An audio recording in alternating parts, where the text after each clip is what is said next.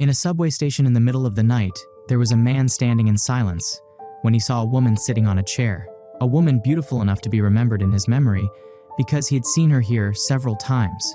He looked for a seat and returned to observe the woman. He had apparently met her many times and was curious about the beautiful girl, because she always came home late in the middle of the night. In the long silence waiting for the train schedule, he couldn't shake off his curiosity, probably more interested in the beautiful girl who always came home alone. Looking at the instrument she carried, he thought that she's a music major or she's in a band. But due to too long observing made the girl look in his direction too. So that made him startled, because he was afraid of being thought like a pervert for staring at her like that. Although they meet often, maybe only he is aware of her existence. Thinking things like this are just coincidences, not fate. The quiet silence made him even more awkward. So he couldn't focus and wanted to calm himself with a song. A song from someone who became an encouragement in his tired life. With the title Dark Planet from the singer Long Afternoon, he immediately played the song, feeling very calm after hearing the amazing intro no matter how many times he heard it. He thought this song was a hidden gem because not many people knew this singer, maybe because it has a different type of song from the popular songs in Korea. But the cheap earphones he bought produced an unclear sound, making him turn up the volume until it exceeds the maximum limit, until the beautiful girl was suddenly beside him and said something to him, making him so shocked that he took off his earphones. He was confused why the beautiful girl had approached him all this time. It turned out that the sound of the music was too big and she could hear it from the opposite seat. It turned out that his earphones were not connected to his cell phone, and he thought he was disturbing other people because the sound of his music was so big. But suddenly the girl started a conversation, asking if he liked the song. He was unfocused and she said that if he liked the song because she liked it too. He was speechless, not believing what she had said, and felt very excited because he finally found someone who liked the song in front of him. He was excited because he was a huge fan of this person and asked again if she liked it. The woman was confused in response and replied that she also seemed to like it. It's amazing because he never met anyone else who likes Long Afternoon, even though the music is very good. They started chatting and said that his music doesn't fit with the current trend, and he doesn't promote himself, which makes him less famous. He was very confident that if he did a concert, his name would be spread everywhere because of the songs.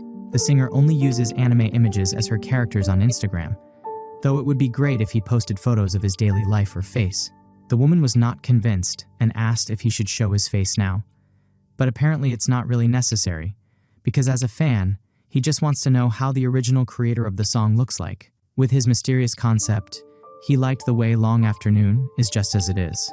Hearing his words made her smile a little, and asked that they have run into each other here a few times, right? The man was shocked, and was confused to answer her question because he was caught staring at her. She advanced towards the train that had arrived, and thought that he must have known they had run into each other a few times, because she realized he was watching her every time they met. Seeing her beautiful face under the lamplight mesmerized him. He was even more shocked by what she had said. It shocked him that the beautiful girl was actually paying attention to what he was doing, that he had always been watching her, that they've both been taking the same last train, made him scream because he was so ashamed of what he had done so far, thinking that he's doomed and accidentally shouting out loud, making the boss at work surprised because he suddenly shouted. He asked what if he was mistaken for a stalker or a pervert. His boss didn't understand what he had said. Inside the cafe at work, he explained to his boss about what had happened. Her boss Oyuju said that it's nothing, and said it just means that girl was also aware of him. He's worried he creeped her out and thinks she wouldn't have kept going to the same platform again. Of course, she would have avoided him a long time ago if she thought he was a pervert. But she doesn't shy away, and he should talk to her properly next time if he wants to know how she feels about him. Who knows, she loved him from the first sight. Since he thinks about her so much, he must have feelings for her, right? But he explained that it's true he's aware of her, but not the kind of feelings. Because he doesn't trust himself to talk about romance while he has to prepare money in his already tough life, so he doesn't have time to have romance feelings towards women. But if he is curious about a woman, isn't that how it starts usually? He refused about it and just wanted a friend to talk about the music he liked. So Oyuju concluded that that was the first step a relationship usually starts, which made him angry that she concluded as she did. So they stopped talking and refocused on work. The day ended at midnight, and he returned home from work. He doubted if he would see the girl will take the last train today as well, and will apologize so that she doesn't think he's a creep. Of course, after that, he would talk about Long Afternoon, but he paused and thought, hoping she thinks the same way as him. But when he got there, his seat was occupied by someone who was drunk, so he fell silent, seeing him occupy the entire seat, making him very upset because he used to sit here. Though he saw the girl and intended to start a conversation. The girl was also aware of his arrival, but he decided to stand up and continue reading for fear that it's weird to force a conversation, because he doesn't want to get even further away from her, so he'll just pass without saying anything today. But suddenly, in the middle of his thoughts, the girl greeted him, so he looked in her direction. She said that the train was still a long way off and asked if he would wait while standing. Of course he didn't want to, but what else could he do since there were no seats? Making her confused by what he said because the seat next to her was still empty, and invited him to sit until the train arrived, making his heart skip a beat hearing what she said. They stared at each other as he looked confused, to sit next to her or not, because he remembered the old memories that became bad memories of a woman in his life. Back then they also got close like this and left him traumatized, but he decided that back then was back then and now is now, until he finally sat down quickly next to her shyly, even though he took a safe distance away. She started a conversation about why he was always heading home late. He explained about his job on the evening shift at a cafe, because he works a part-time job, while living his college life, which is in its 4th year, which of course is quite tough because of working late and studying too. He then replied to her question whether she was also heading home late from work, but she spontaneously replied that she just liked hanging out with men with peculiar tastes, which made him shocked to hear it. She explained about people with hardcore and unique preferences, and often dealt with such clients before going home. Hearing the words hardcore and unique preferences made him imagine what kind of wild work she was doing. Seeing his expression made her smile because it was clear she was just teasing him, and set the record straight that she works in a music studio with practice and recording rooms. Because a lot of office workers' bands book it late at night, leaving him confused after hearing her explanation. She teased him again. Did he just think of something strange? Because she said something strange about hardcore, where hardcore in music is a genre, but it was different from what he imagined, making his face red because she totally leads the pace of their conversation. She discussed how he knew about Long Afternoon because he was busy working and studying and definitely didn't have time to explore music. And the singer is such a hidden musician. He starts a story when he was seriously ill. He felt very lonely because no one took care of him and the house felt too quiet. So he thought he should play some music and searched randomly. That's when he found Long Afternoon's Dense Planet, and at first he just thought the melody was good, but the more he listened, the more he loved everything about it, especially the lyrics that felt like throwing everything away with lines like "Let it be." Hearing that made her pause at how deep his words were. He returned her question and asked what's her favorite song from Long Afternoon, and replied she also liked Dense Planet and said Title Flow is also great. He responded very enthusiastically and explained the superiority of the song titles she mentioned. He continued to praise Long Afternoon's instruments as brilliant and made her face blush when she heard them, which made us think she might have something with Long Afternoon. In the middle of their conversation, the sound of the train is arriving echoed, ending their midnight conversation. She stood up but was still thinking about something, what he said earlier, about the phrase "let it be," and said if Long Afternoon heard that, he'd be so happy. He wasn't sure but was quite happy to hear her words, but he also felt lonely because he still wanted to talk to her, but it's not like wanting to date or get closer to her. So he embraced himself and introduced himself as Lee Yo-eun and asked if he could know her name. In the silence while the sound of the train coming, she looked at him and introduced his name as Shin Hae-in while smiling beautifully. After this, she wanted that when they met again, he should be the first to say hi to her, and if not, she would ignore him for life. He was very happy to hear that, so their parting would be a long-awaited moment when they would meet again. It was already very late, showing the state of the apartment where she lived. She was seen taking a shower, wearing her beautiful nightwear, and immediately sat on her bed. She was still thinking about Lee Yo-eun because it seemed like she had seen him on the train before. At that time, the train was deserted, so it was only Lee Yo-eun and a drunk man beside him. She saw the drunk man's wallet and thought someone might take it, and sure enough, someone took the drunk man's wallet, but he was the one who took it and put it back in his pocket. She watched from a distance what he had done, because he might be mistaken for a pickpocket, so naive. But she knows, a good person like him doesn't think much before showing his kindness. She lay down while lost in thought.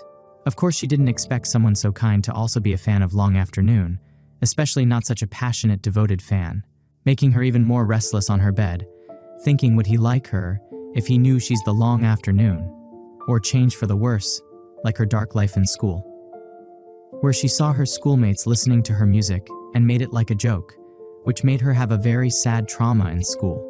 Thinking about it made her very scared, because she suddenly thought about something she didn't want to. Anyway, She thinks people who like Long Afternoon only like the song, not like her, so there's no reason for her to reveal that she's the Long Afternoon.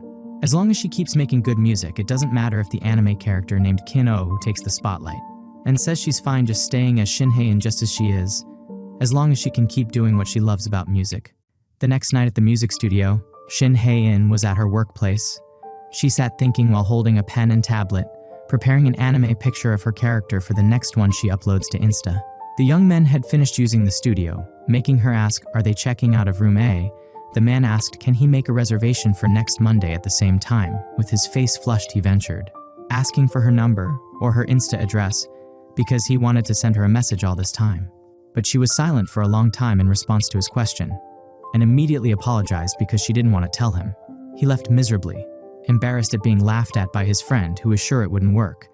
She just watched them walk out and decided to clean up the studio since it was empty. Silence in the studio. There was the sound of the vacuum cleaner she was using. Suddenly there was a man's voice calling him. It was Shin Hyun-sung, a 38-year-old man who was her uncle and studio manager. He came to tease her because he saw someone asking for her number, but she refused even though he thought he was her type. Hae-in wonders why he was peeping at her secretly. Her uncle argued that he saw it just by accident.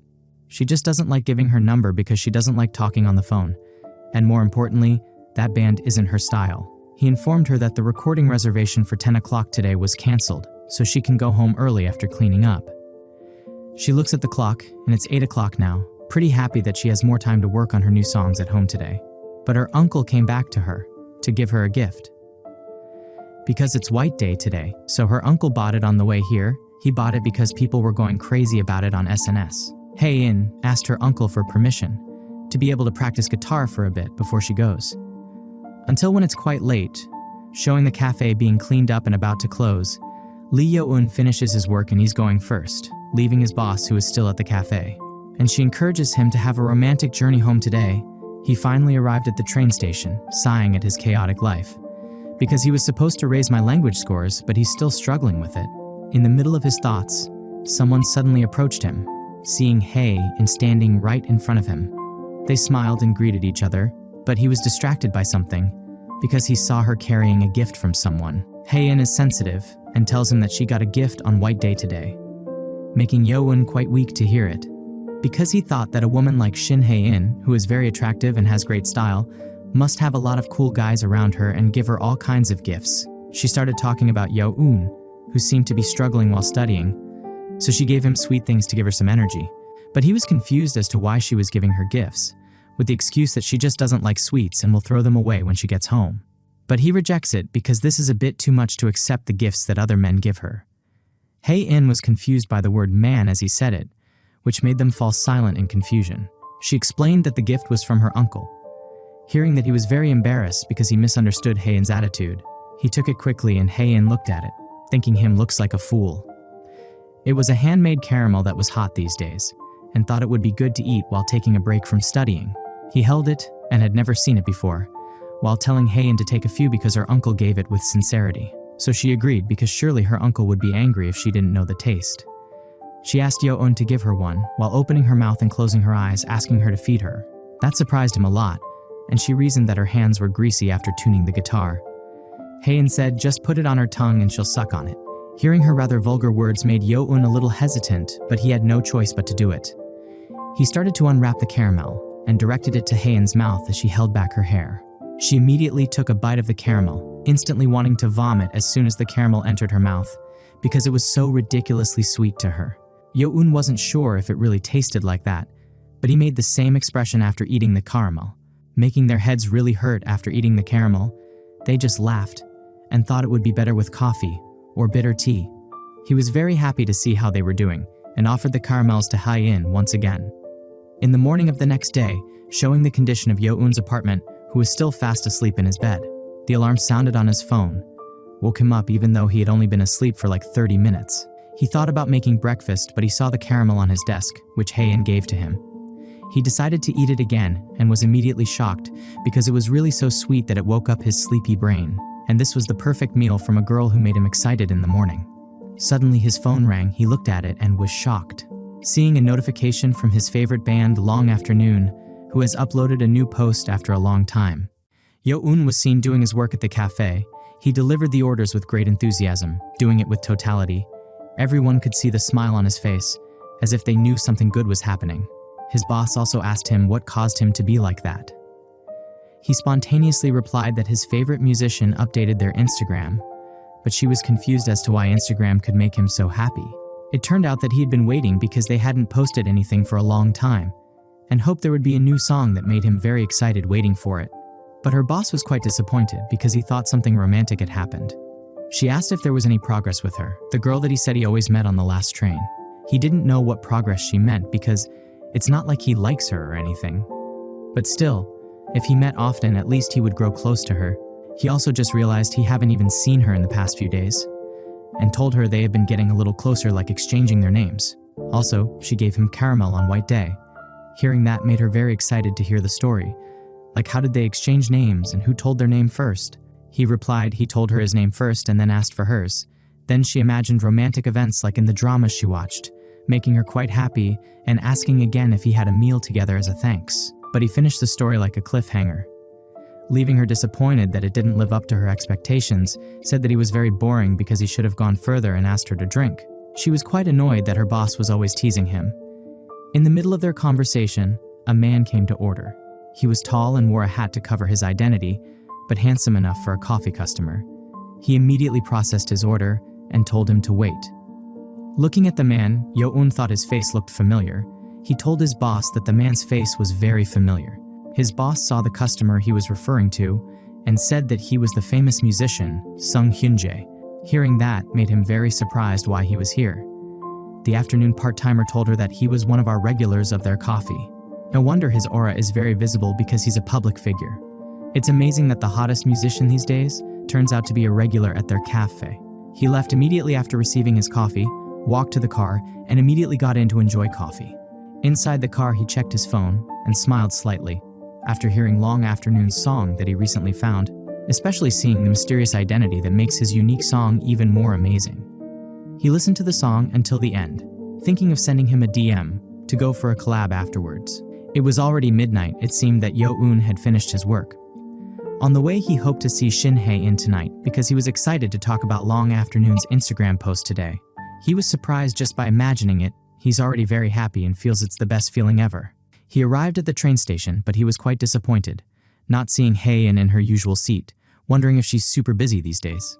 He even thinks she's avoiding him and thinks did he mess up her somehow. But from behind, Hae-in appeared to see Yo-un's disappointed face, making him very shocked because of her sudden appearance.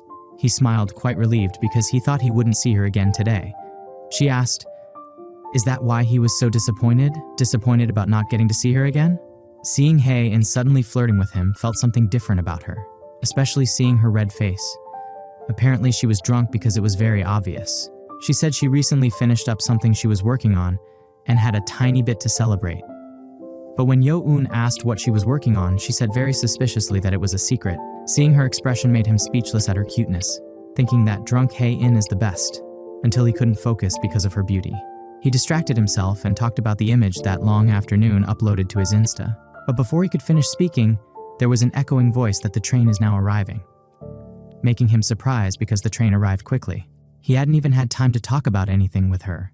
He was very disappointed about that, until he thought of something. He made up his mind and said firmly, inviting Hae-in to grab another drink together tonight.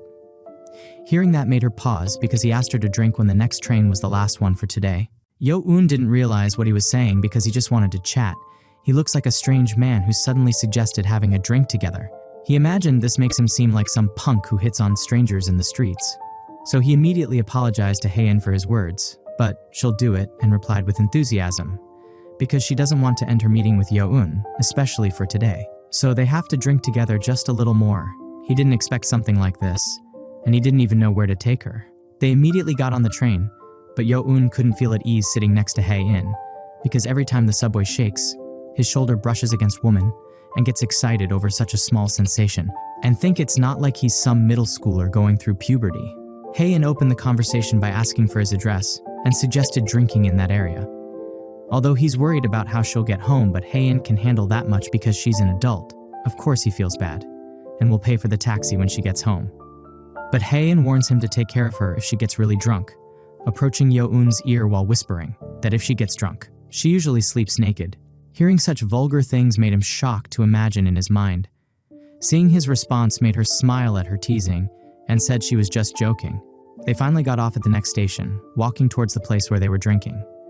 He says that this neighborhood, it's a 5-minute walk in his one-room apartment, making Hae-in feel like where Yo-eun lives is pretty nice.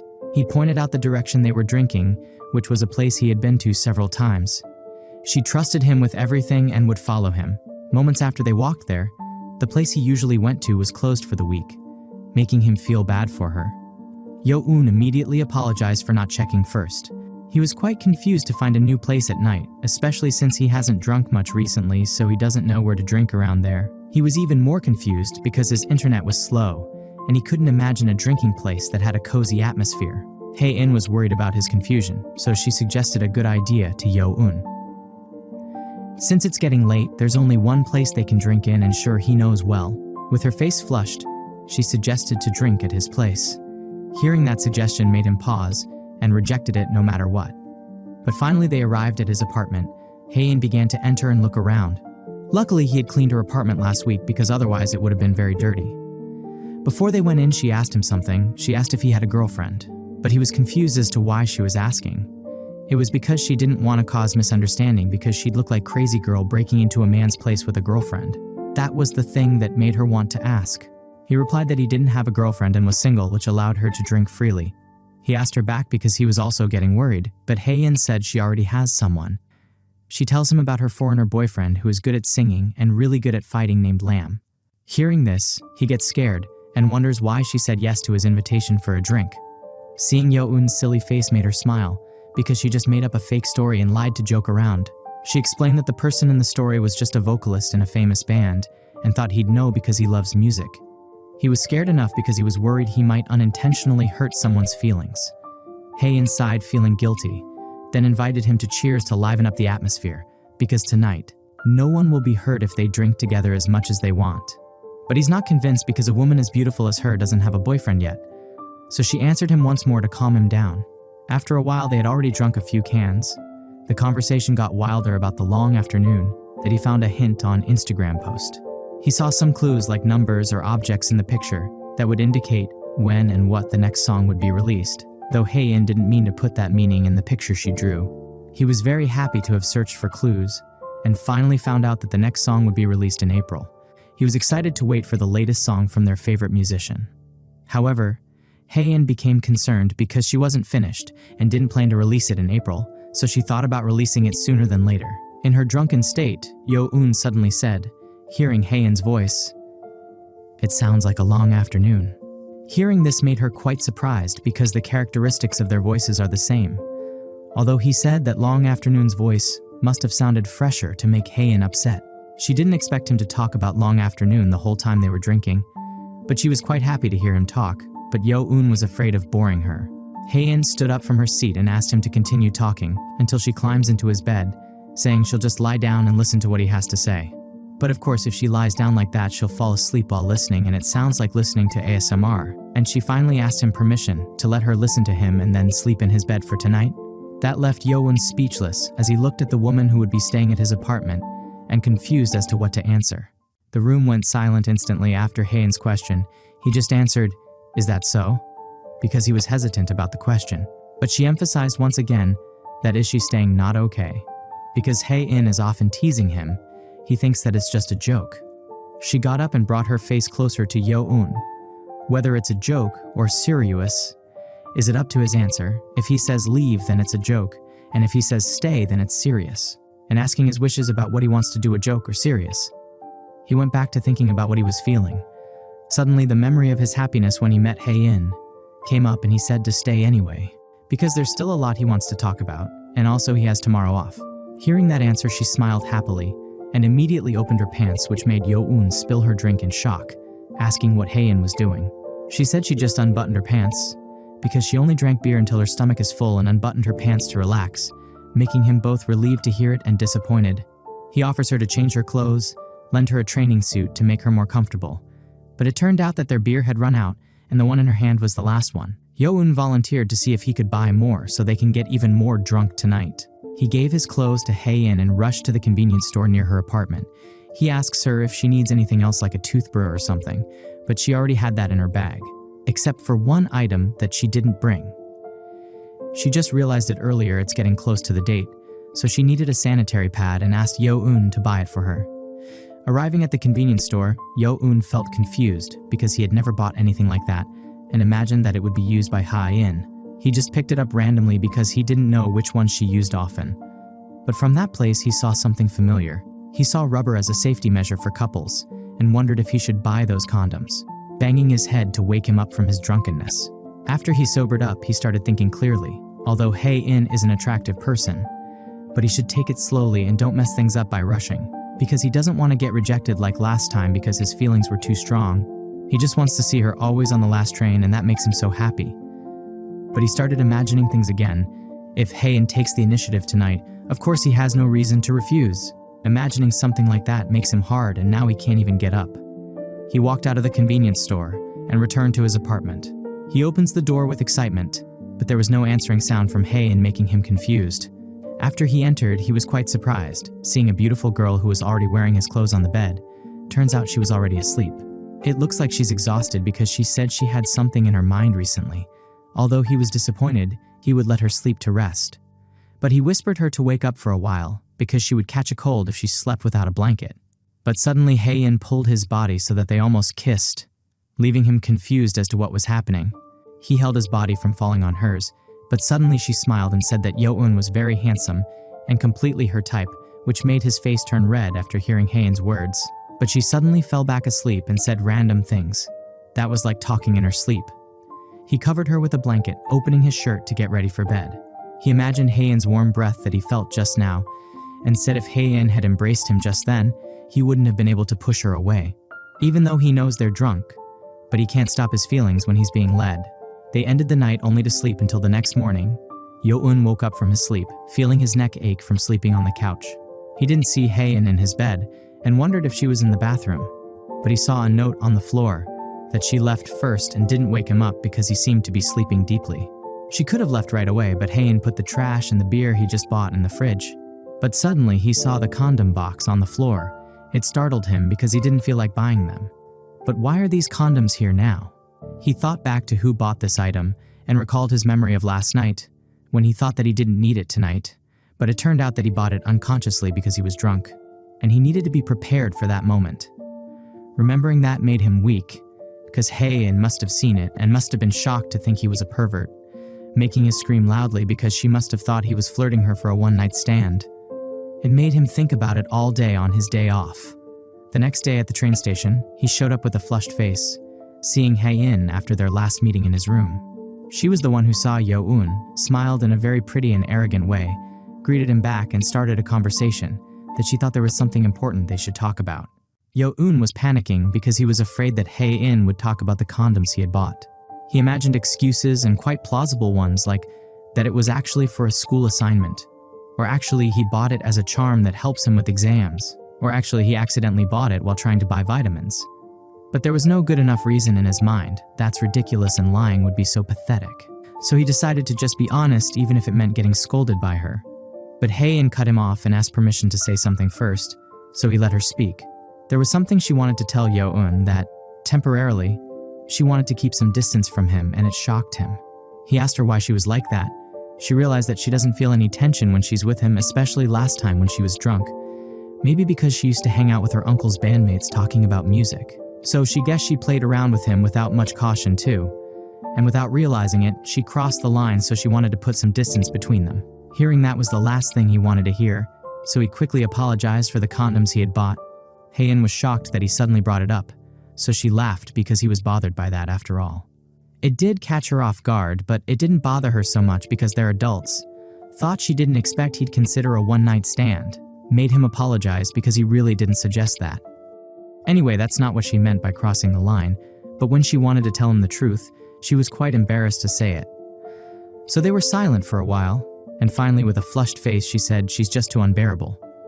He who didn't understand asked what she meant. She thought about the things she did in that night. Every single thing she did was obnoxious and unbearable, like barging into someone's apartment, borrowing clothes shamelessly and sleeping on the host's bed. It made her very embarrassed to say it in front of Yo-eun. But after he thought about it, it was the right reason too. That's why she ran away without even saying goodbye, because she really felt so bad about it. Hearing this made them silent, because this is really surprising. Because she always been cool and confident, like didn't care about what others thought about her. But now seeing her regret, feeling embarrassed and apologizing like that, it's so unexpected to him, and now he knows. He found this cute side of her different from her cool nature, making Yo-eun trying hard not to laugh. Anyway, if she stay close to him, she's afraid she might do something rude that's similar again to him, so she might not come to the station for a while, making him silent, and suddenly shouted that that's not okay for him, until he didn't realize that their faces were too close, making her confused as to why that's not okay. He shouted unintentionally, looking for a reason that Long Afternoon might release a new song soon, so he wanted to talk about it, especially with her. She was quite happy to hear those words, but she doubted that if she stayed close, she might do something stupid again because of her drinking habits. She might do something even worse. Yo-eun loudly replied, "That's okay. That's okay if the actions she thinks are rude, he will handle all of them. Even the mischievous jokes of her and her wild drunken antics, he can accept all of it." So he hoped to don't distance herself from him forever, making her silent after hearing the words from him, until the echoing sound that the next train is arriving was heard, making her smile because she was relieved and wanted to pick the snacks next time she came to his apartment, deciding that she would come to his apartment again, which made him very happy, of course. Hae-in was very happy to see him excited, so she suggested to keep what he bought last time because they might need it soon. What he bought last time, of course, it was about the condoms he had prepared for emergencies. Seeing his expression made her very happy and answered the beer, of course what he bought last time, while teasing Yo-eun. She walked until she finally reached the apartment. She was seen taking off her shoes and took off her jacket after reaching her room. She's relieved that he didn't get upset, because she doesn't want if she got hated by him, making her recall his words that even he accepted her rudeness. Her embarrassing history won't just disappear and make her shame unbearable. So she immediately jumped on the bed because she felt strange with her attitude, like some perverted freak. She also imagined what would have happened if she hadn't fallen asleep that time. Of course, they will clap like crazy until morning. Hae-in kept thinking about the continuation of what she imagined, until her face turned red because of it, making her uneasy about what she was thinking because it was so dumb. So she wanted to distract her mind to focus on the music. Finally, she opened her phone. It turned out that she had received a DM, which makes her very doubtful whether this is really a real account or a fake. Because who has sent her a DM is a musician named Sung Hyun-jae, who is very popular in South Korea now. The next day, the sound of music rang out in the studio.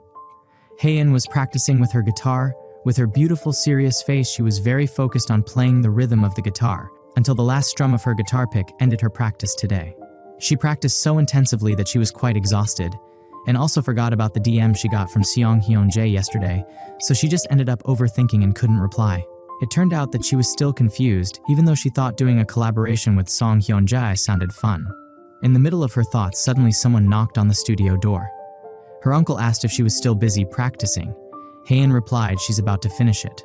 Her uncle invited her to eat helltteokbokki for dinner today, although she was quite surprised that her uncle asked her to eat something spicy at night, but she agreed very happily. After a while, the food finally arrived. Her uncle was excited because tteokbokki was his favorite food when he was stressed, and he told Hae-in to eat it while it was still warm. But it seems she's still in a quandary. She feels like it's rude to reply too late, so she needs to decide quickly. Her uncle sees her confused and asks if she doesn't like the food. She had no problem with the food because it was quite good, until she finally told him what happened. She told him that Sung Hyun-jae suggested her to collaborate on a song. Hearing that, her uncle was shocked because that's a great opportunity. But it's just that it feels sudden, so she's kind of hesitant. His uncle thinks that does Sung Hyun-jae make unreasonable demands? But she said he is a really successful musician, so if they do a collaboration, she'll be in the spotlight too. She's worried her face might get recognized because of this collaboration. Hearing this, her uncle thought quite hard in giving advice, because he's afraid of misspeaking due to the usual motivations he can't tell her. He knows what she went through when she was younger, the pain and the scars that made her suffer until she cried. Even now he doesn't know if she's still in pain or not, but he knows it's there. But on the other hand, he hopes she can overcome that pain quickly and spread her wings. While Hae-in was upset because the effects pedal she saw this morning was already sold. Her uncle suggested how about she meet up and talk to him first, because as a fellow musician he might be able to understand her position and come up with a solution. Even if she don't collaborate, she could still get closer through this opportunity. And if she meets, he could get his autograph, making Haein upset that her uncle was using her.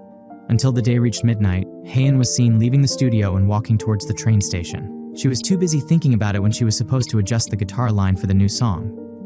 On the way, she saw something about the celebrity whose face is always everywhere. It made her confused. How does celebrities get so much attention from everyone? She asked how they endure people's judgment and live.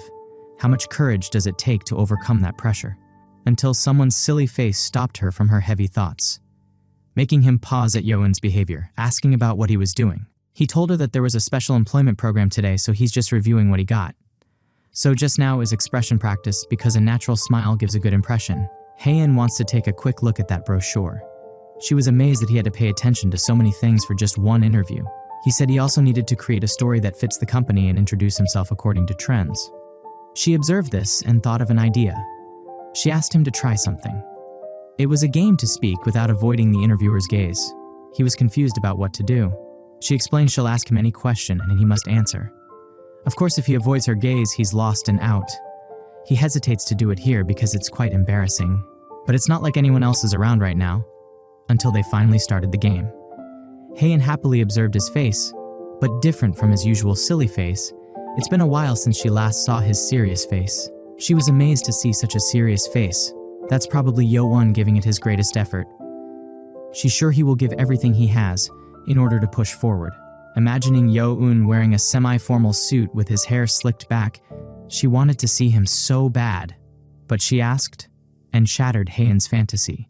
So the question will soon be asked with her face still flushed. She asks when was his last kiss, making him very shocked. He gets angry because no company will ask personal questions because it's not some drinking game. Because it was too boring, she disqualified Yoon. Doing all this energized her and made her forget the burden she was overthinking. So she gave something to Yoon, her lucky charm to give his good luck. A guitar pick that she uses when playing electric guitar because it holds the energy she puts into her practice. She hoped her enthusiasm would help him succeed in the interview. Receiving a personal item of hers made him very happy, thanked her and definitely bringing it to the interview. Seeing Yoon's excited face makes her feel his enthusiasm too, and teased him back like she always did. Finally, they went home. In a dark music studio, Song Hyun-jae was still working on his music, until his phone rang, making him check his phone. So that makes him smile to see the reply from Long Afternoon, seeing a fairly unique reply that makes him very interested.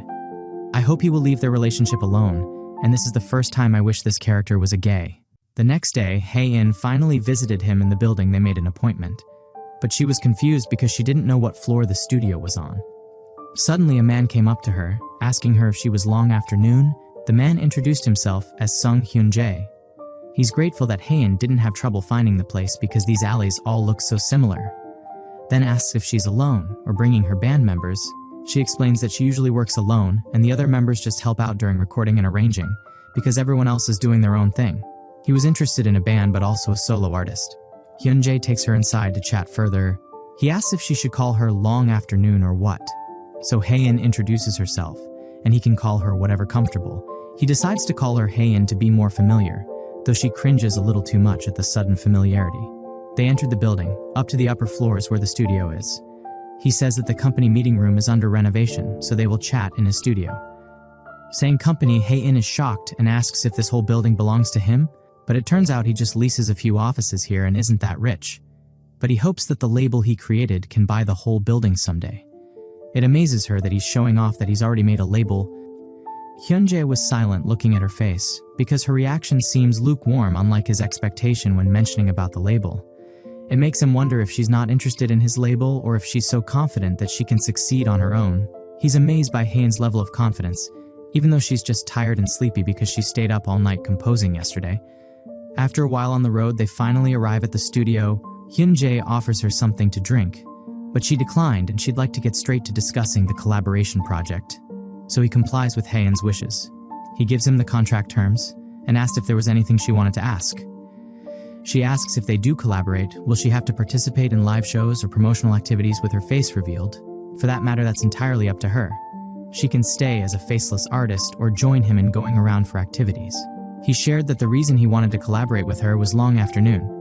Wasn't just because he thought it would be successful, but he really wanted to introduce this talented artist to the world. But Haein doesn't care about this bastard's sweet talk. He wants to show his demo song right now, so he prepared it for a moment.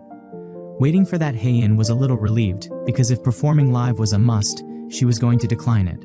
Hyunjae finally told her that he was going to play the song. Haein started to hear the beginning of the song. The song was very melodious and had many interesting parts, making Haein quietly enjoy the song, until suddenly she became upset. She asked Hyunjae, "Does that mean she's just featuring as the vocalist on a song he has already finished?" "Yes." And he asks her if the song isn't good enough.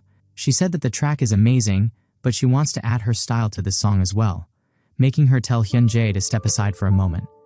She picks up the guitar and puts her hair in a ponytail so it looks pretty. He said to mute the unnecessary track, but Haein immediately deleted it. It makes him sad that he spent some sleepless nights making that track. She had to convince herself because if she messed up it would ruin this perfect song, because she had her own reasons. She wanted her #1 fan to listen to her music too. The loud music sounds with Haein's confidence and motivation. It amazed Hyunjae because he thought she was only influenced by shoegaze and post-rock. She seamlessly brings the track into her domain and showcases her individuality. He smiled and thought that Shin Haein, truly an intriguing artist. He can feel it, they're going to make a great song. He approached Haein, and this bastard offered her a beer by whispering into her ear. This kid's getting impudent over time. But Haein said yes to Hyunjae's offer because she'll finish the arrangement today itself. Hopefully they won't do anything weird. Meanwhile, we turn to Yo-eun, who is in his college's library building. He is confused about his assignment because he feels that his argument is not solid. He's dizzy, so he prefers not to do it to avoid the headache. And left the library. He felt her body a bit stiff, also thinking that this mid-April would be busy, preparing for the aptitude test and checking out some job fairs, not forgetting to ask Haein to grab drinks. But he also felt that she was busy and had to synchronize their schedule. He heard his phone ringing, so he immediately checked it. He looked shocked after seeing something on his phone. The day ended towards evening. Finally, the scene arrives at the station we've been waiting for. Haein is seen alone waiting there, while planning her collab song with Hyunjae. Suddenly, there was someone's voice calling her loudly. It turned out that Yo-eun ran quickly to her, confidently inviting Haein to hold a listening party for a new song of Long Afternoon. She's shocked that Yo-eun suddenly invited her to enjoy a romantic party. We all hope that Hyunjae is gay, and hope the author doesn't make this a love triangle or quadrilateral. They were silent for a moment after the invitation. She was confused about what they were going to do because they had never done a listening party before. Yo-eun explains it's where people gather to listen to a new song, like watching a movie and share their thoughts. Haein never knew such an event existed because she's never heard of it. It turns out that back in his high school, a friend asked him to go to a listening party, where the singer personally showed up. The singer shared her emotions while singing and explained how she came up with the lyrics, so this time he wanted to invite her to have their own music listening party. After seeing the post of Long Afternoon, who will be releasing a new song on April 28th, Haein felt strange seeing the post she wrote herself. She said it would be meaningless without Long Afternoon there, because the artist has to be there to talk about the song, right? That's true, but Yo-eun just want to have fun together, like some drinks with her. Haein smiled at his excuse, then teased him, so that's what this was all about, drinking with her. Yo-eun felt a little embarrassed and upset, because his intention was to be genuinely excited about Long Afternoon's new song, not just to be alone with her. But he was silent for a moment, though he won't deny he wants to be alone with her, and this is a good excuse. Hearing his honest answer makes Haein a little happy about Yo-eun's feelings. So she agrees and will check her schedule for that day. But when she checked the date, April 28th, it turned out that she already had an activity on that date, where she had a collab recording session. So she said the 28th might not be work because she will be at the studio recording. Yo-eun was a little disappointed, but he guessed there's no helping it. Haein insisted to check if she can reschedule it. But he doesn't want her to do that because he just suggested it impulsively because he got excited. Even though he said it like that, of course she couldn't bear it, because he making that puppy who missed their walk face makes it really hard to ignore. But there's no way around it because the schedule was already tough to coordinate with the band.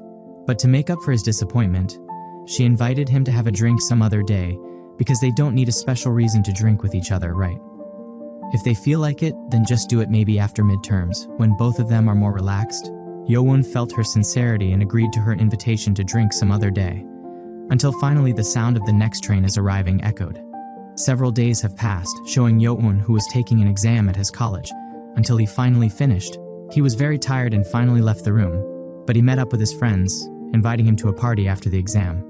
But he refused because he had to work, until his friend praised him for being so diligent. But that's just an excuse, because today is the release day for Long Afternoon's new song.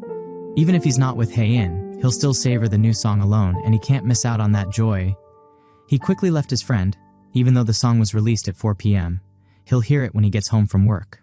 So he kept laughing impatiently to listen to it, until the train, on the way home, until after arriving at his apartment he broke down the door with a loud laugh, because it was finally time for him to release his stress with a masterpiece song.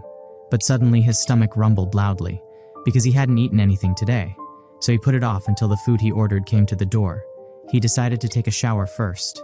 The sound of the shower was heard. He took a shower but felt uncomfortable because he felt empty of something, until Hae-in's face appeared in his mind.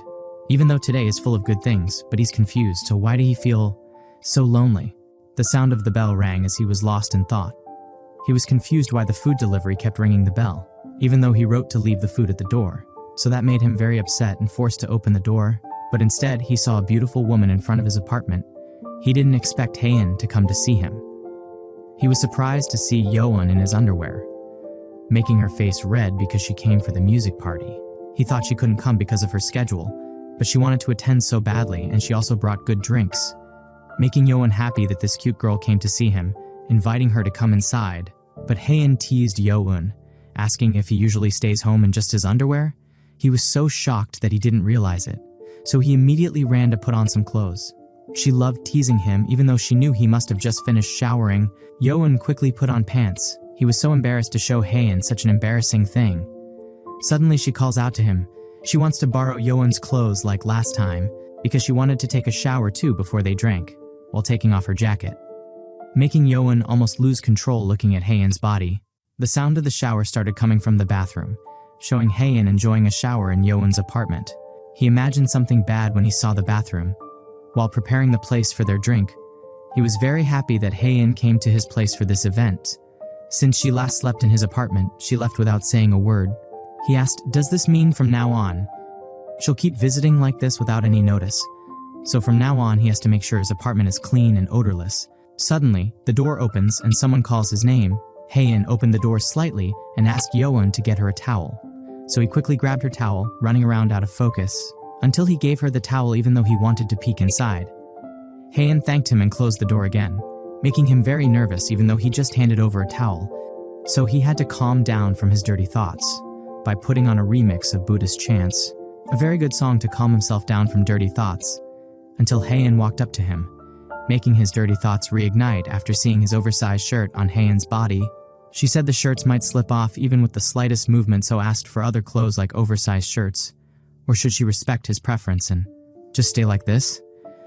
Yoon was so silent that he almost exploded from her teasing. Even though he wanted Hae-in to stay like that, she insisted on getting her another shirt.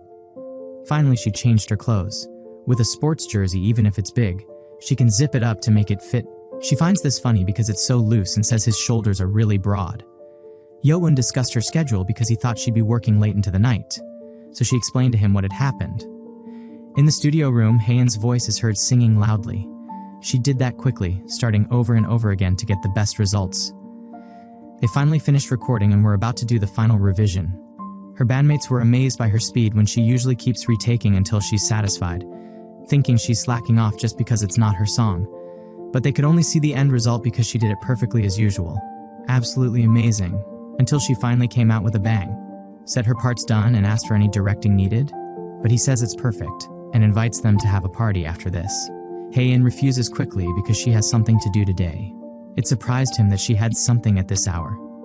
She quickly puts on her jacket and says she'll do the party at another time, quickly parting ways with her band members, and immediately went out, though they wanted to treat her to celebrate the release of her new song. So they concluded that she probably had a boyfriend. She told Yoon while eating and drinking. They could have finished earlier than scheduled because they always booked extra time. It makes him happy that all her work is done well. Hae-in pulls out an expensive whiskey, which startles Yoon. It was his turn yesterday, so now it's her turn to bring him a drink, inviting him to enjoy this night, starting with the cheers of their glasses. Yoon drank it quickly. It made her shocked yet happy that he was enjoying it. But she didn't want to get drunk that quickly. Yoon didn't think he would get drunk tonight. They were about to start the music listening party now. The new song was called Blue Smoke. They listened on their phones and started it simultaneously. They closed their eyes to sharpen their hearing. But when listening to this song, although it has been hundreds to thousands of times, sitting still and listening like this brings back memories of when she made this song. A part of her is preserved in this song. Just knowing someone out there is listening to it, it fills her heart. She wondered how Yoan was feeling while listening. She imagined that he would be very excited and say that Long Afternoon was amazingly genius, or maybe he'll turn out to be disappointed because he doesn't understand this new song. But either way, it's fine, as long as he listens to her music. So she peeked a little at him, Yoan, who seemed to be enjoying himself, until he almost shed a tear, making her wonder why he was crying. She asked if he was okay, and asked him what he was thinking. He almost cried hearing a song that was so beautiful, even the lyrics really resonated with him. Explaining a part of the lyrics in the song, it hit him deeply, making her a little relieved to hear that. Yoan asked what she thought, but she explained it like it sounded like criticism by a professional. She was also confused about how to explain it, because when he asked him to organize a listening music party, she thought that it would be too cringeworthy to try, but now, she just wants to drink like there's no tomorrow. She wants to party recklessly, and her heart feels like it's about to burst. Time continued to pass, until they finished listening to the song. He wondered if he was already drunk, or if he was intoxicated by the music. He's confused why he wants to hold and hug Hayan so badly right now. Is this his true feelings, or just a side effect of whiskey and music? They had already drunk many bottles of alcohol tonight. The atmosphere was very exciting, and Hayan started shouting, telling funny stories of her favorite bands, the Beatles, mimicking their expressions, making them both laugh out loud. Yoan was very happy to hear the Beatles story from her. Hayan said she learned music and more from her uncle. Although the lyric was hard to understand at first, the more she heard it, the more it touched her heart. As a child, she always heard songs from people around her. That eventually inspired her to make a song that will be heard hundreds of years from now, even if aliens invade the Earth. Yoan was confused when the word alien made him laugh. She tells him that she actually is the ancestor of the aliens. Hearing that makes Hayan look like a weirdo. Yoan asks if there's any music she's made because he's dying to hear it. Hayan is confused about how to say it, until she fell silent for a moment. But she decides not to tell the truth and says she hasn't made any music yet, making him a little disappointed because he felt that the music Hayan made would be very good. To make up for his disappointment, Hayan makes him a special whiskey cocktail to change the subject. Yoan feels he's already had way too much tonight from the new song and the conversation. She asks him if he's sleepy yet. Yoan told her that he stayed up late yesterday studying for an exam, so he was a little sleepy. Hayan looked at him while planning something, until finally she quickly lay down on Yoan's lap for no reason, making him confused about what she did. Hayan said she was just lying down to write her journal with an app called Letter to the Stars. She's going to write a few words about how she feels right now. Yoan asked what she was going to write today, making her think for a while, and he'll write that Yoan's thigh is perfect balance of softest pillow, making him laugh. Therefore, she'll hug it like a pillow and sleep tonight. He also said then he guessed he'll have to hug her to sleep too. Hayan suddenly looked in his direction. She said, right, not joking, with a seductive facial expression. Of course it made Yoan dare, and asked if Hayan was afraid that he might be serious. She stifled a laugh and was silent for a moment, saying she's not scared and explaining that Yoan is drunk right now. She got up from his lap and asked him to sleep because she felt sleepy. But Yoan replies to her earlier statement, that he's not drunk right now, he really wants to hug her tonight. Is Hayan allowed him to hug her? She was silent when she heard that, and said if she says yes, will he have the courage to hug her? She opened his arms, challenging Yoan to try hugging her. She teased him and said she wouldn't stop him. Finally, he quickly hugged her, making her very surprised because this happened suddenly. They ended up falling because of the tight hug. Hayan's face blushes red from embarrassment and didn't expect him to dare to hug her. It turns out that he's been holding back a lot. Of course he's going to hug her. He don't want to treat her carelessly because he don't want to. After Hayan heard his explanation, she wasn't surprised anymore, and now says, all right then, she'll really let him to hold into each other tonight. They hugged for a long time, for a very long time without saying a word, making Hayan confused, until the sound of Yoan's snoring was heard. She didn't expect this guy to fall asleep while hugging her, but she understood because he stayed up late studying for an exam and had whiskey straight just now. So she lifted him into the bed because she was strong enough after working lifting things at the studio. Finally, Yoan slept in his bed. Hayan still can't believe he hugged her so tightly just now, but she was annoyed that he suddenly fell asleep and ended up smacking Yoan's butt. She's going to take off her clothes and sleep too since Yoan let her before. She threw off her jacket and immediately hugged Yoan from behind. She smelled his newly fragrant body wash, as well as the smell of his clothes, and the whiskey they just drank. She felt crazy after smelling his body, squeezing Yoon's body hard, because she couldn't say that she was long afternoon and couldn't say everything yet. While here she hid, watching his expression as he listened to her song. At times like this, she thought that it wasn't Yoon who lacks the courage to hold someone, but herself, the alien hiding her identity. She thought maybe she's the coward, while hugging Yoon and pressing her face against his back. The day passed and the morning dawned, until finally Yoon woke up from his sleep. He felt his head was very dizzy because he didn't know how much he drank last night. He also didn't realize why he was sleeping in bed, because he didn't remember anything. So he intended to continue sleeping because he was still dizzy, and thought Haein had returned home while hugging his blanket. But he felt something strange about the blanket, because it has a shape, so he's confused why is the blanket so firm. He banged on it and wondered why it felt soft and squishy too, until suddenly a head emerged from the blanket and said good morning to Yoon, making him scream out loud because he was shocked to see someone in his bed. Haein asked did he sleep well. She hopes it wasn't too cramped with her here. He's very confused by all of this, because he didn't expect that he would sleep in the same bed with Haein. He tried to remember and thought, had they clapped all night with her without realizing it? Haein took a shower after staying at Yoon's place. She dried her hair like it was her own home, while Yoon still couldn't believe that they had slept in the same bed last night. He was so drunk that he didn't remember anything, and they probably did something they shouldn't have. Suddenly, Haein called out to him, who was deep in thought. She asks him today's schedule if he's busy. Yoon replied that he only had a part-time job and would only be doing chores at home. Haein praised him for being so diligent, and she decided to leave at 1 p.m. after she ate ramen. Yoon doesn't mind Haein staying here, but she teased him if he wanted to stay with her. That's because it seems like it would be inconvenient if Haein had to commute from her house and then come nearby here again. But even so, it looks like she decided to go home to rest and change her clothes. She said it's not like she's uncomfortable here and his place is closer to the studio than mine. If his place is closer to her work, he thought, then should he tell her to come over anytime to hang out? But Yoon canceled it, and he think Haein didn't have a reason to come here anymore. While he was eating, she called him. She asked if he's doing a workout. However, he doesn't do it intensely, but he often goes for morning runs and other light exercises. Haein said, "Oh, I see, as expected." Hearing this made him wonder why she was asking. It turns out that Haein felt in good shape when she hugged him last night. She said her shoulders were very wide, while Yoon was confused by what she said. He didn't realize that Haein had hugged him. She also told him about he asking for a hug and said, "I've been holding back a lot," while teasing him. Yoon was petrified at the thought. He thought that Haein was lying just to tease him, but she recounts that when he hugged her suddenly, she thought she wouldn't sleep tonight. But it turned out that someone fell asleep, so she just slept next to him. His face blushed at the memory, and he apologized for doing it while drunk. Haein forgives him and says she enjoyed it too. Hearing the word enjoyed, he was surprised, but she just realized that a hug is a necessary thing for humans. Since she hadn't felt a warm hug in a long time, there was no need for Yoon to feel guilty. He was silent and relieved by the incident. The day has passed, people were seen jogging leisurely. But suddenly a noise was heard from behind. It turned out that Yoon had a hot engine and was running as hard as he could. Since he's been studying lately, he thought his body must be in worse shape than before, so he has to maintain his stamina and body. Of course, it's not to impress Haein, but that's also one of the reasons after his body was praised. If Haein likes him, that would be really nice. So he gets hotter and intends to increase his exercise. The scene changes to the music studio. Haein is seen alone, with a tablet and pencil in her hand.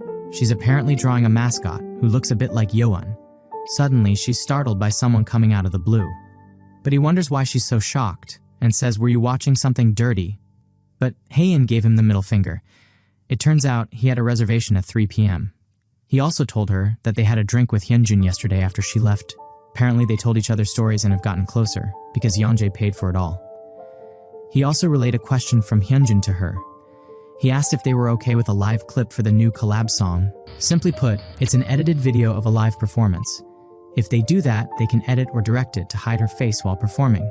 She asked Haein if that wasn't a good enough concept for them, though Haein only intended to be involved in the music production and nothing more. But if she mustered up a little courage and creates something again and again, she'll be able to see Yoon's exclusive expressions, right? Now she's only thinking about him more than herself. So sweet. So she decides to think about it as long as her face isn't seen. She thinks she can. The scene switches back to Yoon, who is walking holding her sore hand because he had exercised hard all of a sudden. But he thought nothing was wasted today. He had started breakfast with Haein and had done a lot. He entered the workplace, but his boss wasn't there. He wondered if she had gone to buy something. He entered the staff room and finally put on his summer uniform. Yoan said that he's taking over now and will let the boss know when she comes. His friend said that the boss won't be coming because she's not feeling well. Yoan worried whether she was sick, but it turned out that she came down 5th of fever because she was suddenly shivering and ended up going to the hospital. He was worried, so he might call her later. So he immediately told her to go home because she had been working from her shift, but her friend decided to stay, with her pretty face. One Shin Young, who was on a break from school, couldn't bear to let Yoan work hard alone, and she decided to help him. Here Youn is shocked, readers are shocked, and hope the author makes this character a lesbian, so as not to disturb the vanilla path of Youn and Haein. Get out. It seems that Shin Young is very eager to work, even though she has exceeded her shift. She works with a bright smile. Meanwhile, Yoan is restless. He calls the boss and asks how she's doing. The boss says it's nothing serious and she's just overworked. So Yoan is relieved to hear that she can still joke around. But she's worried because Yoan works alone. He explains that he's not alone at the cafe. Part-timer Shin Young still stays and helps out. Of course, the boss is angry to hear that she's working 2 shifts in a row. But Yeon explains that as long as she gets paid extra, she doesn't mind. The boss pauses in thought and allows it as long as she doesn't overwork. Yeon is relieved that her boss isn't seriously ill. Shin Young asks him what the boss said. She said that she'll pay her extra, and she also said not to overdo it. Yeon reminds her that it will get harder as the night goes on because it will be crowded, but her joy in working makes her stronger. Yeon is relieved that she has high energy and working with her won't be awkward. He asks permission to throw the trash out the back, but Shin Young called him. She heard from her boss that Yeon is a college student, which means he's older than her. So feel free to drop the honorifics because she's 23. But Yeon felt a little uncomfortable for that and asked Shin Young to watch the counter for a bit and continue working. Yeon left the building, taking out the trash. He thought she was very sociable even though it was only their first day of meeting. It reminded him of his old self, not worrying about how long he knew someone or how much time they spent together. But at some point, when did he start calculating the longevity of relationships and adjusting his distance? He re-entered the building, but Shin Young suddenly shouted that they had a problem, which startled him. She said that they just got an order for 15 drinks and sandwiches and wanted him to help her. Yeon was shocked that someone would order 15 sandwiches at this hour, so they shared the hard work. While Yeon lost in thought, why do complicated orders always come in at the worst times? He stole a glance at Shin Young and felt grateful that she stayed and helped him. Even though she's only been working for 2 months, she's pretty skilled and reliable. But Shin Young yelled back that their coffee machine was broken, so Yeon ran to quickly fix it. Finally, their work is almost done. Yeon is exhausted after all the work today. Shin Young told to go home, but she couldn't bear to leave him alone. He explained it jokingly that it is okay, which finally made her go home cheerfully. Yeon hoped she got home safely, and she finally left him alone. It was just the closing work, so he felt he could finish it alone. But suddenly he fell silent, thinking deeply again. She suddenly remembered Haein's face and wondered how old she was because he never asked, which made him curious. Once at the train station, Yeon immediately asked Haein, but she replied that she was 39 years old. Yeon was very surprised to hear that, making them look awkward. Yeon suddenly moved away while thinking, is Haein widowed? Haein shouts that, of course it's a lie. She can't believe that Yeon believes she's 39 looking at her face. So he asks how old she is. Is it a secret? Haein doesn't mind, but why is he suddenly curious about her age? Does he think she's an old woman hiding behind makeup? And does it really matter if you don't know someone's age? Hearing the question made him pause, thinking that of course it didn't matter. He regretted having asked something that didn't matter.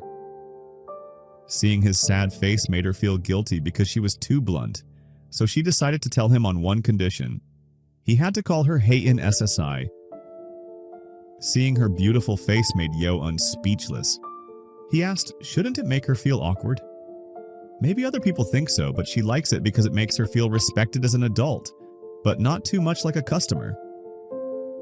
Yo-un was silent and concluded that Haein likes role-playing like that. She only explained when he says Haein sigh in his voice. It makes her cringe a little, but still. She likes it.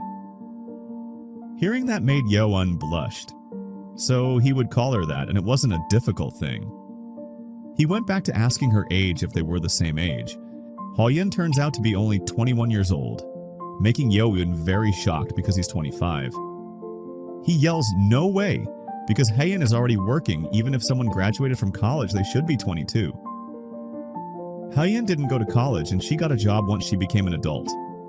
She doesn't mind showing her ID to him. Yo-un keeps asking because he still doesn't believe about Haein's age. Like how she's good at mixing drinks, but she says that she only learned from her uncle. The sound of the train arriving echoes through the station. Anyway, they just made a promise, so the way they address each other can't change from now on. She approached Yo-un and teased him, calling him Yeonwoo Oppa, though she spoke very mature and seemed experienced, so he thought she was older. But it turns out she's a precocious little fox, a little girl that Yo-un is crazy about. A few days later at the cafe, Boss looks tired after resting due to illness, so her body aches. Yo-un suggested resting again, but the boss didn't want to, because she was afraid she would lose a lot of money, because she thinks not having money is scarier than death. She asked Shin Young if she was having a hard time. They feel she's so bright and good at handling customers because of her great personality, but she still struggles because she hasn't memorized all the recipes. Boss thanks to Yo-un because he's the only part-timer who can be trusted with the shop, so she can rest easy. Hearing the sudden praise made him embarrassed. She was really grateful to have him here. She asked if he was busy on his day off, so she invited him to eat beef together, but when he asked why beef all of a sudden, she said it was for gratitude. But Yo-un prefers to be given cash compensation. Boss pleaded with him because she really just wanted to hang out and wanted to eat meat. Yo-un suggests her to grill some at home. She yells louder because she doesn't want to grilling meat. Cologne is too depressing. It's not like she's living a luxurious life to go through all that hassle. So she whined to eat meat together. Yo-un had no other choice, so Yo-un was about to say that he would come, but suddenly the boss looked the other way, making Yo-un confused as her expression changed. She hurried away and asked him to watch the counter for a second. Someone turned out to be at the cafe, listening to music. It turns out to be Hyunjae. He listens to Haein's mix because it doesn't sound too bad. It's rough, but each instrument has its own unique touch. So he's confused about whether to choose his studio's mix or Haein's. But suddenly he heard the sound of a photo from behind. Someone was taking a picture of him. He was surprised because there was a sneaky photographer, but he didn't expect it to be in a cafe, though if she wanted she could ask him for a photo together. This made him uncomfortable, so he decided to leave because he didn't want to make a scene in the cafe. But the boss suddenly reprimanded the photographer and said not allowed to secretly take pictures of other customers. Hyunjae didn't expect anyone to defend him. The person said that he was not just any customer but a famous person, but she still didn't allow it because anyone who entered the cafe was her customer. So she defended herself saying that she was a customer too, but she didn't buy anything, which made the boss angry. It's usually okay for people not to order, but she doesn't like people bothering others, so she kicked her out if there was no need for her to be here. The photographer did not accept this treatment and threatened to give her a 1-star review on social media apps to destroy the cafe. Boss doesn't care about it and is relieved after she leaves. Hyunjae comes up to her and apologizes for all the commotion. Boss acts cool and says it was nothing. She suddenly becomes very pretty and says to keep coming here. I can already see you guys shipping them, LOL. Even the boss knows he likes cappuccinos, which surprised him. He said that of all the places, this is the best. Finally, he went to say goodbye and left the cafe. Boss felt that he must be upset at the thought of how hard it would be to become a famous person. Yo-un, who saw the whole incident, praised the boss that she was very cool. Cool my ass, said her. She didn't want him to learn that from her because it stressed her out, and she again asked him if they were going to eat meat. Yo-un smiled at that, so he decided to accompany her to eat meat together. On the day of the appointment, Yo-eun walked to the place her boss gave her to eat meat. While waiting, he looked at his cell phone and saw that they're starting summer intern recruitment. But no one he knows has applied yet, so he will wait longer. He was confused why he is doing this when he's supposed to be out relaxing. It's not even urgent. He feels he should stop stressing because his job search is going according to plan. As long as he stays on track, the last stop will have a result. So he decided to listen to Long Afternoon to relieve his stress. But after opening Spotify, he was shocked because he saw Long Afternoon's new album cover. Suddenly, the boss greeted him from behind. Yeowon was surprised to see the boss because she came together with Shin Young with their pretty clothes. He didn't know she was coming too, but the boss invited her because she had a really rough time that day too and deserved some beef. Shin Young greets him with a coquettish face, making Yeowon look confused at her face, and they shouted to start their meat party. Because tonight's goal was to eat a whole cow since it's been a while. Suddenly, Shin Young put her arm around Yeowon. I don't know why this bitch is suddenly so familiar. She teased him and quickly walked over because she was impatient to eat meat. Yeowon felt uncomfortable, but I wonder why he didn't reject her. He was confused. Why do he feel this eerie sensation? Maybe he feels like he's having an affair now, even though he's not even dating yet.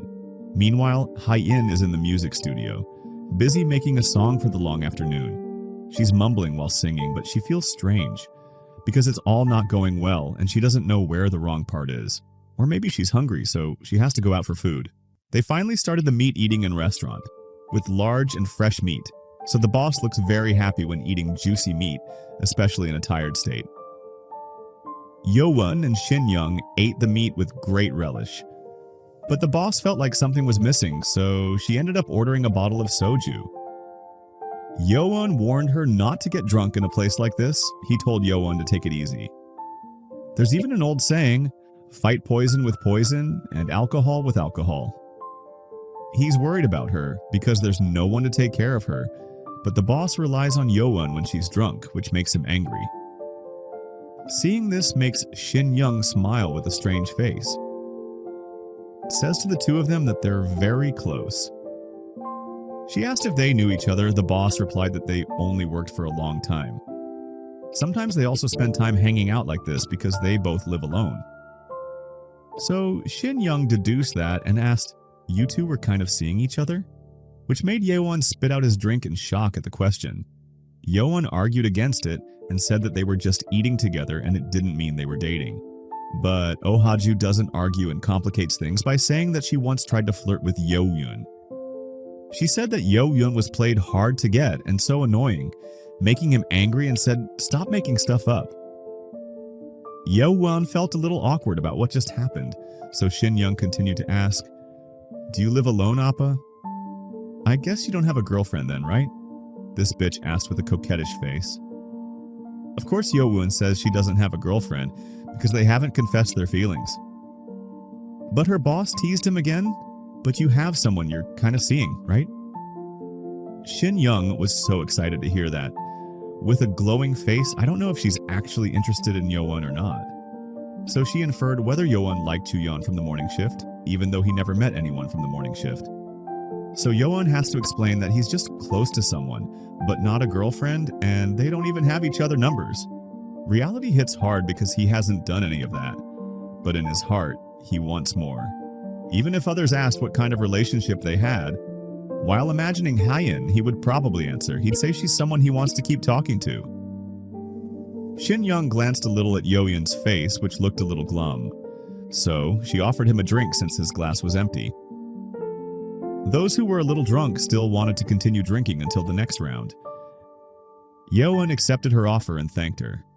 But the boss cried because no one noticed that her glass was also empty, which made them panic. They shouted and decided to drink to the last drop with vigor, except for Yeoun. Back to the music studio, the strumming of the guitar can be heard from Haein, who plays it while lying down. But she felt that what she was playing wasn't right, and felt she should change the composing she made.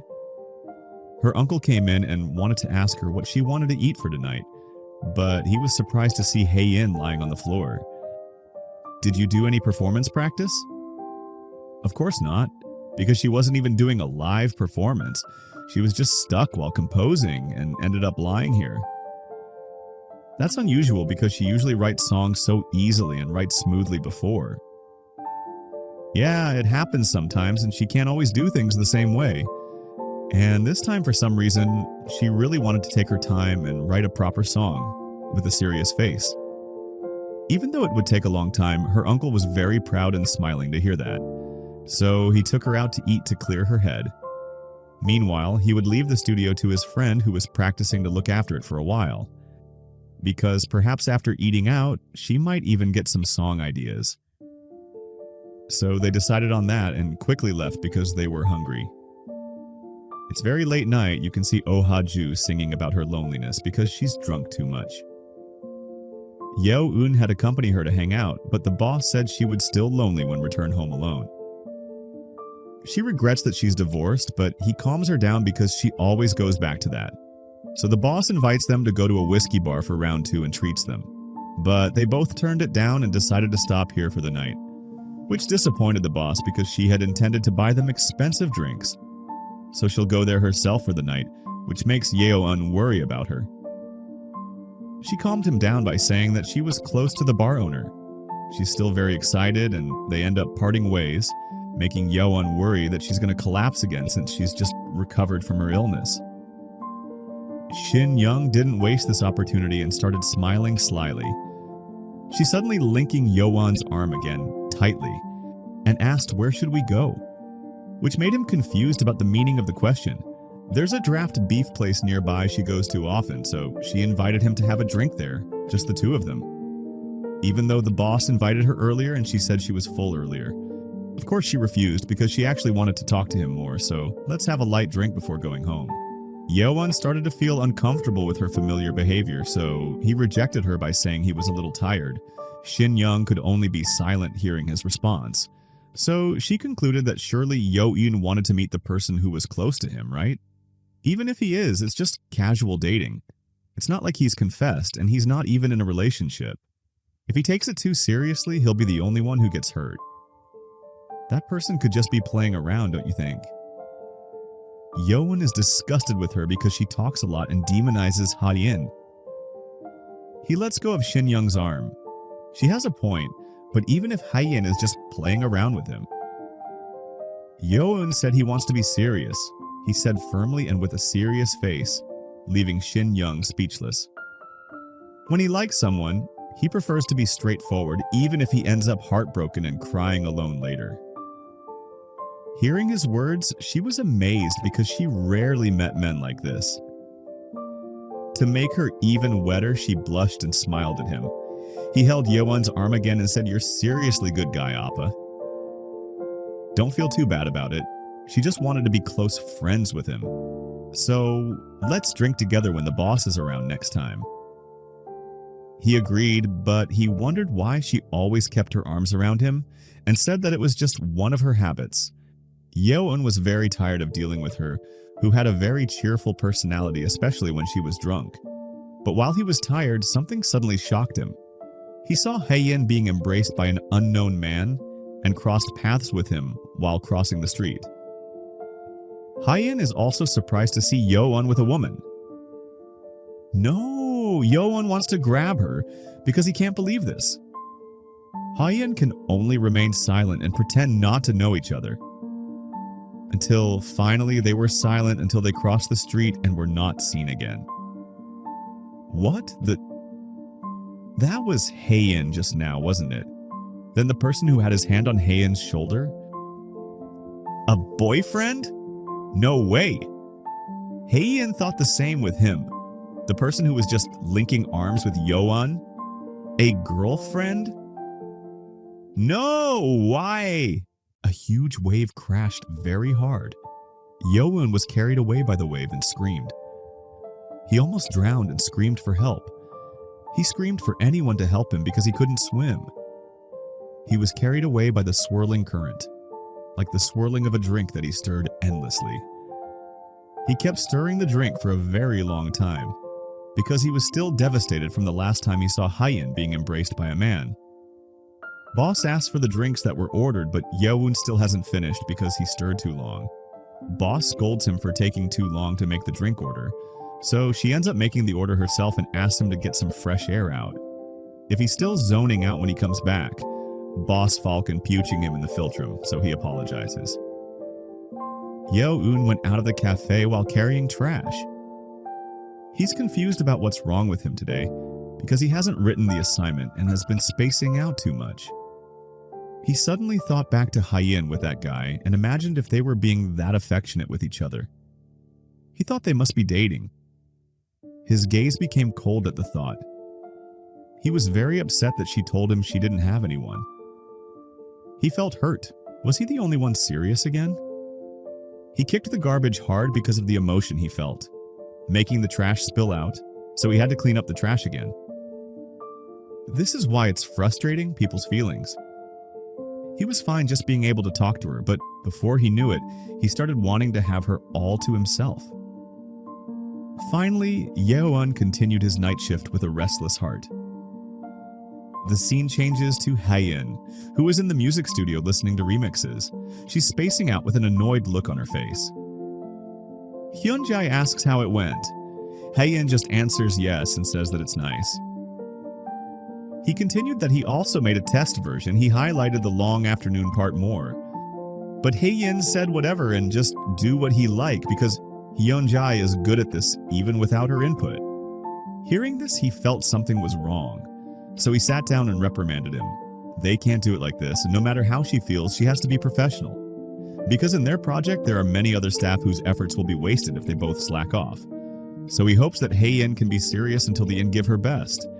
After hearing that, she realized that there was a point. She apologizes for doing it half-heartedly. Hyunjae smiles in relief that Hyein realized her mistake. He said that he was just doing his job as a producer. And asked more closely, did something bad happen? Because her face has looked off all day. Hyein replies it's just nothing. She just keeps thinking about how Yeowon betrayed her by taking another woman. Because of that recollection, she gets so upset that it makes her face want to cry. And screamed suddenly because it was so frustrating. She really doesn't understand people while yelling at Hyunjae. Seeing him for the first time like this made him confused and asked what she meant. She said people aren't consistent. They beg to go on walks like a puppy in front of you, and then act completely different behind your back. She didn't expect that Yeowon, who seemed like a nice guy, was deceiving her from behind. She didn't understand why she was so upset like that, but she couldn't help it. Hyunjae smiled at her. He advises Hyein not to dive too deep in when she meets people. Understanding someone's heart is like looking at the riverbed from above the water. Even if you think you know how deep it is, you can't be sure. And if you jump in, expecting it to be deep, but it turns out shallow, you're the only one who gets hurt. So trust appropriately and meet people with low expectations.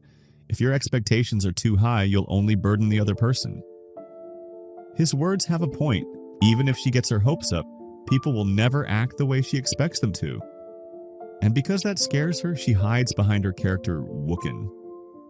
All this time that she spent with Yeowon, just to have a shallow connection like that? She still can't believe that with that smile of his, he turned out to be a traitor. So that makes her inner conflict because it's so annoying.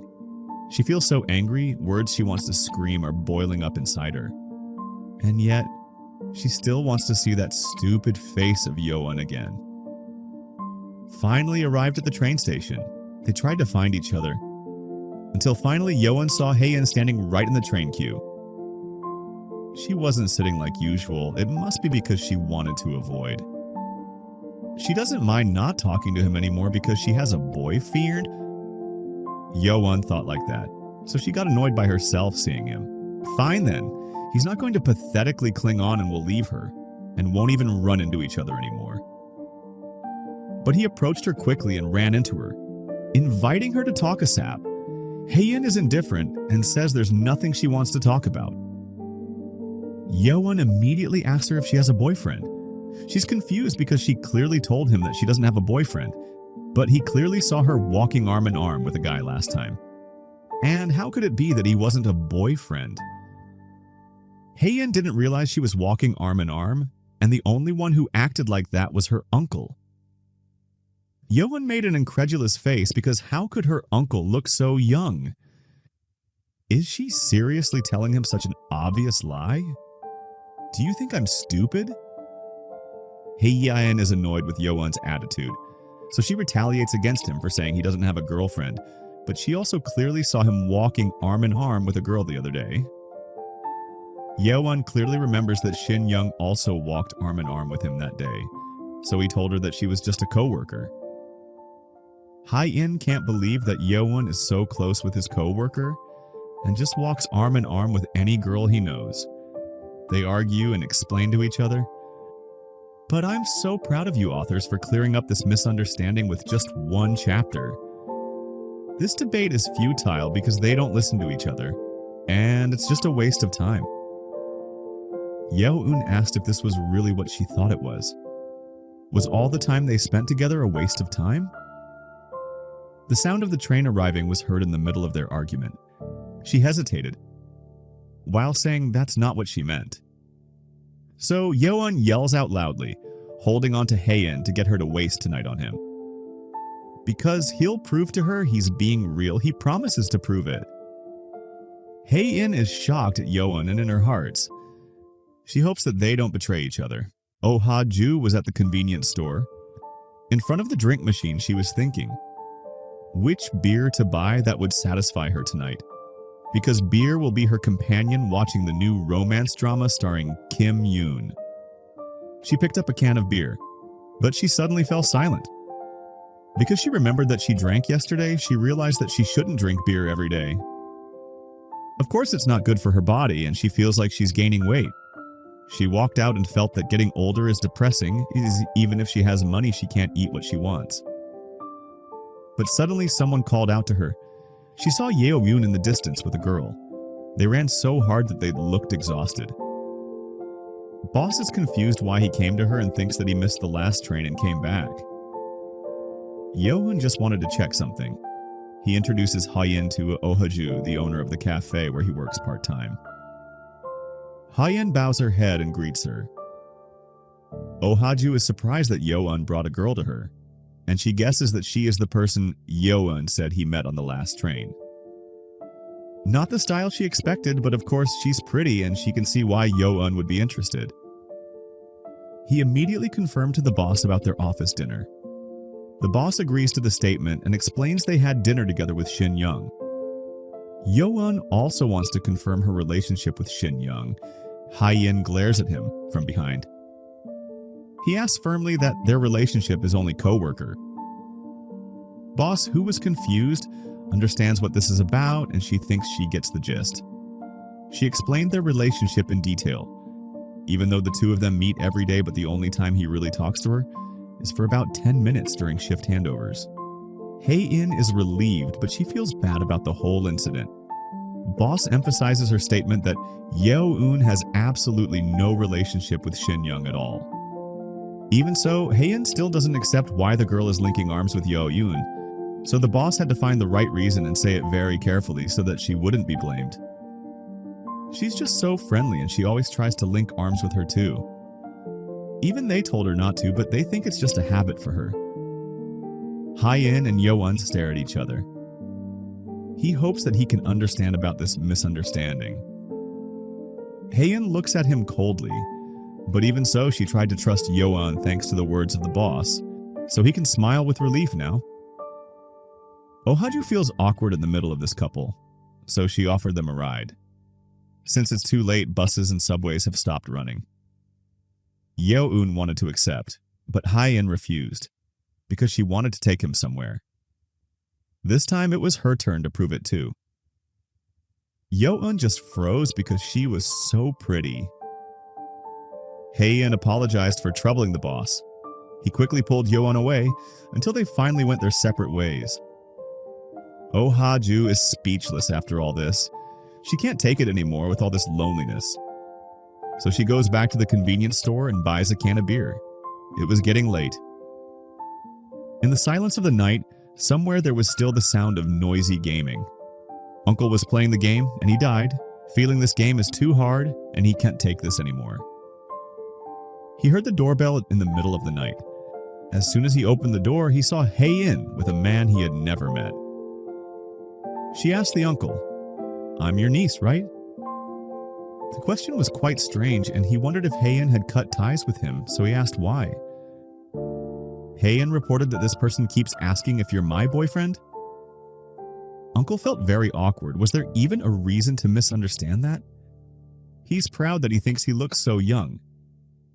But Hae-in mocked him that he looked more like an old sugar daddy. Yo-won looked at Hae-in from behind. Recalling the two of them yesterday, compares it to the familiarity he sees before his own eyes today, so that he could understand, and began to smile with relief. He blushed because of this silly misunderstanding. Uncle looked at Yo-won and asked who he was and why would he even jump to that conclusion. With all these things, of course, Uncle concludes and asks, "Are you Hae-in's boyfriend?"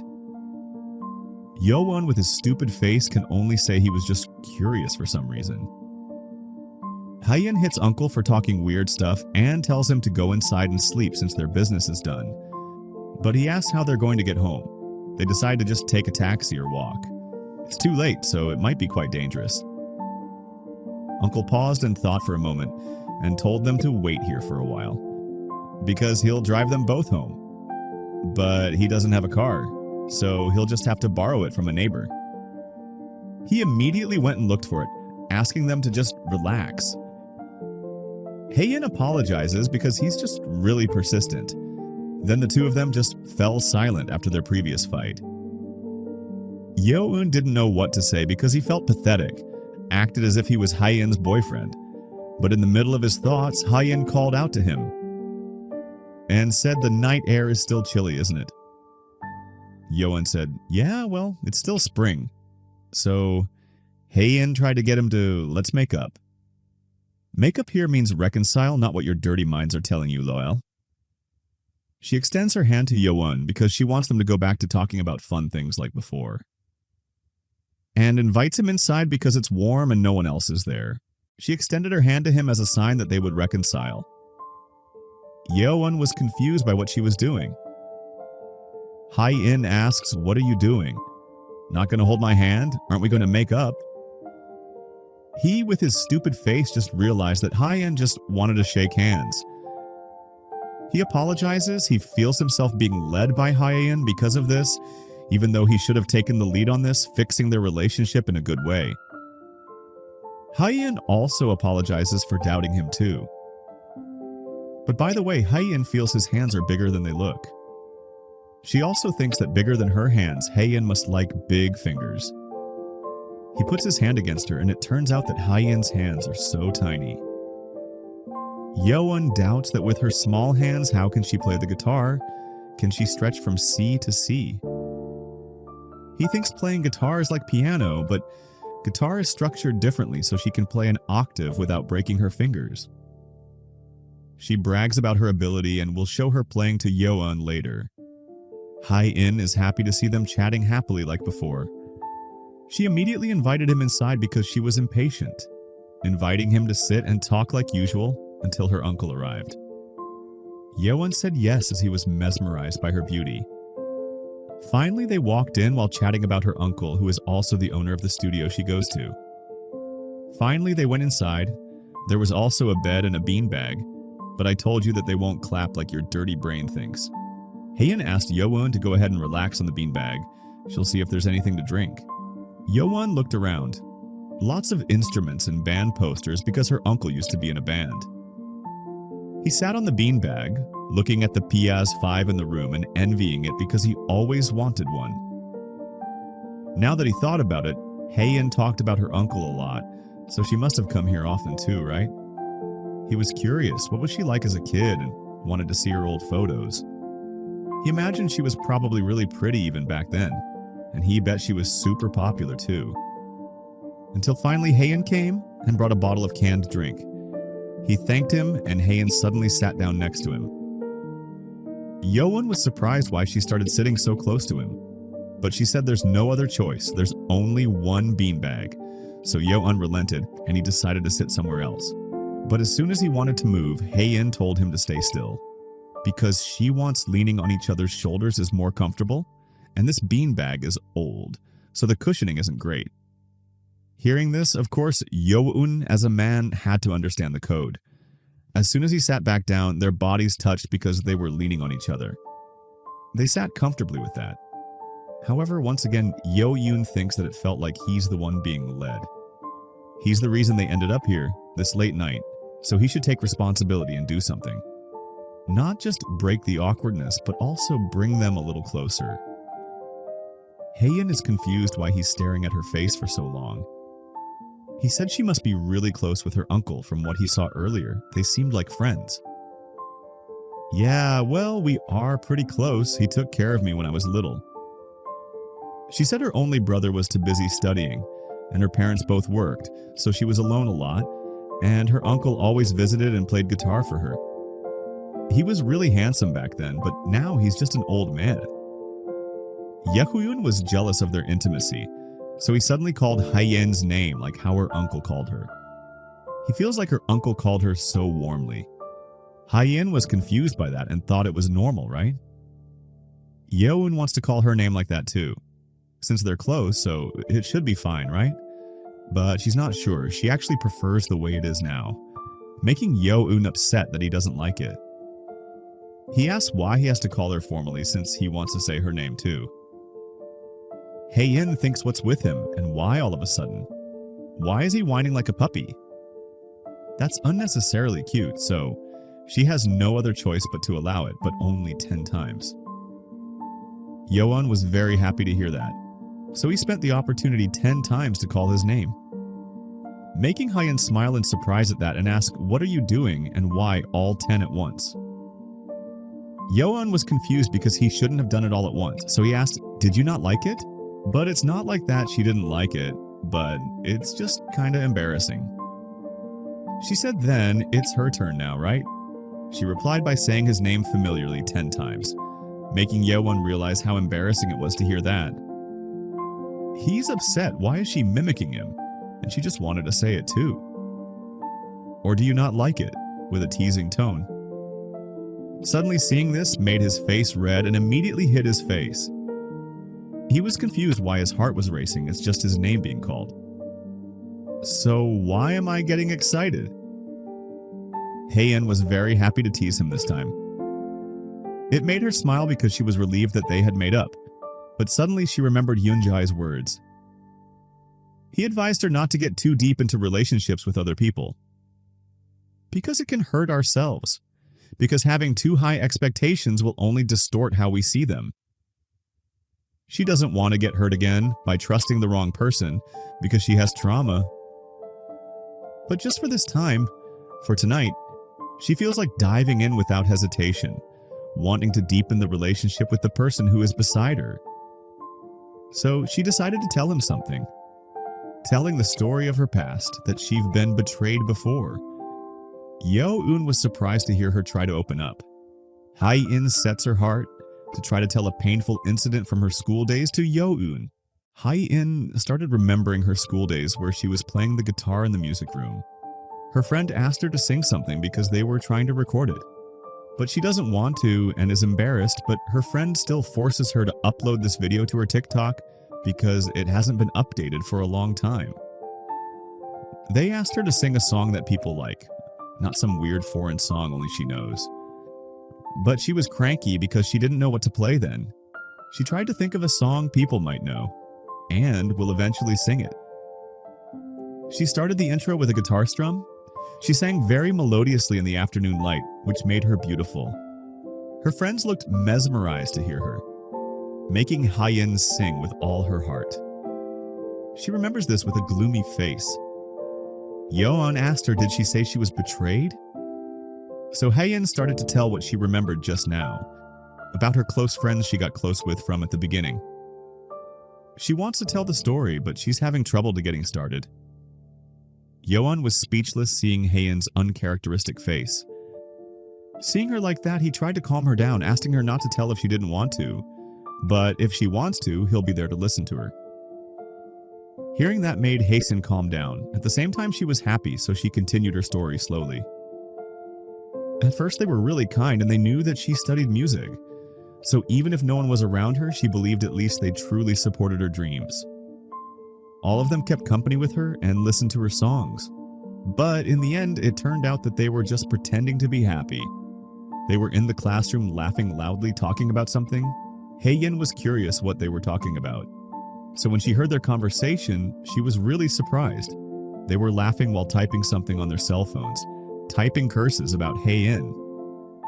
In front of her, they acted like friends, but behind her back, they mocked her by using fake accounts who had always insulted her for a long time, looked down on her, and even said she'll probably end up stripping and dancing later. They called her a failure, and it made her very feel betrayed. Yeowon listened to her story as a good listener. So sometimes those persons who say they're her friends now, she wondered if they often secretly laughed at her, so that she lost trust in others. Yeowon feels that this is quite traumatizing for Hae-in, so he tries to calm her down and thank her. He tries to hold Hae-won's hand. He looks at her and thanks her for having the courage to tell him. He's grateful that since they met, he's had so much fun, and he's got a friend to talk to for a long afternoon. And what he just told her is genuinely what he feels about her. Hae-in was silent at his words, then tried to remember Yeoun in her mind. The kindnesses he had done from the time she first saw him, when he's angry, when he's crying, and until now. She saw all kinds of expressions from Yeoun, and with that face there was no way she was a hypocrite like her schoolmates. That made her smile happily at that, until she laughed again because she knew Yeoun couldn't be lying because it's all over his face. But Yeoun doesn't know what's wrong with his face. Thanks to his face, she always thought, this person could never get away with lying. Even though he thought he had a poker face. So Hoon teased him about it being impossible, but Yeoun persisted. Finally, Hoon gives him a test if he really is poker face.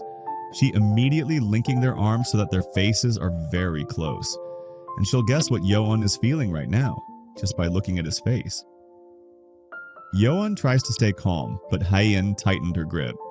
So he was sweating because this feels so dangerous. He felt his arm touch Hae-in's big chest. He couldn't hold on anymore, but Hae-in held on him. Hae-in didn't let Yeoun go because she loved teasing him, until she finally looked at Yeoun's pants. She was confused because something was sticking out, until finally she realized her actions had made his little Johnny awake. She was shocked and immediately got up to check on her uncle who might have arrived. Yeoun was confused as to why Hae-in suddenly left, and still, just now, one thing became clear. That Yeoun is truly an honest person who can't hide his feelings. But Yeoun didn't understand what she was talking about. He tried to think about what she meant, until he finally realized his lust just now. He immediately looked at his little Johnny, that he had woken up and rebelled in his pants. It was very visible because Yeoun was wearing loose pants and was very embarrassed that Hae-in had seen it. Hae-in, who was waiting outside, was shocked that they were just linking arms, and yet it reacted like that. That's impressive, which means Yeoun's size is quite larger than average. They finally headed home by car. Yeoun was silent all the way. Likewise, Hae-in is still blushing because of her own actions. So Uncle asked if they're still fighting. He told her about the car he borrowed. He's also planning to borrow this car for the Rock Fest. Uncle calls Yeoun and asks if he has any plans for this summer. He invites him to the rock festival together since he has 3 tickets. Hae-in explains what a rock festival is. Musicians from different countries gather and perform for 3 days, and they can camp and have fun. She's planning to go because her uncle is working there as a staff member, and asked Yeoun to let him know anytime if he wanted to join. Feels excited he's going to play his favorite song in the car, but he argued with Hae-in about a good song. Yeoun thought this summer might have a little free time since he has to go job hunting. But in his little heart, he looked at Hae-in, wishing he could go to this summer's rock festival and enjoy the music and camp with just her. The next day, Yeoun arrived at the cafe.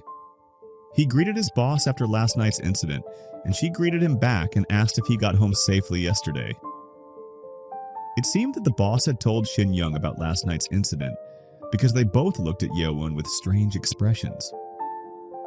He felt a little embarrassed because this felt like it was going to be a hassle. Yeowon immediately went to the staff room and changed his clothes. When he returned, his boss gave him a glass of drink. It was a new recipe that had just come out, and she wanted Yeowon to give his opinion. She also mentioned last night's incident and what happened after they met her last night. She thought she had the right to hear about it because she had helped him. Yeowon replied that they had just made up normally, and that was it. Shin Young overheard their conversation and was relieved that their relationship had returned to normal. Yeowon was surprised because he thought she had already left, but she wanted to hear his story too. He was annoyed that there was nothing he wanted to tell her, but Shin Young had already heard it from her boss, so she laughed. He advised her to stop linking arms with just anyone from now on because people might get the wrong idea. Shin Young was silent when she heard that because it hurt her feelings, so she left immediately after hearing that. But she suddenly remembered something. She had taken an order before her shift ended and hadn't processed it yet. It was as if she was upset and wanted to retaliate against Yeowon's offensive words, so she immediately went home. Yeowon was upset that why she had only told him about it now, so he quickly prepared the order. He also gave some cookies as a service threat because it took too long. He was grateful that they didn't complain to him. The customer gave the drink to Arun, a name that was very familiar to Yeowon, so he immediately looked at the person. He was surprised because his guess was correct. The person named Arun immediately left the cafe, a very beautiful person from Yeowon's past. He was surprised why she had to reappear in his life now. Seeing Yeowon shocked made the boss worried. Yeowon explained that he had only seen someone he knew. The boss was relieved because she thought something serious had happened, and immediately left Yeowon to continue working. He thought about it, whether it was Arun or not didn't matter because he had already moved on. It was just a familiar name that caught his attention for a moment and nothing more. Just old memories kicking in, making him turn his head instinctively. That person meant nothing to him now, really. In the middle of his daydreaming, a new customer suddenly came in to place an order. A few days later, the scene shifts to the subway. It shows Yeowon, who is exhausted, sitting there. He has to go to the night market tonight because he needs to restock and buy some food. He is so sleepy that he doesn't even want to think about it. Maybe it's because work has been busy lately and for some reason he feels exhausted. He dreams about that person again. He asked why she ran away from the freshman welcome party because everyone was looking for her. She just doesn't like noisy places. Pointless small talk is annoying too. However, Yeowon advised her to keep coming, otherwise she'll always be alone. She glanced at Yeowon, is that so? Then, she asked Yeowon to stay by her side if he didn't want to see her alone. Yeowon just listened silently. He looked at the beautiful Aryun who was smoking beside him. The aroma of the cigarette was very tempting, until finally she offered him a cigarette. And then he tried to smoke it. Hae-in interrupted the dream by calling his name loudly. Yeowon was shocked by what had happened. She asked why he had fallen asleep here. He had only intended to close his eyes for a moment to rest, but he had dozed off. He was puzzled as to why he had suddenly dreamed of that woman again. Having that dream while sitting next to Hae-in made him feel uneasy, even though he hadn't done anything wrong. He changed the subject by showing her something. It was the overseas music app he used, and recently on the homepage, Long Afternoon had been featured. Hae-in was also surprised to see this because in the playlist that recommends indie music from all over the world, Long Afternoon was included. Looks like people are finally recognizing Long Afternoon's potential. Seeing Yeowon's proud smile about Long Afternoon made Hae-in smile beautifully in front of him. Yeowon wondered why she was staring at his face. It's nothing, she was just watching his expression, because he looks happiest when talking about Long Afternoon, which makes her happy too. She asked if he usually carries his phone with him. People who live alone should even take it to the bathroom. He never knows when he might get stuck. So she told Yeowon not to forget and to always keep it with him. Yeowon agreed even though he was confused about it. Damn, I wish she were my wife. She looks so beautiful. Finally, their meeting ended with the echoing sound of the train arriving. After arriving at the apartment, Yeon had finished showering. It refreshed him after feeling sleepy on the trip. He put the items he had bought in the refrigerator. He checked the items and remembered Hyein when he held a bottle of beer, missing Hyein and wanting to drink together again. However, he was very surprised after remembering that Hyein suddenly mentioned about his phone. He thought it was a hint that she wanted his number. He was annoyed with himself for only realizing it now. So, during their next meeting, he decided to exchange numbers. But his annoyance stopped after he saw something on his phone and stood up in surprise that Long Afternoon was holding a live Instagram broadcast. This was very surprising to him because they've never done anything like this before. They've never even seen them talking, not even real-life photos. But now Long Afternoon suddenly held a live broadcast, showing Hyein, the person behind Long Afternoon, preparing to cheer Yeowon up so he could regain his enthusiasm. On the same night, we will see Hyein before meeting Yeowon. The members of Long Afternoon are practicing. Hyein sings with great charisma, accompanied by the melody of the guitar and bass, as well as the energetic drum beats. She practices very seriously, until the rhythm of the guitar ends their practice session for today. They are happy with the results and want to keep this vibe when they record too. They also schedule a joint practice with Hyunjae. He looks at Hyein, approaches her and wants to ask about her decision to do a live version, because Hyein didn't want it before, so he just wants to know the reason. So she has to explain it to the band members. She starts telling him when she heard the remix Hyunjae made, the melodies sounded absolutely perfect, making Hyein unable to stop smiling. It sounded totally different from what she heard before, and she really loved it. He had it mixed and mastered at another studio to match her style. And he used her songs as a reference, resulting in this music style. They continued discussing the album cover. Seeing Hyein happy, Hyunjae wanted to offer something. He stood up and spoke seriously because Hyein might not be happy. He offered Hyein to try doing a live performance with them. Of course, she was a bit uncomfortable hearing it. However, Hyunjae didn't give up because he had already prepared a concept. He showed it to Hyein. The concept was for someone to perform live while their face was obscured. She knew that band and really liked them, so he thought she could do something like that too, just behind the curtain for the live performance. Like the Rose of Victory, with a backlight projecting only the silhouette onto the curtain. Hyein began to think about the concept Hyunjae had given her. Isn't this more expensive to produce than his average live clip? Why go this far? This isn't even Hyunjae's official album. The song turned out so good, so he wanted to invest more in it more than anything. He thinks the fans will love it. When he performs, he can really feel the fans, the faces and cheers of people who love their music. When they come out of being immersed in that moment, he feels uplifted, but he also feels humbled. And he doesn't want to disappoint these people's expectations ever again. Hyein was silent upon hearing his reason because it seemed like Hyunjae had also experienced something bad. But he's just doing his best, and music only exists if someone listens to it. He also hopes this song makes good money because money is important. Anyway, if she's in, she can let him know by the end of this week. Hyein didn't expect Hyunjae to be someone who really cares about his fans, because she thought he was just a guy who worked hard on music since he never communicates on social media.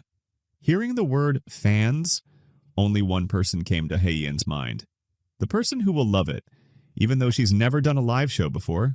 She thinks she kind of gets what he meant, seeing the faces and cheers of people who like her music. Because she wants to see that person's face smiling continuously. Hyein decided to do it. She'll help make the live video he talked about, but she wants to add a bit of her touch to the concept he just mentioned. Hyunjae feels relieved to hear that she will do it. And of course, he allows Hyein to add the concept as she wishes. That's the reason Hyein mentioned while walking home. He catches the story that Hyunjae managed to convince her, and he mumbled, "So, that's what it's about, huh?" So Hyein didn't understand what he was thinking. He was worried whether she would be okay because this would be her first live performance, Even if it's a no-audience live, she'll definitely get nervous because all the filming crew will be watching. Hearing that made Haein a little scared. Finally, she walked to the subway station. She thought about what he said, that the last time she did a live performance was at a talent show in her high school. So she was confused and afraid of what to do. In the middle of her thoughts, she saw Yeohun on the seat. He looked like he was asleep and she was worried about what had happened to him. She wanted to let him sleep, but she didn't want him to catch a cold if she left him like that, so she woke him up. She touched Yeohun lightly, but he woke up startled after dreaming about his ex-girlfriend. She asked what had happened, but he only replied that he had accidentally fallen asleep. She thought he must be exhausted after job hunting, so she really wanted to cheer him up. She hoped she could help him always smile. Finally, she came up with an idea. She thought of doing a live stream on her Instagram, but she had to find a reason for Yeohun to keep his phone with him so he could watch it. Although Yeohun was quite confused about what Haein meant, if this went smoothly, it would definitely make Yeohun happy, and she made sure again that Yeohun had to keep his phone with him. Finally, it was time for the live stream of Long Afternoon. Although not many people had joined yet, maybe because it was the middle of the night. Seeing this, Yeohun couldn't help but smile, because he was very happy and couldn't believe his eyes. That Long Afternoon was doing a live stream. Haein was in her room imagining Yeohun's expression. She was preparing to play some ukulele and sing quietly since it was night. She was very awkward and just hoped Yeohun was watching, but she was sure he was definitely watching. This made her start singing to entertain him. He was completely captivated by Long Afternoon's voice. Haein's beautiful singing, done especially for him. Stars and dark planets even appear, not wanting to be outshone by the city lights until midnight when the lights are turned off. But the apartment room still shows signs of life. There is also the melodious sound of guitar strumming and songs about the stars, adorning the beauty of the night to entertain someone who faithfully follows them without knowing their face. Yet gratitude knows no bounds. One person is better than none, giving the assurance that we exist in this world. Now her voice is heard again, because there is a heart that wants to love them. What the hell am I typing? I apologize, I was just typing randomly while her sang, until the first live of Long Afternoon was finished. Although Yeohun seemed unsatisfied because he wanted to hear more than one song, he also regretted not doing a screen recording. He felt relieved, but on the other hand, he was worried. Why did Long Afternoon suddenly go live? Is this some kind of teaser too? Or maybe she was just bored, but still. The song she sang tonight was so good. He jumped for joy because it was totally amazing. He even jumped on the bed because he felt so satisfied. He wondered if Haein watched this live too, lol. He hoped she didn't miss it because she would regret not hearing it. And also, this joy was too good to keep to himself. The scene shifts to Haein. Her apartment is very quiet. She is silent with embarrassment, her face red with heat. She can't hold back her embarrassment because the pitch and rhythm were all off and it was a total mess. Singing in front of strangers makes her shake like crazy. She wonders if other musicians have gone through this kind of experience too, their first time shaking like this. Her voice didn't even come out properly and she couldn't sing like she imagined. But to everyone who watched her live, she hoped it became a good memory. And Yeohun too, she hoped it was a pleasant first for him. The next day, in the middle of the night, the scene shifts to the subway station. Yeohun is seen humming cheerfully because he couldn't wait to see her, and he felt like his fan talk would explode. He'll definitely get her contact info because he thought Haein wanted his contact at that time. That way, even at home, he can talk about the Long Afternoon or music with her. Haein suddenly surprised him from behind while he was daydreaming, making Yeohun surprised because she had been following him since the station entrance. Haein asked if he slept well last night because he looked really tired. Yeohun was surprised that if she slept, it meant she missed the Long Afternoon live. Haein pretended to be clueless even though she was the one singing. Yeohun told her about her live at 2 a.m. She asked if it was a good live. However, Yeohun was confused about how to answer. Because it was weird, he laughed, which surprised Hae-in. The mic quality on the phone was bad and the song was too quiet. Hae-in felt very humiliated, even though she knew it herself. However, he continued that it was really nice. He felt like a friend suddenly called in the middle of the night and sang a song, so it felt more intimate and warm. And because that night she sang so softly, it felt different from usual, as if she had put her heart into the song, which made it feel better. He finally understood why people weren't satisfied with recordings, but went to see live performances instead. He hoped she would perform live again. He smiled contentedly. This was what Hae-in had hoped for. Just seeing that smile made her feel relieved. She also hoped that she would be braver and do live performances more often. Speaking of which, Yeowon finally asked for something. He asked to exchange contact information with her, so if there was an Instagram live in the afternoon someday, he could let her know, and they could chat about music occasionally. Hae-in was a bit hesitant because it wasn't common there. She could give him her number, but she told Yeowon one thing. She was a bit afraid of receiving calls and messages. He was confused about why that was. If she couldn't see the other person's face, she got nervous, so she only used her phone for work or to call her parents. Because looking at her phone for too long made her remember the bad things that happened in the past. About how her friends had cursed her on social media. So she was afraid of receiving messages that would hurt her again. So it was the right choice to protect her mental health at the moment. Yeowon understood how she felt, so he decided to only send a goodnight message. Because he was always worried whether she had arrived home safely or not. Because they always met late at night. Hae-in thought hard, and if that was all, it was okay. She also sometimes worried a little whether he had arrived home safely, so they eventually exchanged contacts. Finally, they had parted ways. They had arrived at their respective apartments, showing Hae-in drinking while wearing her pajamas, while thinking about next week's collaboration. She glanced at her phone, which was turned off and charging. She turned on her phone out of curiosity to see if Yeowon had sent her a message.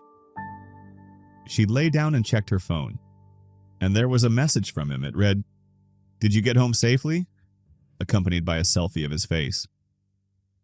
Hae-in was confused why he suddenly sent a selfie too, so she decided to ask. He thought she would feel uncomfortable when she couldn't see the other person's face. Of course, my wife Hae-in is also very beautiful tonight. She laughed heartily at his reason for sending the selfie because that wasn't her intention. However, she felt Yeowon was very cute because his selfie skills were truly terrible. The scene shifts to Yeowon, who was in his apartment. He had just taken a shower and checked his phone again, with one photo of Hae-in looking very beautiful with a heart-shaped sticker covering her big chest. Damn. Of course, he was speechless at her beauty, because she was so captivating and truly beautiful. Just looking at the photo made his face flush, so he decided to save the photo as material for jerk-off. The next day, Hae-in will prepare for her live show while looking at Yeowon's photo that she saved in her gallery. She now has something to cheer her up when she's tired and unsure, so she becomes enthusiastic and smiles after seeing the photo. No matter how many times she looks at it, he's really bad at taking selfies, making him look ugly. So next time they meet, she will teach him how to take better selfies. However, as she smiles to herself, suddenly a member of her band calls her from behind. This startles Hae-in, and she immediately covers her phone. He wonders why she gets startled every time she sees him. He invites her inside because Hyunjae said all the equipment is set up, but he saw her very large bag and asked if she brought outfits for the shoot or something. Hae-in answered yes and seemed to have prepared something for the live performance. This made the other band members afraid that she would use something strange. Finally, they arrived on stage. Hyunjae was standing with a woman. Hae-in approached them and greeted them. Hyunjae said that the instruments were set up and ready, so they were going to do a sound check right away. He introduced the woman next to him, director Yoon-ina, a media artist and leader of an indie creative group. Hae-in greeted her politely, which surprised her to see a rocker bowing 90 degrees. He asked her to make a good impression on Ina because she's a real genius in media art.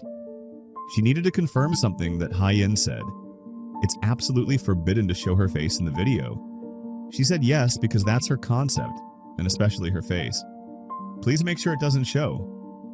So she had to make sure it didn't show. What a shame. Because with a face as beautiful as Hae-shin's, she felt like she'd look amazing on video because she had the visuals for it.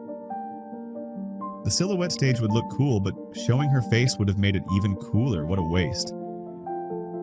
Hae-in wanted to ask her something. That she had brought something. She was wondering if she could use it today. But she was unsure, so she wanted to take a look, as long as it wasn't something that reflected too much light. As soon as she saw it, she was shocked, because she saw a hat decorated with dragon-like horns. Hae-in made it herself bit by bit while working. The song is called Ecosystem, right? So she thought it might feel like nature itself was singing and tried to make this. However, she was hesitant to decide, but she couldn't bring herself to do it because Hae-in looked so happy. Although the idea was good, the quality was a bit poor. So she decided to try it out right away. Because the props quality was a bit lacking, but since only the silhouette would show, it might not matter. She would turn on the lights behind the curtain, so she wanted Hye-in to stand there. Hyunjae asked her opinion about the prop. She said it was party hat quality for little kids, but since it was requested, they would test it anyway. But actually, it wasn't just that. I saw some people using cameras to take pictures from above, but I didn't know who they were. However, if the result wasn't good, it would just be a butterfly fluttering in a storm. So she wanted Hyunjae to monitor it too, and his opinion might be better. Finally, the lights came on from behind Hae-in, making her glow like she was emitting the aura of a dragon. She, who had been dismissive, fell silent upon seeing that. The band members also gaped after seeing it. Hye-in's shadow behind the curtain with a dragon's head, with her incredibly beautiful face illuminated by the stage lights. She began to open her mouth and sing the song they were about to perform. The melody was so enchanting, and the silhouette left everyone spellbound. It immediately touched the hearts of everyone who loved music. Damn, she was so cool, making the stage feel like it was about to explode. She couldn't say anything else when she saw it. She didn't even blink, not expecting it to be this good. So Hyunjae smiled at that response. He thinks it looks fine, so how about you? She was silent, saying it's just a silhouette, so it's not bad. She immediately left Hyunjae and excused himself to smoke. He was relieved that everything went smoothly without any obstacles. The scene shifted outside the live venue. There, director Yoon Ina sat silently on the side of the road. She put a cigarette to her lips. She couldn't hide the euphoria she had just felt, even though she tried to hold back her smile in front of Hyunjae. She quickly searched for Long Afternoon's Instagram, but damn, their Instagram only had a few drawings and no songs. It's been so long since she felt this way, the sensation of being drawn into an artist the moment you meet them. It feels like she's gone back to middle school when she first watched a Nouvelle Vague film, even without money. Even if it's tough, this is why we do art. The thrill of creating something new, and the excitement of discovering a talented new artist. After getting along with Hae-in, the scene shifts to Yeo-yoon. He's seen working as usual at the cafe. He's seen eating for a very long time while constantly looking at his phone. Until finally he finishes eating and cleans his teeth. It turns out he's been looking at the photos sent by Hye-in all along. She seems to photograph really well, maybe because of her small face. No matter how many times he looks at it, he never gets bored because she is so beautiful. And Yeo-won still wants to have 1,000,000 more photos like this. The boss comes to tell him that break time is over. She'll check the store here, so watch the counter for her. He immediately got to work even though he wasn't satisfied with looking at Hae-in's photos on his phone. He immediately served the customer with an order of chocolate drink and a piece of cake. So he would let him know with the pager once it was ready. Next in line, a girl came to order. There was a face that was familiar to Yeo-won. She knew it was Yeo-won. Last time she came here, she wasn't sure, and she laughed seeing Yeowon again. Yeowon's face looked pale and shocked, seeing her ex-girlfriend return. Immediately, memories of their past came flooding back. Also, the smell of cigarettes that was her trademark. Those beautiful old memories had turned into something painful. But now she stood before him again as if nothing had happened. But because of her face and her beautiful blonde hair, I forgave her, because she would become my second wife. Yeowon and Arayun stared at each other without saying a word. Finally, he asked why she had reappeared in front of him, because as far as he remembered, she worked at the company in front of the station. She replied that her workplace had now moved right here to the next building. Arayun was happy to be close to him again and asked when he had started working at the cafe. However, Yeowon felt uncomfortable, so he didn't answer his question. He immediately told her to just place his order.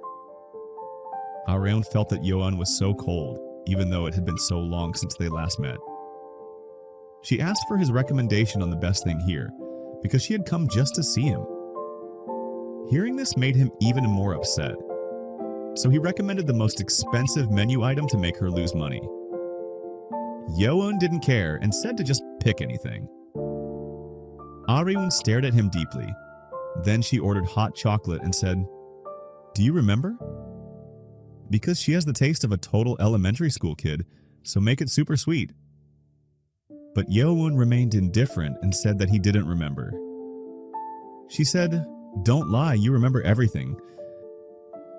But Yeowon still didn't want to remember, so he forgot everything about her. He said that, but he remembered where she used to work, so she teased him. Yeowon was caught lying because he slipped up. Even if she did hurt him a bit, being this cold is a little sad. Back then, they were both young, and now a lot of time has passed. So just like when they used to hang out, just say hi once more. If he doesn't, she might actually cry. Damn it, Yeowon was annoyed to hear the selfish words from this bitch. So he immediately gave her order and shouted to enjoy it as an outlet for his anger. Seeing that made Arayun smile. She asked if he was upset after seeing her face. He immediately told her to leave him alone because he was not allowed to chat while working. And he also asked her to stop bothering him. But Arayun smiled and mumbled, "That excuse is weak." This made Yeowon curious about what she said. She said she would come back to drink the hot chocolate he made. Yeowon didn't want to see him again, so he said, "Don't come." But Arayun left the cafe and shouted, "See you again." This incident made Yeowon very angry, because it reminded him of many things that disturbed him. He thought he'd never see her again in his life. After being abandoned like that, it left a deep wound in him. Seeing his ex-girlfriend's face made him clearly remember her face. The last time she hurt his heart and caused him trauma? Remembering that made Yeowon unable to focus on his work, because it's so annoying how she keeps popping into his mind. He hoped 200 delivery orders would come in, because if he gets super busy, he won't have time to think about anything for a while. Yeowon worked until midnight, until his shift ended and he walked home. He arrived at the subway station with a face like a zombie because he was exhausted. After the 200 delivery orders he had hoped for became a reality, he didn't even have a second to think about anything. Tonight, he'll just wash up quickly and sleep. But suddenly he heard the sound of a camera shutter. He saw the woman he loves continuing to take pictures of him. So Yeowon was confused about what she was doing. He asked why she was suddenly taking his pictures. Just because he actually looked a bit different than usual, so she snapped one. She showed him the photo, which was pretty cool because Hyein is good at taking photos. She asked Yeowon to show him his phone. He didn't mind, but why? Hyein wanted to show him something. She said not to worry because she would pretend she didn't see the sexy girls saved in his gallery. He frowned and said he doesn't save stuff like that in his gallery. She showed him how to tweak his camera settings and practiced how to take a good selfie. Set it to gesture shooting using the rear camera so it will definitely produce their first photo together. Yeon was happy because the result looked perfect. So from now on, she hopes Yeon will send night photos with better results. Because the last photo he sent looked weird, because his camera distorts it and makes him look like a steamed bun. So that's the secret behind Haeun's good selfies. He was very happy because he felt their relationship was getting closer. So he teased her, if he takes them like this, will she save them on her phone? But she firmly answered, yes, it's a memory after all. She asked him back if he didn't save the photos she sent. With a silly face, he admitted that he did save them. So it was Haeun who ended up teasing him, making her smile. So he did have sexy girl photos saved to jerk off to. Finally, they arrived at the apartment. Yeowon immediately practiced what Haeun taught him. She sent him a photo with better results. Meanwhile, Haeun sent a photo of herself lying down, looking very beautiful. However, Yeowon joked and said her face looked like a steamed bun. After that conversation, Yeowon smiled. Seeing Haeun's very cute photo, he saved this photo too.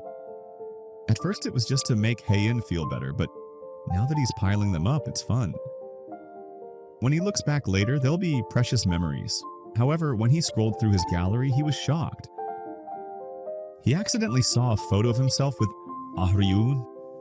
He thought he had deleted all the photos back then. Looks like some were still left in another folder, especially since she had been appearing in front of him lately, putting on a face as if nothing had happened. But he felt relieved about one thing when he saw her. He was surprised, but he didn't feel anything else. And he hated that so much as soon as he saw her face, all the fun memories he had with her came flooding back.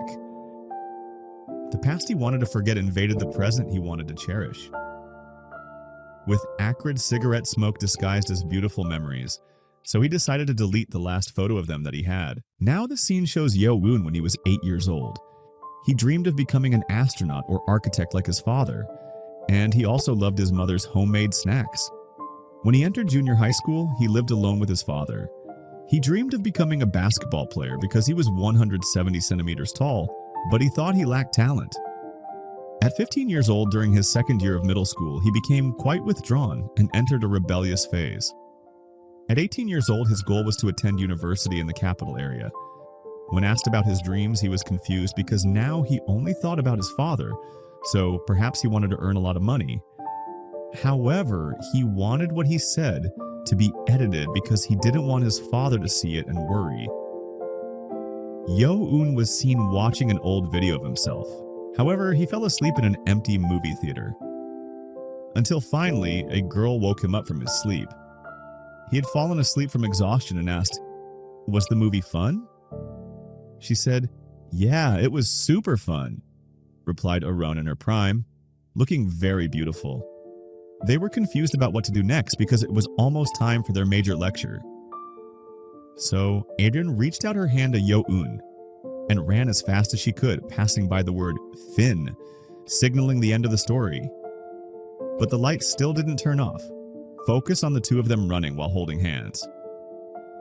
She talked about a movie. They filmed it from when the actor was a kid until he became an adult, and it took 12 years to finish.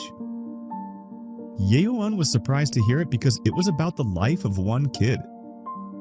Her life is boring, she thought, but she hoped that to someone else it might feel like a movie. Yeowon smiled because she was very happy and enjoying these moments. But suddenly she pointed at something. That bald teacher was walking around picking his nose again, making them laugh out loud. Then she pointed at the professor's car, which was covered in bird poops. They laughed, ran, and held hands like in romantic movies. They stopped when they saw restaurant tables in the middle of the street. It was perfect timing because they hadn't eaten yet, so she would treat them to an expensive meal. The first dish looked expensive, even though they didn't know what it tasted like. Next up was her favorite dinosaur movie, which was unexpected, but she chose it because she liked the scenes where people died. And the final dish, cigarettes and cold medicine that tasted a bit bitter. Aron asked him with chef costume, "Does the dish suit your taste, sir?" Make him happy. When he was a kid, his dad was busy, so all he did was study alone. But thanks to her, now he gets to see a whole new world. He was happy to hear that from Yo-eun, but now it was time to pay the bill. He was shocked after seeing the bill. If we run away and act like it didn't happen, is it free? At that moment, the light suddenly went out and nothing could be seen. This made Yo-eun panic, unable to see or hear anything there. He screamed, searching for Arun, who had also suddenly disappeared. He screamed again, wondering where she had gone and hoping to say something to him. He was disappointed that she disappeared and left him behind. He looked very desperate and tried to cope with the loneliness he had experienced since childhood. But suddenly a bright light shone from behind him. A girl was seen flying above his head with a very bright balloon. What the heck is that? Yo-eun thought it was an alien, a beautiful alien with snail antennae on her head. She asked if he was just going to stand there. She told him to quickly take her hand because soon this world would come to an end. Until the dark world suddenly exploded and only Hyein was now going to help him. After that, Yo-eun woke up after falling asleep at the library table. He must have fallen asleep from exhaustion as usual. Thinking, what was that dream just now? Like a dream when someone is feverish, it was very weird. He hoped the dream like winning the lottery or something that make him happy is better. So he woke up and yawned as his usual ritual to start the day. Until finally night fell.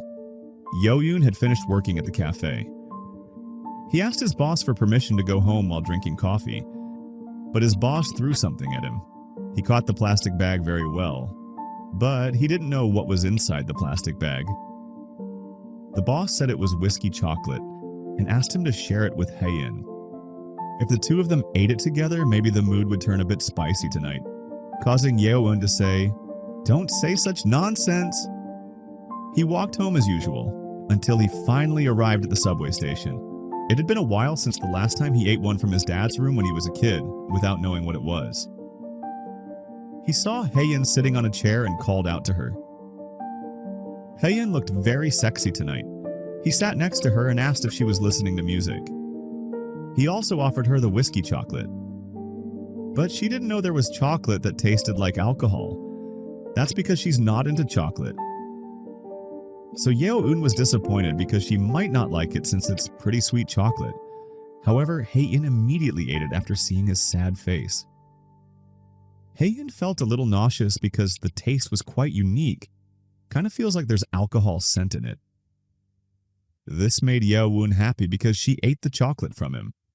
She asked if she would get drunk eating this, however the alcohol content was only around 1%. Hyein said it's perfect to give to someone you want to drink with. She smiled, thinking Yo-eun was a bit naughty for giving her this chocolate. He just remained silent because Hyein's words were true, but he gave her another one, as a sign that he really wanted to invite her to drink. Anyway, she thanked him because she didn't like sweet stuff, so she could have lived her whole life not knowing this existed. So she thanked Yo-eun, saying, "Thanks for being pervy." He just laughed, hearing the strangest thank you he had ever heard in his life. He said that if Yo-eun drank coffee at midnight, she wouldn't be able to sleep. But he didn't plan to sleep tonight anyway because he had homework, and he could sleep all day tomorrow morning. The sound of the train arrived along with Hyein's worries. She advised Yo-eun not to overdo it too much, even though he was used to it. Finally, they arrived at the apartment. Yo-eun looked very tired while working on his project. There was only the sound of his laptop typing because he had a lot of work to do. He was so sleepy that his mouth yawned wide open. It was almost 5 a.m. already, no wonder his eyes kept closing. He felt this wouldn't do, so he'd take a quick break to wake himself up. But he was surprised when he opened Instagram, because he saw a post from Long Afternoon uploading a recommendation playlist. Seeing that made Yo-eun very happy because this playlist has a lot of hidden gems, so he'll continue the project while listening to the playlist. He immediately started listening to the music, but suddenly the scene shifted, continuing his feverish dream about alien Hyein coming to pick him up. He asked, "If this world ends, then where do we go?" Alien Hyein fell silent and thought for a moment about a place that wasn't destroyed. Maybe Liverpool, the hometown of the Beatles, or Manchester, where Oasis was born. This made Yeowon angry because Hyein was a British music maniac. Actually, does it really matter where? As long as they were together wherever they went. That place would be their new world, as shown in the scene where Hyein smiled broadly while they were clapping. Yeowon remained silent as Hyein stroked his face. Hyein moved up and down intensely, until finally Yeowon came while clutching the blanket beside him. But suddenly he woke up from his feverish dream. He felt his body was very hot and was disappointed that it was just a dream. So he woke up and cursed those damn useless dreams. He was disappointed because his dream was too short. Maybe he dreamed because he ate that stupid whiskey chocolate. Since he still felt aroused, so he decided to take 4 tissues to jerk off while imagining Hyein in his mind. Then, as usual, Yeowon was working at the cafe that afternoon. Arun arrived enthusiastically and greeted everyone. The boss responded, but he was very upset because he had told her not to come again. She ordered the same menu, hot chocolate, and a lava cake. While looking at Yeowon, she said she would drink it there. Of course, this made him very uncomfortable. The boss didn't know about their relationship, so she told him to make the hot chocolate. He was confused as to why she came here again because it was bothering him. So he glanced at Arun. He thought, don't tell me she came to this cafe again because of me. Whatever, if he overthinks it, it'll never end. He called order number 11 because her order was ready. He told her to enjoy it, but he said it with a cold expression. This made Arun fall silent, but she smiled slightly at his behavior. She called him over to ask him something. She asked, "What time does he close today?"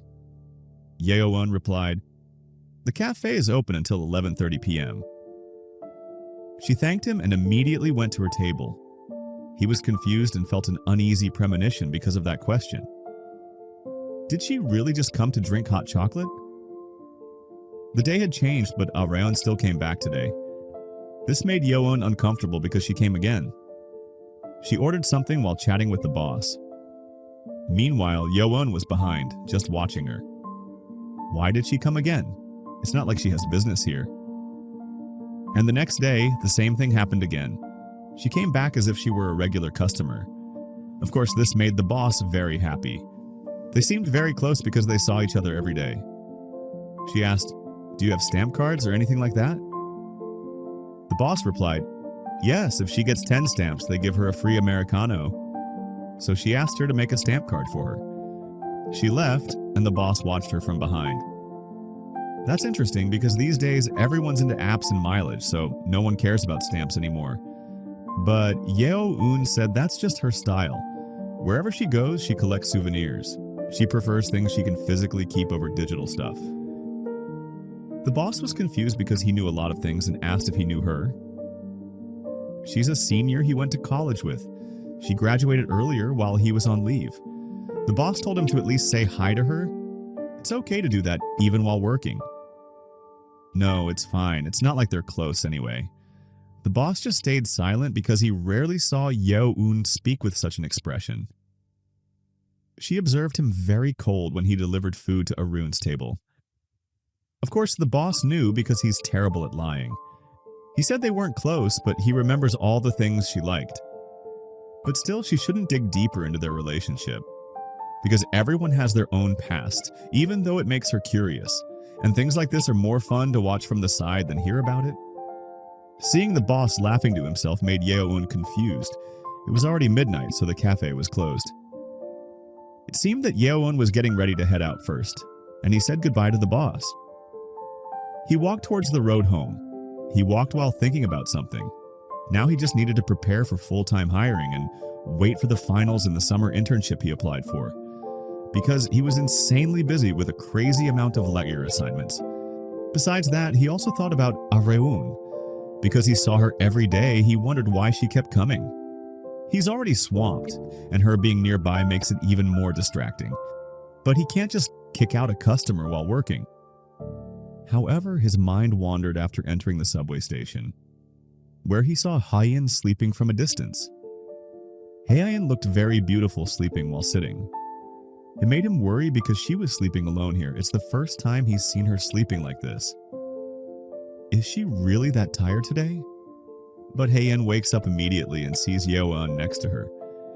He asks if she had a busy day. Well, she had a recording schedule and was composing from morning until night, and she's seriously dead tired. So Yeowon told her to rest a bit until the train came, and he would wake her up when it arrived. She agreed to rest for a bit, as he said, so she immediately leaned toward Yeowon without hesitation, which naturally surprised him. She said, "Can you hold my shoulders so I don't slump over?" He just nodded, though he thought she meant to lean on the wall. He finally mustered the courage to hold her shoulders tightly. Ensuring she rested comfortably, they looked like lovers. Hae-in's shoulders were really thin and soft, making Yeowon want to jerk off again. He smelled her hair, which was very fragrant. It's so good, even in the middle of this hectic, busy routine. This brief moment with Hae-in made him really happy. His mind was already blank and wanted more, but while he was enjoying the moment, Hae-in suddenly woke up from her sleep. She looked at Yeowon like her comfortable bed. He looked at her and asked, "What is it?" Hae-in smiled very suspiciously at him. She said that his breath touched the back of her head and it tickled her. Finally, they parted ways after getting on the train. Yeowon yawned because he was very tired and wanted to sleep immediately. But before that, he would take a photo and send it to Hae-in. So he decided to take one outside for a fresh change today. However, suddenly someone called him. He was surprised that someone was calling at this hour and thought his father had changed his number. So he immediately answered the phone. A woman's voice said, "Ah, I knew it. You didn't change your number." Hearing that voice, he immediately recognized that it was her ex, Ah-ryun. So he remained silent without saying a word. Ah-ryun looked very sexy on the call. She should have video called. She was happy because she only said a few words and he knew it was her. "Have you finally given up pretending not to know me?" Ah-ryun said, shocking Yeowon. Yeowon still couldn't believe why she was still calling him. The number was different, so he concluded that she had changed her phone. He just listened silently as Ah-ryun called him cheerfully. He asked her why she was calling. She said she was about to sleep, but suddenly thought of him, so she called. "Don't you think of me from time to time?" That question annoyed Yeowon, so he decided to hang up on her call. Then she asked why he was so cold to her. "Isn't it a bit too much to act like that? Why do you keep coming to the cafe? And what do you want from me?" "I don't want anything. I just go there because it's close to my work." She always finished her work at the same time Yeowon is working. So she asked him, could there be other reasons? Like come there on purpose to see him? Yeowon had been trained by Hae-in to deal with temptations like this, so he should stop this because he feels like he's being dragged into her talk again. He told her just made him uncomfortable, like he was being watched when working. Hearing that, Ah-ryun came to a conclusion. So they fell silent until finally she asked, "Are you in love with someone?" Hearing that question made Yeowon startled. Since he went quiet, she guessed the answer was yes. She said not to worry because she didn't expect anything from him. When she saw him, she just thought about the 24-hour cafe they used to go to. They used to stay up all night there sometimes to do homework. He stayed with her when she didn't want to go home. Yeowon tried to forget that, even though it felt good back then. So he replied, "I don't know, did we do that?" The jazz music playing in that cafe, the dirty bathrooms, she remembered everything, because that was the most fun she'd ever had. Didn't they go see the movie after that conference? That movie was so naughty. To be honest, he remembered everything she said, but he didn't feel anything about it. It was just a story to him now. So no matter how much she says, nothing will change. This is peak rejection. Nice try, bitch. Ah-ryun smiled outside but was hurt inside. Now she's done with nostalgia and she won't call him at this hour anymore. But she asked permission to still come to the cafe because she really likes the cafe. He's not the owner, so he told her to do whatever she wants. In his mind, he will quit that place as soon as possible once he gets a full-time job. He wants to hang up the phone, but Arun stops him. She wants to tell him something. She's moving out of her parents' place, and what she wants to say is, her place is only 2 stops away from work, so if he's bored, he can come visit her to clap like crazy like before. Yeo-won still couldn't believe it, so he shouted at her and hung up the phone. He was very angry with her because she thought he was still her follower. Yeo-won immediately blocked her number, but he stopped right before pressing the block button. He decided to just keep their distance. If he didn't pay any attention to her, she'd get tired of it. After all, she's a very impatient person. And when he was upset, he received a message. He opened it again and looked at his phone. He was very happy to see the message from his beloved woman, who sent a photo of herself wearing a face mask like a cat. Although it was very silly, it successfully made Yeo-won fall in love. What's with that mask? It's so cute and she's so adorable. She acts so mature on the outside, but she's so childish on the inside. He'll have to take a photo and send it to her too. Memories keep growing and special moments pile up day by day. When the time comes, everything will fall into place and he's sure of it. Haein was angry because the photo Yeo-eun sent was very bad and asked him to take another one. The next day, they arrived at the subway station. He saw Haein sitting alone. She looked sexy as usual tonight. Yeo-won approached her and called her. They encouraged each other for their hard work today. He asked what she was reading, which turned out to be a poetry book. She reads sometimes to get inspired for her compositions. If she likes a poem, she tries to copy it into her song. Yeo-won asked to take a look. He read page by page and saw that she had marked all her favorite verses. She doesn't always read paper books like this and usually reads them as e-books, but if she liked something, she would buy another copy in paperback. Yeo-won thought she had hundreds of poetry books at home, which made Haein laugh because she only had a few. But if she had money, she would gather all her records, instruments, and favorite books in her room. If she had 1,000,000 favorite things lying around, wouldn't that really make us happy? Yeo-won worried about what would happen if she got crushed under all that. Haein smiled as she looked at Yeo-won, because he was one of her favorites that she wanted him to crush her hard in her room. She's fine got crushed because that's better than losing something we love. Hearing those words made Yeo-won make up his mind. He flipped through the pages of poetry, then asked Haein something, and invited her to go out to dinner with him. He said they could go out on his day off. She was silent because Yeo-eun suddenly asked her out, but she smiled at the invitation because it sounded great. He leaned closer to Yeo-won and said, "So let's take what Yeo-won usually likes." This made him even more excited after asking her to dinner, so he couldn't wait for the day when they would hang out together again. After that day, Yeo-eun was at a cafe. He was working, but he was in a very happy mood this time. His boss thought that his favorite musician had uploaded something on Instagram again. However, Yeo-eun was happy because his day off was coming up soon. His boss didn't expect this because they were very busy with a new product. So she invited Yeo-eun to have a drink and said she would treat his again this time. Unfortunately, he had to refuse because he already had plans. The boss thought Yeo-won was avoiding her because of the unpleasant incident when they last had a drink together.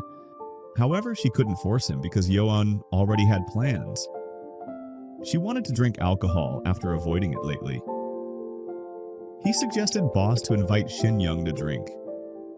She wanted to invite her, but it seemed like she was busy studying in the evening or something. So she decided to drink alone again, because all her friends were already married, making Yeo-eun feel uncomfortable even though it wasn't his fault. He looked for an excuse to throw out the trash so he could leave quickly. Finally, they continued their work. The day was getting dark. Yeo-won was still thinking about his lonely boss. But suddenly he saw something. Her ex, Areon, was waiting for him in the back. While smoking, she greeted Yeo-eun sweetly. This made Yeo-eun's good mood a bit annoyed today. He walked past her without acknowledging her and only said, "No smoking here." so Arun immediately extinguished her cigarette and apologized. She stared at Yo-eun's butt as he threw away the trash.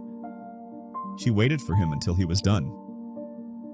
She immediately blocked Yo-eun, who wanted to go back inside, so he asked, "What are you doing?"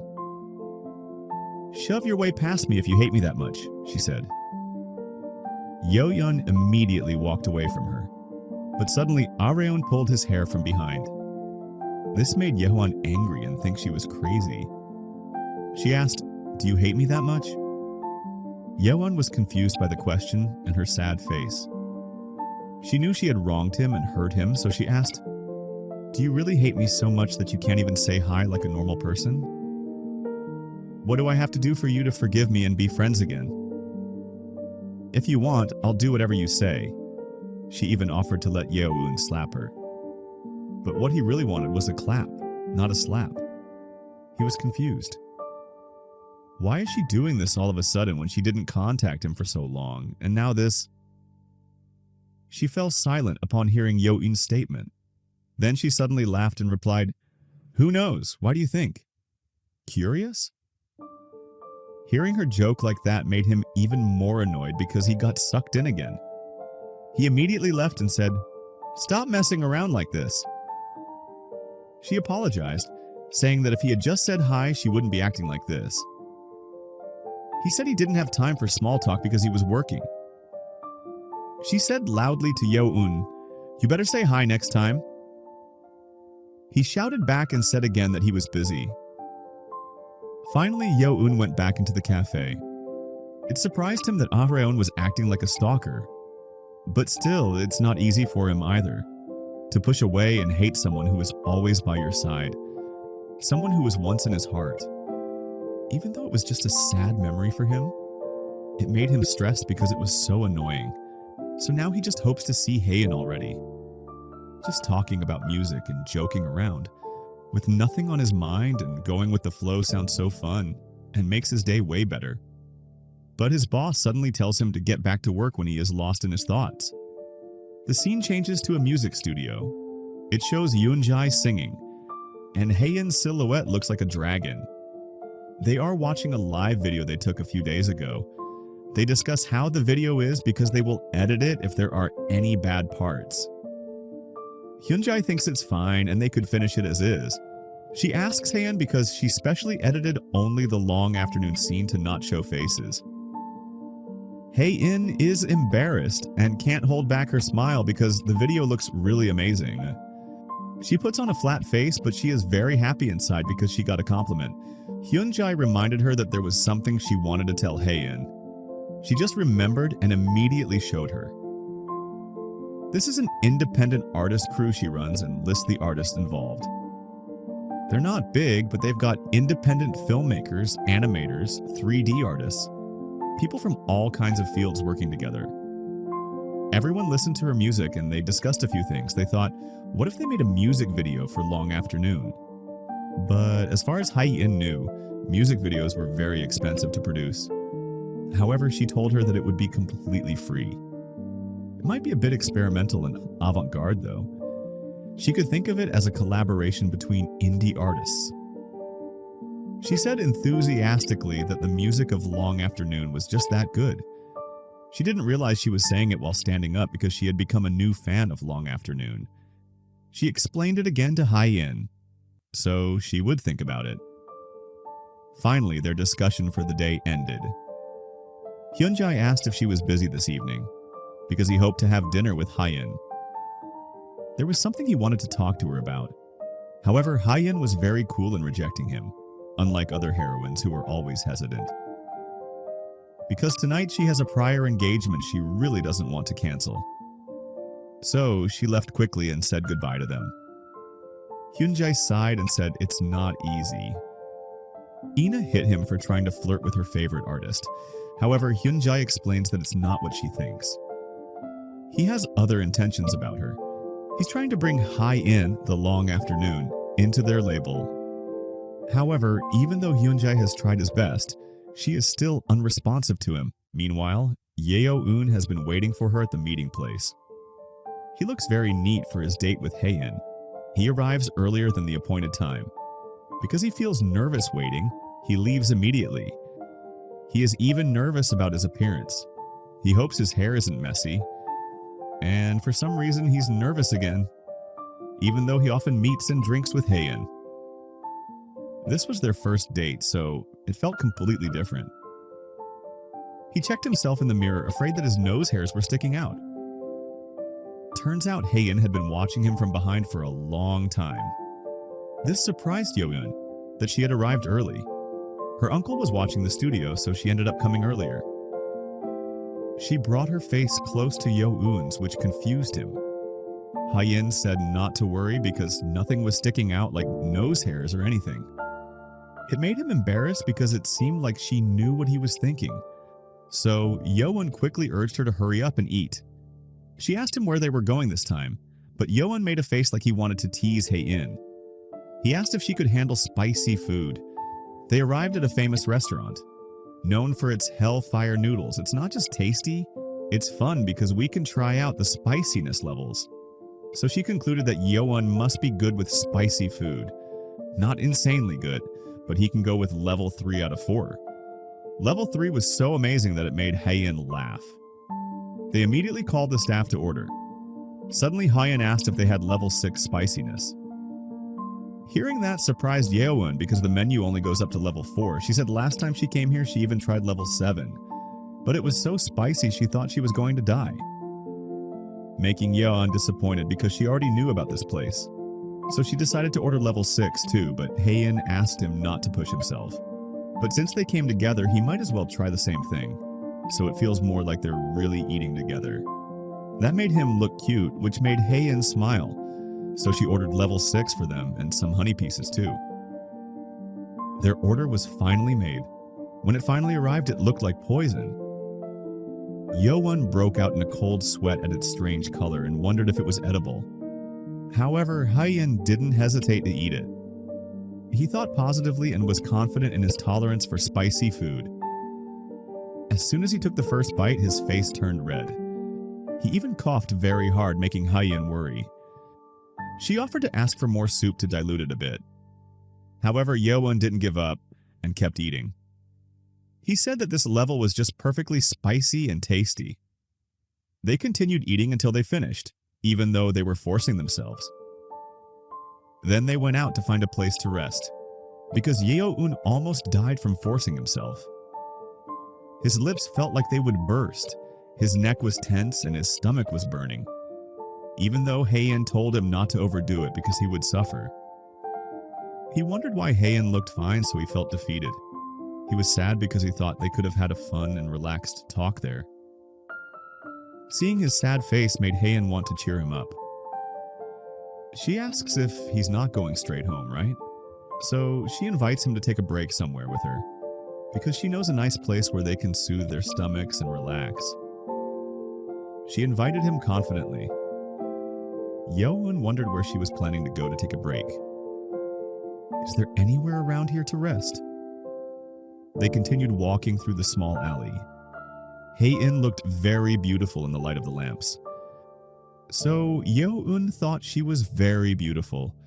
It crossed his mind that maybe Haein would invite her to sleep at a hotel, but it turned out they were watching a live concert at a bar.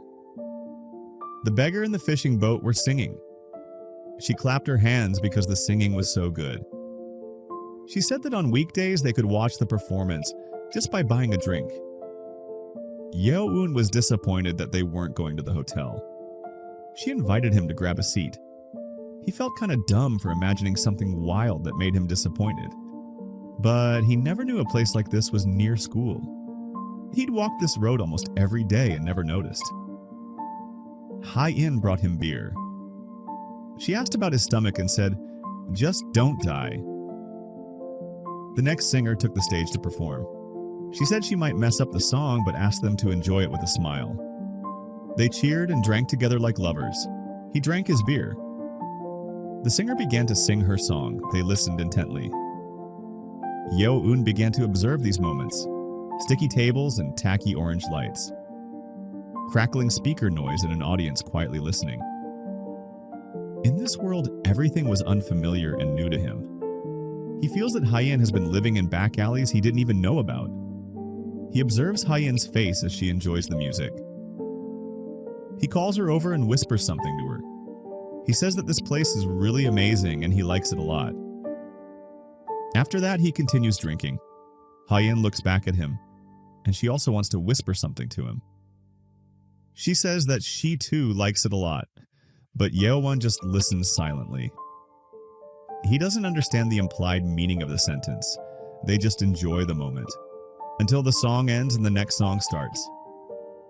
The song is perfect, not too upbeat and not too sleepy.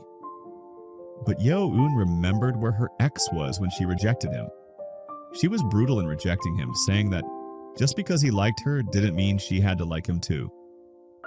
Love isn't the same as sympathy. Just because he's burning hot doesn't mean she'll burn too.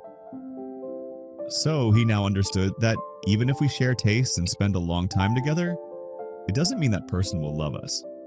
But just for today, he hoped it was actually love and not just sympathy for the two of them. The singer continued singing until she finished with the last chord on her guitar. She thanked the audience for coming to see her. Everyone applauded her. Hyein asked Yeoon to get up now. It was almost 9 o'clock, and she needed to head back to the studio. They finally left the bar. They walked together while chatting about today. He told Hyein that he often passed by here but didn't know a place like this existed. She said that place was very exciting, especially on weekends when there were famous artists and DJs, so she invited him to stay until late at night next time if they hung out here again. Yeoon was very happy to hear her suggestion. They passed by a convenience store. Hyein suggested they eat ice cream because it's quick to eat. She asked him to buy the same flavor as him, so Yeoon went inside to buy it. They bought lemon-flavored ice cream, and they ate while sitting and watching the street. He asked why she had to go back to the studio again.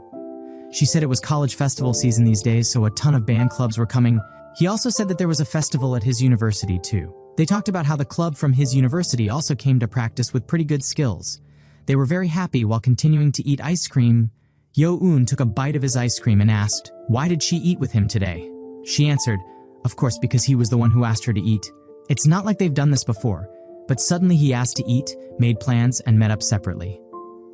Hyein was confused hearing that, because if he said that, they've already drunk together, gone to a listening session, and done all sorts of things. So he was confused about what to say. It's like he was just spouting nonsense. He knows there's nothing left to confirm, but he just can't believe all this is happening to him. A cheerful person who says she's fine being buried under the things she loves. A cool person who hasn't lost sight of her dreams and she's right next to him. A person who likes the same things as he does, but all he needs now is only her agreement. Hyein finished eating and was surprised at how delicious it was. She said they must have the same taste, like ice cream and spicy food. Hearing this, Yeoon fell silent and then smiled. He began to bring her face closer to Hyein's, making their body even closer, and it turned out that Yeoon took the first step to kiss Hyein. Hyein closed her eyes and surrendered to the kiss, because they were enjoying this moment so much. After it was over, they fell into an awkward silence. Yeoon thought about the feeling, sensing softness and a cool sensation. But what he remembered most about his first kiss with Hyein was the taste of lemon. Hyein hurriedly stood up because it was almost 10 p.m. She spoke but didn't look at Yeoon's face. So Yeoon followed her lead and went home immediately. They walked along their usual path. They walked in silence, unlike usual. Yeoon was confused because she was walking faster than earlier. And at this pace, he couldn't read her expression. Yeoon regretted doing it and thought he was a crazy bastard. In the end, once again, he did something to be hated for. Hyein quickly parted ways with Yeoon, who was heading to the station. She took another route and Yeoon said he had fun today. However, he fell silent and couldn't say anything else. But Hyein said something to him about earlier. She approached Yeoon, which made him curious. Suddenly, Hyein punched his stomach, which surprised Yeoon even more. She didn't have time now, so she wanted to talk about it later. Yeoon just obeyed her and replied, okay, while looking at Hyein's red face, which looked very upset. She casually left and he said goodbye to her. Yeoon watched her leave from behind. He fell silent instantly, under the light of the lamp that illuminated him, with the sounds of cars passing by. Heck yeah, he felt so refreshed after doing it. Although it seemed impulsive, he felt relieved after doing it, because it felt so good to him. Meanwhile, Hyein arrived at the studio. She entered the studio and hurried toward the cashier's chair. She sat down, throwing herself hard onto the chair, then crossed her legs while thinking, and her face turned red again, remembering their kiss just now. I gave him thinking he had something to say, and then he suddenly kissed me, she thought. Was he planning that from the start today? Did I let my guard down without realizing it? She was very confused and couldn't think at all because of that jerk. She really felt like she was going crazy. It was like something inside kept boiling up. In the middle of her thoughts, several people entered the studio. She served them with a still red face. Hae-in saw them enter while laughing. This made her think of many things. So she decided to cover her face with a mask. Because she couldn't let anyone see her face right now, it was a complete mess. She took her tablet and pen to draw, but she couldn't think and just scribbled randomly. In this state, she doesn't think she can do anything and just wants to go home. She kept cursing Yo-un with swear words because she was so angry. Meanwhile, Yo-un had arrived at the apartment. He quickly changed her clothes and immediately lay down on his bed while thinking about the kiss with the lemon flavor. That's probably a moment he'll never forget, because that was the first time he felt the texture of agreement, and from here on out, many things will change. Meanwhile, outside, his boss bumped into Hyun-jae at a whiskey bar, but they're pretending like they didn't. Yo-un is working at the cafe. He works in a happy mood while humming a long afternoon song. Shin-young asks if something good is happening, but he only says the weather is nice. This makes her look at him with bombastic side eyes. She can't go home yet because she is waiting for boss to go out to buy milk. Since they are alone, she wants to ask him something that has been on her mind. So she asks about the girl he mentioned before. Is it going well? Talking about Hae-in makes him blush, remembering what happened last night. But Shin-young says if things don't go well, just tell her and she'll buy him a drink. She does it, of course, because she's interested in him. That's why. Hearing the word interested makes Yo-un a little confused. But she added a disclaimer. The word interested doesn't mean she likes him, so don't feel awkward. Yo-un asked what made her interested in him. It's not anything big, she couldn't say. First, he's tall, so he stands out. And when she saw him silently cleaning up the scattered tissues during training, she thought, that person is diligent, and wanted to talk to him. Not satisfied, Yo-un asked if that was all. This made Shin-young ask, is that weird? With a cute expression. He was confused about how to respond. Suddenly a customer came in and wanted to order. Yo-un thought that she wasn't weird because she was no different from him. His interest in Hae-in was also simply because they often met catching the last train. He thought maybe Shin-young views emotions too lightly, but perhaps she was just honest in expressing them. While thinking about that, suddenly their eyes met. So she asked, what are you looking at? Yo-un told her that she'll meet someone good because he thinks she's a decent person too. That sounded like a line drawing a clear boundary for him. It wasn't like she was just trying to hook up with him by saying, let's drink tonight. He was building too many walls. And she said, don't let your guard down. Even if things go well with that girl, he'll never know if she'll date him or not. Maybe she'll just reject him in a brutally dreadful way. It made Yo-un angry because was she serious when she said that? The boss had returned, so Shin-young could go home. So she left immediately, saying goodbye and teasing Yo-un. Seeing that naughty girl made him very angry, because what she said could indeed happen. So the scene shifts to Hae-in, who was inside the bar, cheering to say thanks for their hard work. They were treated by Hyun-jae for working hard. Hae-in asked when their single would be released. On the 27th, but they could upload a teaser video on the 20th on Instagram. The 27th is still far away. Too much of an excuse to meet Yo-un. Hyun-jae wanted to show them the album cover, which turned out to be a very good image. They were very impressed because it matched the vibe of what Hae-in drew, making them want to see it too. When they saw it, the features were well captured and they made it cute and awesome. Seeing Hae-in's smile made him feel relieved. He asked if she was working on songs or something these days. She has a stack of demos, she's choosing one to finish, and probably next week she'll record it. Hyun-jae is very happy because she's so diligent, even though he's also been doing tons of events lately. He admits he's been very busy lately, and recently he even got a request to produce a drama OST. And on top of that, he glances at Hae-in, and he said he's launching a label soon. He's finally starting what he talked about a while ago, a label that makes him want to invite Hae-in too. Of course, for now, it'll be his personal label. He wants to sign artists who pursue something new and fun. That's how founding this company will feel worthwhile. They listened to him while chewing their food. Ji-won suddenly called Hyun-jae, and he invited him to smoke outside, so he agreed. He wanted to go too, but he forbade him with an excuse. They hurried outside. Hyun-jae asked him what his reason was for opposing it. Doesn't he like his label? But he didn't understand what he meant because he hadn't said anything yet. He just concluded that Ji-won knew he didn't smoke, and had intentionally taken him out. He wasn't exactly opposing it, he had a proposal first.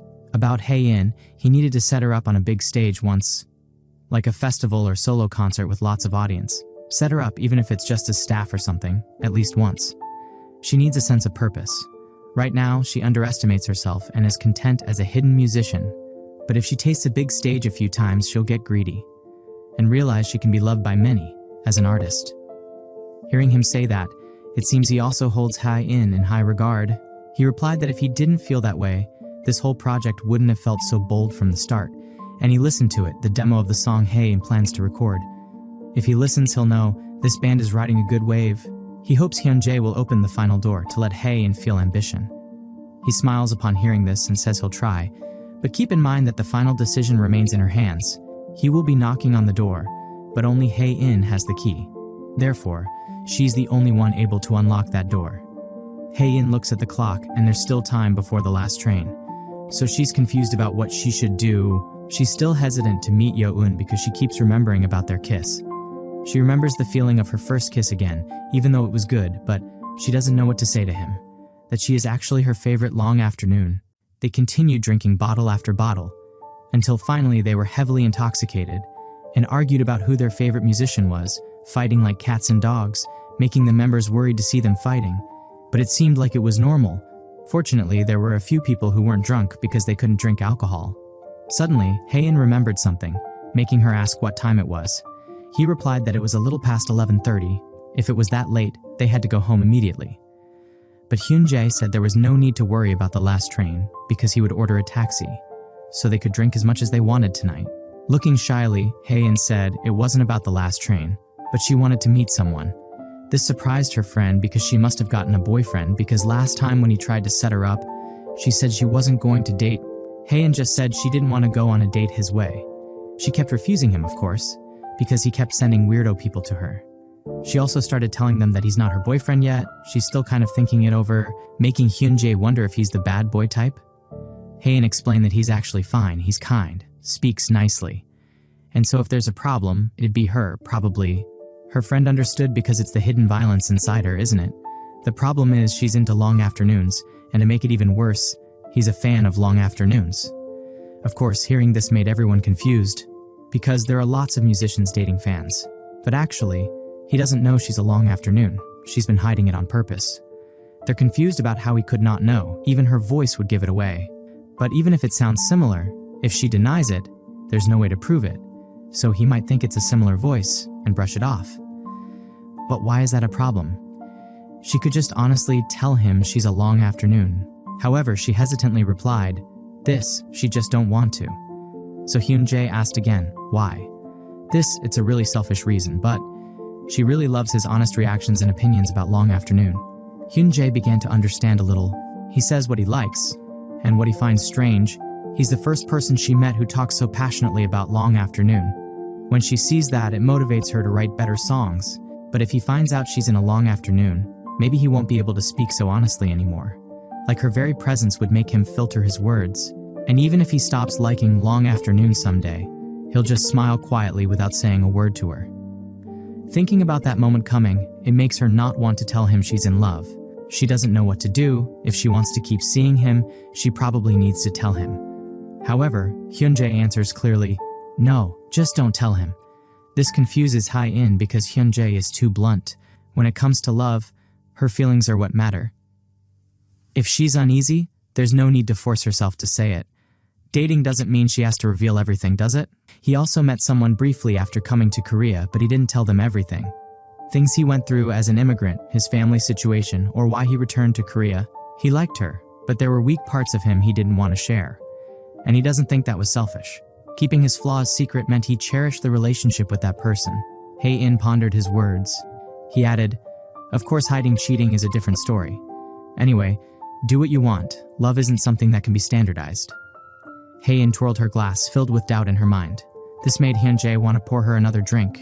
He told her to take her time, that it wasn't something she had to decide in a rush. It wasn't like she had to see him today, right? Although hesitant, she answered yes, even though she really wanted to see Yo-eun. So he poured her a drink so they could get drunk together and relieve her boredom. In the middle of the night, the scene shifts to Yo-eun. He is walking toward the subway. He walks while looking at his phone. He's happy because all the internships he applied for passed the document screening. Of course, he shouldn't be this excited just yet, because the document screening is only the start.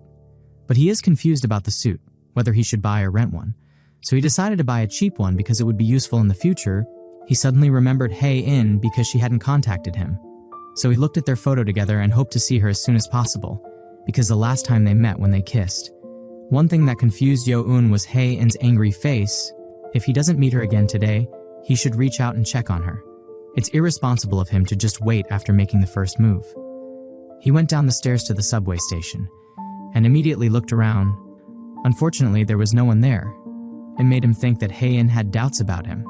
He had a bad feeling because usually a signal like this indicated that she had rejected him and didn't like him at all, but he remained positive and would reach out to her if they couldn't meet today. He really wanted to call her and ask her clearly, because Hae-in isn't the type to avoid expressing herself, so she wouldn't reject him like this. But if this ends up being another kind of confusion, what should I do? Yo-un thought. But suddenly he heard Hae-in's voice shouting as he was thinking about her. So he immediately perked up and looked back, and sure enough, it was the girl he liked the most. Yo-un was very happy and intended to approach her and hug her, but suddenly he was blocked by a member of his band, which surprised Yo-un because he didn't know who the person blocking him was. It even made everyone confused when they saw him. He was very upset that he was the one Hae-in liked. The one who's been bothering their Hae-in is this Yo-un guy, so he nodded, confused by his words. That he was telling his friends that Yo-un was the one bothering her? Of course Yo-un was confused by all this. He didn't understand why he said he bullied Hae-in. He had cherished her since she was in high school, when he taught her guitar, so no matter who Yo-un is, if he hurt Hae-in or made her sad, he wouldn't let it slide, of course. Yo-un was forced to understand his condition, which was drunkenness. He scolded him, don't just say, yes, he should say, yes, understood, while shouting at him. He was getting more and more out of control because he was drunk, so he had to be stopped by force. Yo-un was confused about what kind of people they were. He apologized for the incident that startled him. Said he's normally a kind and fun person. He can't even hit a punching machine, so don't worry. He asked Hae-in if this was the person she was talking about. Hae-in, who was also drunk, said, "Yep, that's right." Yo-un was a little happy that they were talking about him. After meeting Yo-un, they felt they could leave after taking her to the subway. So he asked Yo-un to take her home. However, Yo-un was confused because he had never been to her house before. They all lived pretty far from her place. So they asked him for this favor because she said she trusted him. They said goodbye to her. Finally, they left, leaving Hae-in in a drunken state. Yo-un asked if they were close friends. They all met through music. Ham Ga-hoon used to give her guitar lessons, the most idiotic member of the band. Lim Ja-woon is a bassist she was introduced to through Ja-hoon. He's pretty cool because he plays in a famous band too. And sometimes he DJs at clubs too. Yun Ju-young is a drummer. They only recently started talking, so they're not that close. Yo-un said she could totally start a band together because she has a guitarist, bassist, and drummer as friends. Hae-in laughed at his words. It made her lose her balance and stumble. So she fell into Yo-un's arms with a thud. Hae-in apologized for bumping into him. But Yo-un was obviously happy about it. She said she had drunk a lot at the after party today. So Yo-un decided to hold her hand, making Hae-in look at him after doing that. He said he would hold her hand so she wouldn't fall. Hae-in was quite surprised and fell silent. But she smiled a moment later. She told Yo-un to hold on tight all the way home. And finally, the last train arrived. They got on the train and looked for a quiet seat because they were still holding hands. It looked like a new couple. Hae-in yawned widely. So Yo-un was worried about her. She wasn't sleepy and said she was just lacking oxygen, so she could still keep going with him. Yo-un asked what she wanted to do. Hae-in smiled mischievously and said, "What should we play?" They talked about music and laughed, until Hae-in pinched Yo-un's cheek out of affection. Looking closely at his adorable face, even though Yo-un was supposed to say that, they touched each other's hands, looking for a comfortable position, and holding hands with love, making them look into each other's eyes. Yo-un looked at her sincerely, wondering if it was just him, or if the subway was unusually quiet today, accompanied by beautiful lights. Finally they arrived. They were still holding hands, until finally, Hae-in jumped because they had arrived. Yo-un was very happy about tonight. He asked which direction Hae-in's house was in. It turned out to be super close to the subway. She deliberately picked a place close to the station because she tends to be out late. However, Yo-un advised her not to drink too much. They arrived at the door, so Yo-un said goodbye to her. But Hae-in was disappointed because he wanted to go home right away. Yo-un said he had class in the morning, and he was afraid he would lose control again like last time. Hae-in was honest with him that she drank 3 shots of tequila in a row so she could meet him. And yet, he's just going to leave her? So she invited him inside in a teasing tone, breaking down Yo-un's defenses. Then he asked permission to come inside her place. Hae-in was confused why he asked permission for something like this. Just make it a bold invasion like last time. Even if he kissed her without permission, just be yourself, she said. Hearing that made him silent, and made his little Johnny explode because he couldn't hold it anymore. Yo-un couldn't wait to go inside. They started to open the door. Hae-in went in first, and put down her bag. She immediately sat down on her bed. She looked very beautiful. She immediately got into a comfortable position. She opened her eyes and stroked her hair, but she saw Yo-un still standing, so she asked, "What are you doing?" and told Yo-un to sit down. Yo-un was nervous and looked around, but Hae-in was confused because there wasn't much to see. She got up and got a drink for Yo-un. She checked the fridge, but there was nothing there.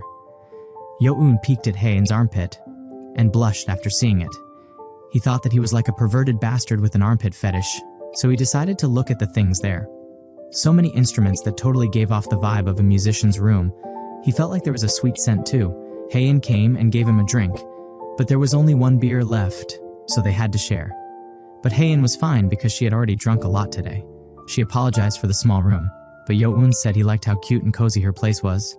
He asked if playing music didn't bother the neighbors. This place was fine because it had soundproofing, so no matter how loudly she moaning, it would be okay. So cool, right? Of course, Yo-un said yes, it's very damn cool. He asked about her parents, but her family is kinda hands-off. They think her uncle is looking after her, making Yo-un wonder if she's lonely. Hae-in asked his permission because she felt a little sleepy. Is it okay if they talk lying down? Just lie down comfortably, it's your house, he said. The foolish Yo-un didn't understand Hae-in's code. What she meant was, let's lie down together over here. Come lie down after finishes drinking. Yo-un didn't expect that, so he finished his drink quickly and put down the can. He immediately prepared to attack Hae-in. Lie down facing her. He said the bed is really big. She replied that the previous owner left it here, but the blanket is definitely hers because the UK flag is totally her style. They laughed, and she asked if she smelled. Yo-un said she smelled a little of alcohol. Hearing that made her embarrassed and she hoped he was drunk too. She was annoyed because Yo-un laughed loudly at him. She started asking him with a serious face, asking about the reason why he suddenly kissed her back days. He argued it wasn't a kiss, it was just a peck. But she said there's not much difference. A kiss is a kiss. So she forced him to answer, why did you do it? He looked at her with a sulky face. Seeing his face made Yo-un fall silent, and it made his face blush. He said that he just wanted to mess with her, to see if she was someone who wouldn't leave him. He wanted to make sure she wouldn't run away, right? Hae-in smiled when she heard that because that was his reason. Turns out, he's actually a bad person, she said. Yo-un felt something touching her from behind. It turned out that Hae-in was already very horny.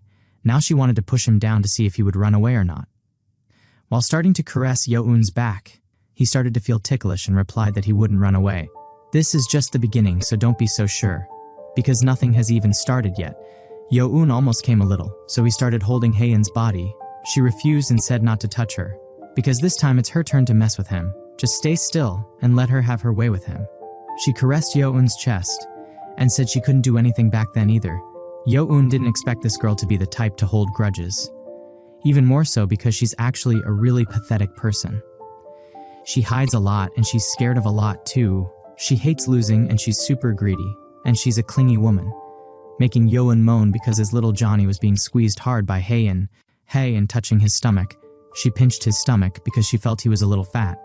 She said that his belly was a bit squishy and thought he had been busy lately, and he rarely exercised. However, Yo-un argued that it was because of the beer, because the rest was still firm. Hearing the words, the rest made Hae-in want to check it out. So she immediately felt Yo-un's entire stomach roughly, making his gasp a little in surprise. She asked if it tickled him. It's not that it tickles, it feels nice. Yo-un started to get really horny, but Hae-in just kept teasing him while smiling, holding back Yo-un's horniness. Yo-un was annoyed seeing Hae-in keep playing around, so he was at the point where he couldn't take it anymore and couldn't hold back, making him jump up wanting to pounce on her, which startled Hae-in because of Yo-un's behavior. He said to stop fooling around like this with his breath labored. Yo-un asked her to start having real sex. He didn't want to waste this opportunity. However, Hae-in was annoyed after he called it fooling around. She gripped Yo-un's shirt tightly and threw him down. so they switched positions because it was Haeun's turn to dominate. Yo-eun's face was already very red after Haeun sat on top of him, and she said that she was serious right now and not fooling around like he said. So she asked Yo-eun how long could he hold back. Hearing that question made him think about how long he could hold back from coming. With some hesitation, he answered maybe 15 minutes to 20 minutes. But Haeun was confused why the answer was only 20 minutes. She hit Yo-eun because all he could think about at that moment was sex. She explained that wasn't what she meant by her question. Even if she messed with him, would he not run away from her? And for how long could he hold back? Yo-eun was surprised to see Haeun's face so close to him, and there was a lot of worry on her face. She explained that she's a really difficult person. If she wants something, she gets obsessed and won't let go. And if she doesn't want to give, she'll never give it. She's that selfish person. So are you sure you won't run away, Yo-eun? Yo-eun said, why does she think he would leave her and run away? It turned out that everyone around her had always been like that, building up expectations, then getting disappointed and betrayed. And the one left behind just gets hurt, especially from her experiences in school that still made her have trust issues. Feeling disappointed, he asked her, do I seem like one of those people to you, Haeun? If so, then why did she bring him to this room to be alone with her? She was silent and replied, that's a low blow. What kind of question is this? He squeezed Yo-eun's face and said, I want to squash you hard because you're seriously annoying. Haeun immediately took off her clothes, which excited him. Haeun opened her eyes little by little and looked at him. She gave up now because she had said everything she wanted to say. Now it was time to take action, so be ready. Haeun began to bring her face closer so that Yo-eun could smell the scent on her neck. She sat down and rubbed Yo-eun, which made him feel good. She began to kiss his entire body, starting from his ears. Yo-eun tried to touch Haeun's hand and her back, causing her to bend over. This made her stand up suddenly, which automatically made Yo-eun confused about what was wrong. She felt very nauseous from bending over too much, so she wanted to vomit right on top of Yo-eun. She was in a position where she wanted to vomit badly and couldn't hold it anymore, so she quickly ran to the bathroom and vomited a lot, shocking Yo-eun. However, he was worried about her condition, so he checked on her. He saw Haeun sitting quietly after vomiting. She felt very angry and disappointed with herself, so she apologized to Yo-eun for ruining the mood. She told him that she had been drinking mixed drinks that made her stomach churn. Yo-eun could only smile painfully, even though tonight he wanted his little Johnny to vomit. He asked if something bad had happened because Haeun had drunk so much. But it wasn't because something bad had happened, she just felt good and happy. In her heart, she said she was so happy right now because Yo-eun really liked long afternoons. But she was scared and anxious because this care and affection that came by chance might leave just as suddenly. Why couldn't she fully enjoy this happiness she never even dared to wish for? They immediately decided to rest and sleep. Yo-eun couldn't bear to do that to her when Haeun was unwell. So Haeun apologized again for not being able to continue their previous activity. He just laughed but was hurt, and said, don't worry and just sleep because you feel dizzy, right? So Haeun would try to sleep and say goodnight to him. Yo-eun smiled as he watched her sleep. He thought about not wanting to lose someone he liked again. So he was honest and approached her because he wanted to build a deeper relationship with her. He didn't want to misunderstand that only he was in love like he was with the girl before Haeun. It was a selfish confession he thought about himself.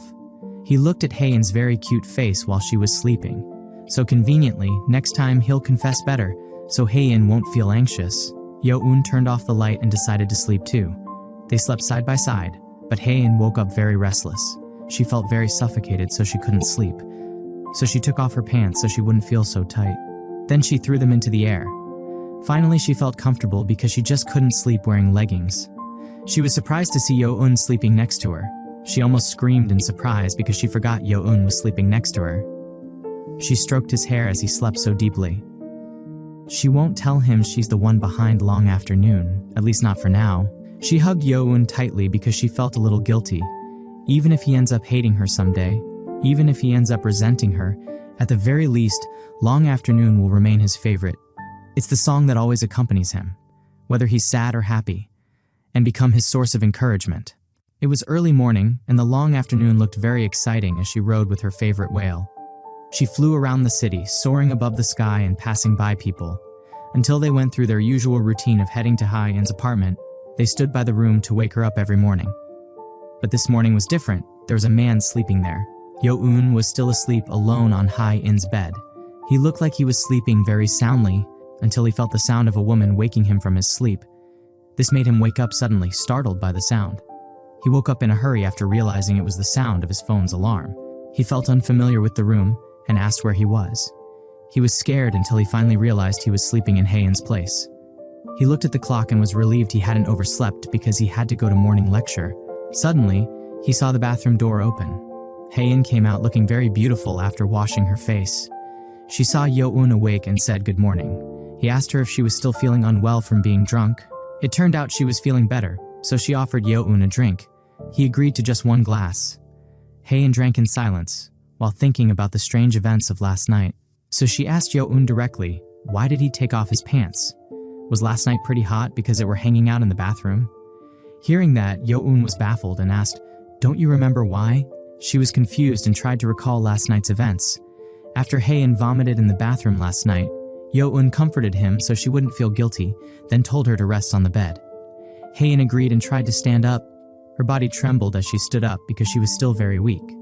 And sure enough, she felt like she was going to vomit again. She suddenly vomited on Yo-un's pants because she couldn't hold it in anymore. This made his pants dirty, so he took them off last night. Remembering that made Hae-in feel very embarrassed about her behavior. He didn't want Hae-in to get the wrong idea because he wasn't wearing pants, so he had to tell her clearly. This made Hae-in immediately bow and apologize sincerely, deeply sorry. She offered to pay for the laundry or buy him new pants. He said not to worry since they were old pants anyway. More importantly, he needed Hae-in to bring his pants because he needed to go out. Hae-in gave him his pants and stood to the side so Yo-un could change. He put on his pants and made sure Hae-in wasn't peeking. Yo-un watched her from behind because she was so cute. It made him unable to hold back his smile, remembering that he had to confess his feelings so as not to make Hae-in anxious. So he called her after putting on his pants. He invited her to have lunch together on a day when they had a day off. He'll make pasta at his place for them, and he wants to talk more about what they discussed last night. Hae-in was silent when she heard his invitation, but she was surprised to hear that he could cook. So she accepted because she was curious about the food Yo-un makes too. So he just had to invite her to find a day off together. And they agreed to it. Hae-in walked Yo-un to the door. He said goodbye and advised her to get plenty of rest. Hae-in also thanked him for walking her home last night. Finally, Yo-un left her apartment. He walked toward the campus. However, he couldn't stop thinking about what happened last night. This made his face red with embarrassment, and he screamed. What the hell was he trying to do? Because he didn't even confess properly and thought he was insane. He said he'd hold back, but he just made a total fool of himself. He thought he should have played it cool, just walked her home. So he hoped Hae-in didn't remember what happened last night. But of course that wasn't the case. Hae-in played her guitar very nervously. Because unfortunately, Hae-in's memory was slowly coming back. It was late afternoon. Until Yo-un arrived at work at the cafe. He changed into his work uniform. He realized his hair was a mess because he had rushed out of the house and barely done his hair. It's annoying to style every day, so he thought about cutting his hair short. When he looked in the mirror, he noticed something odd about himself. He saw a red mark on his neck. A bruise or a bug bite? He didn't remember having this mark before. Since it didn't hurt, he'd just put ointment on it later. He immediately approached Shin Young. She was shocked after observing Yo-un. She looked closer to make sure, and it was exactly what she thought. She asked if he had been walking around all day looking like this. Yo-un thought about his messy hair because he was in a hurry, but that wasn't what Shin Young meant. She didn't care anymore and just wanted to go home. Yo-un was confused as to why she had to leave shouting like that. It turned out that the boss was also aware of it. She asked if she had hung out with Hae-in last night. This surprised Yo-un as to how she could know. How could she not know when his face was practically advertising it? She told Yo-un to cover his neck, and told him that she had a hickey. Yo-un was very surprised to hear that. It made him scream because he had a hickey on his neck. The scene returned to last night's events. It turned out that Hae-in had kissed him very hard on Yo-un's neck when she hugged him after waking up and taking off her leggings. It almost woke Yo-un up. Hae-in kept kissing him because she felt Yo-un's neck smelled so good. Thinking about it made Yo-un feel very embarrassed. Her boss felt he was more naive than he looked. And now he was upset because Hae-in did that, making everyone find out about it. Finally, the moment arrived when they met at the station. Yo-un just stood there silently, staring at Hae-in, upset by what she had done. Seeing him standing there silently, she asked what was wrong. He pointed to his neck, because she acting as if nothing had happened. But Hae-in didn't understand and asked if he was hurt because there was a band-aid on his neck. Yo-un put on a cynical face and asked her if she really didn't know. Hae-in wasn't sure and asked if it was related to her, which of course made Yo-un angry. So he shouted that it was because of the hickey she had made. He said that it didn't fade for like 3 days, and how did she even manage to make it look like this? However, Hae-in teased him, saying that maybe his skin was just really sensitive. Yo-un was still annoyed because there was no remorse on her face, so he asked why she didn't say anything when she saw it that morning, because he walked around all day without even covering the hickey, not knowing it was there, making everyone know about it. Hae-in laughed loudly because how could he not be aware of it? He had looked in the mirror but thought it was just a small bruise. Hae-in was amazed at him because he had seriously never seen a hickey before in his life. Yo-un blundered because this made Hae-in think that he was naive. And of course, it made her tease him again for thinking it was just a little bruise. Yo-un was silent, but curiosity also crossed his mind. So he asked if she had seen them a lot, the hickeys. However, Yo-un was shocked after hearing her answer that she saw tons of hickeys back in middle school. She got bored and tried it once with a friend. It was fun, so she tried with a couple of others too. Yo-un was stunned to hear the words that just came out of her mouth make him shocked. It was much fun back then, but they all transferred schools, so that was kinda sad. Of course, it made him feel weak after finding out that Hae-in did it, especially in middle school. It made him imagine that Hae-in was often gangbanged by many men in middle school, while he only played soccer games, damn it. Hae-in observed Yo-un's face, which was looking stupid because he was imagining that. It made Hae-in unable to hold back her laughter, and she laughed so hard that he was startled, because every time she looked at him, his reactions were just too funny. He was clearly confused because she was the one who said something weird first, like making hickeys with 3 people in middle school. However, she finally explained that she did it among the girls, specifically on each other's arms. It made him feel stupid for falling for her prank again. Someone said they saw how to make hickeys online, so they just tried it during lunch break. He was relieved after she explained what really happened. However, Hae-in didn't expect him to think she dated 2 or 3 guys at once. He felt annoyed again after being blamed for all this. Well, she said hickeys, so what else would someone think? So this wasn't my fault, he said. However, she didn't discuss it and just said his reaction was funny. Since Yo-un looked very upset, she offered him something. She asked if he wanted to try making one too. A hickey. Of course he wanted to, but doing it now would feel awkward. Hae-in taught him to just press his lips down and suck, and one would appear. Usually they show best under the armpit, but just try in her arms now. Hae-in guided her hand toward Yo-un. He was tempted to do it in public. He grabbed Hae-in's arm and lifted it. He slowly brought it toward his mouth to make a hickey. But he deliberately bit Hae-in's arm hard. This startled her because it hurt. She shouted at him, asking why he suddenly bit her. Yo-un smiled, pretending not to understand how to do it. She said to suck, not bite, but he continued to pretend, even though he did it on purpose. He told her to stay on her guard because he might bite down again at any time. Hae-in fell silent hearing his strange-sounding words, and smiled with a blush because Yo-un was about to bite him, maybe somewhere else. He fell silent seeing Hae-in's response, and just realized what he said sounded like something perverted. So he yelled that that's not what he meant, he didn't mean anything weird. He just didn't want her to think he's some clueless kid for always teasing him, because he's older than her and didn't want to appear naive in her eyes. She looked his face as he said that. Covering her mouth with a book, she agreed to what he wanted.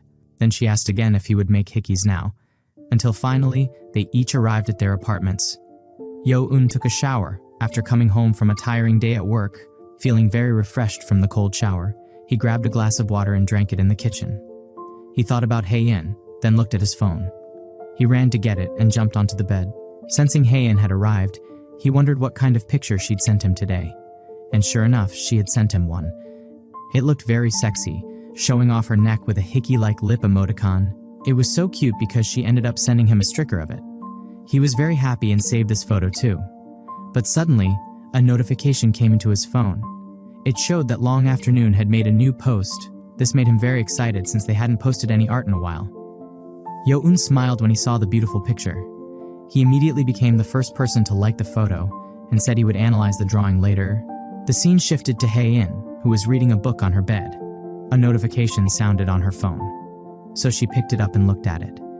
Because someone liked it right after she posted it, at this hour, and maybe it was Yo-un. His Instagram profile doesn't have a picture or name, so she can't tell who it is. He regularly likes her posts and even watches the live streams, whether she notices or not. He always leaves a trace behind her, so she guesses she didn't need something like a hickey after all. She was in a great mood right now after thinking about Yo-un, so she decided to play her guitar. She looked very beautiful while tuning the guitar. She would write a song for today, She wrote, then sang, and played her guitar. A long afternoon was seen on the roof with a fish. She sang very soulfully. She stopped because a drop of water fell on her head. She looked up at the sky and saw that it had rained tonight. The black and white movie shows tap dancing. They are dancing enthusiastically until they smile at each other. At the end of the film, someone is seen watching it. It turns out to be Yeowon's ex, who is watching alone. Until finally, Aryun exits the theater, feeling satisfied after watching the re-release. Good movies really do stay good no matter how many times you watch them. However, she doesn't leave to watch other movies. She decides to watch anything because this is the fun of movie theater camping. A hobby where someone casually stays at the theater all day watching movies. It was raining that day, so she took shelter there while smoking. She watched the rain while reminiscing about the earlier movie. The scene where it transitions from silent to sound film was seriously magical. The music and tap dancing at the end were top-notch and cool. It was her second time watching it, but everything still felt new. A couple walked past her while reviewing the movie they had just watched. She stared at them because she felt lonely, where once there was someone who reviewed movies with her. She imagined that old scene, where he asked, "How was the movie?" In front of her stood Yeowon under the rain with an umbrella. He said personally it was super fun. Seeing his face made her smile because he always said every movie was fun. They chatted happily and teased each other. She liked the last scene too. It really felt like a solid ending to the movie, right? But what's past can't be repeated. This made her confused about what she was doing, pathetically getting caught up in the past. As she said, nothing will change just because she's thinking this way now. She thinks it was her fault for not giving Yeowon her heart and pushing him away. She looks at her phone to check the time, but she sees the date and can't believe today is already this date. Seems like a sad day for her. The next day, the scene shifts to the Columbarium funeral home. A woman also came there and fell silent when she saw someone. She saw Aryun from a distance. She called out to her, making her turn around. She greeted her as Jisoo's mother, but she didn't recognize Aryun because she had become so pretty. They chatted because they hadn't seen each other in a long time and were very happy. But she suddenly fell silent after seeing the candy stuck on Jisoo's spot. So it was her who left the candy every year. It made her feel proud because she was like a diligent child. She told her she really shouldn't because it's against the Columbarium rules. But Jisoo liked it. She always chewed on those tiny pieces in the study room. But there's no one here to eat now. It made them sad because it reminded them of the past. However, Aryun invited her to go outside because she wanted to smoke together, and Jisoo's mother agreed. They walked outside, sat under a tree while smoking. She stopped and stared at the cigarette. She told Aryun not to come starting next year. She said to bring Jisoo back home and that she might be moving to another region soon. And this would be her last visit. She emphasized again not to come and just remember Jisoo once a year around this time. Candy isn't something you leave and forget, you're supposed to chew it or swallow it. Don't just dwell on the fact that Jisoo is gone. Please live remembering the happy moments too, because she's trying to do for herself. But every year, that candy Aryun leaves breaks her heart. She also told her to quit smoking and stop wasting her pretty face like that, or she would age quickly. She said goodbye and thanked her for coming every year. She was silent, not expecting that the candy she left behind would have such consequences. She thought about her behavior, which always ended up hurting someone. It was late afternoon, and the scene shifted to the cafe where Yeowon worked. He was serving customers as usual, until someone called him to take an order. But Yeowon's excitement turned to disappointment when he saw his ex-boyfriend come in. So he quickly took her order so she would leave quickly. But she said she would take it to go. Yeowon noticed she seemed a bit off today and wondered if something had happened at work. But he didn't want to think about it too much. Aryun told him she had recently watched that movie, the black and white one they had seen together. He didn't understand what she was talking about. She said it was even better the second time around. It reminded her how much she loved the movie. It was so good. He tried to remember which movie she was talking about, until he realized it was the one that switched from silent to sound halfway through. Ariane was happy that he remembered the movie and suggested that he watch it. But he said he was too busy with work. She was happy enough just to be able to talk to him now. So she teased him because today he had time to listen to her, which annoyed Yeowon. Night had fallen.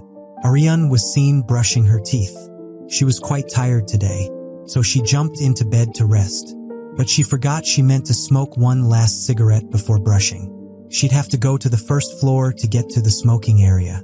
She regretted booking a high floor because of the view, but now it was a hassle. She decided to smoke because it would itch her and wake her up in the middle of the night. She took the cigarette from her bag and just went for a quick one. But she found something else. She found the candy that Jisoo often bought. It seemed that Jisoo was someone very precious to her, so she was reminded of old memories. She decided to replace the cigarette with the candy. While remembering the movie she watched, everything was the same. Great story, great acting, even the memorable soundtrack. Nothing had changed. She realized the movie had so much more to offer than she remembered. She looked at the grape-flavored candy and thought, should she quit smoking? The scene shifts to the music studio where Haein works. Uncle is seen cleaning up because he is about to go home. Once he is done, he immediately asks Haein to go home and close the studio.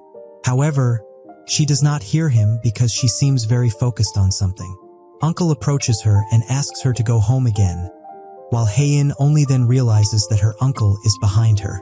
She asks her uncle for permission to sleep in the studio because she hasn't finished mixing her song yet.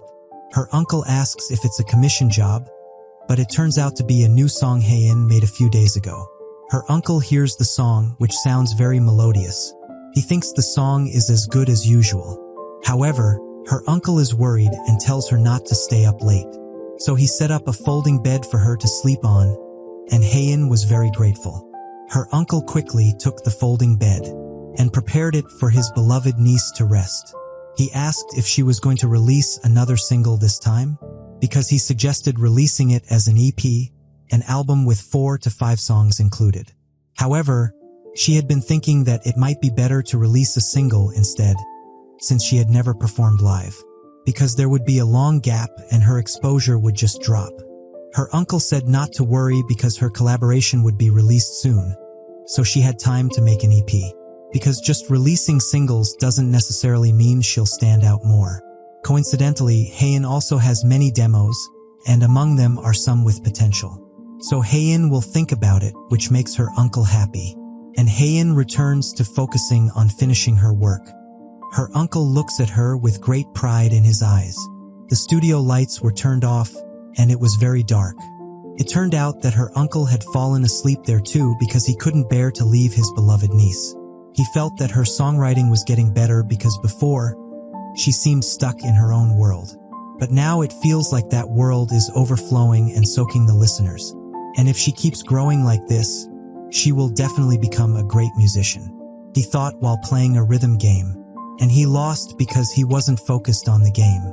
He became annoyed because he was a musician who couldn't complete a rhythm action game. So he blamed the game for being broken because of his skill issues. The next day, the scene shifted to the library. Yeowon was seen thinking hard alone there. He was preparing answers for the pre-interview questions. Suddenly, loud music could be heard inside the library. Yeowon realized that the festival was underway, which explained why it was so quiet in library. He checked the time and realized he had some free time before his part-time job. So he decided to go out for the last festival. Finally, Yeowon headed there. There were many people enjoying the festival. He looked at the event schedule while looking around. He was disappointed because even though it looked beautiful, the event was always the same every year. However, he stopped when he saw something there. He saw a band called Idiot Dot, which he knew was his friend Haein's band, but unfortunately, he had to go to his part-time job. Someone shouted his name, Senior Yeowon. It was a junior from his basketball club. He greeted them, but without saying a word, they suddenly restraining him with suspicious expressions, and dragged Yeowon, leaving him completely confused about what was happening. It turned out they were taking him to the basketball court, forcing him to wear the uniform and play with them. He apologized for being rude to the senior, but he wanted Yeowon to help for just 10 minutes. He explained that it was a free throw match with the customer. Each of you throws 5 free throws, and the side with more points wins. If the customer wins, they will receive a festival certificate. They left Yeowon to eat because they were very hungry. Meanwhile, he was very upset because he had to do all of this. A couple approached him and said they wanted to try it.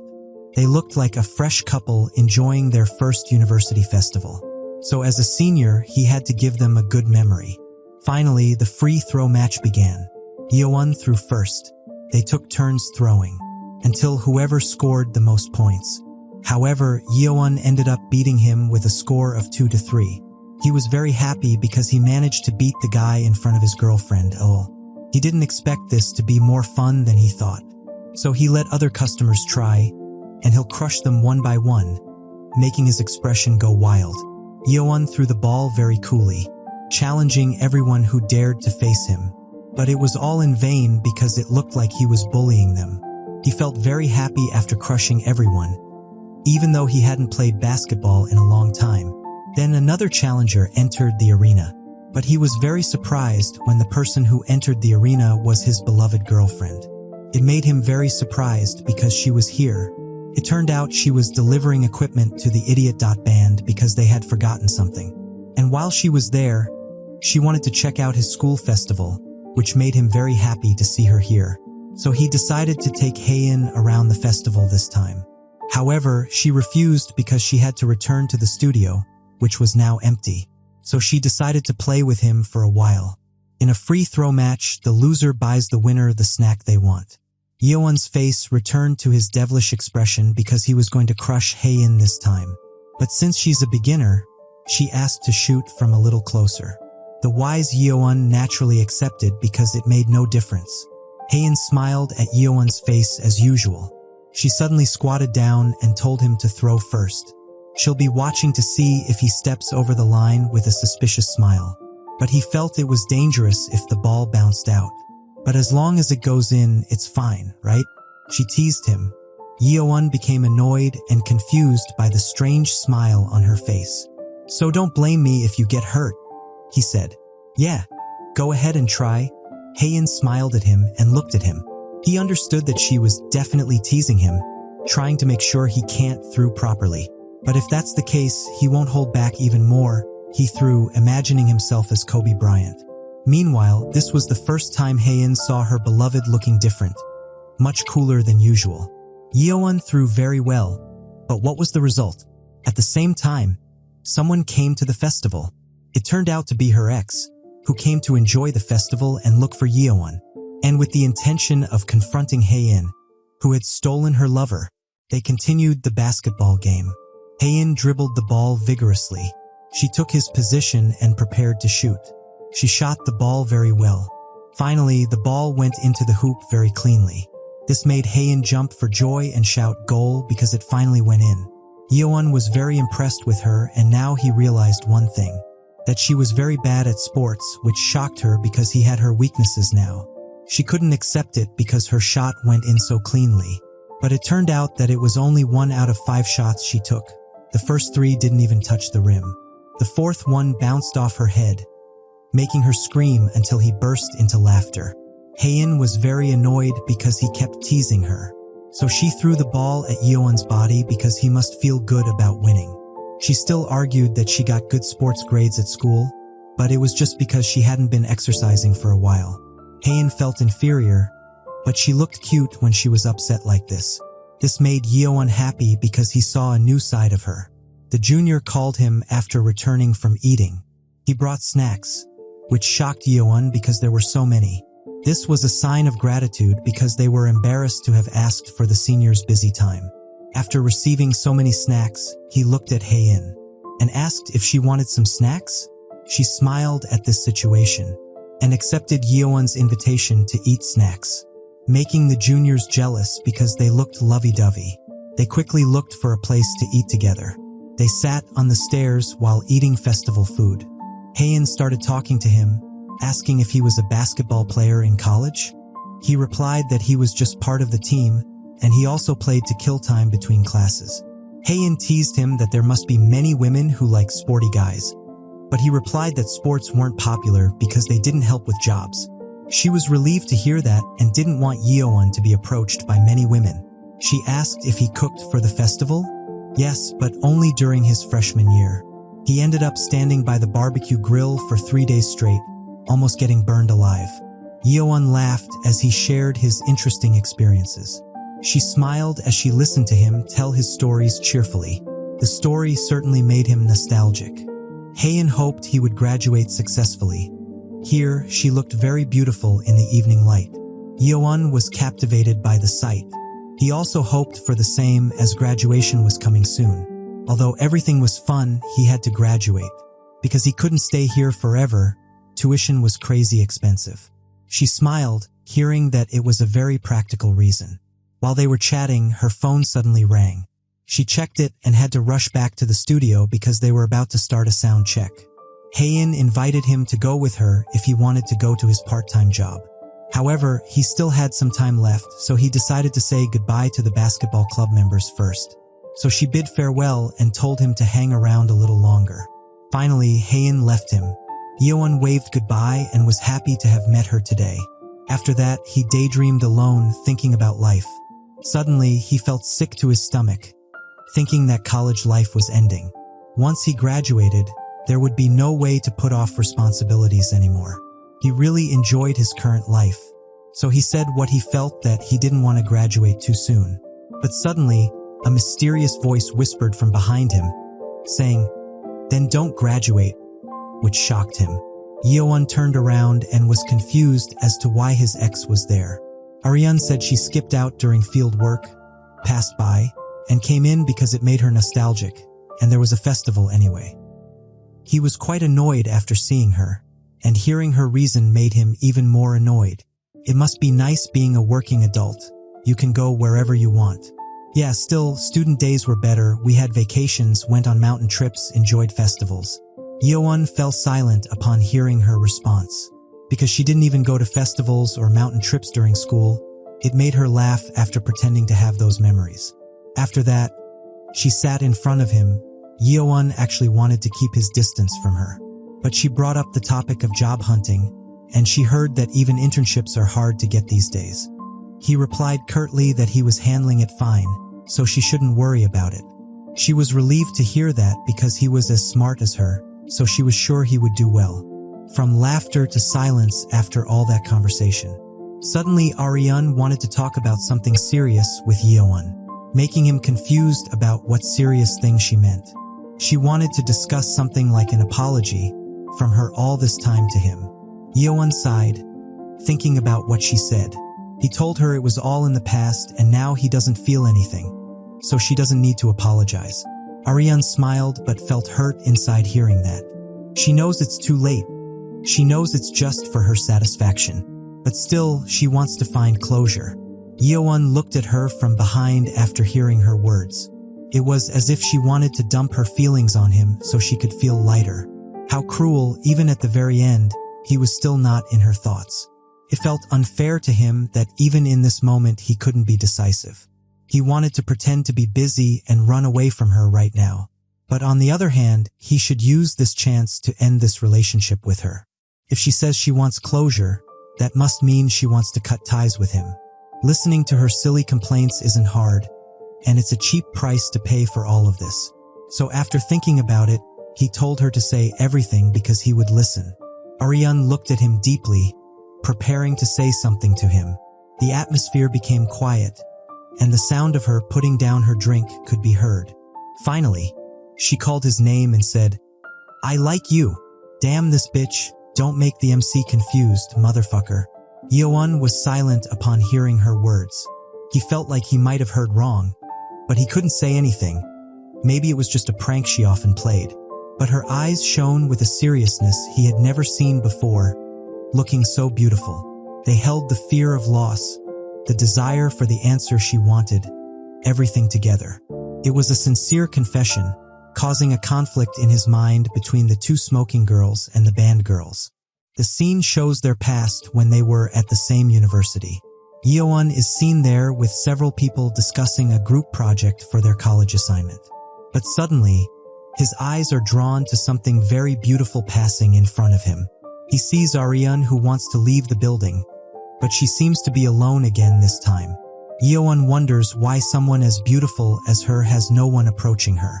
So he plucks up the courage to call out to her, since they happen to be in the same project group assigned by their professor. Without further ado, Yeowon approached her, and with his signature smile, he asked if she was going to lunch. Since they were going to eat together at the cafeteria, he invited her to join them. But of course, she immediately refused, saying she didn't like hanging out in big groups. So she left Yeowon with a cold attitude, while he just stared blankly as she walked away. Yeowon, with her kind heart, still wanted to invite her, so he thought of something. He shouted and called her back, saying that if she didn't like big groups, then he would invite her to eat together, just the two of them. So she looked at Yeowon with a strange look. She saw Yeowon's hesitant face, but he insisted on inviting him and said not to eat alone. This made Ariane quite uncomfortable, and she asked why he kept bothering her, saying she would eat alone. But he just couldn't help worrying, and she usually went around alone anyway, so wouldn't it be nice for a change for her? But besides, the main thing was that they were on the same team for their major project, so if they wanted to do well, they had to get along even if they didn't want to. Ariane looked him up and down, because she was often teased by other men because of her beauty, but she felt something different about Yeowon's good looks. So she agreed and said, "Then from now on, have lunch only with me." This shocked him, because if he did that, then she would agree to eat with him. He asked again what Yeowon would do. Yeowon just stood there thinking, but she was too stupid to realize other people's intentions. So he said fine, whatever. He agreed to her terms.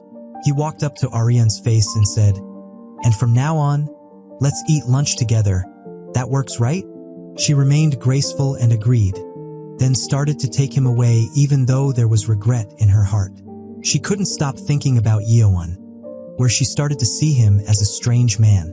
Because usually when she says nonsense like that, men back off on their own, but why does he keep sticking around now?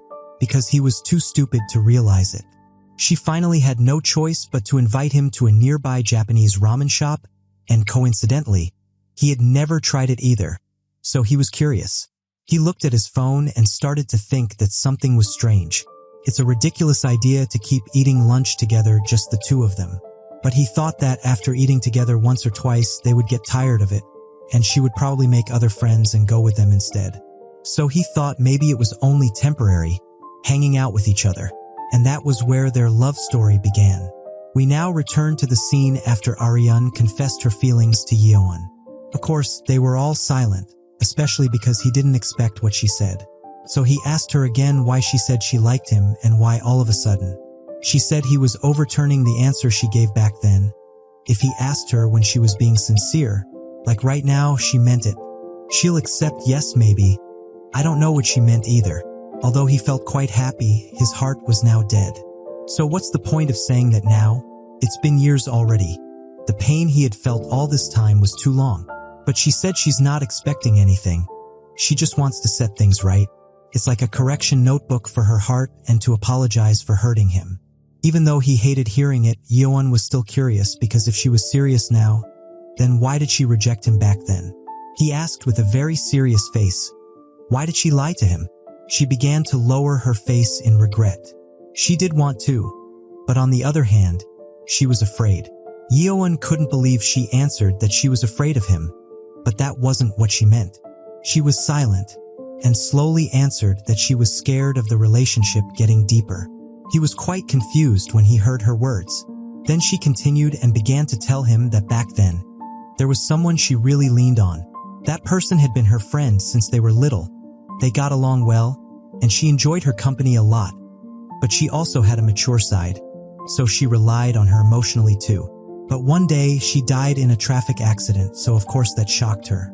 Yeowon was also shocked because he only found out about this story after being with her for a long time. It was 2 days before the school trip. They had planned to buy what they needed, but just like that, she disappeared. It was sad, but she managed for a while. Whenever she missed her, she just cried and let it out.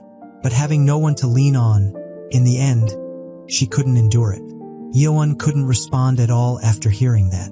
She doesn't remember much from then. Her heart was so broken she couldn't control herself.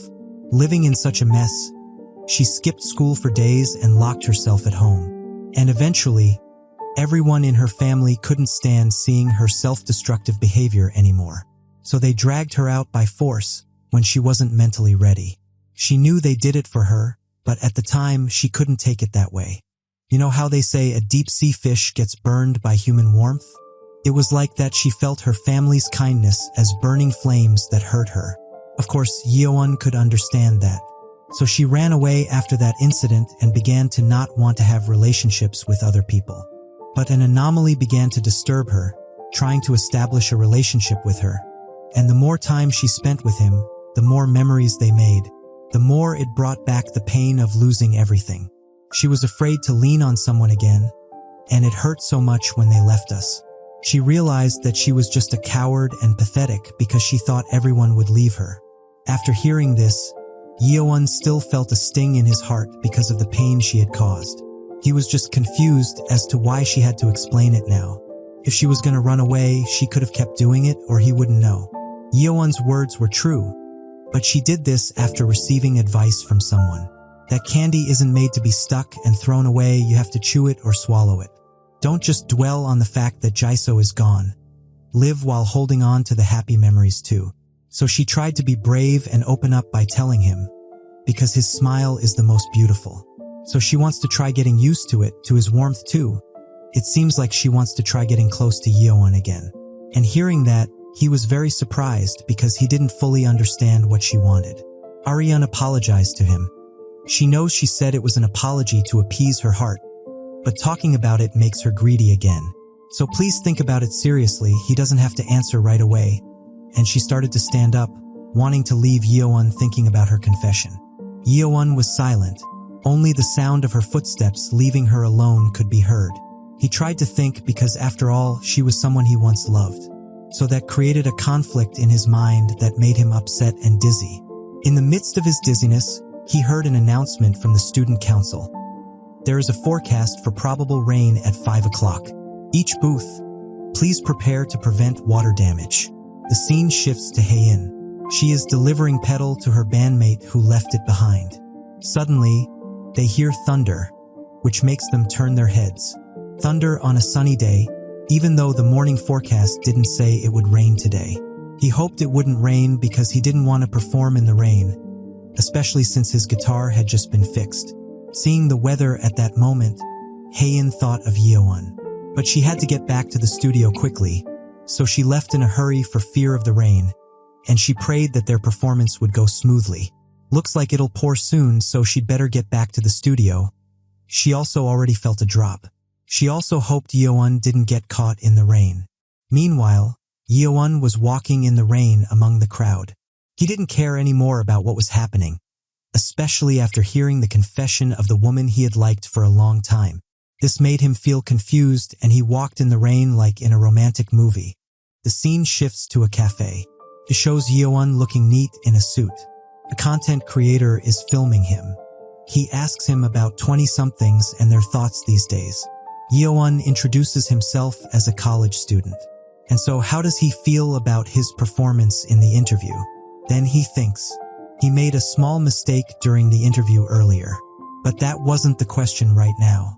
The question changed to what are you going to do about Han Arian's confession? It surprised him that why he knew about it. Just answer whether you accept it or not. He will firmly reject her because he has long moved on. But isn't it a waste because they have many memories together? After all these years, doesn't she have a place in your heart after all? It's not like a second chance is impossible, said Yeowon, who was conflicted with his own thoughts. It startled him from his strange dream, because he thought it was a real interview. He had slept too long on the train, and was surprised to find he had already reached his destination. He ran as fast as he could out of the train, thankful that he had almost missed it, and walked out of the subway. It was late afternoon. The scene shifts to a cafe. Yeowon came to work, but Shin-young was surprised to see something different about him, because Yeowon was wearing a suit today. He said he borrowed it for an internship interview. because it looked so cool. She suggested he take a selfie and send it to his girlfriend. But he just smiled cringe-eyly at the word girlfriend. This confuses her. He goes to the back to change his clothes. Of course, they both notice his attitude. So Shin-young concludes that either he got into a fight, got dumped, or bombed the interview. Meanwhile, in the changing room, Yeowon still looked weak. He was silent, lost in thought, and he didn't know why his head felt so messy, even though he thought he had made up his mind about Hae-in. But of course, the image of Ariane still lingered in his mind. But when someone who was always steady suddenly changes, it leaves him kind of sad, reminding him of his mother who turned out to be sick when he was a child. Is that why he feels unsettled? Does he feel pity for the person he wanted to hate and forget once and for all? He slapped his own face hard. Snap out of it, he must focus on work and finals prep too. He worked as usual, making drinks to order and offering them politely. The boss asked him to make an order for him, but the boss noticed something. There was an order that had been left behind. The boss asked him if it had been processed. Sure enough, he had forgotten. So the boss was angry because he made a mistake he never makes. But the boss told him not to rush to avoid accidents. In the midst of his busy work, suddenly the blonde came in. She looked beautiful as usual, looking at Yeowon. But his expression was very gloomy, and he didn't even want to look at her. The boss was very familiar with her and knew her favorite order, but today she would take it to go. Maybe she didn't want to make him feel awkward. The boss asked him to make 1 hot chocolate, but when he saw what he was doing, she saw him putting chocolate in a smoothie. His mind was so chaotic today that he made many mistakes. The boss couldn't believe his behavior, so she got angry and decided to make it herself. He felt bad because it had been a while since he got scolded, and realized where this whole problem came from. Yeowon stared at the blonde because it was all her fault. Ariane realized this and stared back at him, but he quickly looked away because he didn't want to look at her face. He went back to calm himself down in the staff room. He calmed himself down so he wouldn't get distracted again. Until it was nighttime, Yeowon cleaned the cafe, because they were getting ready to close. After scolding him, the boss asked him something, because she felt bad. She asked if job hunting was tough these days. He agreed, but he had to keep going. She heard young people were struggling a lot lately, getting worn down by all sorts of things the world demands so much. But she was sure he'd do fine, because he put effort into everything. He was embarrassed to hear her praise and thanked her. The boss smiled, seeing that he was no longer gloomy, and if things got tough, he could always talk to her. At least she could buy him a drink. Yeowon was relieved to have a boss who cared like that. So he thought of something, that he wanted her boss to buy him a drink today, because he's really craving alcohol right now. The boss was surprised because he usually always refused her invitations. It made her very happy because she had a drinking buddy tonight. So cute. They immediately rushed to the bar.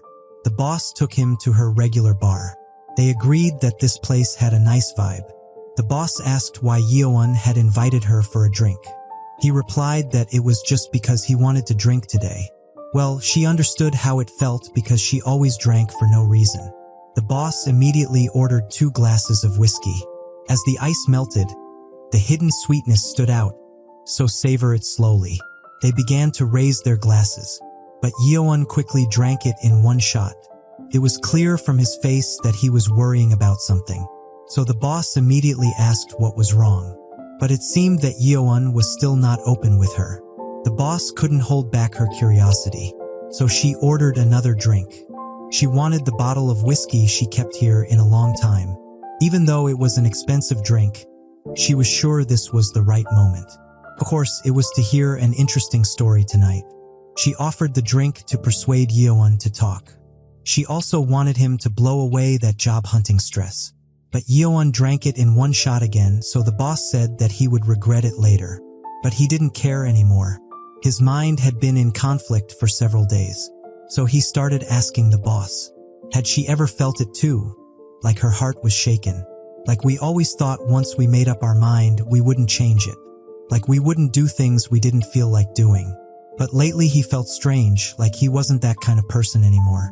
The boss guessed whether this was about his romance. The bar owner eavesdropped on the story that was starting to get interesting. Yeowon was a little embarrassed to admit it, but he agreed and tried to open up. The boss asked if he wasn't getting along with Hae-in, even though the last time she saw him, he had a hickey mark on him. He replied that he never fought with her, and moreover, he really liked Hae-in. But he got confessed to recently by a girl he used to like, someone who confessed to him before but who rejected him. The boss was silent and began to digest the story. So she concluded, did he mean that regular who only orders hot chocolate from them? This surprised Yeowon because why did she know that right away? The boss immediately laughed and smacked him on the back. Of course she knew because she's been watched romance dramas for years. Anyone could tell they too weren't just ordinary. So how did it feel to be confessed to? Did your heart lean toward her? Not exactly leaning, but he was genuinely happy after being confessed to. He hated her for dumping him, and he was mad she suddenly showed up acting close. But when she actually confessed to him, it felt good. But when he thought about it, it felt so stupid and disgusting. He spent all this time hating her, trying to forget her, and he even has someone he likes now. But just from hearing a few words of confession, he hesitated. He hesitated to reject her, and he thought, is he some pathetic pushover with no pride? This thought just won't leave his mind. So the boss asked if he wanted to try going out with her. He said absolutely not. He said loudly that he liked Hae-in. It's just that right now, his emotions are all tangled up, and he's just confused. He feels pathetic too. The boss smiled when he heard the story and thought about giving some advice. He began telling Yeowon the story of why he got divorced. He knew the story that they had a huge fight and broke up. The boss laughed, realizing she had told him everything when she was drunk.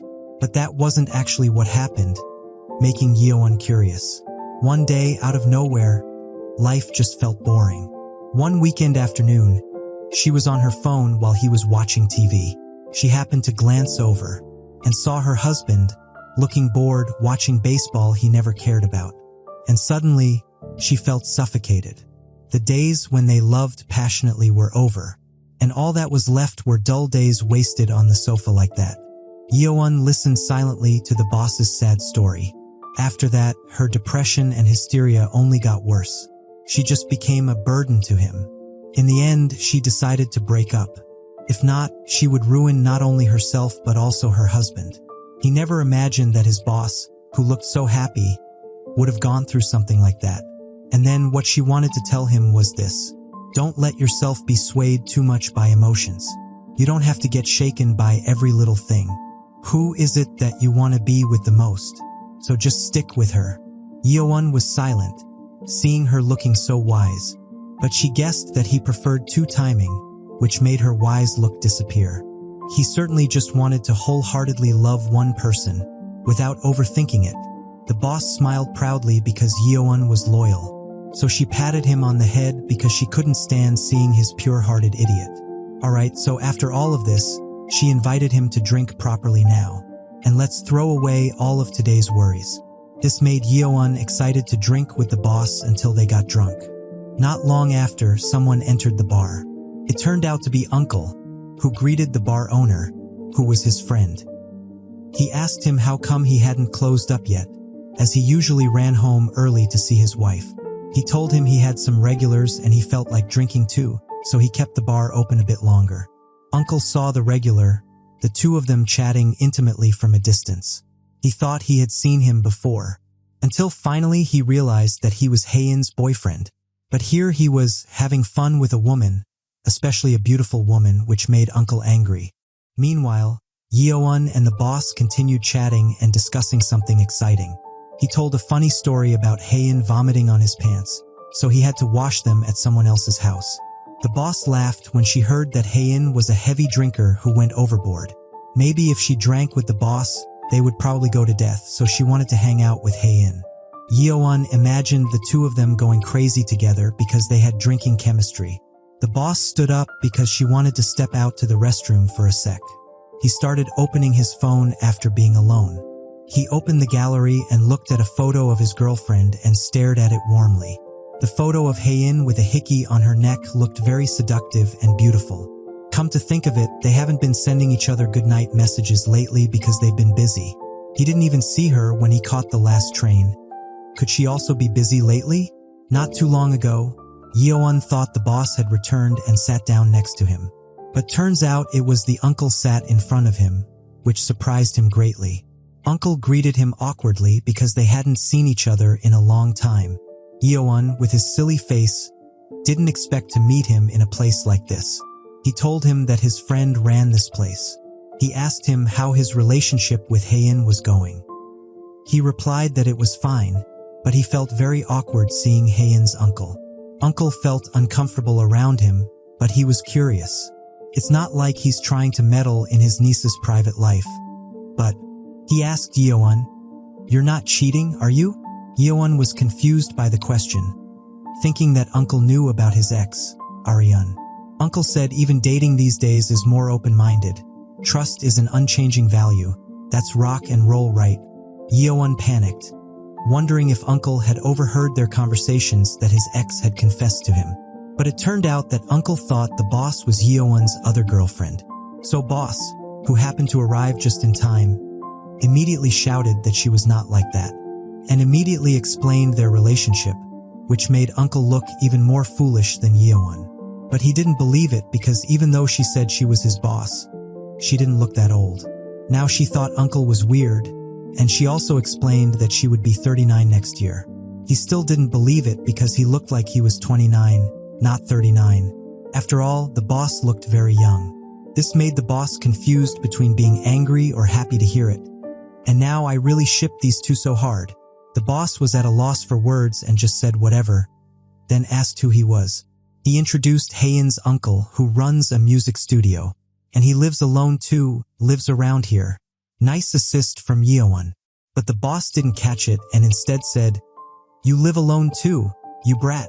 She asked the uncle's age, which turned out to be 38, and they talked about many things.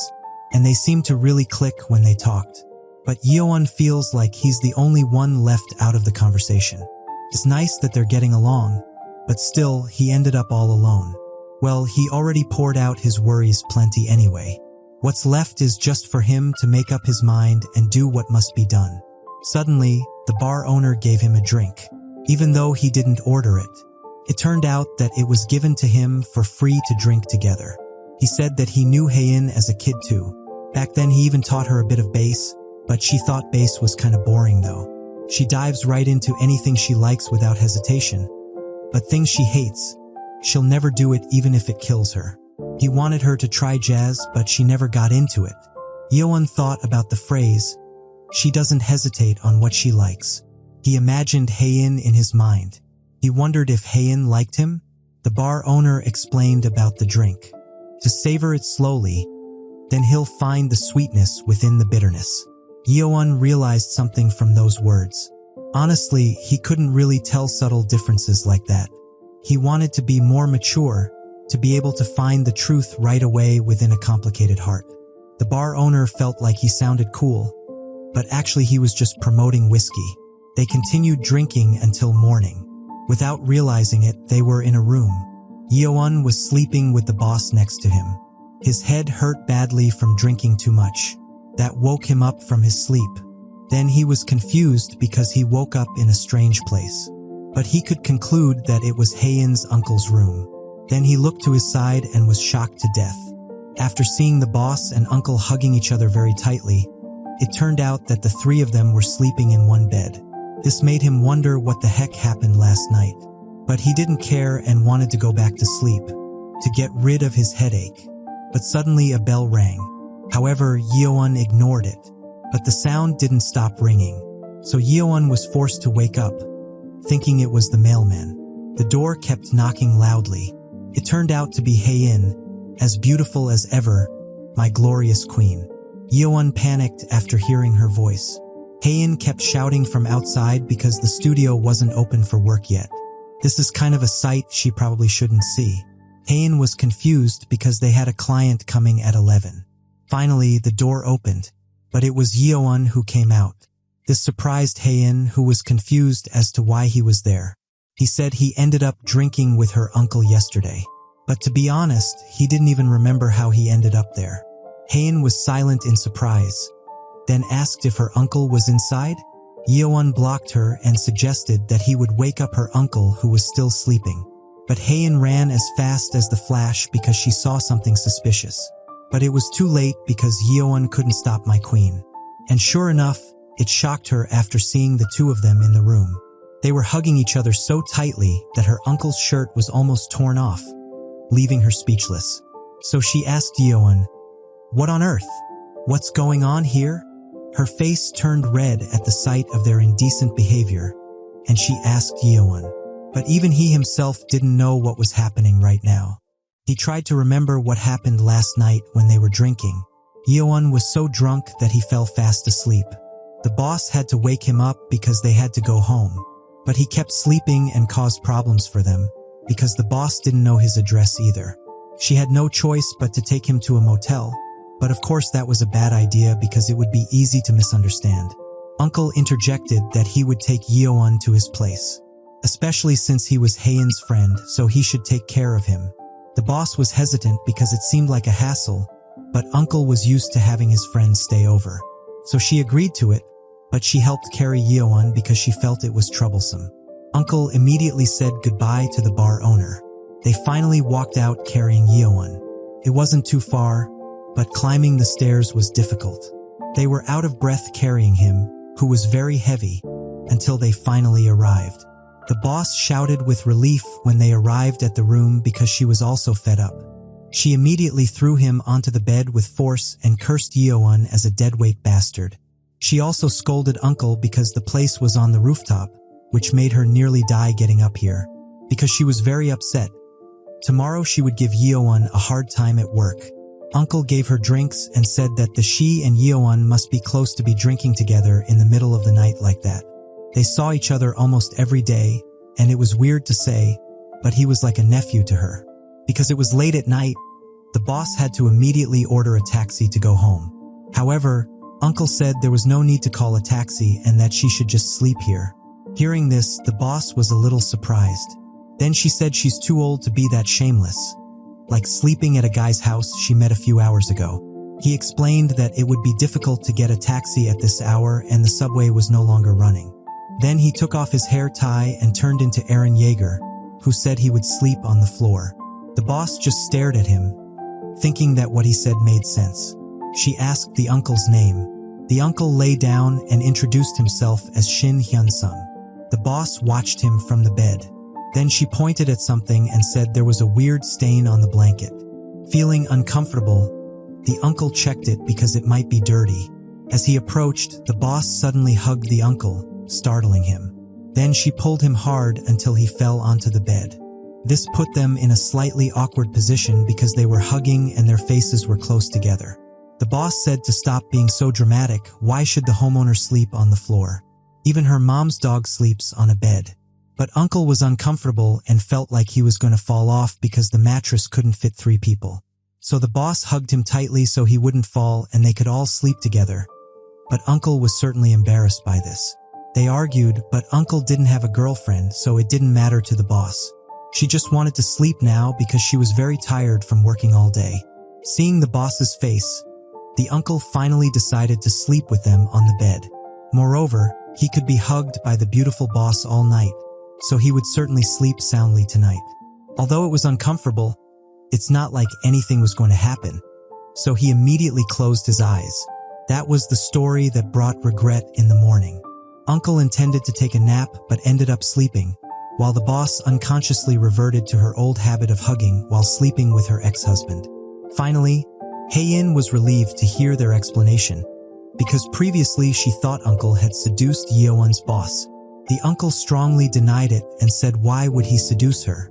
Hearing that, the boss became irrationally mad because he didn't seem to see her as a woman. So she hit the uncle so hard that he screamed. She hit him for no reason. She just thought he was really annoying just now. Yeowon could only remain silent because he felt guilty that all of this was his fault. Haein asked for the studio key because it was almost time for the client to arrive. She also told her uncle to take the boss out to eat something like hangover soup to help her recover from her drunkenness. Meanwhile, she would take Yeowon out to eat ramen together. Yeowon remained silent, embarrassed, but he was happy after being scolded by Hae-in, a true masochist. Even her uncle didn't dare to refuse her orders, while the boss was mortified. Finally, they parted ways and walked out.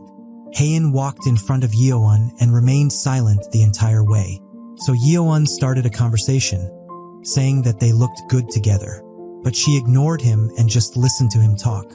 So Yeowon was confused as to why she didn't say anything, and the mood felt kind of heavy too. He immediately ran up to Hae-in and asked her, "Are you mad?" Hae-in was silent for a moment, then rolled her eyes and said yes. She was a little mad.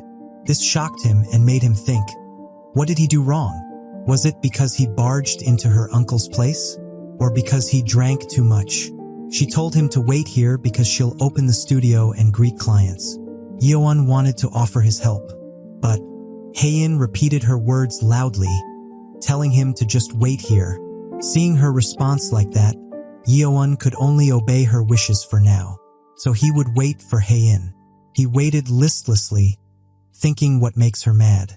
But he really couldn't figure it out because he was so stupid. Just as he was thinking, Hae-in finally came to him. Then she invited him to eat ramen to cure his hangover. They immediately headed to the convenience store, but they were both still silent without talking, making Yeowon feel awkward. Yeowon apologized with 1,000 excuses, such as drinking alone with his boss and so on. Hae-in remained silent, but she felt sorry for giving him the silent treatment. So she started talking about something about their goodnight messages. "Is it something you can only send once you're home?" she said. "They always send it so the other person doesn't worry. Isn't that what a goodnight message is?" Yeowon felt guilty and apologized again like a fool, saying he wasn't being considerate yesterday. Seeing his silly face made Hae-in smile beautifully, so she told him to send 2 messages to make up for yesterday. He happily agreed because she wasn't angry anymore.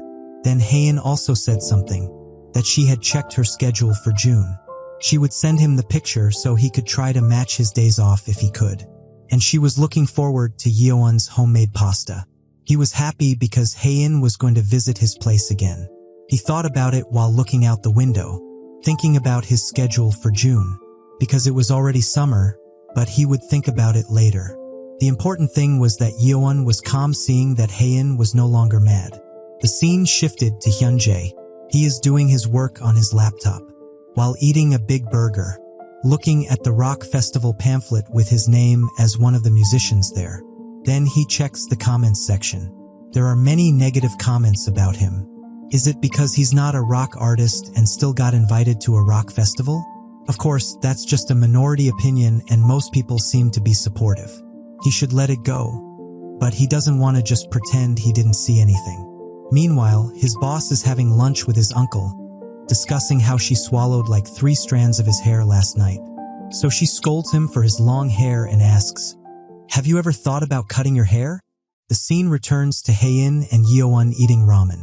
He was very relieved and said it was a good meal. She asked if it helped him recover from his hangover. He replied that ramen is the best hangover cure. Hae-in wanted to know why he drank so much. Did something good happen? Yeowon fell silent after she asked that question and remembered the reason. But he couldn't possibly say that another woman had confessed her feelings to him, so he was forced to lie. He had his first internship interview yesterday, and it stressed him out a bit.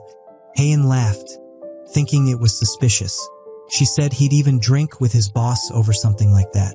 Of course, after lying to her, he felt this guilt hit him right in the gut. Then they discussed his internship interview further. After finishing, Hae-in had to head back to the studio quickly. But Yeowon felt unsatisfied with their conversation because they hadn't seen each other in a long time. Apparently, she was thinking the same thing, so she asked if he wanted to stop by for a bit. She invited him to accompany her to work at the studio where she worked. Yeowon hesitates, wondering if it's okay for him to come to her workplace. She explains that just for a bit is fine and it's pretty quiet until 1 p.m. anyway. Yeowon thinks about his schedule, but decides to forget about it all. When else would he get to spend time alone with Hae-in? so he tells her that he's free today. She smiles because he accepts her invitation, so she immediately asked him to follow her. They finally entered the studio. Yeowon was amazed when he entered and saw many musical instruments on display there. It was his first time there and he said it was amazing. Haein explained to him what rooms were in the studio. She also showed him her workstation proudly and cutely. Yeowon asked her what she usually did, whether it was like managing the studio schedule. But she replied that she just took naps with a big smile, which of course confused him. The band usually used it for a couple of hours, so when there was nothing else to do, she just caught some sleep. Yeowon said that was basically getting paid for nothing, like a salary thief. But of course they were just joking. She works busier and can be a bit hectic if she is alone and doesn't work with her uncle. Then Haein invited him to see the rehearsal room because it was empty right now. They immediately went there. Haein was happy to see him, fascinated by what he saw. Yeowon felt very cool imagining himself playing musical instruments. He asked what kind of people come here. This place has been around even before her uncle took over, so famous bands visit from time to time, like the band Kaleidoscope, which Yeowon often listened to when he was little. It made him feel amazing to imagine famous people playing here. Suddenly, he asked Haein if she played here too. Yes, if there's no booking. She practices guitar because it's more effective when we don't hold back the noise. He could only say wow over and over again because he was so amazed. He was like a child who was fascinated by the big speakers and other things. Haein couldn't help but smile at Yeowon's innocence. She asked him if he wanted to hear her play. She also wanted to show off her skills to the man she liked, of course. Yeowon enthusiastically agreed and wanted to see her play the guitar. Haein realized Yeowon's desire because it was written all over his face, because he actually wanted to ask her, but felt bad because she was working. She immediately got ready to turn on the effects and sound. She began to tune her guitar with a very professional pose. That's my wife. She wanted Yeowon to request a song, but Yeowon was still mesmerized by how cool Haein looked holding the guitar. He couldn't think of any songs and left it up to her to play whatever she wanted. While thinking of a specific song, she began to play her guitar handsomely. This made Yeowon very wet and he screamed at her handsomeness. He asked loudly, "What was that she just played, Jazz? Was that a famous song because it was so cool?" Haein felt happy but confused because she was just warming up, and it wasn't a song. It made Yeowon fall in love with Haein for the second time, because she played so well. Haein felt euphoria in her heart and she loved his reaction, so she thought about messing around a bit. She immediately changed the effect to distortion to start a loud song. She strummed her guitar and played her fingers to form a unique tone.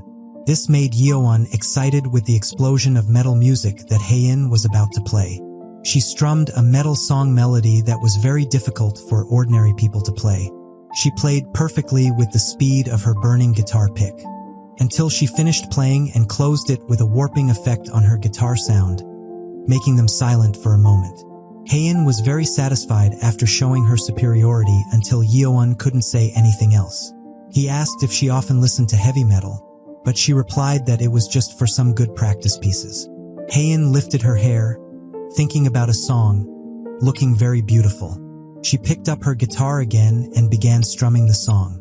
Just hearing the opening melody, Yeowon knew what song she was playing. It was a song from Long Afternoon, and he really enjoyed the melodious tune.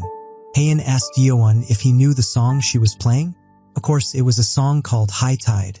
He didn't expect Haein to be able to play it so perfectly, but of course she could because she was Long Afternoon, you fool. He watched her, remembering his boss's advice not to be swayed by emotions. But to be honest, he couldn't help but be swayed when he saw the curvy girl playing his favorite song on the guitar. Seeing someone with such a serious expression when focused on what she loves, and such delicate movements without a single wasted gesture. Handling something he loves with such care right in front of him. It made him feel like he was drowning in the song High Tide, which he visualized as being in the middle of the ocean, drowning in the melody, until Uncle broke down the door and interrupted their romantic moment. It made Haein angry because he had interrupted their moment together. It was getting dark and they had returned to their respective homes. Haein was using toner after cleansing her face and wanted to rest immediately. Suddenly, she heard a sound from her phone, so she immediately jumped up and lazily grabbed her phone. She lay down on her bed and looked at the photos sent by Yeowon. He sent photos of himself wearing a suit that Haein had complimented him on, saying it suited him very well. He also sent photos taken by his boss while he was out and sent it to him today. She felt that the photos cheered her up, so she wanted to reply with a selfie photo like just another day. But suddenly she received another message. She immediately opened the message from Yeowon. He sent news that the 15th should work for their meeting. So Haein couldn't wait for that date for them to meet.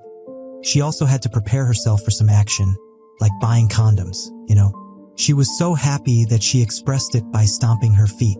She was going to come to his place for lunch because he was going to cook for her. But on second thought, something seemed to have changed in her. She was getting used to chatting through messages. She used to get all nervous just receiving texts before. Has she gotten used to it by saying goodnight to Yeowon? It made her think that what they were doing had a lot of meaning behind it. But suddenly another message came to her phone. This time it wasn't from Yeowon, so she was confused. Who was sending her a message at this hour? It turned out to be the bass player from her band, Ji-woon, asking if she was free next Monday morning. The next day, Haein made an appointment with him. She arrived first, bringing her favorite fishing equipment. Finally, Ji-woon arrived and greeted her. However, she was shocked when she saw his face. She asked, "Who are you?" Because his cool face was gone, replaced by puffy eyes. He had been talking to his sister the night before, so Haein asked if they were fighting. She's been going clubbing lately, so she comes home late. He called her out a little, and she started arguing back while drunk. She felt that he was more like a parent than a brother because their parents were far away. Haein was proud to see him become a caring older brother to his sister. She asked why he wanted to meet her today. It turned out that it wasn't him who wanted to meet her, but it was Hyunjae who wanted to meet. So they immediately went to see him. They greeted each other nicely. Then Hyunjae led them to a room to talk about something secret. She wondered what he meant by secret. They immediately walked to the room. Hyunjae welcomed them with a glass of cold matcha. He started asking about Haein. She said she had finished the mixing for now and was thinking of releasing an EP. He was surprised and asked if she was planning to release a physical album too. And they continued to make small talk while drinking. So Haein asked why he wanted to meet them today. Since they were all busy, he got straight to the point, that it was just a favor he wanted to ask. At the rock festival he was performing at, he invited Long Afternoon to play his set with him. Hearing this surprised them, because Hyunjae already had his own band, with a different setup and more members too. Ji-woon understood Hyunjae's reasoning, because it was a rock festival, and Hyunjae agreed to it. This time he wanted to try leaving it to a rock band with a strong identity. Haein asked why he was rearranging for a rock festival because his songs were good enough to just play them as they were. Ji-woon knew for sure that Haein hadn't checked online forums. There was a bit of a fuss in the comments on the rock festival's official account about Hyunjae being on the lineup. There were negative comments about Hyunjae and insulting him like a joke. Haein didn't expect that because there's no rule that only rock bands can perform at a rock festival. It's outdated rockism, the belief that rock music is superior, even though those people don't actually come to watch. And the organizers said it hasn't affected ticket sales much either. So this is just him, wanting to prove a point, making my wife cringe because he's trying to be cool.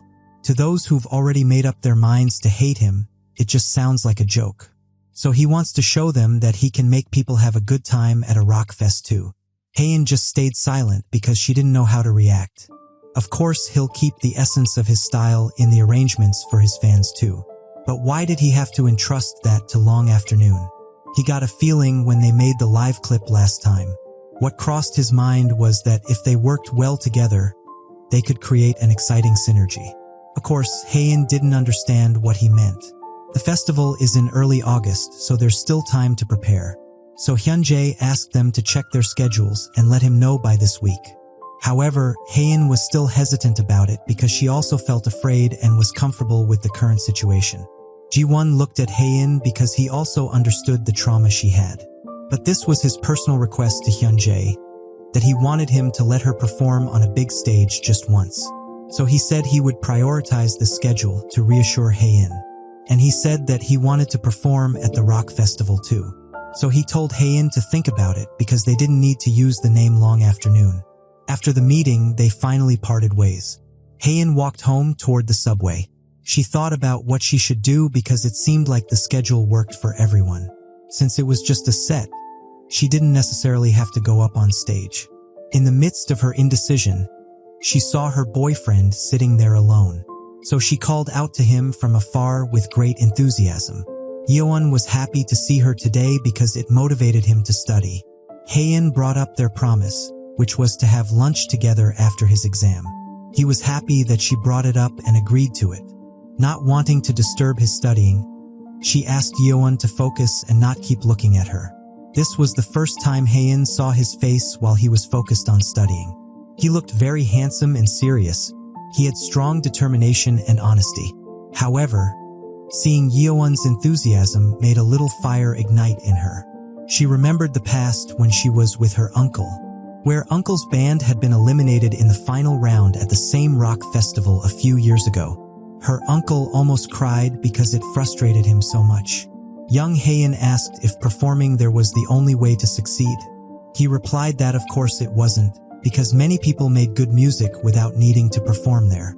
But there weren't many opportunities to perform in front of tens of thousands of people. Hearing that number surprised Haein. Oh yes, her hair was still black here, looking natural and beautiful. Because it's not easy for an indie band to gather tens of thousands of people at once.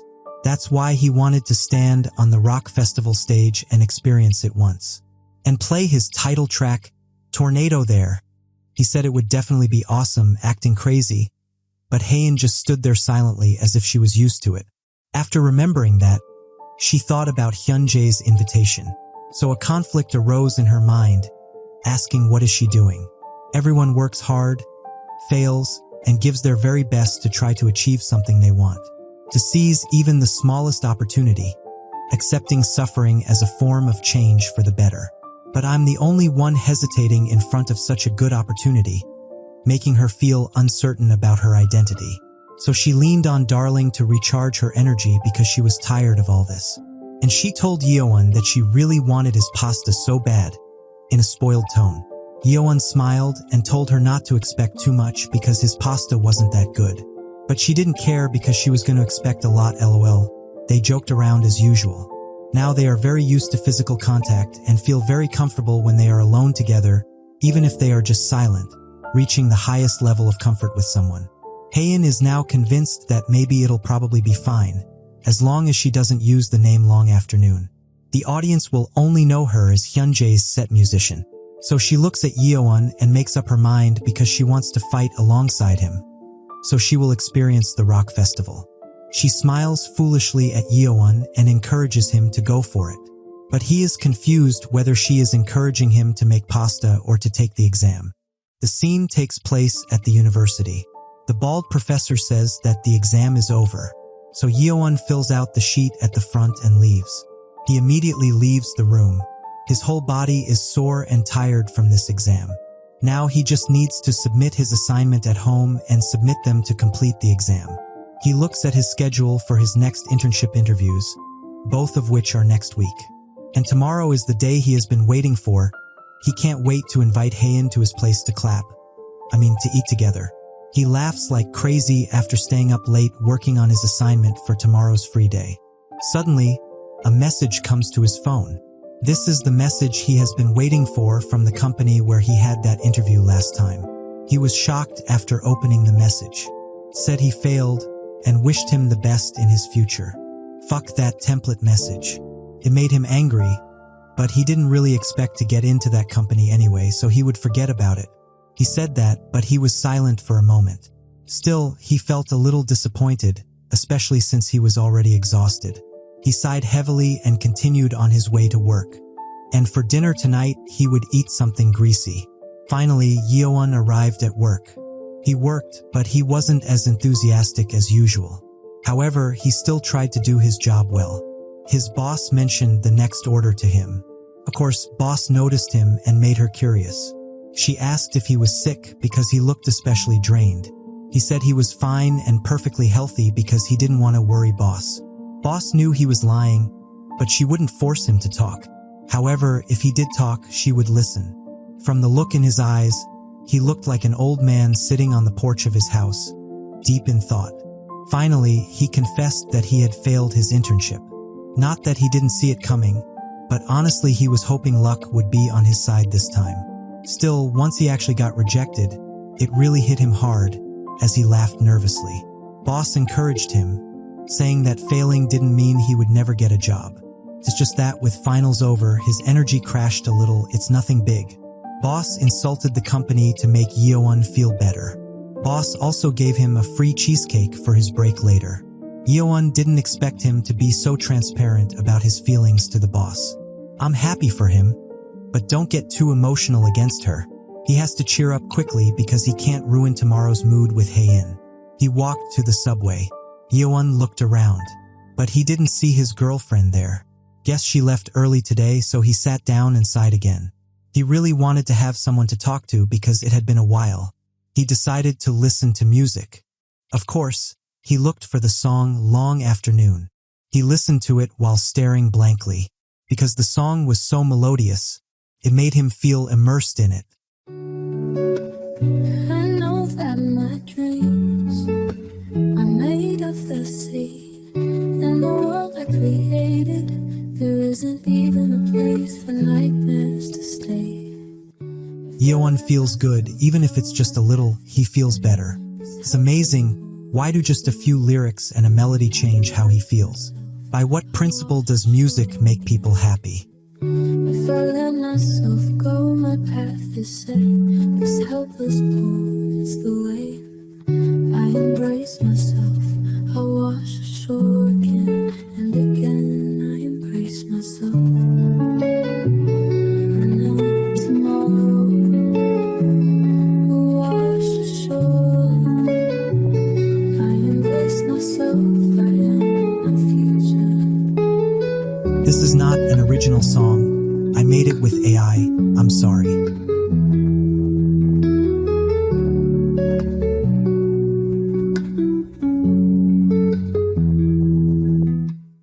Yeowon felt goosebumps after hearing the song. It was as if Hae-in was singing right next to him to cheer him up. Last time it just felt similar, but this time it really sounded like Hae-in. He looked at the fish mascot and compared it to Hae-in. But he said no way, it's impossible, this idiot still doesn't realize it. He thinks if it really were her, she'd have no reason to hide it from him. Tonight, he's just gonna keep this music on infinite loop for 10 hours. He finally arrived at the apartment. He finished showering and tidying himself up, until he was ready for bed and checked his phone. He researched and read about what pasta he would cook for Hae-in. He wanted to prepare the food and drinks well. Starting in the morning, he scheduled cleaning and shopping. But suddenly something horrible stood beside him. Yeowon was very surprised to see that figure. It was Woo-kin, the long afternoon mascot. He asked why it was here, and he was even more surprised that it was real. Woo-kin said enthusiastically that it was real. This confused Yeowon even more. Woo-kin pointed in that direction, guiding Yeowon. It said that it was morning, but Yeowon could only see the window, which was still dark. He didn't understand what it meant because it was obviously still night. Suddenly, he felt a bright light shining from the window, and sure enough, he fell asleep and woke up with shock. But I'm honestly more shocked writing this, because suddenly my wife appeared right next to Yeowon, who was sleeping. She looked very beautiful, and of course it confused Yeowon. He thought this was a two-step verification dream. Hearing Yeowon think she was dreaming, Hae-in said he could do anything to her body, but Yeowon wanted to pinch her instead. If it were me, I would squeeze. He is too good. He thought it was impossible because she didn't know the door code. Hae-in was also confused by his meaning because she thought he had left the door open for her.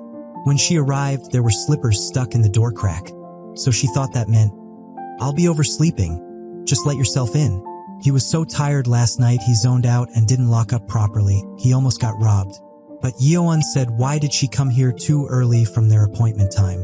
However, Haein said that it was already 11:30, which surprised Yeowon. He looked at the clock and shouted an apology. She said it was fine because they had plenty of time today anyway, so she told him to wash up and get ready. Since they were already late, let's just take our time shopping together. Yeowon still felt very embarrassed about this. Her face turned red, and part of his body stiffened. That scared him out. When he first opened his eyes and Haein was right in front of him, he really thought he was dreaming. This is a disaster. He wanted to have everything ready before she came, but he overslept. In the midst of his confusion, Haein suddenly knocked on the door. She just realized she forgot to tell him something. She said, "Good job on your exam." He didn't expect to hear that man. Hearing this made him very happy. I also happy too. He thanked Haein. Honestly, when I wrote this, I thought that Haein wouldn't come cancel their plan, and that Yeowon would be even more disappointed and depressed. But I didn't expect she really came. May today be a happy day for them. They immediately went to the convenience store to shop. Yeowon started looking for the ingredients needed to make pasta. He was thinking about what kind of noodles to use. Haein approached him and brought the basket. So he immediately asked her if she wanted regular noodles or the screw-shaped ones. She replied that she would go with spaghetti because she liked twirling it with a fork. They shopped while joking around like a newlywed couple. She asked what else they needed. What's left is Parmesan cheese, tomatoes, and veggies for salad. So Haein went to get the cheese and told Yeowon to pick the vegetables. He watched her leave from behind. Yeowon felt that grocery shopping together was kind of nice. It didn't feel like chores, more like a date. They parted ways for a moment. He was choosing fresh vegetables. Meanwhile, Haein had already gotten the cheese. Yeowon was confused because he was afraid of buying too many vegetables, but Haein was excited to eat it all. Haein felt that he was very skilled because he was careful when shopping. So she asked if he often came to this mart. Of course, because he'd lived alone for a while, and he used to come here a lot as a kid too. She asked if he came with his mom, because she also used to go grocery shopping a lot with her mom or dad when she was young. But he said his mom passed away early. He mostly ran errands for his dad. That's when he learned to cook on his own. Haein felt guilty discussing his mother, so she apologized for reminding him of those memories. Yeowon replied that it was okay and not to worry about it. It was so long ago and he was totally okay now. So she really didn't have to apologize, which made Haein feel a little relieved to hear Yeowon reassure her. Next, he invited her to pick a wine to drink together and check out. Yeowon walked ahead of her. Haein had a new perspective on Yeowon and his resilience. She suddenly touched his back. This surprised Yeowon and made him wonder what Haein was doing. She joked that Yeowon looked hungry, so it was time to go get some lunch, right? Yeowon couldn't wait to eat with her. When he asked why she was touching his back, she just said she liked the print on his shirt. When they arrived home, Yeowon immediately prepared the ingredients. He got ready because he had to cook something delicious. Afraid of getting bored just waiting, Haein offered to help Yeowon if he needed it. He asked her to open the wine with a wine opener. She praised him for having prepared all the tools. Haein tried hard to open it, but then she saw the speaker on the table. So she wanted to play music through the Bluetooth speaker. He let her, but he said the sound quality wasn't great. Haein chose a song that suited the current moment, so she played it right away. The music began to fill the room, along with the sound of the stove cooking spaghetti. They didn't talk and just enjoyed the soothing rhythm of the music. After that, Yeowon said this song's nice. Haein explained she loved how it quoted lyrics from Elvis X. Leslie. It fits so well. This song makes him feel like he's swimming through space or something, and coincidentally, that's literally the title of the song, making them laugh. Finally, he talked about the long afternoon, which inspired a new post on Instagram. It was a drawing of Woo Kin playing with a jellyfish. He asked if she thought it was a teaser for the next album. Maybe they wanted to tell another ocean story like in Rising Tide? Of course. Haein pretended not to know and replied, "Maybe it's a song about a jellyfish?" With a small laugh. Of course, she felt guilty for lying about it. So she wanted to discuss something with Yeowon.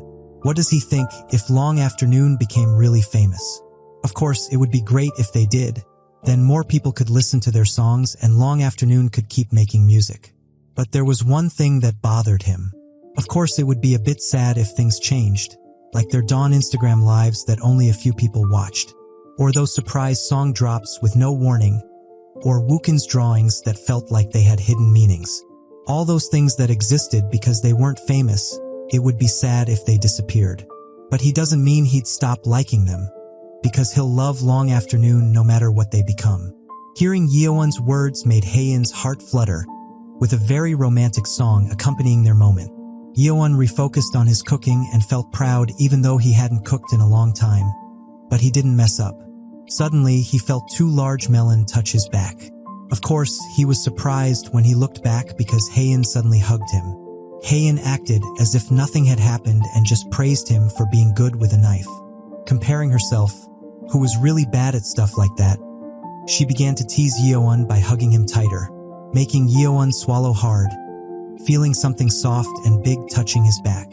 He tried to calm down and returned to discussing knives, which anyone could learn to use.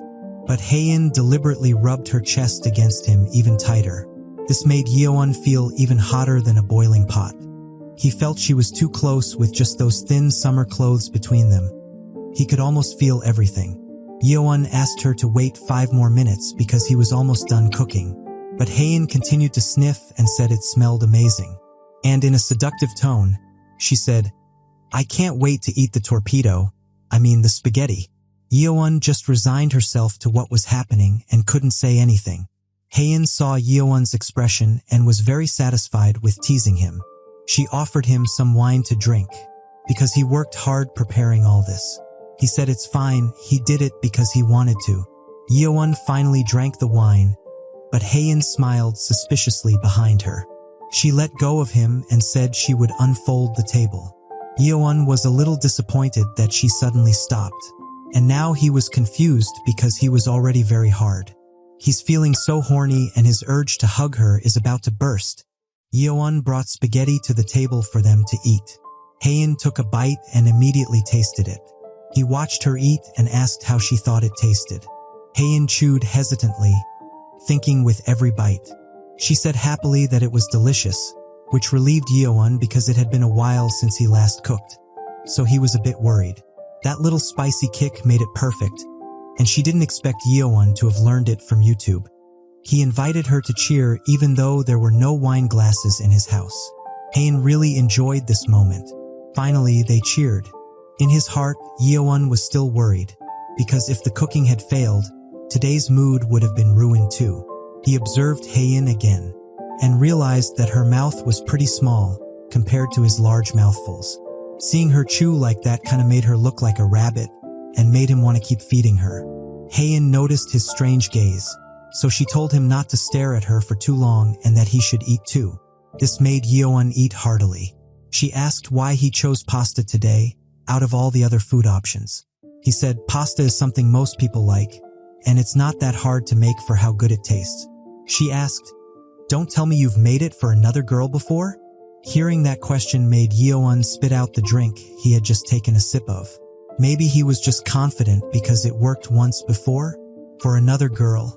It turned out that Yeowon had never cooked this for his ex. He had never made it for anyone else. The most he had done was eat it with his dad. Haeun was happy to tease him and asked, "Then I'm your first guest?" Of course, Yeowon agreed. Well, it was her first time eating pasta cooked by a guy too. She usually just ate delivery food with her uncle. Hearing the words "her first time" made Yeowon quite happy. Out of curiosity, Haeun wanted him to tell her a bit about his childhood later.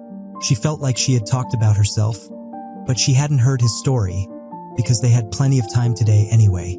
Of course he thought he could, but his story was pretty ordinary, so it might be boring for her. She smiled and said that was fine because she still wanted to hear it. So Yeowon decided to tell her, but if it was boring, Haeun might fall asleep while listening. But actually, he was confused about what to tell her, because he only played soccer games when he was little.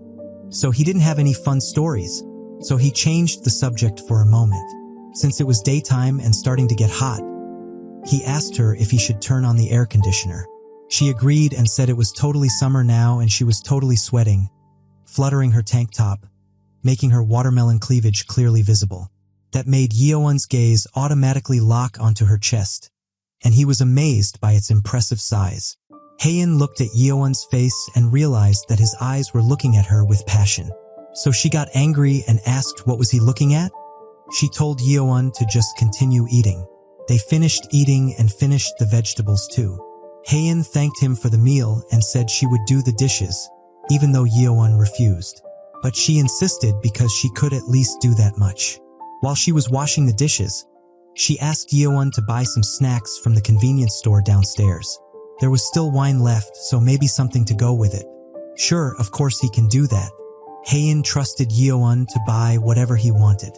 He immediately went to the convenience store. He looked for snacks that would suit them and thought, why does the conversation feel so awkward today? Is he just too nervous? He wanted them to have lunch together and just take it easy, maybe even test the waters a little. But he also realized the reason why. Maybe it was because of yesterday's rejection of his internship application. Did he just shrink back for no reason because of that? Then he hit his head to get it together. He went through all the trouble to invite her. He couldn't ruin the mood now. Finally, he quickly bought some snacks and returned to the apartment. He opened the door and brought the snacks to Haein. She welcomed him and was happy that she had waited for him. Already sitting in front of his laptop, she quickly asked him what his laptop password was. He was confused as to why she wanted his laptop password, but Haein was thinking of putting on a random movie, just to make it feel a bit like a cafe. And luckily, Haein still subscribed to Netflix and could watch something. He asked her, "Any movie you want to see? Might as well watch something good if we're turning it on." But she didn't really watch movies that often. Maybe something with the ocean in it would be nice. This made Yeowon think hard about a movie with the ocean. But he could only think of those pirate movies from when he was a kid, which wasn't the right mood for that. Suddenly, Haein pointed to a movie and asked him, "Roj and Sarah the Little Mermaid, this one has the ocean, even the cover is about the ocean." Seeing the title, Yeowon remembered something. So he told Haein that it was a very old movie, but she didn't care as long as there was the ocean in it. So they immediately played it and watched it together. They watched it very closely while eating snacks and drinking wine. Yeowon actually remembered this movie because back in college break time, he watched it with Ariane at a room cafe he sat, and she lay down next to him. Oh no boy, don't remember other women when you're watching with your woman. He doesn't remember what it was about. Back then his head was filled with her faint cigarette scent and the thought of maybe something good might happen. Suddenly, a very loud moan startled Yeowon because there was an adult scene in the movie. Yeowon didn't expect this movie to have a scene like that. He thought it was a sentimental film. He was very embarrassed because the scene appeared while they were watching together. So he glanced at Haein, but she didn't seem to react. Guess this kind of bed scene didn't bother her? Yeowon admired her because she looked so cool. But in her heart, Haein was conscious of it. Suddenly jumping to a scene like that was so awkward. She was just good at keeping a poker face. They continued to enjoy the scenes in each movie. Before they knew it, they were drawn into the movie, they were very quiet and enjoyed the film. Suddenly Haein asked what would he do if the person he liked someone else. It would be hard, but he guessed he'd just give up, because we can't change someone's feelings after all. Haein accepted that answer because it sounded reasonable. So Yeowon asked back, what about her? And she'd curse them. She'd wish the person they liked would drift apart or something, or their relationship would just collapse. He laughed because that sounded kind of cruel. She continued, still she didn't want to give up. When she loved someone, she would do whatever it takes. So the person she loves will love her back, because she's that serious about it. Yeowon could only remain silent upon hearing this. She also said that she's gotten used to chatting lately. She thinks it's probably because he always says goodnight to her. Of course Yeowon was glad to hear that, so he'll keep saying goodnight then. Suddenly, Haein's face turned red upon hearing this. She said that's not quite what she meant to say, but of course she would be happy. Yeowon realized she was flustered because of what he said. But at that moment, he also remembered something. He once asked his ex, why does she always just watch movies? Well, because it's a good way to pass time and it's fun. And movies are mostly stories about cowards, which is true. and that's why they make her feel safe when she watches them. Hearing this, I realized why I like watching movies. It makes her think, I'm not the only one living scared like this. Of course, she still prefers ones with handsome guys. Yeowon woke up after remembered those memories with his ex. And maybe he also realized something about her. Maybe he still hasn't moved on from her yet. But he didn't want to think about her confession make his anxiety continue. While the movie was showing something very exciting, so it makes Haein very excited to watch it. But suddenly Yeowon calls her name. He apologizes to her, because he doesn't think he can watch this movie any longer, which confuses Haein. He says with a serious face that he likes her. Finally, our boy confesses his feelings to our queen. Hearing this so suddenly made Haein fall silent in shock. But she plucked up the courage to respond to his confession. Her face blushed, and she asked Yeowon, "Then what happens next?" Of course, Yeowon invited her to let's go out with great seriousness. But that wasn't what she meant. She meant, how does the movie end? Because she felt that the movie wasn't over yet. Yeowon had made up his mind and wouldn't let Haein tease him anymore. He immediately hugged her and said to watch the rest later. "What matters right now is us," said Yeowon, aggressively bringing his face closer to Haein's. Seeing his very serious face made Haein want to tease him further, and she asked, "So what will he do now, right now?" Meanwhile, the movie was still playing. "So I'll speed it up now, you bastard. This is 1. This is 2. This is 3. And now they kissed and were finally ready for their first clapped. But honestly, I don't know if Yeowon bought condoms too earlier. Meanwhile, outside, another encounter took place. The boss, who had just finished shopping, was very surprised to see someone on the street. It turned out to be Uncle, but he didn't expect to see her after what had happened last time. So their meeting was very awkward, and they explained to each other why they were there. Boss had just come out to get a coffee and do some shopping, and she asked Uncle if he was busy at work. He replied that he was technically working, but the studio wasn't super busy. After that, they ran out of topics of conversation, which made them even more awkward. So they decided to say goodbye and part ways quickly. But since they hadn't seen each other in a long time, Uncle wondered if he should ask her to grab a drink, but he didn't want to disturb her day off. It turned out that the boss was thinking the same thing, because it would be awkward if things continued to be this awkward between them. They both thought about it for a long time until they finally parted ways. The uncle finally arrived at the music studio, but it turned out that the boss had unknowingly followed him there. They were both surprised that Uncle had ended up bringing her along, and boss ended up following his invitation too. They were confused by this situation, but boss just thought about having a cup of coffee and didn't think it was something to make a big fuss about. She just wanted to cool down because it was hot. She glanced at confused Uncle and thought, for now it's like they're friends. Anything more than that clearly. And it turned out that Uncle was thinking hard with his stupid brain, afraid to do anything and have her get disappointed. He remembered that his ideal type was clearly someone crazy about rock like him, and they would die together while taking turns listening to their favorite songs. But now he was confused. Why was he getting interested in this woman who seemed to have zero relation to rock?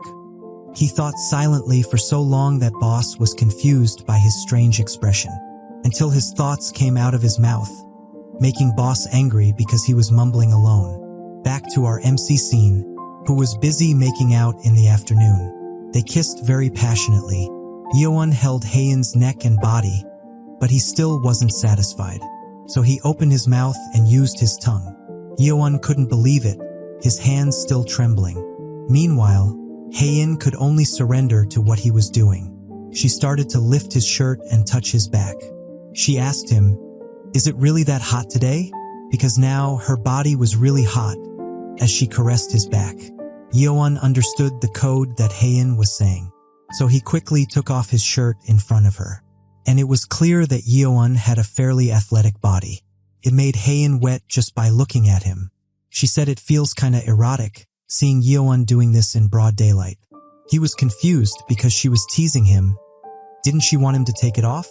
Haein was silent as she looked at his body from top to bottom and said yes she did. And finally she climbed on top of Yeowon, saying, "And that's what makes it even more erotic." She sat onto his lap and hugged him tightly. She prepared to bite Yeowon. Meanwhile, he just resigned himself to enjoying what she wanted to do. She bit him hard and he just held on while hugging her body. Unable to stand it anymore, he tried to take off her bra.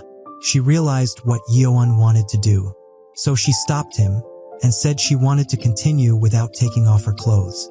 Of course, Yeowon didn't want to, because he had already taken off his clothes, so it wasn't fair to her. She pinched him for being naughty. She knew that, but since it was daytime, she was a bit embarrassed. Yeowon understood her reasoning. He was silent because he couldn't hide his disappointment. But because Haein didn't want to ruin the mood, she quickly changed her mind and took off her clothes right in front of Yeowon. He was amazed by what he saw. Haein took off her clothes beautifully. Damn, she was really beautiful. She looked quite embarrassed to show her body in front of a man. I'll give you a few seconds to look every detail. Enjoy, brother.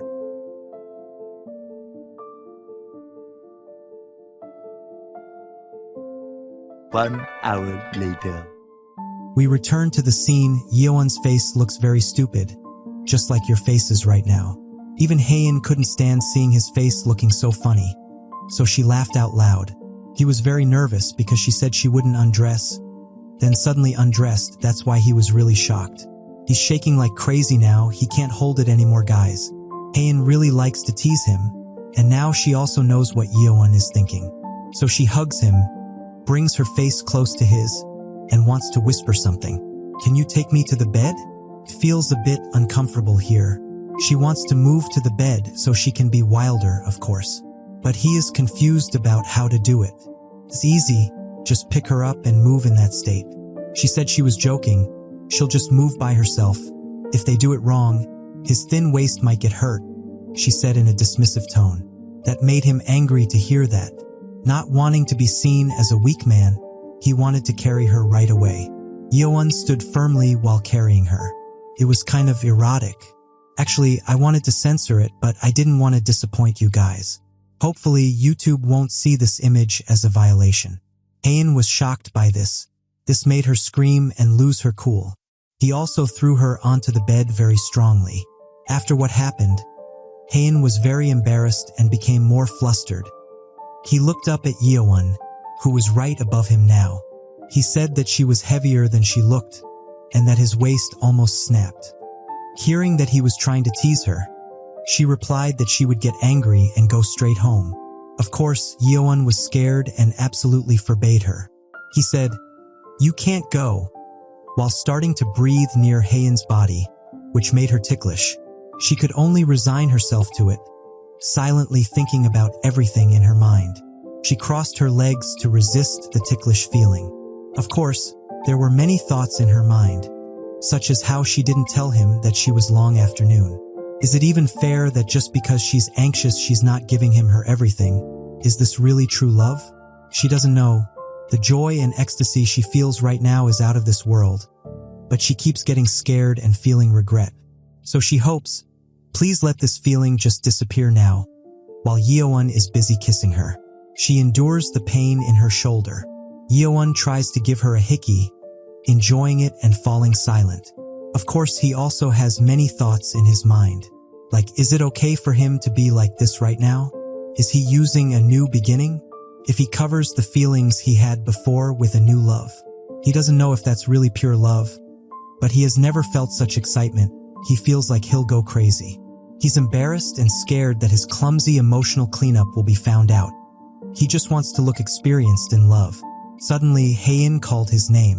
She felt like she couldn't take it anymore and thought they could get ready now. Yeowon foolishly asked what she meant by ready. Haein couldn't believe his stupidity. She grabbed his hair and said, "You know what I mean, right? So I don't have to say it myself. I'm all yours. Lead me." Haein looked very beautiful with her flushed face. Meanwhile, Yeowon had also reached his limit in controlling his little Johnny, who was rebelling in his pants. After getting the green light from Haein, he went to get something. Of course, this confused her as to what Yeowon was doing. But when she saw what he was doing, she just fell silent and smiled, because it turned out that Yeowon took the condom that they had failed to use last time. Of course, because where else would he have used it? While Haein said he could have used it for himself with hand, which annoyed him. She calmed him down because it meant that this was a long day of waiting for him. Yeowon didn't reply because what she said was true. He started climbing on top of her again and said just for today.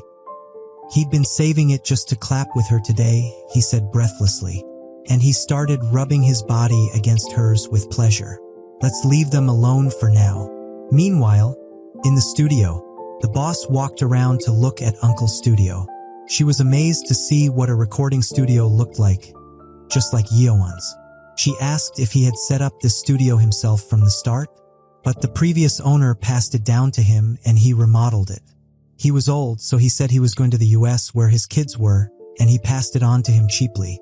They were so close, he felt sad if the studio would disappear. Honestly, this doesn't make a lot of money, so no one wanted to do it, but he suddenly accepted it. Boss heard that it was quite a fascinating story.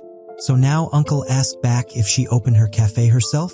At first she did it with her parents, but they retired and she took a loan to remodel it. She needed to change the atmosphere with the whole neighborhood so it wouldn't look old. She also thought it was better if she started from zero, so even if it failed, she wouldn't blame her parents. Uncle didn't expect that the boss thought more than she appeared to. Hearing that made the boss upset because it meant she looked thoughtless on the outside. But he meant it was cool because someone who openly shows off that they think a lot is not charming. The boss was still annoyed, but after hearing his words, she felt quite embarrassed by his compliment. Because the atmosphere became silent and awkward, Uncle had to think of another topic of conversation. So he asked her, "You're not getting married?" With a dumbfounded look on his face. "Wasn't there someone you liked? Because you seem like you would have had lots of proposals." The boss was silent. She didn't want to tell someone she had just met about her divorce. So she just replied, "Well, while working, time just passed by." She asked back, "How about you? Do you think about getting married?" He replied that he had half given up on it because he wasn't someone with good specs. The boss consoled him, saying he just needed to cut his hair because his face was actually pretty decent. They joked about hair, and Uncle also suggested she grow her hair long. Of course, she would feel uncomfortable because she had never grown it long. So they concluded that hair did not determine failure to marry. After discussing it, she started to think about it. So she asked Uncle, was that weird? She asked about her hairstyle with a shy face. But Uncle answered without hesitation that it was pretty. Not bad? The boss thought he was bullshitting her because he answered half-heartedly just now, when in fact Uncle thought it really suited her. In fact, when he first saw her, he thought she kind of looked like Dolores from Cranberry X. But the boss didn't understand the weird stuff he was saying, so that made their moment awkward again. The boss also wondered why she was whining like this, but since it had been a while, so it was fun. Suddenly she saw something on the table. Purple book titled Idea Note. But Uncle prevented her from looking at it because it belonged to Haein. She's been composing here these days, so maybe she left it here. But the boss didn't see Haein here because her uncle said they two work together. Uncle explained that she was off today, probably to meet Yeowon.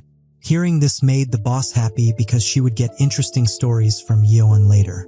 Uncle saw a strange expression on the boss's face, so he could guess what she was thinking.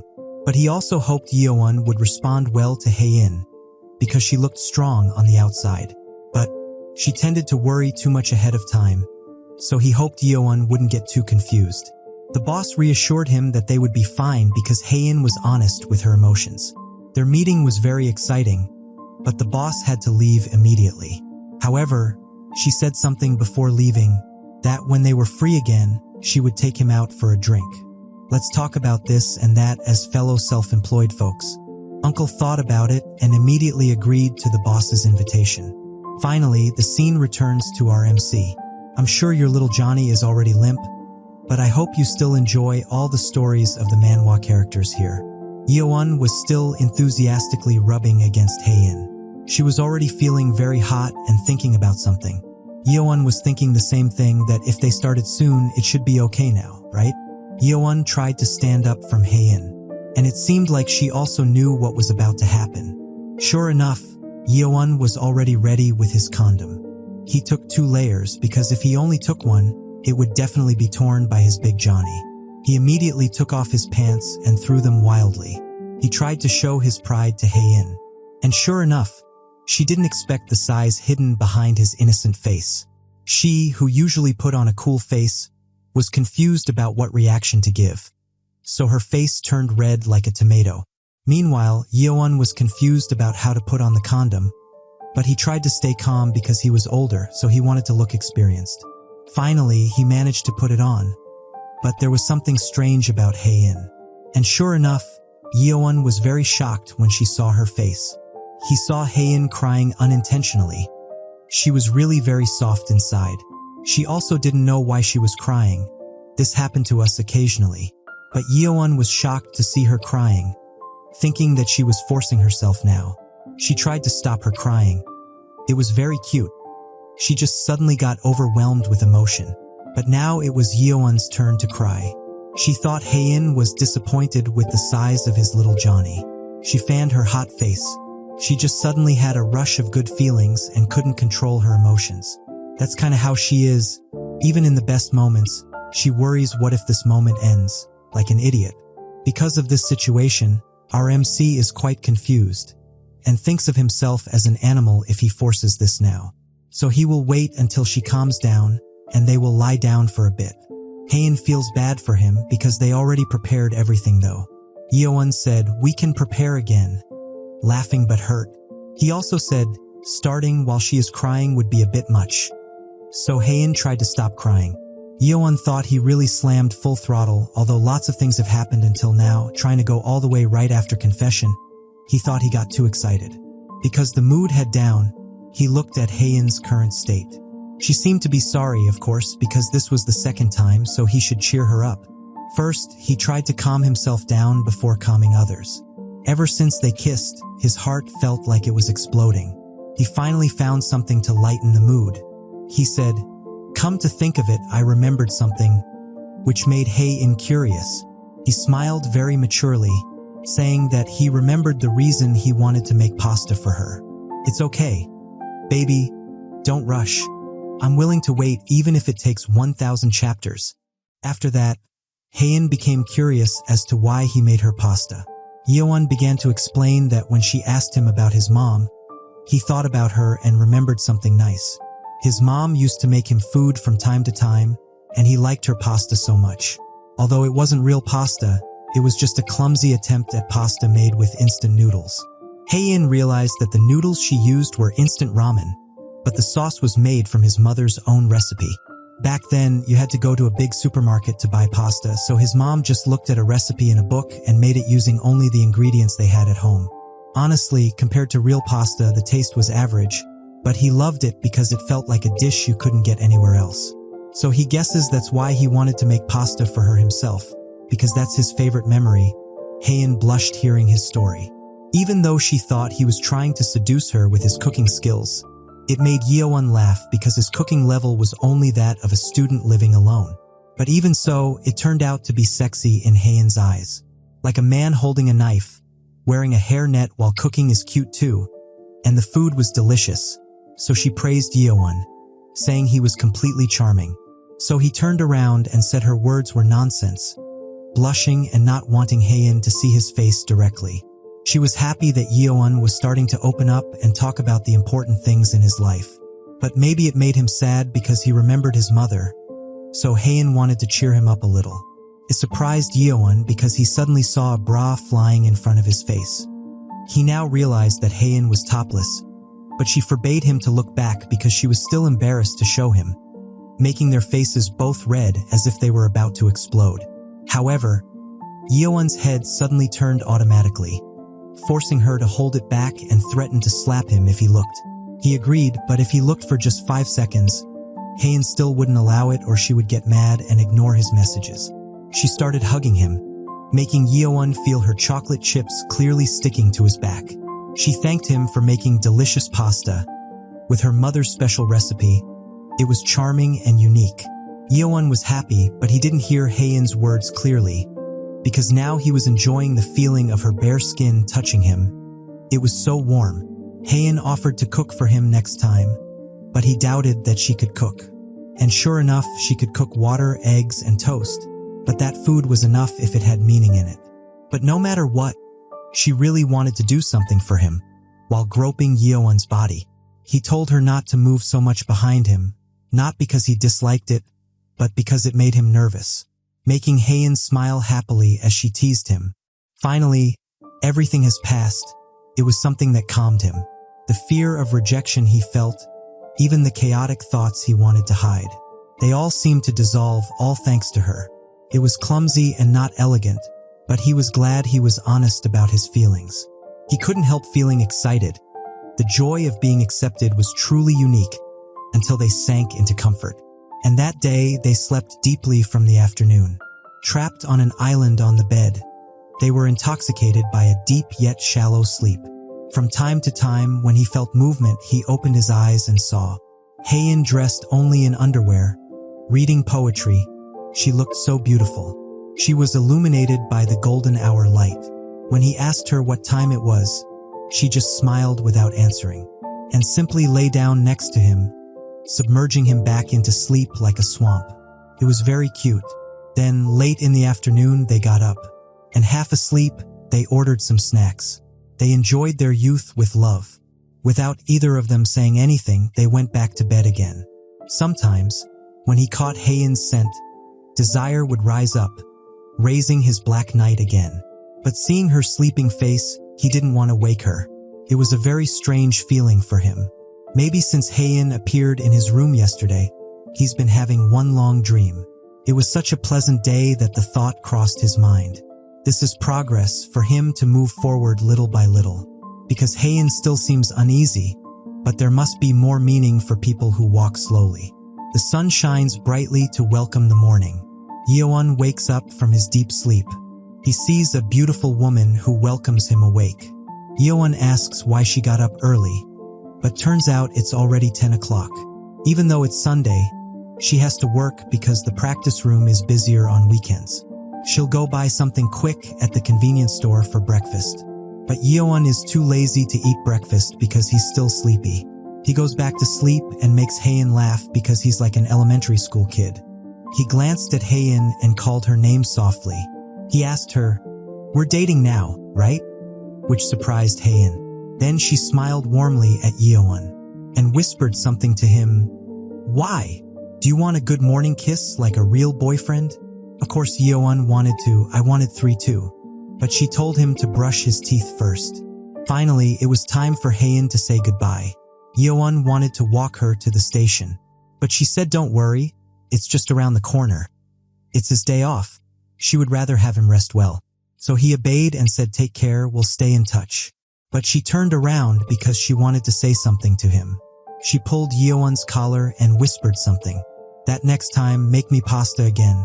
Understood? But Yeowon just remained silent upon hearing that.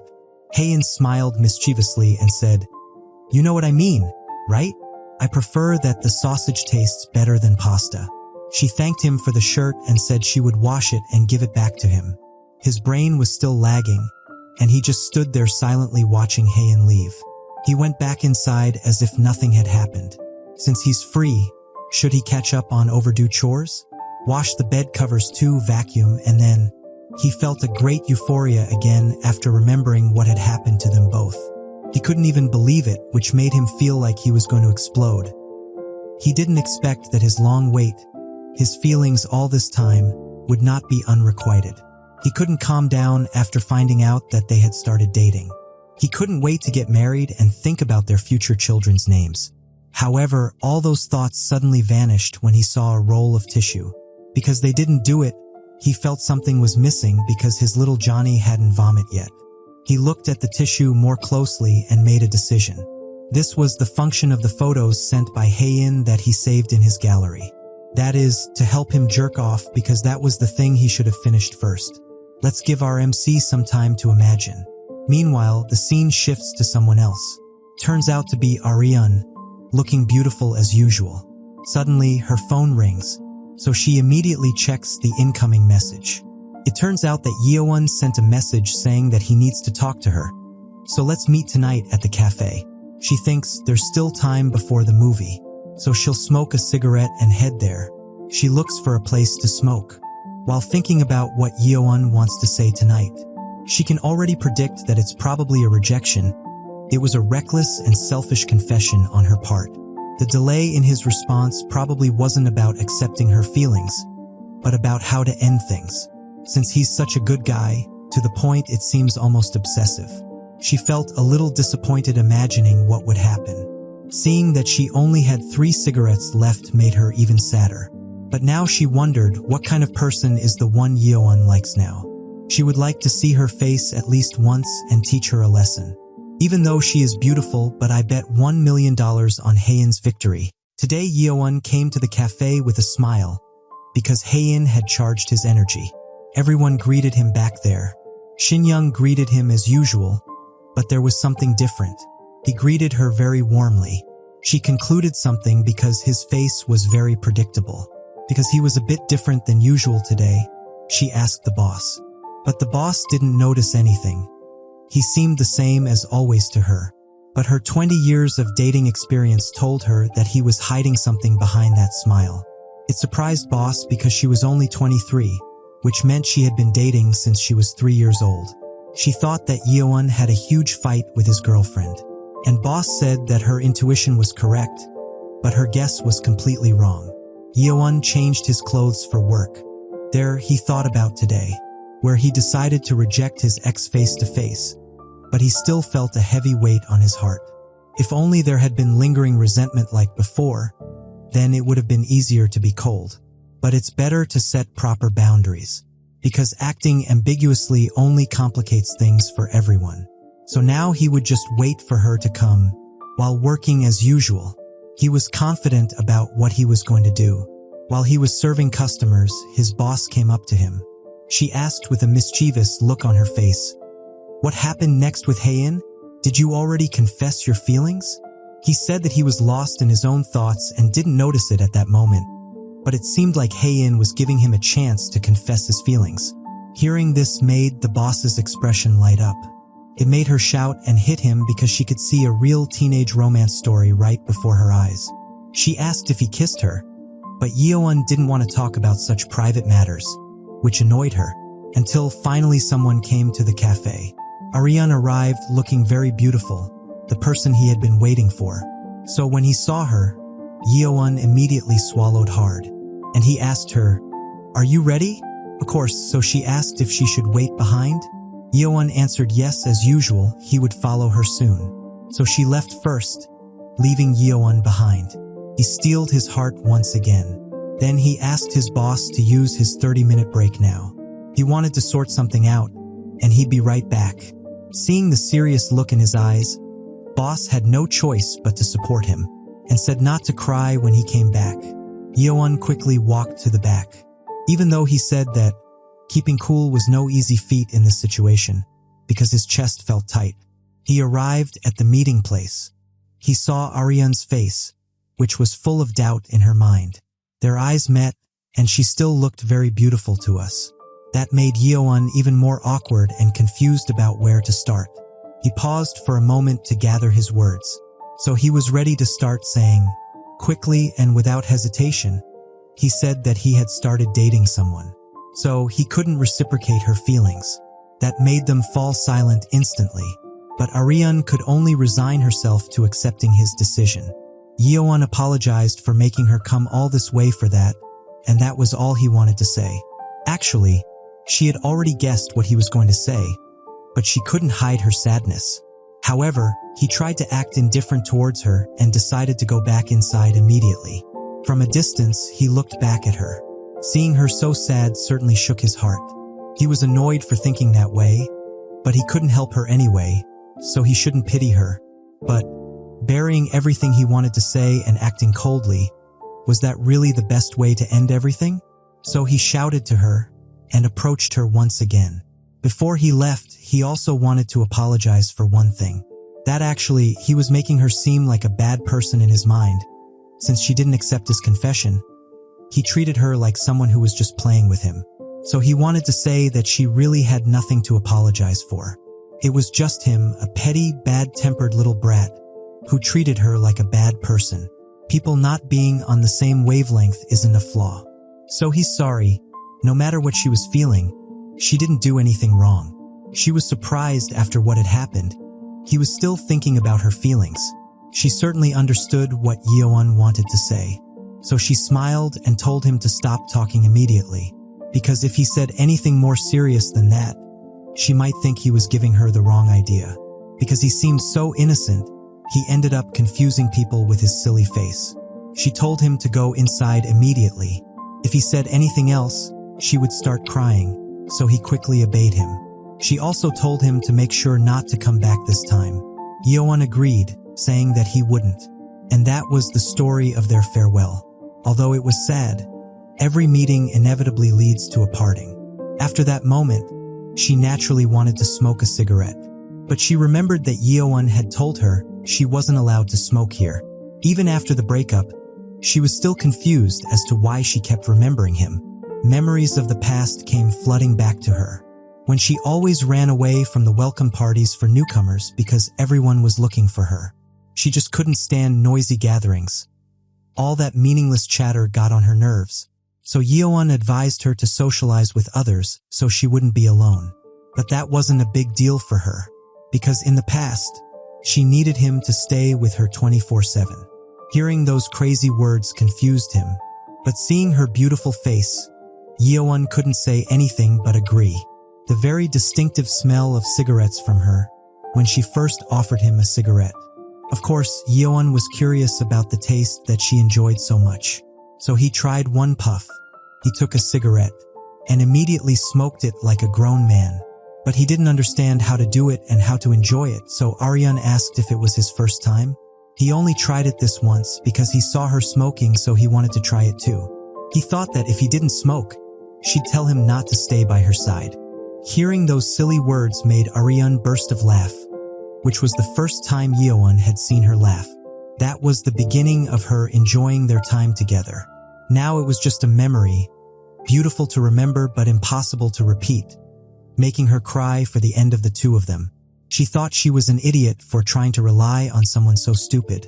She asked herself why she didn't realize that an ambiguous relationship was only meant to avoid pain, but ended up being exactly what caused it. This really is the end for him and Aryun. He won't see her again, unless they happen to run into each other on the street. And that day ended with a sense of relief because Yeowon managed to get through it. Several days had passed since the last incident. Yeowon thought he would live his days in peace, until Aryun burst through the cafe door with enthusiasm as if nothing had happened. Of course, this was not what he had expected, which made him upset. She came as usual to order, so Yeowon lost control and yelled at her. But she didn't understand what he meant, because there was no need any reason for her to come here. It's for a free Americano with just 4 more stamps on her card. She had to keep coming so she wouldn't waste it, leaving Yeowon speechless. He called her over to say something. As he said, she's not a bad person, so there's no reason for her to leave, right? But don't worry, she'll take her usual hot chocolate and go, leaving Yeowon speechless. He was very confused even after he got home from work. Like, what the hell is wrong with this girl? After he rejected her politely, it made him regret that he should close his eyes, curse himself, and push her away. But it's fine anyway. Once he gets that summer internship, it'll be over. Then he'll quit the cafe job too. So he won't see her ordering stupid hot chocolate anymore. But in the midst of his heated thoughts, he saw an oasis that refreshed him. A beautiful girl sitting alone on the last train. This very long journey, until now we can see her becoming his girlfriend. Yeowon was happy just to meet her. It turned out she was only sitting there because she had missed a couple of trains while reading poetry. So Yeowon was very happy because he thought she was just sitting there waiting for her boyfriend to come home from work. Anyway, that's how his relationship with Haein began, and with the longest day of the year, summer had also properly begun. His last summer as a university student. The scene shifts to Hyunjae's coworker, who had become a fan of Long Afternoon. She found something she was looking for. It was the teaser for the collaboration between Hyunjae and Long Afternoon, and it was a very hot, long summer, accompanied by the most intense heat wave in 40 years. I feel like I took too long to post the video. I apologize in advance, but I'm too tired to make it all by myself. so I'll try to use AI to speed things up, because I want you guys to see other manhwa that I like too. I'm waiting for your suggestions in the comments. The former bespectacled musician sat back casually, realizing that it had already been 10 years since his band had disbanded. Without him noticing, time had passed so quickly. During those years, his life had moved on normally. He took on his role as a parent, still enjoying watching soccer and playing the guitar in his spare time. Now, he was stepping back onto the stage through his first world tour in 10 years. Unexpectedly, all the tickets sold out instantly. He also released a special album commemorating his 25th debut anniversary. At first, he was reluctant, but in the end, he agreed after being constantly pushed by the agency. The album contained the old songs from his youth. Even though the quality was still rough, the honesty in the music remained strong. What surprised him was how many young people were enjoying the music. He had thought the concerts would be nothing more than pure nostalgia. Out of curiosity, for the first time in 10 years, he listened to his own album again and finally understood why. He realized that good music truly never ages. The emotions were still just as powerful as ever. He was reminded of when he was 21, writing those songs without any burden, just to perform on small stages with his band. Back then, the songs were recorded simply to meet the label's demands. He never imagined they would be known all over the world. The former musician concluded that life is shaped by the courage to try. Opportunities come to those who dare to take the first step. He delivered a simple message to anyone who still hesitates. Just do it, whatever it is. On the other side of the city, Haein stared at her phone screen while watching the interview. She saw the news about the band that would be performing at this year's rock festival. She sat quietly at the station, digesting the news. The band's name had resurfaced in her life. She began to feel excited. This year's festival suddenly felt far more special. Suddenly, she realized someone was standing not far from her. Her attention immediately shifted. Yeowon appeared with a bright face, a backpack on his shoulders, looking full of energy. He immediately spread both his arms wide, as if celebrating something big. With a wide grin, he made a small jump while raising both fists, expressing his excitement without hesitation. Haein stared at him in confusion from the bench. She called his name, trying to understand his behavior. Yeowon then sat down beside Haein and made sure that she had already seen the big news about the latest collaboration. He showed her his phone screen with an extremely enthusiastic expression. The names Sung Hyun-jae and Long Afternoon were clearly visible. Haein gave a small smile. She had already heard the news earlier. For Yeowon, the news felt massive. It meant that their favorite band was finally being recognized by a top-tier musician. He explained how incredible Sung Hyun-jae was in the music industry now, with songs that always became hits. Yeowon felt even more convinced that their taste in music had never been wrong. He was proud that he had liked them from the beginning. Haein then casually asked whether he also liked Sung Hyun-jae's music. Yeowon nodded a bit awkwardly. He mentioned a few songs he often listened to. In his mind, he imagined Hyun-jae standing on stage with a warm, melancholic voice, not just energetic. Haein looked at him with a gentle smile. She began to understand that his taste in music was deeper than she had thought. She watched Yeowon with a faint smile, finding it interesting how he admired other musicians. Yeowon looked slightly embarrassed when he realized his reaction. He never expected it to appear special in Haein's eyes. She explained that what intrigued her about the collaboration was the involvement of Long Afternoon. Her curiosity naturally grew. Yeowon admitted that Sung Hyun-jae was indeed amazing, but in his heart, Long Afternoon would always come first. Haein remained silent, smiling softly because Long Afternoon was also number one in her heart. When the train arrived, Yeowon casually asked whether she was also excited about the news. Haein replied lightly, showing that she too was looking forward to what would happen next. Yeowon then asked whether Sung Hyun-jae truly knew Long Afternoon. He assumed that for a collaboration to happen, they must have met in person before. Haein turned to him with an unreadable expression. She gave a vague answer as if hiding something. She explained that nowadays many musicians collaborate online without ever meeting in person. She herself often received work through email. Yeowon looked genuinely shocked. He had just realized how different the music world was from what he imagined. Then he said casually that maybe someday he would ask Sung Hyunjae directly if they ever met again. Haein fell silent for a moment. She turned and asked who exactly he meant. Only then did Yeowon realize he had never mentioned it. Casually, he revealed that Sung Hyunjae often came to the cafe where he worked. He added that although not every day, Sung Hyunjae visited quite often, usually late at night. Hearing that, Haein's expression changed instantly. She looked nervous, not expecting that he actually knew Hyunjae. She looked at Yeowon with mixed feelings and asked why such important information was only being shared now. Yeowon answered honestly that he never thought she would care about a musician outside the world of rock bands. Haein lowered her head, afraid that her secret as long afternoon might be exposed one day. Yeowon began to suspect that she was actually a huge fan of Sung Hyunjae. He chuckled and said that he had just realized it himself. He had even planned to ask for an autograph for her. He went back to speculating that Sung Hyunjae and Long Afternoon must have met in a studio for the collaboration. Haein grew restless at the thought. She only wanted a vague idea of Long Afternoon without revealing any details. Her gaze tightened.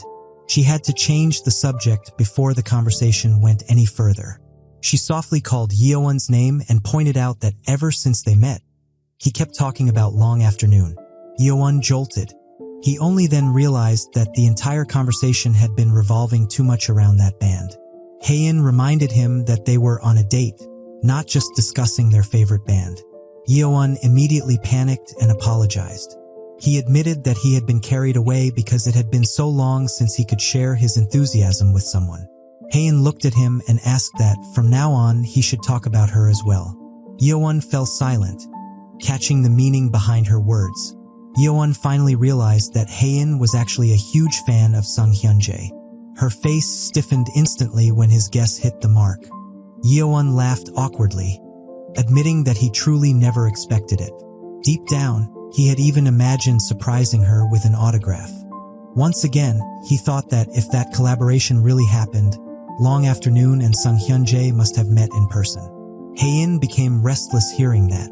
She only wanted a rough idea of Long Afternoon, without her identity being revealed. Her gaze tightened, revealing an inner conflict she couldn't express. In a soft voice, she called Yeowon again and emphasized that from the very beginning, he had kept talking about Long Afternoon. She reminded him that they were on a date and questioned whether that band would continue to be his only topic. Yeowon was startled and apologized right away. He admitted that he had simply been too excited after holding in his enthusiasm for so long. Haein asked him to get to know her not as a fan but as a person. She gave him a chance by asking him to ask anything about her. In his confusion, Yeowon ended up asking about Haein's birthday. She fell silent, and the train arrival announcement interrupted the awkward moment. That night, the apartment lights were still on, the atmosphere quiet. Yeowon had just returned from work and tried to calm his thoughts. He lay down on the bed, staring at his phone. His routine was always the same, checking on Haein before falling asleep. He opened her photo. Her purple hair and confident gaze always made his heart race. When he noticed the small note on the photo, he realized Haein's birthday. He immediately sat up, slightly panicked but also excited. He tried to calm himself, reminding himself that August was still far away. He felt that he still had time to prepare something meaningful. He kept staring at the photo while starting to make plans. Maybe reserving a restaurant early or finding a cozy place to celebrate. But his thoughts immediately shifted to a gift. Haein loved music, and he wanted to give her something related to her passion. He briefly thought about giving her a musical instrument, but reality quickly brought him back. The salary from his part-time job wasn't enough for a guitar like the one Haein owned. Its price alone exceeded several months of his savings. In the end, he decided to get to know Haein more deeply. If he understood what she truly liked, perhaps he could find the perfect gift without forcing himself. In the distance, the city lights were still shining. Yeowon stared out the window, feeling that there was still plenty of time before Haein's birthday, but he knew he had to start moving from now on. Haein sat in her studio, hugging a pillow and staring at her phone. The room, filled with guitars, made her feel relaxed after a long day of work. She opened Yeowon's photo and looked closely at the small date she had written. A faint smile appeared as she remembered his birthday. She whispered the date in her heart, making sure she didn't misremember it. October 20th felt closer the more she thought about it. She realized that it was still June. That meant there was still plenty of time to prepare something special. She wanted to give him the perfect gift. She began thinking about what Yeowon might like. She wanted to give something meaningful, something that would truly make him happy. But as soon as she thought of a bolder kind of gift, her face instantly heated up.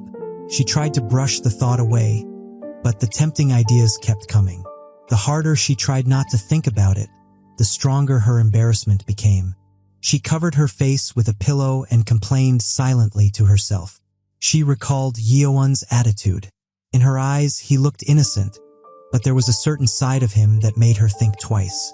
That only made her even more confused. A vague memory of their last moment together made her chest flutter. She knew that he wasn't always as calm as he appeared. With her cheeks still flushed, Haein lowered her head and lightly tapped on her phone. She wanted to think calmly about the best gift, even though her thoughts kept drifting towards something tempting.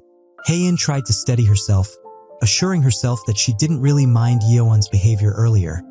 She had just been surprised by how much more energetic he was than she had expected.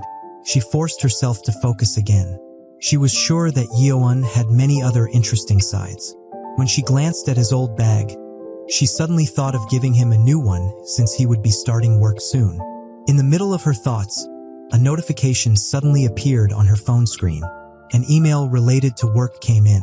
The name Hyunjae was written on it, immediately catching her attention. She opened it, thinking it was a reply to the Rock Fest materials she had sent earlier. The response had come much faster than she expected. But as she continued reading, her expression changed. There was something that confused her. The instructions requested a retake, accompanied by sharp comments about the quality of her voice. She checked again to make sure she hadn't misread it. She let out a heavy sigh. Her efforts felt unappreciated, even though she had worked sincerely on it. Staring at the night view outside her window, she clenched her phone and sighed in frustration. This guy, he's getting on my nerves today. In a quiet studio, dim lights cast a purple glow on the walls. The atmosphere showed someone working with full concentration. Hyunjae sat in front of his equipment, monitoring the newly received results. His expression was relaxed, yet his gaze remained sharp and focused. He looked at the screen with a small smile and said that if the project were to continue, everything had to be done properly. For him, quality was non-negotiable. On the screen, an artist's contract document was displayed. He reminded himself that if the process was rushed, there would be no second chance to fix it. Every decision had to be made carefully to avoid future regret. The scene is set in a recording studio late at night. Haein plays the guitar with complete focus. She repeats the same section over and over, searching for the right nuance even as her energy begins to fade. On the monitor, the audio recording keeps running. Several tracks are still messy and need adjustment. Haein slows her strumming. She realizes the notes still fail to convey the emotion she wants. She stops playing and pauses the recording through the keyboard, taking a moment to rethink. Haein sits facing the monitor, guitar in hand. She considers alternative arrangement options without changing the core of the song. She begins to feel that guitar alone isn't enough to express certain parts. Sound waves reappear on the monitor.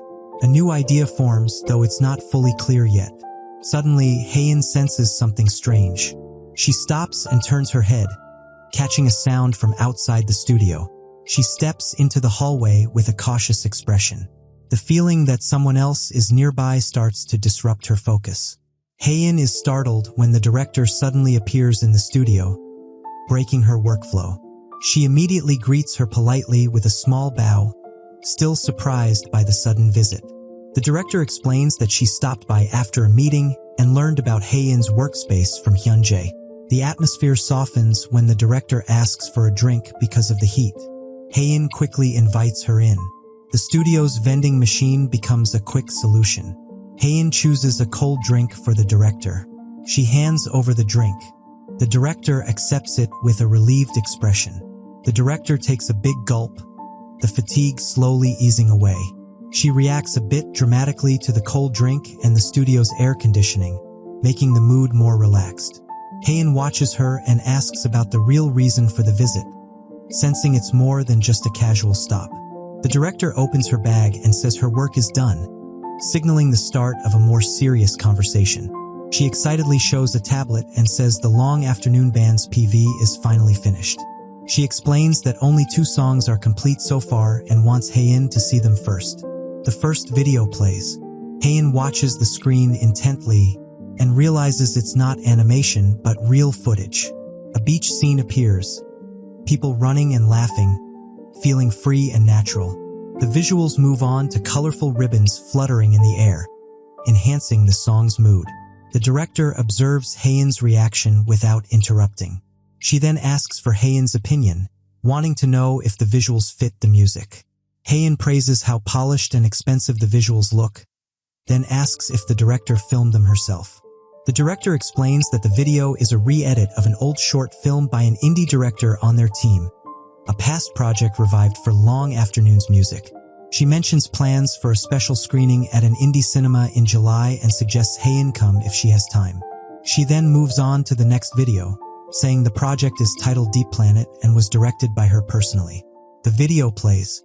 A small animated character moves across a planet, making Hae-in instinctively gasp as the iconic visual comes to life.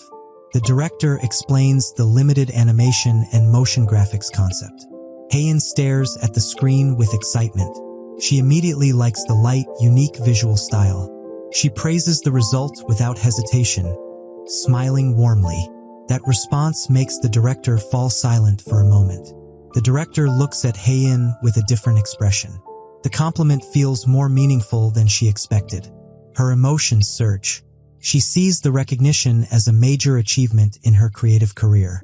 The director overflows with pride, fully immersed in enjoying her own work. Hae-in smiles calmly.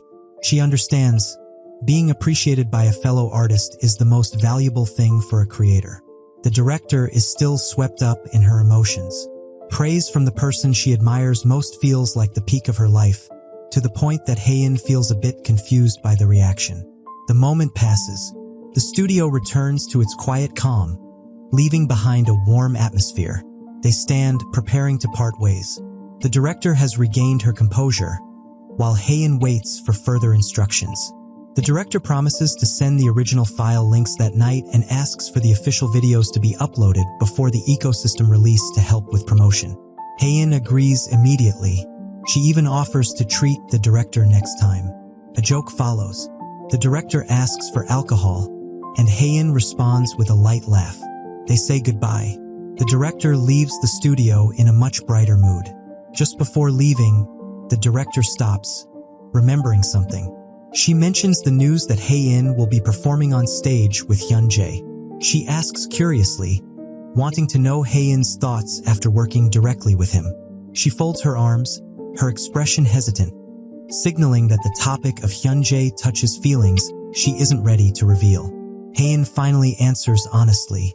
She feels Hyunjae is different compared to her previous collaborations. From her experience, Hyunjae seems more sensitive and far stricter about arrangements.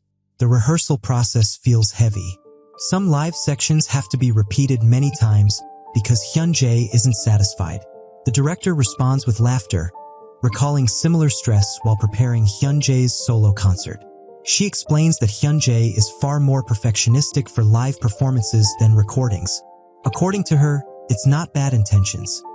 Hyunjae simply wants the performance to be perfect and exceed the audience's expectations. The director jokes excessively, threatening to hit Hyunjae if he gets too demanding, making Hae-in laugh. The conversation ends. The director truly leaves, leaving Hae-in alone in the studio. Hae-in stretches and reflects.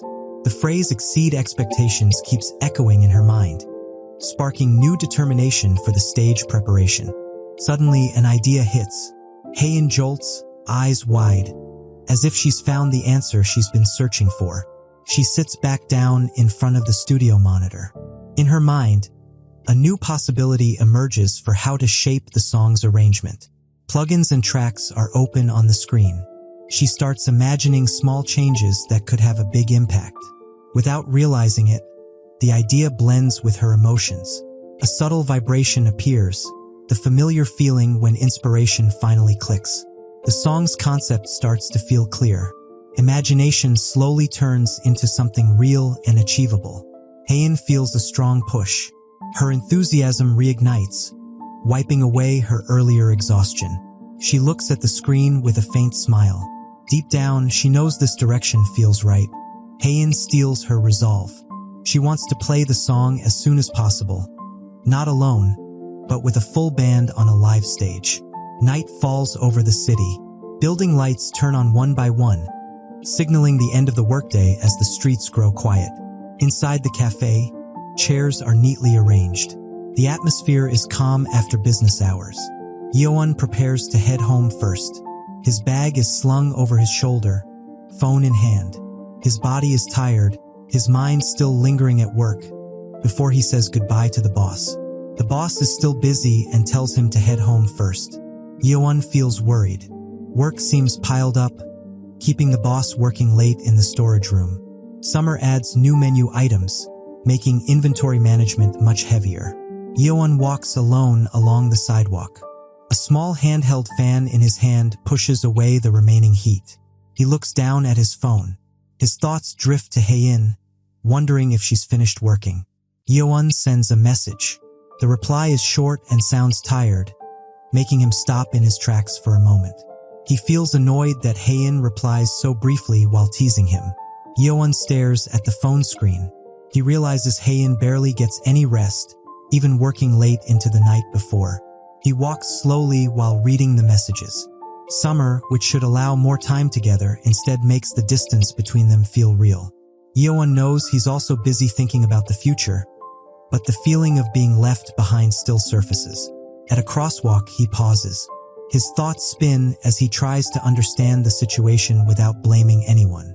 Yeowon realizes something. Being in a relationship doesn't automatically make people closer if their time keeps colliding. His gaze hardens. There's a side of Haein he hasn't truly understood, and it starts to trouble him. An image of Haein appears in his mind, tired and quiet, as if carrying more than she shows. Yeowon lowers his head. He accepts that feelings alone aren't enough without effort to truly understand each other. He starts walking again. His fingers hover over the phone screen, hesitant but still typing.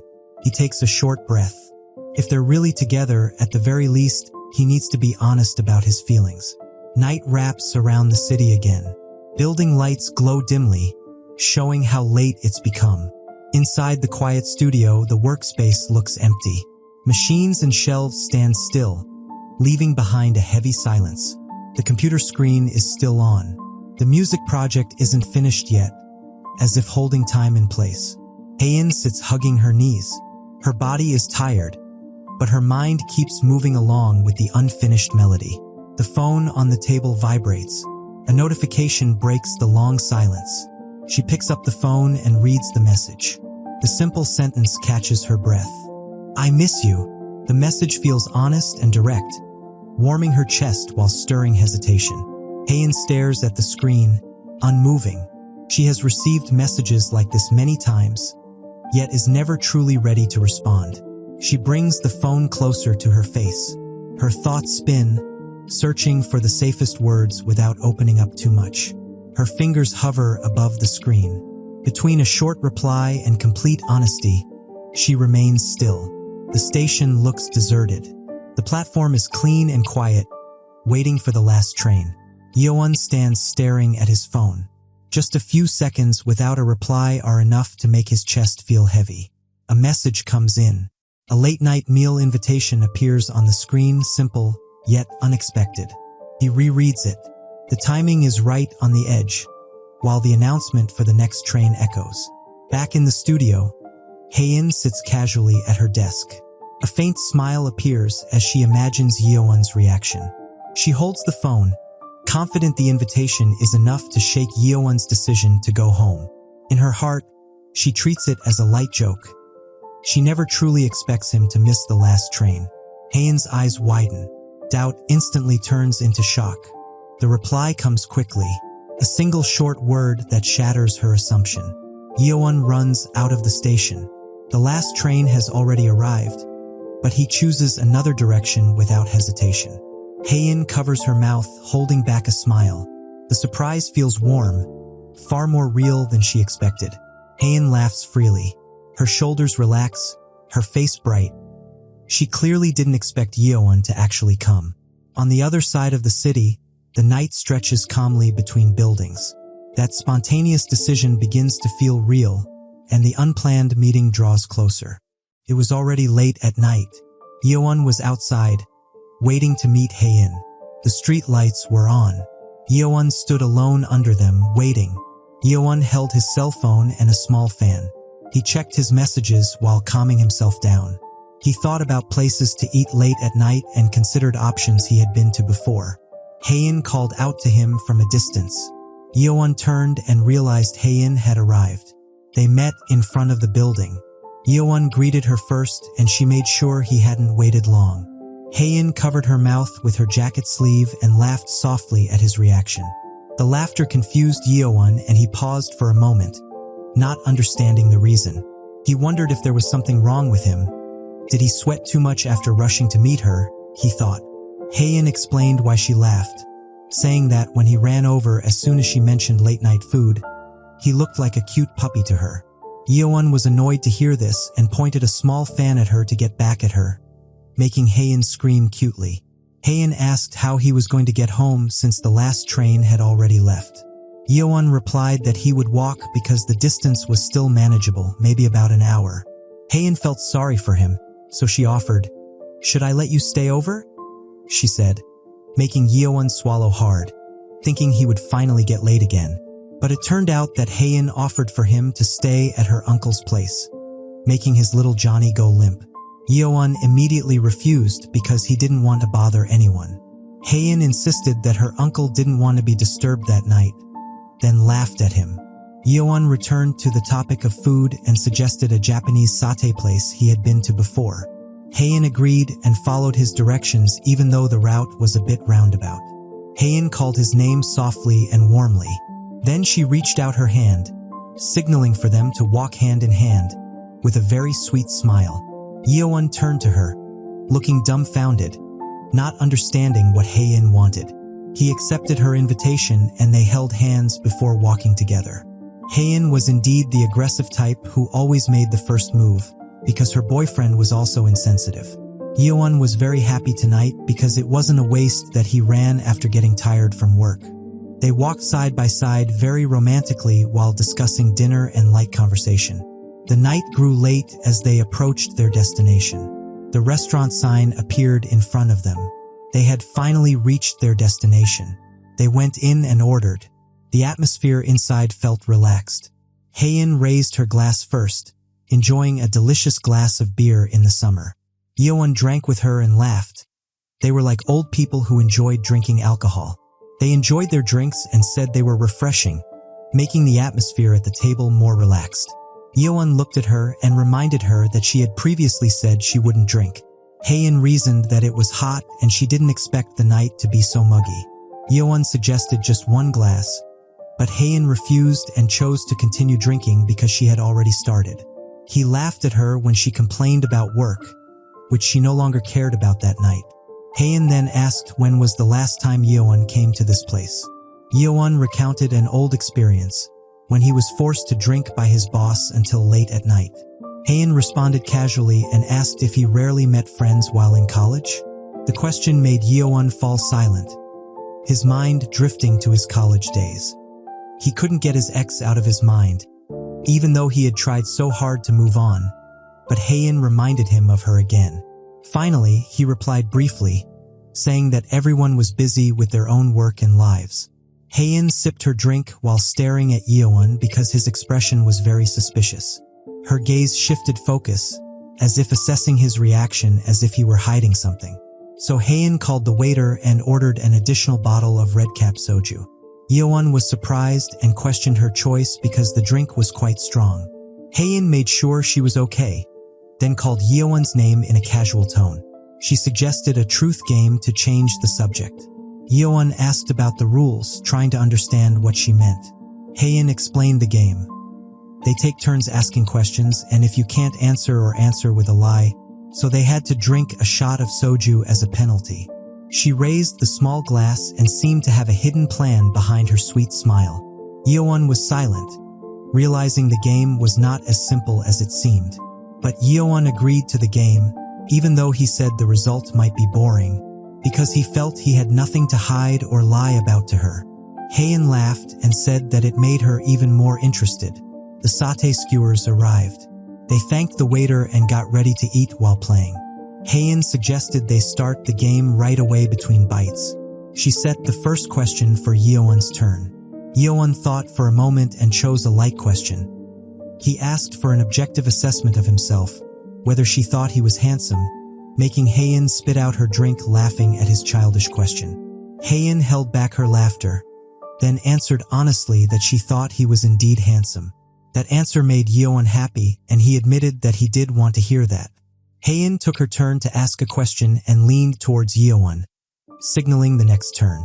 She asked a question about the part of her body that he liked the most, below her neck to be exact. Yeowon hesitated and delayed his answer while sipping his drink. He tried to evade the question by saying he had never paid close attention to the details. Haein pressed him, reminding him that he had seen her before and couldn't avoid it. The pressure made Yeowon fall silent. Then he gave a short answer, collarbone.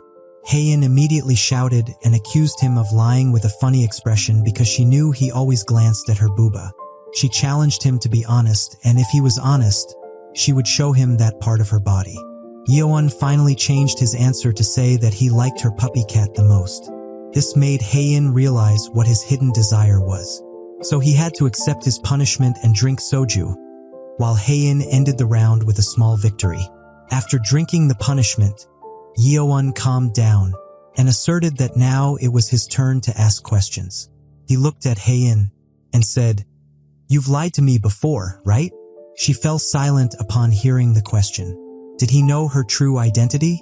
Haein didn't answer right away, thinking the question was too broad. He narrowed down the meaning of the lie, mentioning white lies and jokes. Yeowon corrected the direction of his question and asked if she was keeping a secret from him. That question made Haein silent for quite a while. She was confused whether she should be honest that she was a long afternoon or not. After a short pause, Haein finally nodded slowly. She acknowledged her answer with one word, marking the beginning of a bigger confession. Yeowon was happy that his guess was correct, so he asked what that secret was. But she didn't want to answer because if she told him that easily, it wouldn't be a secret, right? That made sense. However, she smiled suspiciously, thinking of an idea to tease him. She offered him a glass, saying that if he drank this shot, she would tell him the secret. Yeowon looked at the glass because he felt he was already drunk enough at this point. But his curiosity made him unable to think objectively. So he quickly drank the shot out of curiosity. He tried to endure the drunkenness from the strong drink. Since he had drunk it, he quickly demanded that she keep her promise to tell him the secret. So she had no choice but to call Yeowon over and put his ear close to her. This made Yeowon nervous about the secret she was about to reveal. Finally, Haein whispered her biggest secret to Yeowon, while Woken could only stare blankly at them. Haein whispered very close to his ear, and Yeowon could feel her breath. She told him a secret about herself, that Yeowon was her first boyfriend. Yeowon was speechless, not expecting this, so he asked again to confirm it.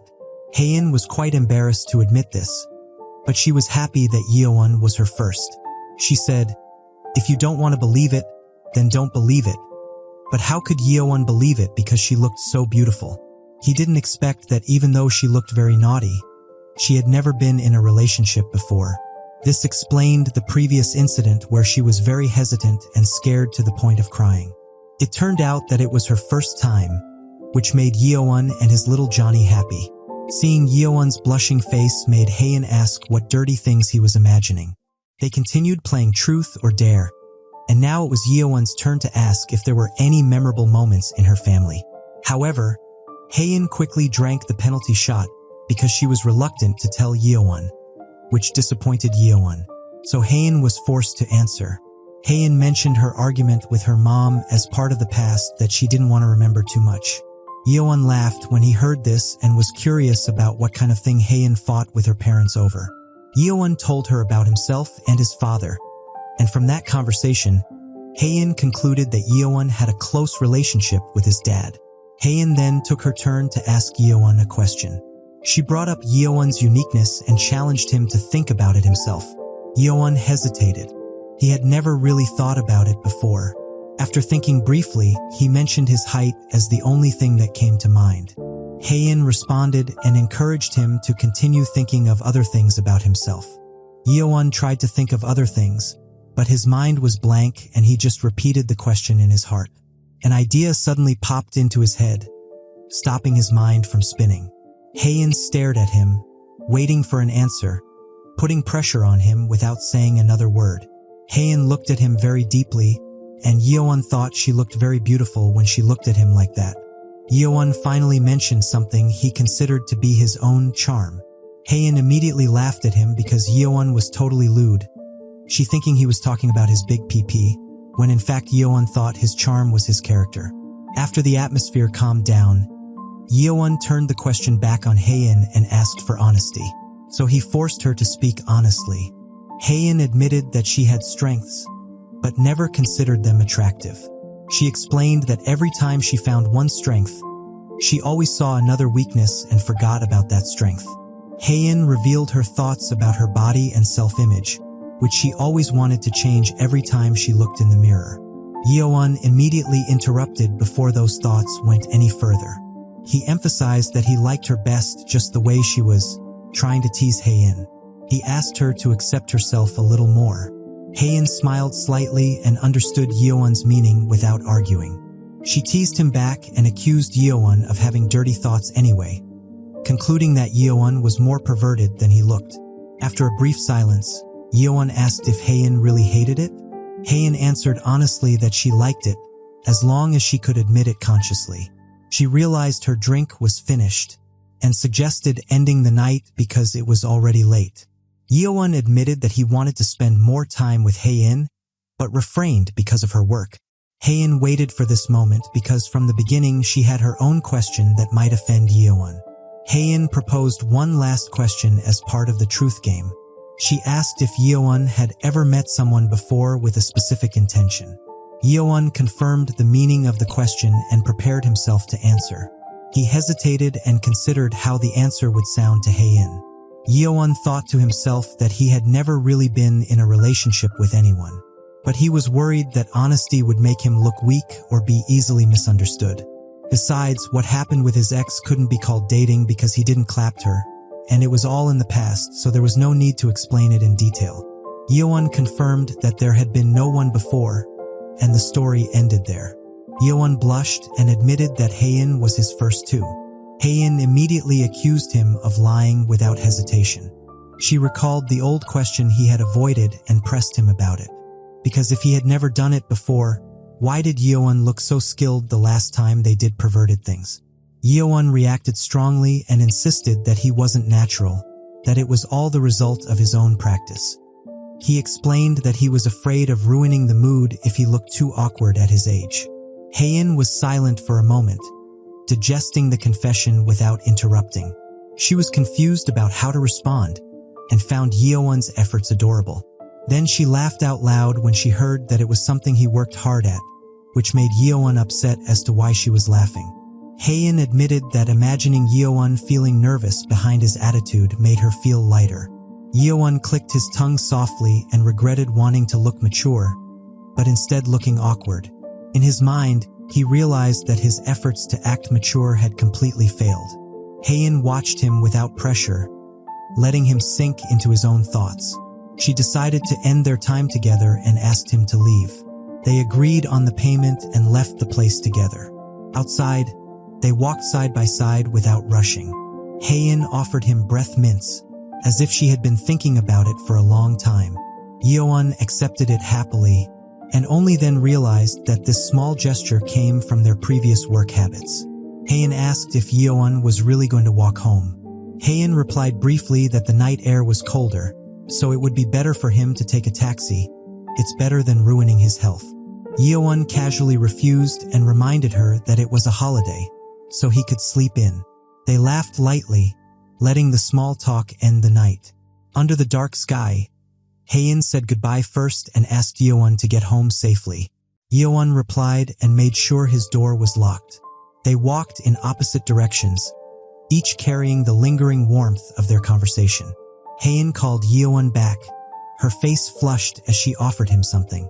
She offered him breath mints, asking if he needed more. Yeowon replied that he was fine, because he was stupid and hadn't realized the code. Silence hung as they stared at each other from a distance, Haein putting on her SS-tier teasing face. A brief realization dawned on Yeowon, stopping him in his tracks for a moment. Yeowon stopped abruptly, because he just realized that Haein was asking for a code to kiss, and his courage finally took over. Finally, Yeowon approached her immediately. Yeowon took the initiative by holding Haein's face in his hands, then kissed her like a man. The kiss was brief and awkward, but it was very meaningful to them. Haein accepted the moment, but she felt it wasn't enough. Then she said to Yeowon, "This works, right?" Haein said, "Let's start exchanging things this way from now on." She said that the burden didn't have to be borne alone. They could learn together. Yeowon was silent, happy that these overflowing feelings weren't just him. Suddenly, Haein kissed him aggressively, so that they both realized they had the same level of feelings. After kissing, Haein said that this kiss tasted a little like alcohol, so she quickly waved goodbye after her energy was charged by tonight's kiss. "Oh my god, she's so beautiful." Yeowon could only remain silent, unable to comprehend how wild his girlfriend was. And they parted ways and went home immediately. Yeowon just stood there dumbfounded and thought about it all the way home. When he gathered up his courage, she surprised him once again. So what should he even call this? It's amazing, this person called Haein. She made his days very colorful. She radiated him with happiness from small things. So he felt this way for the first time. Is this what love feels like? It was indeed very soothing, but annoying at times. Next time he'll act more thoughtfully and surprise her too. He can't be the only one getting swayed like this forever. While he was thinking, he suddenly heard someone talking in the middle of the night. He saw from a distance that it looked like someone he knew. And sure enough, it was Haein's uncle and his boss. He heard her say, "I was just a bit tired." So he was very surprised to see them, especially in the middle of the night like this. And on top of that, it was just the two of them, leading Yeowon to conclude that they were having a secret relationship. Yeowon worked at the cafe during rush hour, handling orders non-stop. He called out order numbers and handed over drinks for delivery. Once the orders were received, he returned to his work area without stopping for long. After several shaved ice orders, he felt tired because the work kept piling up. In the midst of his busyness, he thought about the boss he had seen the night before. The boss stands at the cash register, checking orders while humming softly. Yeowon's mind wanders to the boss walking with Uncle. He feels like he doesn't want to get involved, but he is very curious. Yeowon approaches and greets the boss, trying to start a conversation. He asks how the boss is doing, initiating an interaction that feels awkward but continues. The boss responded to Yeowon's questions carefully, thinking that they were about work at the cafe. Yeowon explained that he meant personal stuff like daily life, health, and relationships. The boss asked Yeowon to speak directly without beating around the bush. Yeowon hesitated for a moment and tried to explain what he meant. He revealed that he had seen the boss with Haein's uncle the night before. The boss didn't expect Yeowon to catch them together. Yeowon asked if the boss went out with the uncle or started dating him. The boss stared at Yeowon, confused about how to respond. She insisted that it was her personal business. Yeowon was surprised that the boss refused to answer because she always told him, "There's nothing to hide between us," and pry into his dating life. However, the boss used her power as a boss and he was her subordinate, so Yeon was shocked. Yeon heard this and became upset because he felt betrayed. He left and threatened that he would never share his personal life again. This made the boss panic because Yeon's stories were her sweet snack talk supply for her life. So the boss gave in and decided to tell the story because he had seen it himself. She emphasized that there was no romantic relationship and nothing happened that day. She explained that she fell asleep in the car because she was very tired that day. He saw her when he was going to the mini market and thought something was wrong. So he woke her up. She wanted to go home, but was advised to rest and ended up going to his place. Yeon was fixated on the fact that they went to his place together, his mind immediately jumping to adult scenes. Boss realized she had overshared and tried to cover it up with a brief explanation. She warned Yeon not to fantasize and emphasized that nothing happened. The boss added that she had only drunk water and fallen asleep due to exhaustion. Yeon tried to confirm their relationship status with one simple question. "Are you friends?" The boss replied that they were just fellow freelancers discussing shop matters. After that, the boss paused for a moment and thought about her own situation, which made her face flush with embarrassment. She asked Yeon not to tell Haein about it. Boss added that Shin-young shouldn't be told either because it could cause misunderstandings. But Shin-young suddenly appeared and asked what they were talking about. The situation immediately turned chaotic when Yeon and Boss reacted at the same time. While Shin-young felt that they were hiding something from her, it was nighttime and finally time to go home from work. Yeon walked home thinking about Boss's situation and the relationships around her. It's a relief that the two of them got closer. She has been lonely for a while, and Uncle is a good person too. It would be even better if the relationship developed further, but he couldn't really say anything about that. Feelings don't appear just because someone pushes them from the side. Until they finally met, he sat with Haein, but she was silent the whole time.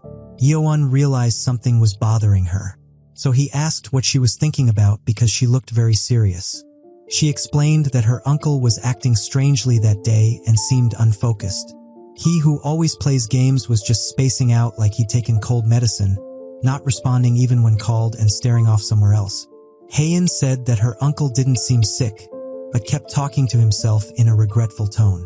Yeon listened seriously, beginning to think about deeper possibilities. Haein speculated that it was menopausal depression, but Yeon dismissed it because her uncle was still too young. Yeon tried to calm her down by saying maybe he just had something on his mind or it could be a condition issue. Haein sensed doubt in Yeon's response and began to suspect him. She called Yeon's name directly and accused him of knowing something. Yeon denied it, saying how could he know if even she didn't know. Haein leaned in and noticed that his reaction was not like usual. She concluded that Yeon was trying to end the conversation because he was hiding something. Yeon fell silent, realizing that his attitude was answer enough. Yeon explained that even if he knew something, it would be rude for a third party to interfere. He added that if his uncle hadn't told her, it meant he didn't want Haein to know. Yeon suggested that she respect that boundary, unless there was malicious intent behind it. Haein fell silent, understanding his logic even though she was still anxious. She admitted her concern because she felt that her uncle might have been scammed. Yeon dismissed that possibility and assured her that nothing like that had happened. Suddenly, Haein grabbed Yeon's thigh, startling him. Haein looked at him and concluded that her guess was correct, that he did know something. She wouldn't ask him to explain in detail, just tell her roughly. Then she used a very sweet expression to break down Yeon's defenses. Yeon saw his girlfriend's cute face, which he rarely saw. It made her unable to resist thinking to himself, why is she so pretty? It's hard to refuse. Today especially, her clothes too. She's dressed way too pretty, different from her usual aura. It made Yeon confused whether he should tell Haein or not. But he managed to restrain his desire and said he couldn't tell her. Yeon emphasized that he only found out by coincidence, and he thought it was best to keep it buried as a secret if possible. Even she had things she kept secret even though they were family, right? Yeon asked Haein to respect that boundary. Haein was silent, accepting the logic even though her worries hadn't disappeared. Finally, Haein accepted it and understood what he meant. After being convinced that it wasn't anything dangerous, Haein decided to stop asking questions. Haein commented that she shouldn't meddle too much in other people's love lives. Yeowon was surprised by the words love life and realized she had picked up on something he hadn't said. He began to wonder if Haein really knew something or was just testing his reaction. Haein said that secrets that are kept hidden will only grow bigger. Yeowon's mind was in turmoil, wondering how she could have guessed that far. Haein sat casually beside him, while Yeowon was frustrated because he couldn't read her mind. Haein chuckled and looked at Yeowon, as if enjoying his reaction. She asks if he's really not doing anything this time, because Haein reminds him about the upcoming release of Long Afternoon's collaboration song. Yeowon understands what she means, which means it's time for a listening session. Last time he prepared half-heartedly, but this time he's preparing properly, making Haein laugh at his enthusiasm. She also said not to over-prepare, just listening to music normally is fine. Yeowon thought to himself that he was really excited for Long Afternoon's new song, but he was also really looking forward to hanging out late with her. It's so fun when we're together. There's so much he wants to talk about. He wished the day after tomorrow would come already. Meanwhile, the next day, Hyunjae suddenly called Haein while she was practicing to ask her to make a contract. Haein was surprised to hear this. She asked what kind of contract he meant. It seemed like Hyunjae had a secret, and the more you hide them, the bigger they grow. They all fell silent upon hearing this because he spoke so suddenly. He clarified that he meant a contract, meaning a record label contract, right? Hyunjae explained that he was offering her an exclusive contract as an artist on his label.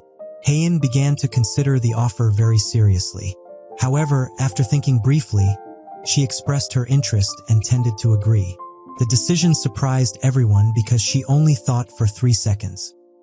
He reacted strongly and reprimanded her for making such an important decision too quickly. He emphasized that contracts should not be decided carelessly. She insisted that she would read the contract carefully. She was still interested in the contract. The drummer suddenly interrupted the conversation and asked a question. He mentioned the possibility of a no-dating clause in the contract, like in the contracts he often heard about. Everyone was surprised by the vague question he asked. Hyunjae responded to the question about the no-dating clause casually and jokingly, embarrassing Haein with his question. He explained that they weren't idols and it was unlikely there would be such a clause. Hyunjae wanted to show her the contract later while discussing the results of today's practice. The drummer asked for permission to leave early because of his part-time job. The three of them walked out together.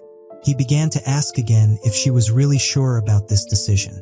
He reminded her that Hyunjae's label was still new and inexperienced. Haein said that was true, but she liked Hyunjae as a person. She remembered the process of them working and composing music together. From that, she realized his seriousness and love for music, and she was sure she wanted to work with him because she knew Hyunjae didn't see songs as money. Hearing this made them believe in what Haein believed.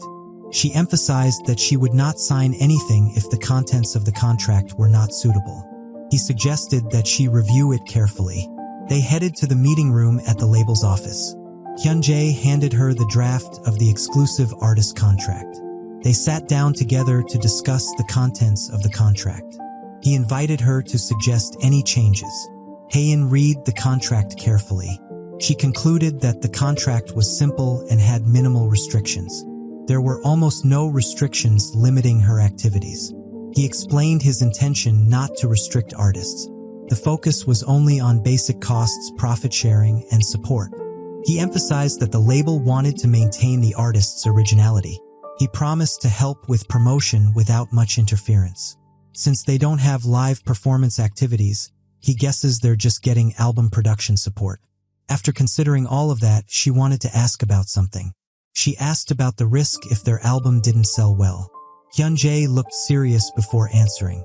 He explained that usually the label would bear the loss and not renew the artist's contract. She thought that was pretty cold, while he considered it a business reality. He emphasized that he was different from most labels. He promised to continue supporting her as long as she kept making good music.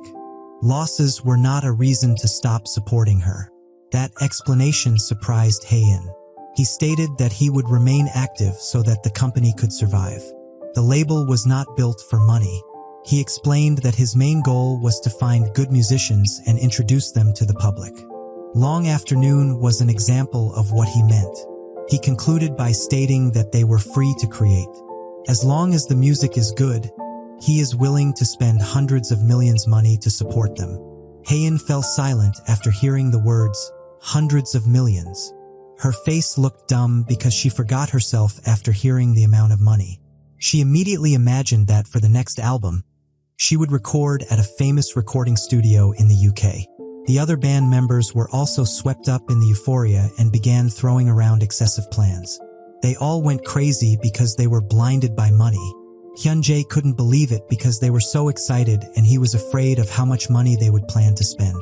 However, it had been a long time since he had felt this way, that his feelings were accepted as they were, without misunderstanding. This atmosphere felt unfamiliar but comfortable to him. Bad memories of the past came to mind, words of contempt directed at him, judging him for pretending to be nice. A shadow whispered to him, calling him a hypocritical piece of trash, telling him to get lost, asking why he was helping those beggar-like kids. It told him to stop laughing like that because it was disgusting, and the negative words always haunted him. But Haein called him over because she saw Hyunjae daydreaming. He apologized and asked her what she wanted to ask. It wasn't really a question. There was something she needed among the promotion clauses here, so she wanted to ask him a favor. He responded to what favor Haein wanted. The scene changed to Yeowon, who was on the train. He sat and smiled looking at the news on his phone. It was about the collaboration between Sung Hyunjae and Long Afternoon being officially released. He sees the market reaction as soon as the song is released. The song immediately hits the domestic charts and the public response is very positive. Comments on streaming platforms continue to pour in with praise. He wants to listen to the song right away, but restrains himself because there is still a PV and other plans that night. He can't wait for a listening session with his girlfriend Haein. Yeowon had arrived at the cafe and was ready to work. Shin-young greeted him back after seeing him come in. Yeowon asked where the boss was, who turned out to be buying supplies. Suddenly, Shin-young asked, "Do you like listening to music?" Of course, he answered that he liked it and asked why she was asking. She wanted to discuss Hyunjae's new song that came out today and said that it was totally amazing. Then Yeowon quickly covered his ears and screamed loudly because he had been holding back from listening to the song. Shin-young was surprised why he suddenly went crazy like that. He apologized and explained that he was avoiding spoilers. He wanted to listen to the music without being influenced by other people's opinions. She concluded that he must really like Sung Hyunjae. She admitted that she was a big fan of his. He admitted that he did like Sung Hyunjae, but actually he preferred Long Afternoon more. She was surprised that he liked a relatively minor musician. Her interest in him grew even more. He explained that he sometimes searched for music himself and sometimes followed the app's recommendations. She also sometimes played music randomly like him, not expecting them to have such similarities. She promised to try listening to Long Afternoon since Yeowon said it was good, while putting on a flirtatious face. It made Yeowon cringe, but he still recommended his favorite songs to her. Somehow he feels satisfied. Other than Haein, someone else is starting to recognize Long Afternoon. And suddenly she screams when she sees Hyunjae entering the cafe. Sure enough, he is a regular at this cafe. He immediately orders a drink and Shin-young is very happy to serve him. She enthusiastically tells him that she listened to the song that came out today and it was really good. Totally the best. This made Hyunjae respond happily and thank her. He also told her to watch a live clip coming out tonight. Hearing all this, Yeowon scolded her for having personal conversations with customers, but she thought this much was fine. Hyunjae and his team chatted while Shin-young couldn't hide her curiosity. So she asked again with a very enthusiastic face. She leaned closer and asked Hyunjae, "Who is Long Afternoon?" This made Yeowon, who had been silent, immediately look up because of the question. Hyunjae was also surprised to suddenly be asked that question. It was the same question that many of his fans asked on his Instagram account. Everyone was stunned after hearing Shin-young ask the question without reading the situation. However, Hyunjae answered formally, saying that Long Afternoon is a really talented musician, while used career laughing. But she continued to ask, what kind of person are they? A band? Is the vocalist pretty? Hearing these questions, Yeowon felt that she had crossed the line and told her to stop asking questions. Of course, even though it was uncomfortable, the question made Hyunjae have to be careful in answering it in order to maintain his good name. He replied that he didn't really know since he had never seen them in person either, and he ended the conversation so there would be no further questions. Shin-young could only watch him leave because she still had many questions to ask him. Yeowon immediately scolded him because they were not allowed to talk to customers, because he was a regular and he was afraid he would stop coming here because he was disturbed. But she just responded casually because she thought this level of small talk was fine. It was like a greeting, making Yeowon give up on advising her. Anyway, he'll bring it over himself and apologize for her. So he told her to watch the counter. He headed to their table, where they were discussing what they would have for dinner. Their conversation stopped when Yeowon came to bring him his order. He saw the awkward look on his face that wanted to say something. Yeowon immediately apologized for their staff's mistake. So he apologized for making him uncomfortable with her sudden, unnecessary talk. Hyunjae was quite pleased to see Yeowon being so polite, so he understood. Yeowon also gave him cookies as a service to make up for it. However, he didn't leave after that because there was still something he wanted to talk about, so he plucked up his courage to ask him for something if it wasn't too rude. He gave him a pen and paper to ask for his autograph enthusiastically. Hearing this made Shin-young quite annoyed, because he had just scolded her for disturbing customers. But Yeowon did the same thing lol. Hyunjae didn't mind and signed the paper, making Yeowon happy. He offered to write the name as well, so he asked what his name was. Yeowon agreed it wasn't his name, but he wanted to write someone else's name. He said to write Shin Hae-in's name on the signature, making Hyunjae pause for a moment, thinking he had heard the name wrong. He turned to Yeowon to confirm and asked, "Is the name really Hae-in?" Yeowon said yes and explained, "Hae from sea otter, Hae-in." Hyunjae pretended to be calm, then asked Yeowon again if that was his girlfriend's name. He nodded and said his girlfriend liked his music a lot, and of course he was a fan of his too, even following him on Instagram. Hyunjae ended the conversation and hoped his girlfriend would like the autograph. So he quickly left the cafe. He walked faster than usual, but he suddenly stopped in the middle of the road and thought. He didn't expect to meet the person who claimed to be Hae-in's boyfriend, and he almost screamed because he was so shocked. He was wondering why the name Hae-in came up here, and for a second he almost acted like he knew about Long Afternoon and got caught. He looked back to observe Yeowon further, and he remembered Hae-in saying they would meet near the station when catching the last train, so that person must be Hae-in's boyfriend, so he would ask and confirm it himself later. He got into the car while drinking coffee. He imagined if Yeowon found out Hae-in lied to him, he looked like the type who would be deeply hurt. Last time he did say couples can have secrets too, but he was unsure. Should he tell her it's better to clear things up sooner rather than later? But suddenly he heard a whisper from his dark side saying, "Why bother?"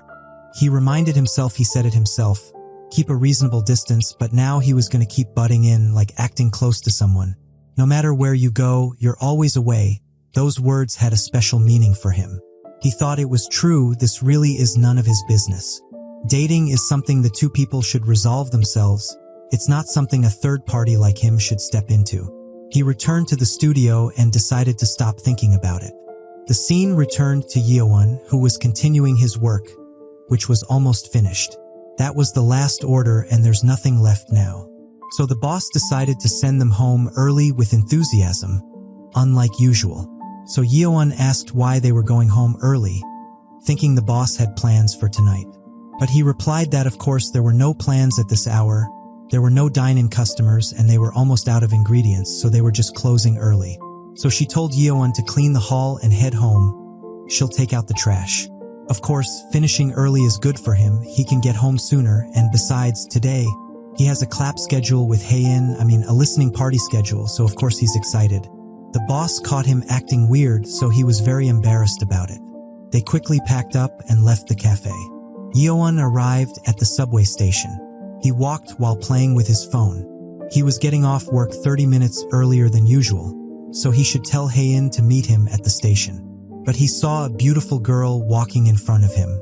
So he called out the name of his very beautiful girlfriend, causing her to look back. They were both very happy to meet on the street. They were very affectionate, especially since they hadn't been dating for long. They talked about how they were able to get home from work early today. After that, Yeowon took something out of his bag. He had something to give her. Then he showed off Hyunjae's autograph with a silly face, thinking that Hae-in was a big fan of his. Hae-in froze after hearing that Yeowon had asked for Hyunjae's autograph. She was silent for a moment, then asked stammeringly how he got it, and Yeowon said he just shamelessly asked for a signature. Hae-in thought her fate was sealed because she was afraid Yeowon had found out that she had lied to him. She asked to confirm whether they had a long conversation while getting the autograph. Fortunately, they weren't supposed to talk to customers while working, so they didn't really talk much. Hae-in was relieved to hear that, but he said again that there was a cheeky part-timer who asked about long afternoon to Hyunjae, making Hae-in break out in a cold sweat again, which hadn't even dried yet. But Hyunjae said he'd never met long afternoon either, just like she said.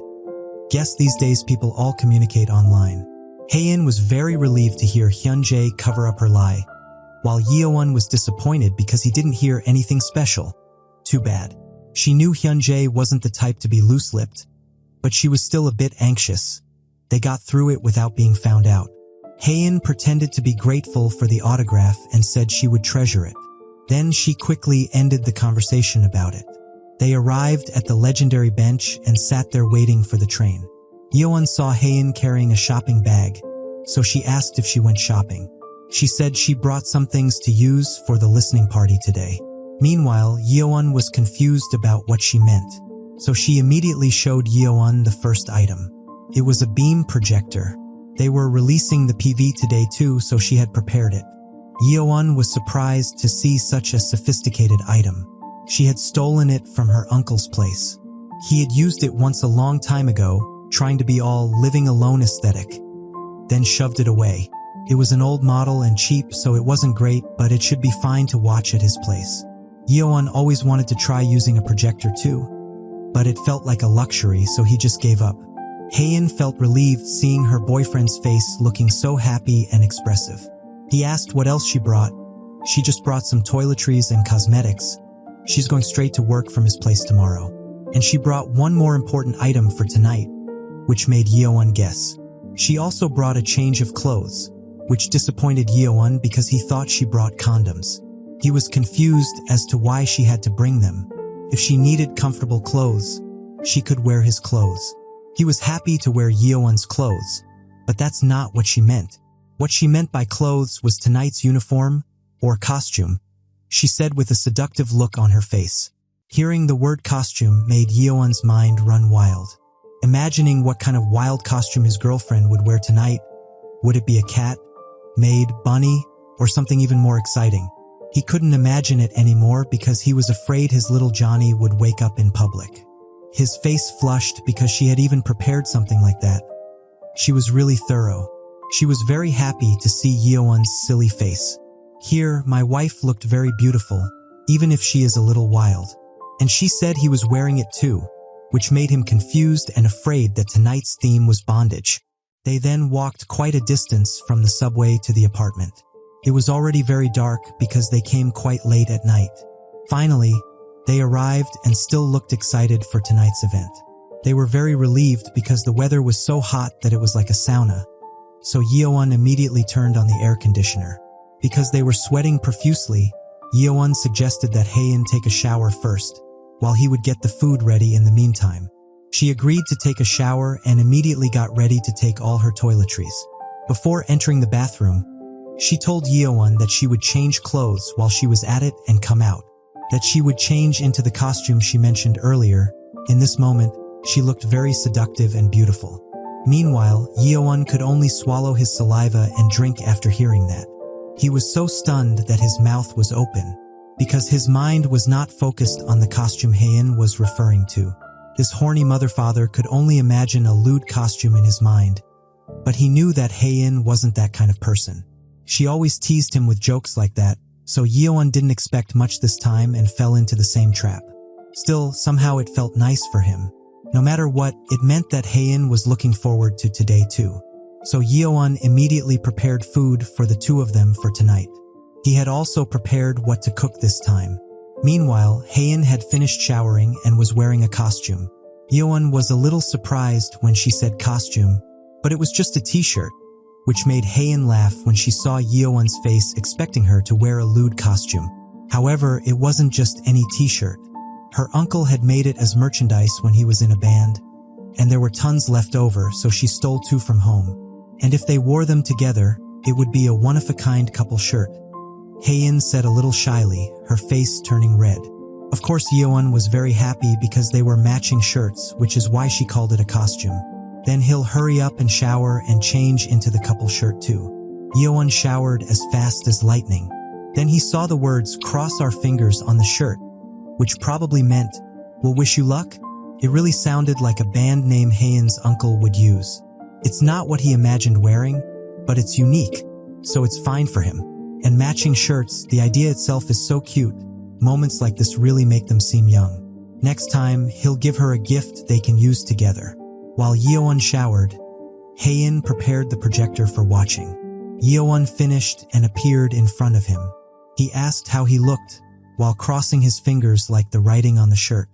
Haein was glad he understood the crossed fingers and said it suited him well.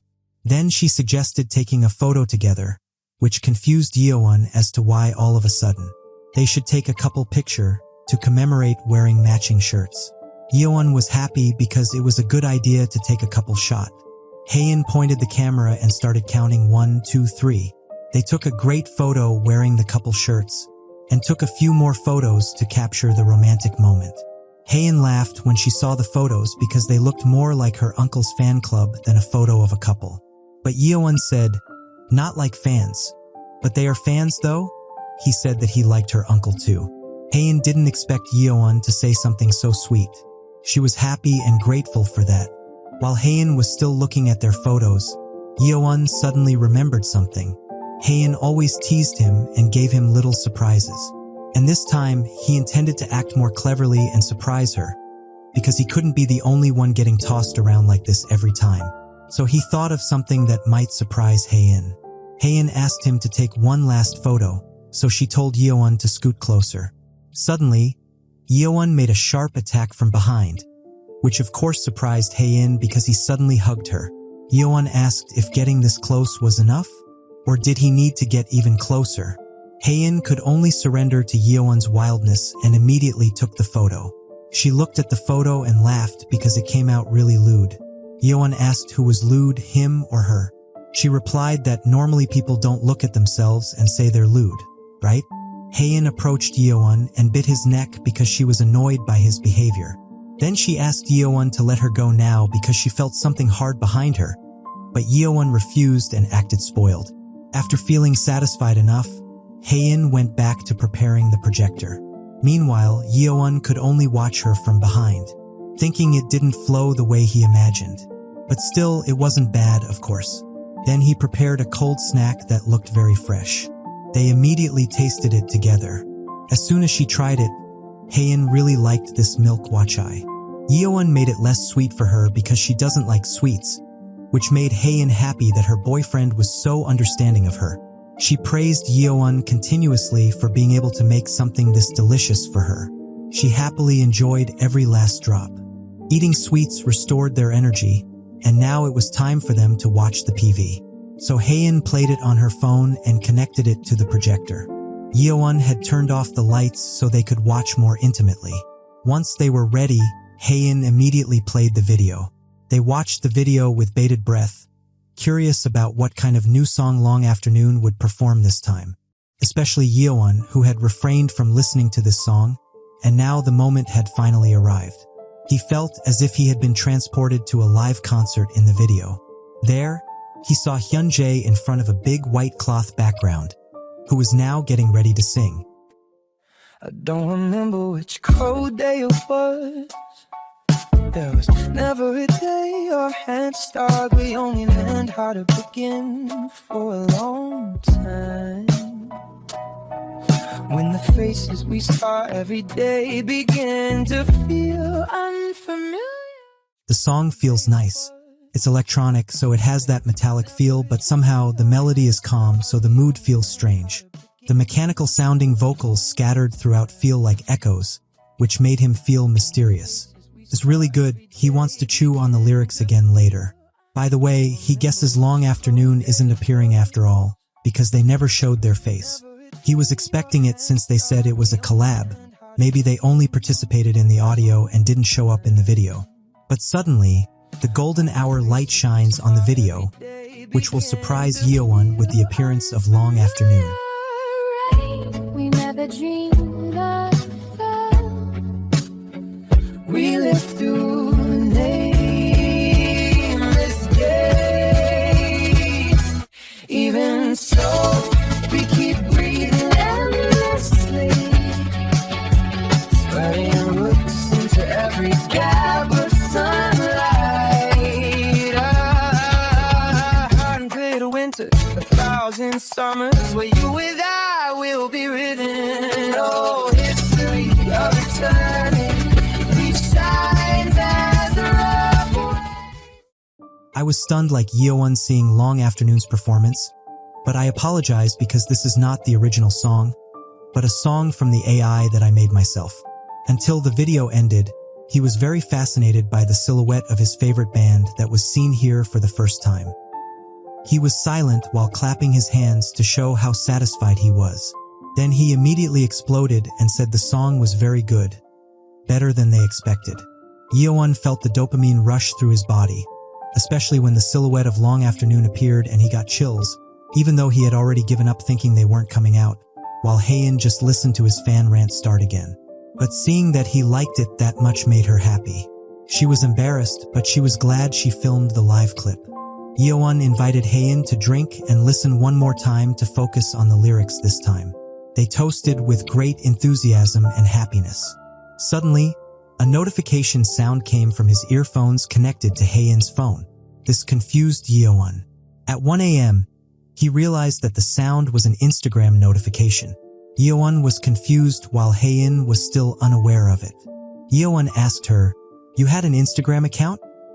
Making Haein confused as to why he suddenly asked that. And finally, she realized that her identity would be exposed if it appeared on the projector and showed that the Long Afternoon account was on her phone. In the middle of the night, Haein's fate was at stake. They both fell silent after the notification sound, especially Haein, who looked very confused. She tried to answer Yeowon's question, but she stammered because she was panicking. Yeowon offered to follow each other on Instagram, considering it a small thing between couples. Haein heard the offer and immediately hesitated. Her mind focused on the identity she had been hiding all this time. She refused with a simple excuse, saying it wasn't necessary and trying to change the subject. Haein explained that her Instagram account was only created to follow restaurants and was hardly ever used. She added that there were no posts, so she thought following each other was pointless. Yeowon responded casually, admitting that his account also only contained a few photos and was just for contact. Haein refused again and concluded that they didn't need to follow each other if they weren't going to use it. Yeowon fell silent, hearing Haein's words, which slightly offended him. He then linked this to their relationship, questioning the meaning of dating for her. Haein turned and responded coldly, and this was when she brought out her playing victim weapon. She questioned what their relationship status had to do with Instagram. Yeowon asked why Haein was hiding her account. Feeling that there was something he didn't know, Haein denied it firmly, insisting that she wasn't hiding anything and accusing him of being too suspicious. Yeowon explains that he was only asking, not accusing or suspecting. Haein emphasizes that she really isn't hiding anything because there's no reason to show it. She adds that if dating means having to reveal everything, then that logic doesn't make sense to her. Yeowon is surprised by Haein's sudden change in attitude and more formal way of speaking. He defended himself, saying that their closeness made his curiosity as a boyfriend natural. Haein rejected that argument and said Yeowon was starting to say strange things just because of their relationship status. Yeowon insisted that an empty account was not a secret and should not be an issue.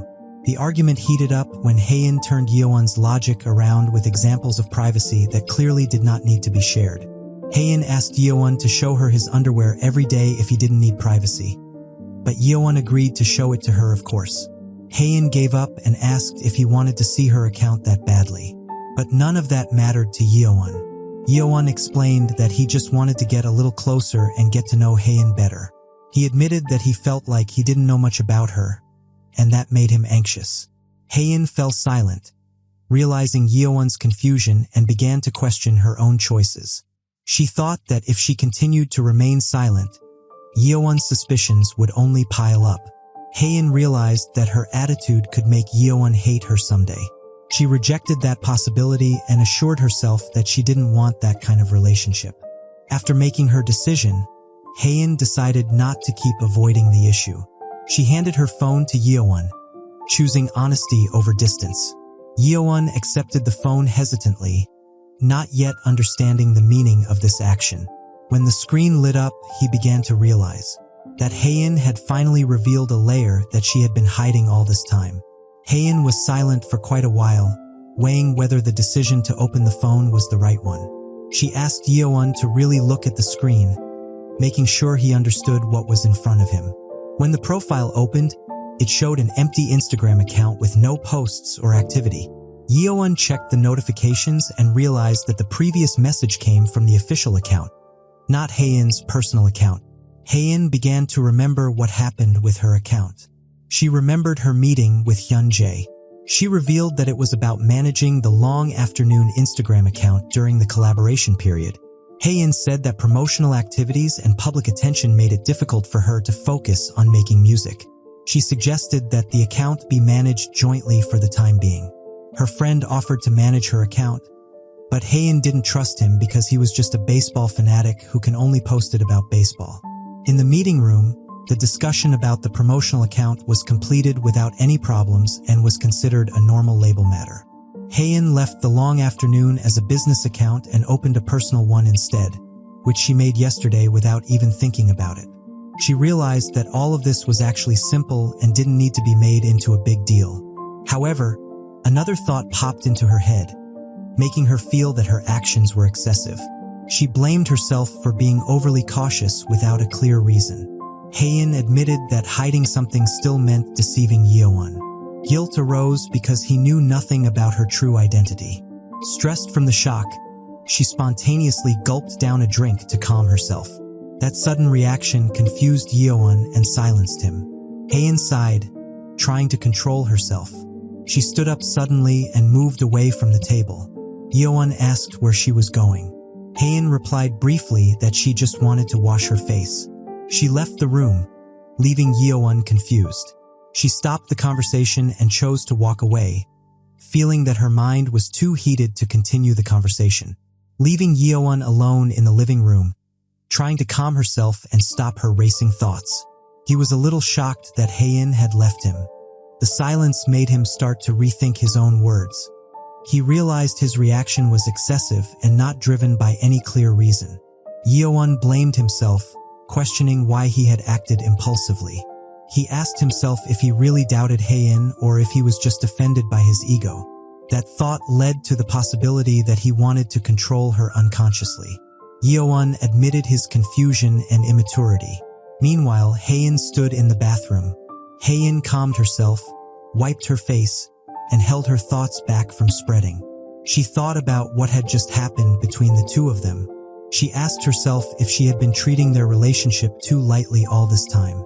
Thoughts of togetherness came to mind, realizing that time together should be cherished, not avoided. After taking a breath, Haein decided to be more honest from now on. She came out of the bathroom with a simple decision to fix the situation. Yeowon stood in the kitchen, checking the watch eye that had started to melt and considering what to do. He chose to put it back, intending to keep it so it could be eaten by Haein the next day. That small decision was his way of showing concern without needing words. When he turned around, Yeowon noticed Haein behind him. They were silent, realizing that both of them were trying to repair their relationship in their own way. He asked if she was calmer now. She replied softly, not entirely sure, but not as heavy as before. She asked about the watch eye again, because she saw Yeowon cleaning it. He admitted he hadn't cleaned it yet, then offered to get some for her if she wanted. She refused gently. It wasn't about the food. There was something else she wanted to say. She fell silent, weighing her words. He waited, clearly confused by her sudden change in attitude. In a soft voice, she asked him to come in for a moment. Just a moment, Haein said softly, embarrassed, "Let's wash together," to make up for her cruel words to Yeowon. He just stood there silently because he couldn't believe what he was hearing. He was shocked. The word "together" made him misunderstand for a moment. His heart beat faster, his mind went blank. She explained that she herself didn't know what to say yet, but she didn't want to avoid him anymore. She looked down. Her hair covered part of her face. There was fear, but also a small determination to be honest. She sighed. She said she wanted to have Yeowon's face beside her as much as she could, saying it with a very beautiful and seductive face. So she hoped they could stay together, making Yeowon just stare blankly. While pulling Yeowon's shirt, she said to stay by her side, until she chose the best words to explain everything that made Yeowon curious. Yeowon couldn't bear to see his girlfriend feeling so guilty. He swallowed hard. They were dating now, so they didn't have to solve everything with words alone. They could talk with their bodies too. So he quickly took off his shirt in front of Haein and said, "Shall we go in?" Meanwhile, Haein's face turned red when she suddenly saw Yeowon's body and just stood there silently. But she said, "I just want to brush my teeth." "Why are you taking your clothes off, pervert?" Meanwhile, Yeowon misunderstood because he thought they were going to take a shower together, even though he had just taken a shower. They went straight into the bathroom after the incident. Haein brushed her teeth as she had planned when she invited Yeowon earlier. Meanwhile, Yeowon brushed his teeth nervously, sweat dripping down his face, trying to read what Haein was thinking. But he couldn't figure anything out, so he awkwardly continued brushing his teeth. Yeowon began to think and gather his words. He stopped brushing his teeth and immediately called out to Haein. Haein also stopped and looked in his direction after hearing Yeowon call her. Finally, Yeowon asked if she was still angry, because earlier he had been very demanding. Haein just stared deeply at Yeowon. She was silent while looking at him continuously, but she didn't answer immediately, turned her head away, and continued brushing her teeth. This made Yeowon a little disappointed. He felt bad for asking at the wrong moment. Meanwhile, Haein finished brushing her teeth and wiped them clean. She immediately approached Yeowon and called his name, making him turn his head to hear Haein start the conversation. She felt that she looked at him. When he lowered his gaze, the corners of his eyes lifted slightly. They were usually round. Yeowon didn't know that, so he wasn't sure what Haein was talking about. Then she asked Yeowon again. He was confused by what she meant, so she explained what he thought after watching her brush her teeth continuously. He wasn't sure what he saw, but he tried to piece it together. He just thought Haein started brushing from the inner right side, starting with the front teeth. She didn't expect Yeowon to observe her in such detail, which surprised her, even though that's not what she meant. Then she burst out laughing a few seconds after hearing Yeowon's words, which of course confused him. Haein laughed beautifully. She thought Yeowon was very silly for paying such close attention to how she brushed her teeth, calling him a detective. Yeowon felt stupid now, but he was glad she laughed because he noticed it by chance. Haein confirmed his assumption that she always brushed that side first. She explained that last year they had removed her lower right wisdom tooth, so the dentist told her to pay special attention to cleaning that area. The story livened up the atmosphere, so Yeowon responded that he still had his teeth. He hadn't had them removed yet, making Haein jealous because they were incredibly painful. Yeowon didn't expect it to be that painful, to the point that Haein had to eat porridge for a week, because the pain is different for each person. After that conversation, she smiled and felt happy because the conversation went smoothly. So she left Yeowon in the bathroom with a smile because she had finished brushing his teeth. Yeowon just sat there silently with a dumb look on his face, sitting on the toilet holding the toothbrush that he hadn't finished using. He was confused about what had happened. Seeing Haein smile made him conclude that her anger was gone. He hoped that was really the case, and he finished brushing his teeth. The atmosphere that night was very comfortable. Yeowon returned to the room after he finished in the bathroom and turned off the lights. He saw Haein sleeping on the bed, and of course Yeowon was happy to see a girl in his bed. She was busy playing with her phone, while Yeowon peeked at what she was doing. He sat on the bed and saw that she was writing in her diary. Suddenly, his face became dumbstruck, and he felt embarrassed about what to do when his girlfriend was so tempting on his bed. Should he hug her from behind?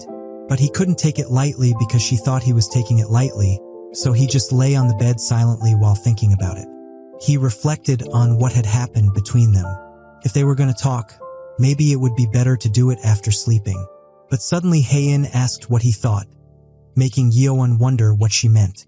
Haein wanted to know his opinion, so she asked, "How about us?" Haein turned around, her face and body facing Yeowon, while asking, "Have you ever felt it was unfair?"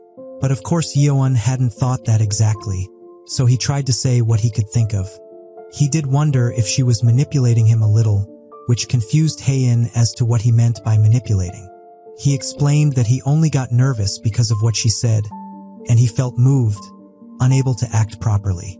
It turned out that this was what Yeowon had been thinking all along, which is why he thought he had to try harder to get back at Haein. She smiled beautifully after hearing what Yeowon was thinking. Haein crossed her arms, leaned forward and asked, "Is that why you hugged me from behind earlier?" So suddenly, referring to when they were taking pictures. Yeowon blushed because her face was too close, and replied, "Didn't you like it?" Haein pretended to be hesitant, saying, "It's not that at all. How should I put it?" She explained the previous incident when Yeowon hugged her from behind. With those strong arms holding her tightly from behind, she stopped her words. This confused Yeowon. "You felt what?" she asked Haein to continue. She tried to hold back her laughter and said that she felt naughty, with a beautiful and very seductive face. However, Yeowon was not surprised by this because she was no longer at the naughty stage. She was a total pervert, he said. She replied that the pervert was him because he suddenly hugged her from behind, making them both laugh and chat on the bed. Yeowon was relieved by all this. For a moment, he wondered if it would be okay to let what happened before slide. Because they liked each other, because the atmosphere was good, because it was fun when they were playing. A relationship where the answer is wrong, but the reasoning is correct, so it's marked as correct, trusting that ambiguous problem-solving method. He brushed Haein's hair aside with his hand, saying he wanted to touch her hair, while asking, "We are lovers, right?" Haein answered, of course, very confidently, then laughed and looked very beautiful. But suddenly Yeowon was startled, because he looked at Haein's face. It turned out that she closed her eyes, trying to tease Yeowon whether he would take action with this small code. He thought, "This atmosphere, you're suggesting we make up, right?" He convinced himself to kiss her. He stroked her hair. Honestly, it feels like they're just letting it pass. But even so, he doesn't want to ruin this night anymore. Then they kissed very softly and sweetly, while I'm here alone, single, typing the script for you guys. They didn't stop kissing for 3 hours, very passionately. Their legs became tense, and I was even surprised to see Yeowon's fingers evolve into 8 after kissing. Our artist must have lost focus after drawing them so intimately. They finished and felt their bodies become very hot. Haein was weak and could only surrender. But suddenly she said something that shocked Yeowon. She apologized for ruining today's listening party, her face looking very sad and full of regret. They held hands. Yeowon tried to comfort her, saying it was his fault for saying nonsense. "Let's finish the watch eye tomorrow morning," he said. "Don't push yourself too hard." They fell silent after regretting their actions. Then our lovebirds looked at each other again, and hidden desires arose within them. They kissed again more aggressively, their bodies burning hot. Haein couldn't take it anymore and started to spread her legs. Yeowon hugged Haein tighter, making their bodies touch. They kissed passionately as revenge after their recent fight, and they couldn't be stopped anymore. Haein started to reach Yeowon's shirt and caress his back. Meanwhile, Yeowon couldn't take it anymore. He felt like he was going crazy with all this and wanted to do it right now. Was it because he kissed her while he was a bit emotional? His heart was beating so fast it made his head spin. He wouldn't be able to control himself again. His hands aggressively reached into Haeun's shirt. He groped her bra, wanting to open it immediately and see the most beautiful mountains in the world. Haeun was aware of this, which made her realize something. She immediately stopped Yeowon, saying, "Wait a moment." Hearing this, Yeowon came to his senses. He realized the devil's temptation because he had gone too far. Another sudden outburst of demonic energy. He deeply regretted it because he didn't want them to fight again. But it turns that Haeun didn't mean to stop Yeowon after all. She just wanted to say that the hook was on the front so she would undo it herself. Even though it hadn't been opened yet, we all knew that it was very beautiful and big. All of our expressions turned to stupidity, like Yeowon's expression, who could only wait for Haeun to unhook her bra. He was confused and didn't expect that what he had wanted all this time would come true, making his face red as he imagined how beautiful those two giant melons would be. Haeun began to slowly unhook her bra, while Yeowon could only watch because this was a new experience for him. But he was quite hesitant, so he asked Haeun if she was really going to take off her bra.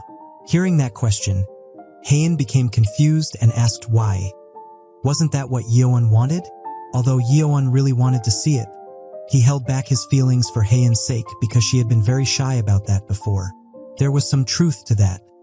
Even now, Haeun was still shy, but she had made up her mind. But this time was different. She truly wanted to do it. She wanted to be braver for tonight, because it feels like she's always the one hiding like a coward. Hearing that made Yeowon excited.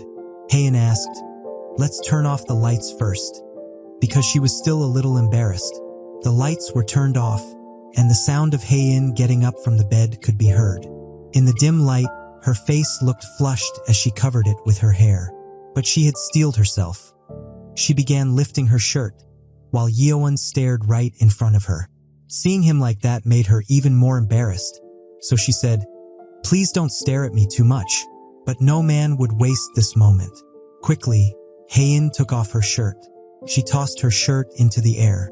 In the darkness, Haeun was already topless with her arms crossed. She looked at Yeowon, seeing the hope in his face, so she had no other choice. She began to lower her arms, revealing her body to a man for the first time. A man she loved, and asked, "Can you see me?" Yeowon answered, "Yes, a little." He didn't blink and didn't waste a single second in that moment. Haeun asked for his opinion. "What do you think? Are they weird?" Of course she felt awkward because Yeowon kept staring at her. Yeowon brought his face closer and looked at her more closely, then answered, "They're beautiful. I mean it." Hearing that made Haeun laugh a little mischievously. She was so relieved, and light streamed in, illuminating them in the darkness. Yeowon could now see more clearly and was even more amazed. He was already at his limit and couldn't hold back any longer from embracing Haeun tightly. But it was too late. Haeun ended the moment and quickly put her shirt back on, leaving Yeowon deeply disappointed. She immediately jumped onto the bed. She did that because she, too, had reached her limit. It was so embarrassing for her, so she covered her face with a pillow. She glanced at Yeowon. Maybe she could have continued if she'd had a little drunk. He didn't expect that random thing, so he asked if he should get her a beer, but she just laughed because that wasn't what she meant. She gently told Yeowon to stop that and come lie down with her. She signaled to Yeowon that they should do again what they were doing a moment ago. Finally, he understood what Haeun meant by drunk. He lay back down while looking at Haeun and said, "You were very brave when you showed up at my place, but now you're this embarrassed at a time like this?" Haeun denied it, saying that she was just a little drunk back then, and anyway, that was then, but this is a different case. Yeowon kept teasing her, so they joked around to lighten the mood. Haeun had already started thinking of wild things to do for her boyfriend. Then she told him that if she really set her mind to it, she could even do something even wilder, like taking a shower together. Hearing that certainly surprised Yeowon and made him excited to imagine it. But a few seconds after saying it, Haeun took back what she'd said, because she doesn't think she could do that, which definitely made Yeowon ask why not. She said because he's a bit of a pervert, she doesn't think he'd just stand still and take a normal shower together with her. Even though that was true, he tried to brush it off, saying he's not that much of a pervert, he can read the room. Haein didn't believe the words of a guy who suddenly kissed someone when he wasn't even dating her, leading to a playful argument. Haein laughed contentedly because she'd successfully teased Yeowon. Anyway, he wouldn't cross the line like that. She was in a very comfortable state this time. She called Yeowon's name very softly. Haein, looking absolutely beautiful, reached out her hand and said to him, "Give me your hand." Yeowon followed her instructions even though he looked confused. She suddenly grabbed Yeowon's hand quickly, which startled him. Then Haein guided Yeowon's hand and pressed it against her boba, which startled him even more. Yeowon just stood there frozen as his hand held her big watermelon. Meanwhile, Haein was trying to suppress the ticklish sensation she felt and asked, "Well, do you feel it?" But Yeowon stammered because his heart and mind weren't in sync. Haein said, "What kind of description is that? I'm asking you to feel my heartbeat." Of course Yeowon felt her heartbeat, but he also felt something else, something big and soft, and he thanked her for it, which made Haein laugh, asking why he was thanking her. He asked, "But why all of a sudden are you asking me to feel your heartbeat?" "It's because I'm almost always teasing you, so I wanted to show you that I can be serious too," she answered, holding back her embarrassment. Meanwhile, Yeowon continued to gently hold the object. Haein pinched his cheek and said that for today, no matter what she says, don't hold back. Even if she gets scared when he pushes her, even if it hurts, she'll try to endure it, she said with a face that was incredibly beautiful and alluring. Of course, even a guy like me wouldn't be able to resist that temptation, let alone Yeowon. He started to release his grip because he wasn't satisfied. He wanted to feel something more than just holding. He asked, "Aren't you exaggerating? Because of our fight earlier, right?" Haein, who was lying beneath Yeowon, replied, "No, it's not that. It's just, I'm curious too." Yeowon was shocked. So she wanted to do it just because she was curious? Of course, Haein laughed upon hearing that because that wasn't what she meant. She smiled, looked at him deeply, and said, "I love you, Yeowon." Hearing that from such a beautiful girl left him unable to respond and his mind went blank. If liking someone and dating someone had levels and rankings, he probably wouldn't even make it as a substitute. He remembered a moment from the past, when he played on his elementary school basketball team. There was one thing he heard constantly, that he had no competitive spirit, that he didn't play aggressively. It's not that he slacked off during games or practice, but he was always scolded for that. Thinking about it, they weren't wrong, he thought at the time. He felt good when they won, but he didn't feel particularly bad when they lost. He remembered the time he failed to score a shot that was almost in. He just liked basketball. He picked up the ball rolling nearby and stared at it. He only started because he was tall, but he picked it up pretty quickly. Because when he played basketball, he didn't have to think about anything, whether they won or lost. In those moments of immersion, he could forget that empty house. So he asked himself, is that why? I'm a total novice at playing hard to get. If someone gives him even a little, he finds himself wanting to give them everything. So foolish, he's trapped in his own thoughts. He's happy to have someone who loves him now. Yeowon had reached his limit and began unbuttoning his shirt right in front of Haein's face. Of course, he looked incredibly handsome with his blushing face. Just seeing his fit body made Haein wet. Before they began, she told Yeowon about the condom next to the bed. With all preparations complete, they began to touch and gaze into each other's eyes. Haein looked incredibly beautiful tonight. She reached out her hand to Yeowon, asking him to hold her, since she was feeling so shy right now, and she hated that feeling. Hearing her ask made Yeowon want to help her. So Yeowon held her gently and warmly, and they began the clapped ritual. He thought it was his defeat once again. But even so, it's okay, he doesn't mind being hurt a little. Haein lifted her leg and tried to endure the pain she was feeling. Meanwhile, Yeowon kept doing his best. It felt so good he was about to explode. Yeowon thinks it's okay to be the one who loses. As long as he can keep falling in love with her, they finally did it for the first time. After 65 chapters, I'm happy for you too. And now I can only ask when it's my turn. After they did that, the scene shifted, and Haeun's voice could be heard. She turns on a live stream on her phone, starting with her first 12 viewers. She greets her viewers with a smile, explaining that they're filming some street interviews today. She starts looking for interviewees, and coincidentally, there's a tall, handsome guy passing by over there, so she'll start with him.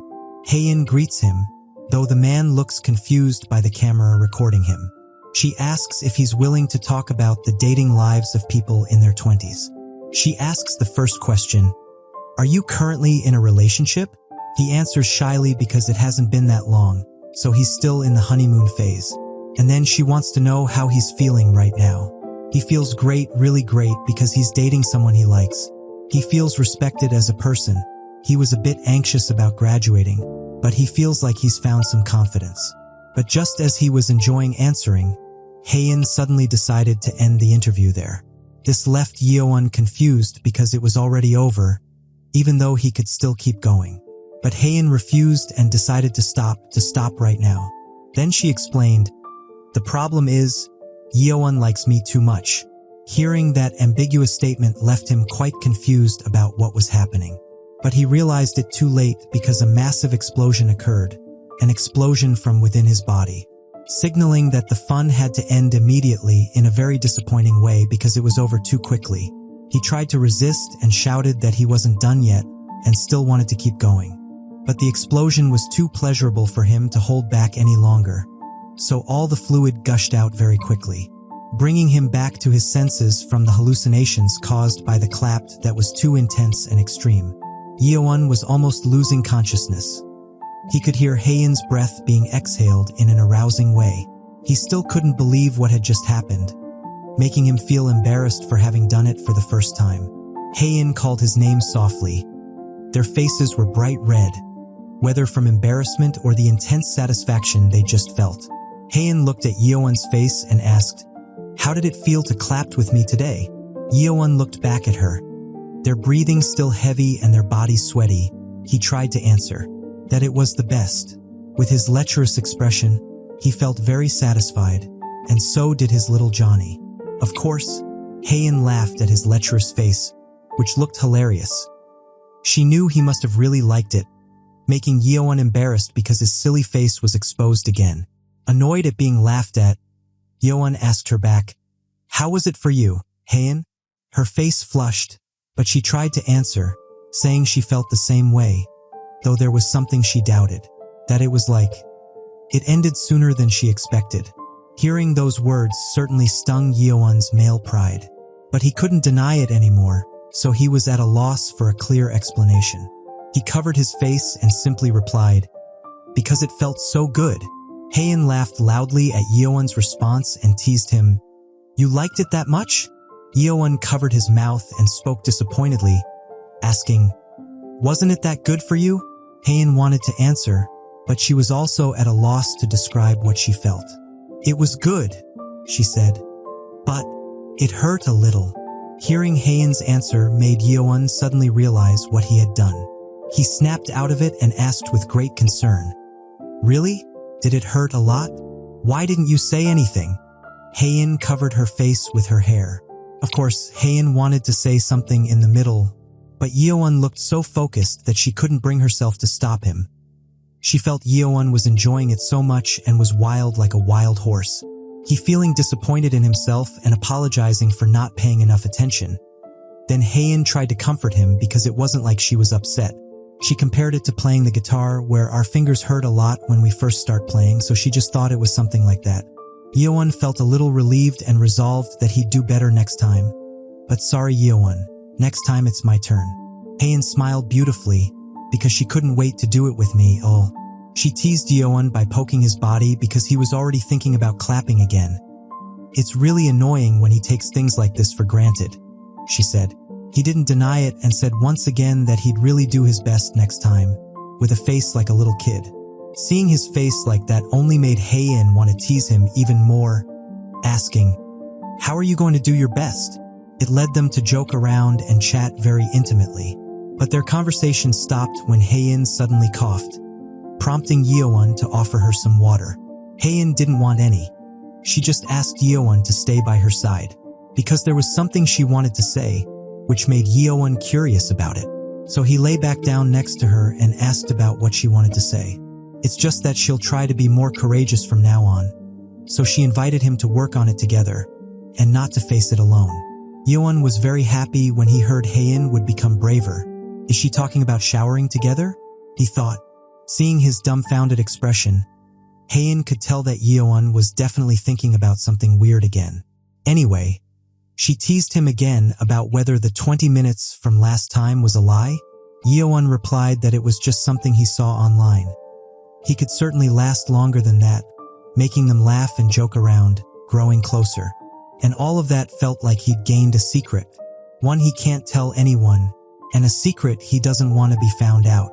In the future, he wants to create hundreds and thousands of moments like this. Moments where it's just the two of them, laughing together with the person they love so much, sharing warmth and sharing pain, willing to bear it together. Yeowon is so grateful to have met a girl who understands him so well, making him smile in relief and forget all his problems. But they had to end the night by resting. Yeowon told Haein to put on a shirt because she might catch a cold. The night passed very happily for the two of them, but that night ended only for the two of them because while the two were asleep, long afternoon briefly became a trending topic on social media, along with the live clip of their new song. Unlike them, the night had just begun for another couple. Staying up late into the night playing games was a truly enjoyable activity. Boss went wild while playing the game, where she currently held the #1 position. Of course, he teased Uncle because Uncle was such a noob at this game. She kept teasing Uncle, but Uncle held his tongue even though he was a little annoyed. Suddenly, an interesting idea popped into his head. A way to get revenge. It turns out he had a secret weapon he planned to use on her. He fired a rocket at her, who was in first place right before the finish line. The explosion from the rocket sent the boss's character flying into the air. The boss was stunned and embarrassed for having insulted him earlier. Now it was Uncle's turn to celebrate his victory and laugh with great satisfaction. The boss became furious because she realized Uncle's malicious intent. He had deliberately saved that missile just to hit her in the late game. This led to a fight because the game was so competitive. Out of frustration, she lay down on the bed and intended to end the gaming night because she was exhausted. Uncle looked at her and asked, "Gaming is pretty fun, right?" She replied that it wasn't bad. It was interesting since it was her first time playing on a console like this. Uncle was relieved to have entertained the boss with something he enjoyed. Before they realized it, it was already past 3. So Uncle asked, "Should we head to bed?" The boss asked if, even though it was late, she didn't want to be a nuisance to him. Casually, Uncle replied, "Don't be silly," because he had told her before to come over and use this place as her hideout. This used to be a place where his friends would often come over and stay. But since no one comes anymore, he was getting a bit bored too.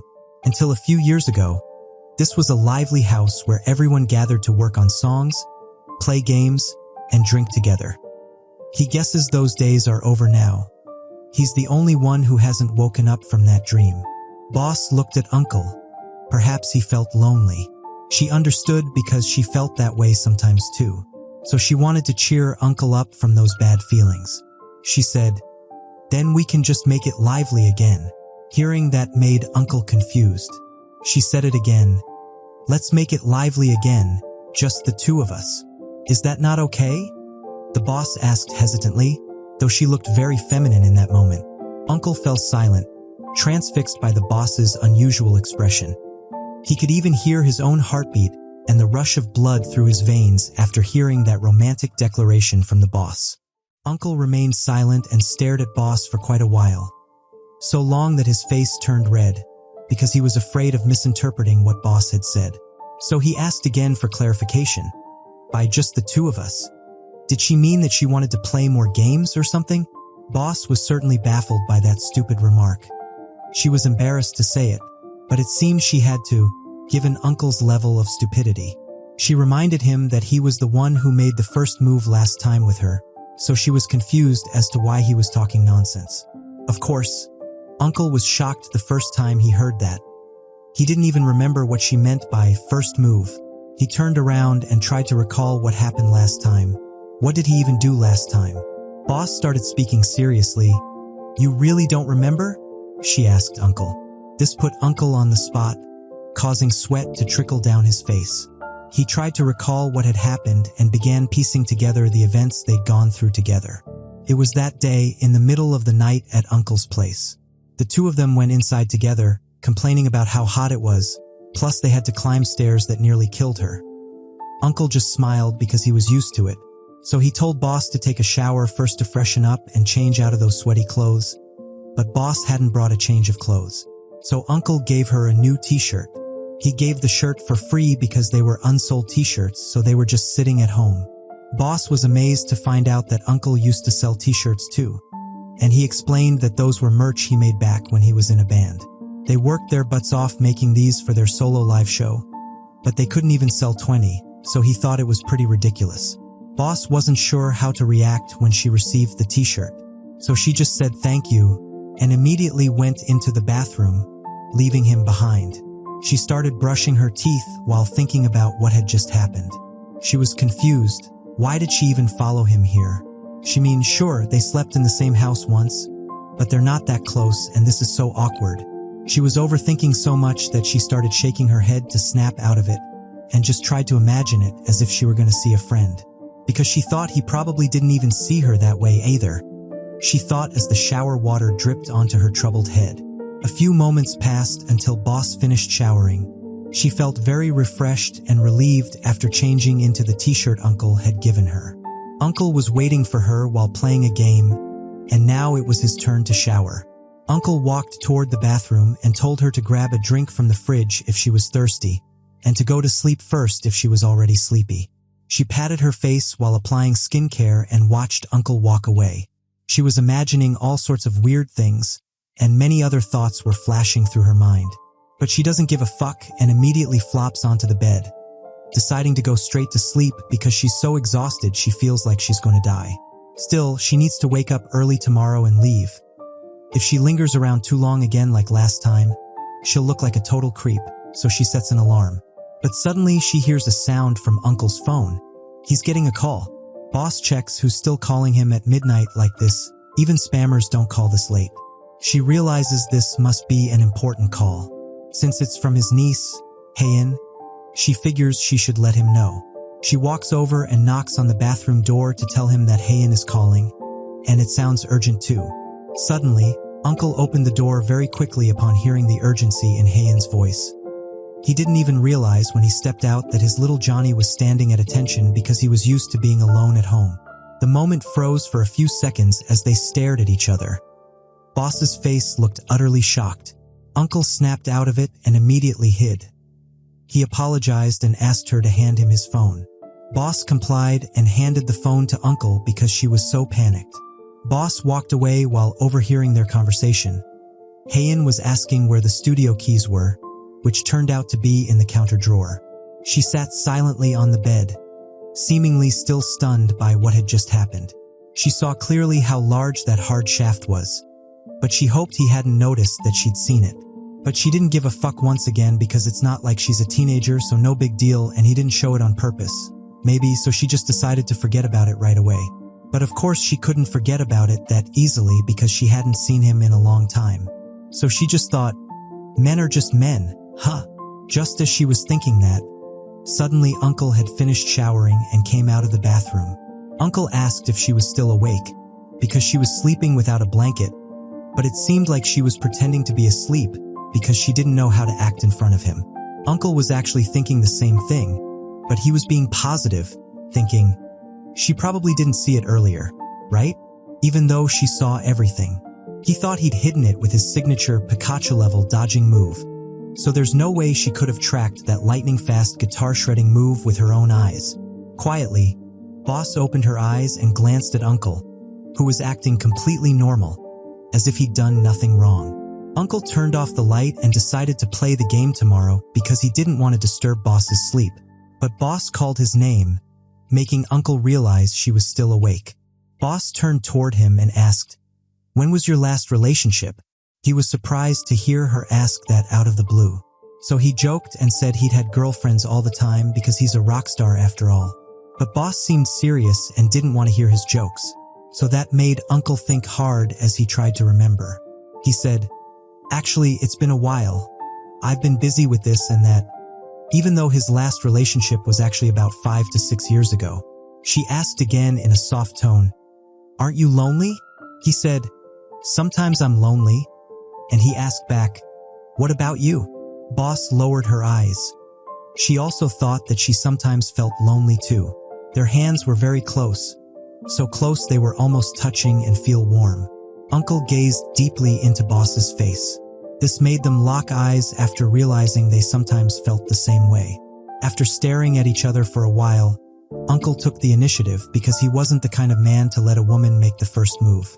But when Uncle leaned in, Boss was startled and pulled away, shocked by what he was about to do. Boss's face was sweaty from his actions. She stammered, "What are you doing?"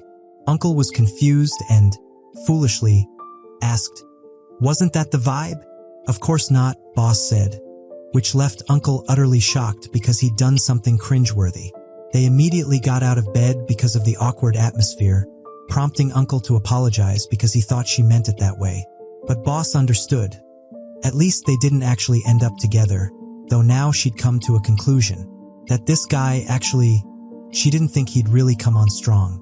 She invited him to go to sleep right away because they're all tired today anyway. Uncle felt very embarrassed by what had just happened. He also felt very guilty for ruining the mood. He said goodnight to her, and that night finally passed without incident. So that's the incident they were both discussing this time. Uncle explained once again that it was a misunderstanding. Should he call it unintentional? Or an accident? Boss sighed after hearing Uncle feel so guilty. She tried to clarify again that it wasn't a misunderstanding. Hearing that made him shocked. Uncle looked at Boss, and now she looked incredibly charming and hot.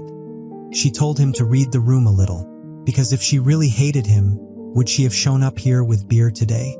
Of course, they'd never have seen each other again.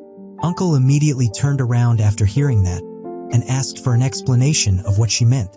Boss lowered her head in embarrassment, and she had also said something to him, that he's pretty good looking.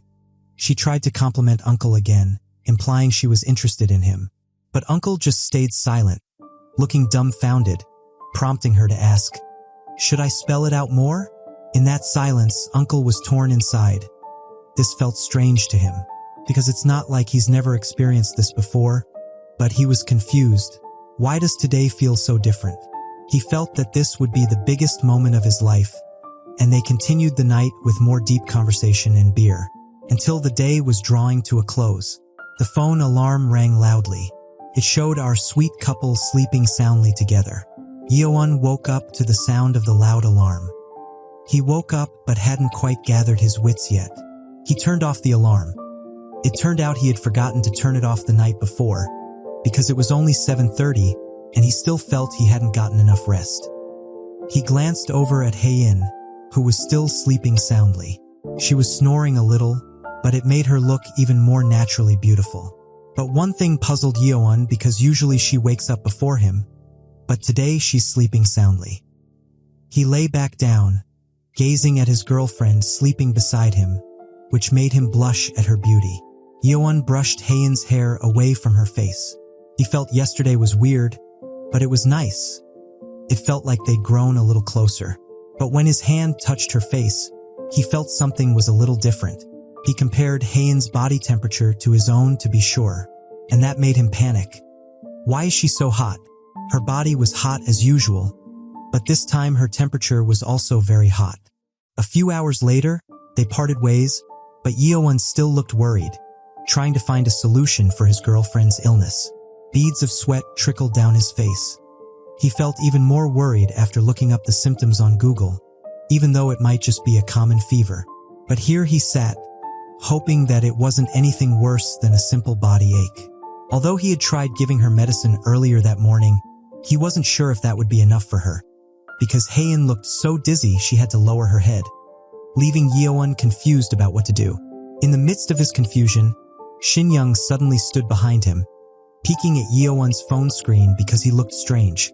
Then she blurted out after seeing what Yeowon was browsing, startling him because there was suddenly a voice behind him. He scolded her for scaring him by entering the room without knocking, but she denied it, saying she had knocked but Yeowon didn't hear because he was too focused on Hae-in. She asked if Yeowon was sick, because she could cover for him temporarily and offered so he could rest at home. But Yeowon told her it wasn't him who was sick. And of course Shin Young could tell from Yeowon's face, which meant his girlfriend was the one who was sick now.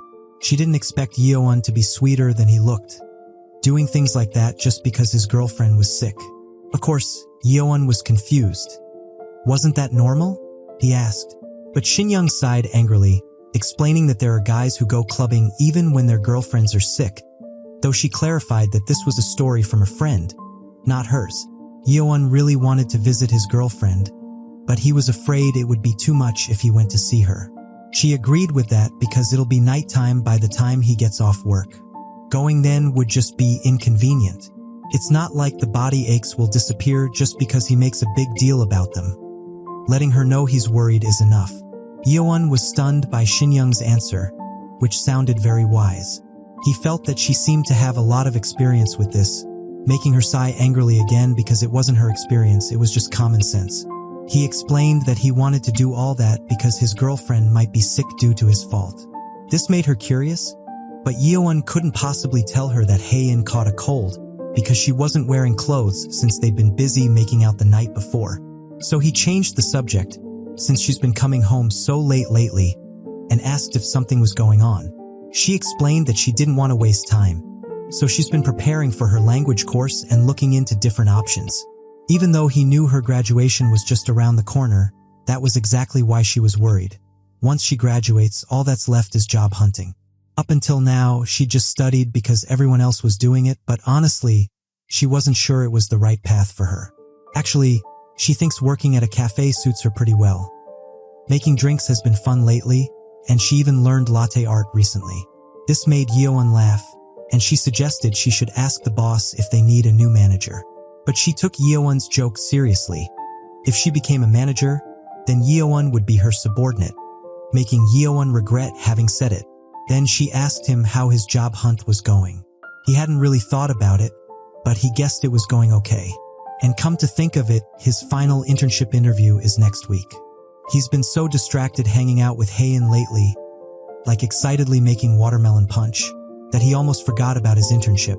After all that conversation, Shin Young said goodbye and told him, "See you tomorrow." And after all that heavy conversation, Yeowon couldn't stop thinking about it. He also didn't want to use Hae-in as an excuse, so he shouldn't get complacent. Yeowon worked as usual until late at night. He said goodbye to boss and left the cafe first. On the way, Yeowon focused on his phone screen and checked all his notifications. But there was no word from Hae-in because she hadn't replied to the message he sent this evening, which worried him. He sent her a message again, and this time Hae-in replied. She said she'd just seen his message, and she also said she was lying down reading a book called Cosmos. He asked how she was feeling, and she said she's okay for now. It feels like she has about 15% battery left. This made Yeowon angry, and he said that meant she wasn't okay at all. Hae-in laughed and said she's actually fine, just a little stiff. He posted a sad emoji, but Hae-in was still joking and said, "You think I'd break down over something like this? You've got to clap her harder next time, ol." Reading that left Yeowon speechless. Hae-in also answered his question, saying that she was currently ordering a burger. Yeowon suggested that sick people should eat porridge, not burgers, but now she just craves high-calorie food when she's sick. He replied with another joke, making the conversation feel comfortable. Now Yeowon could breathe a sigh of relief, because it seemed like his girlfriend was feeling much better. Even though this morning, when she couldn't even walk straight, he almost took her to the emergency room, but she had already called a taxi and told him to go back inside. Yeowon finally arrived at his apartment. He went inside and immediately tossed his bag onto the sofa. As soon as he arrived, he pulled out his phone and wanted to send a goodnight photo to Hae-in before taking a shower.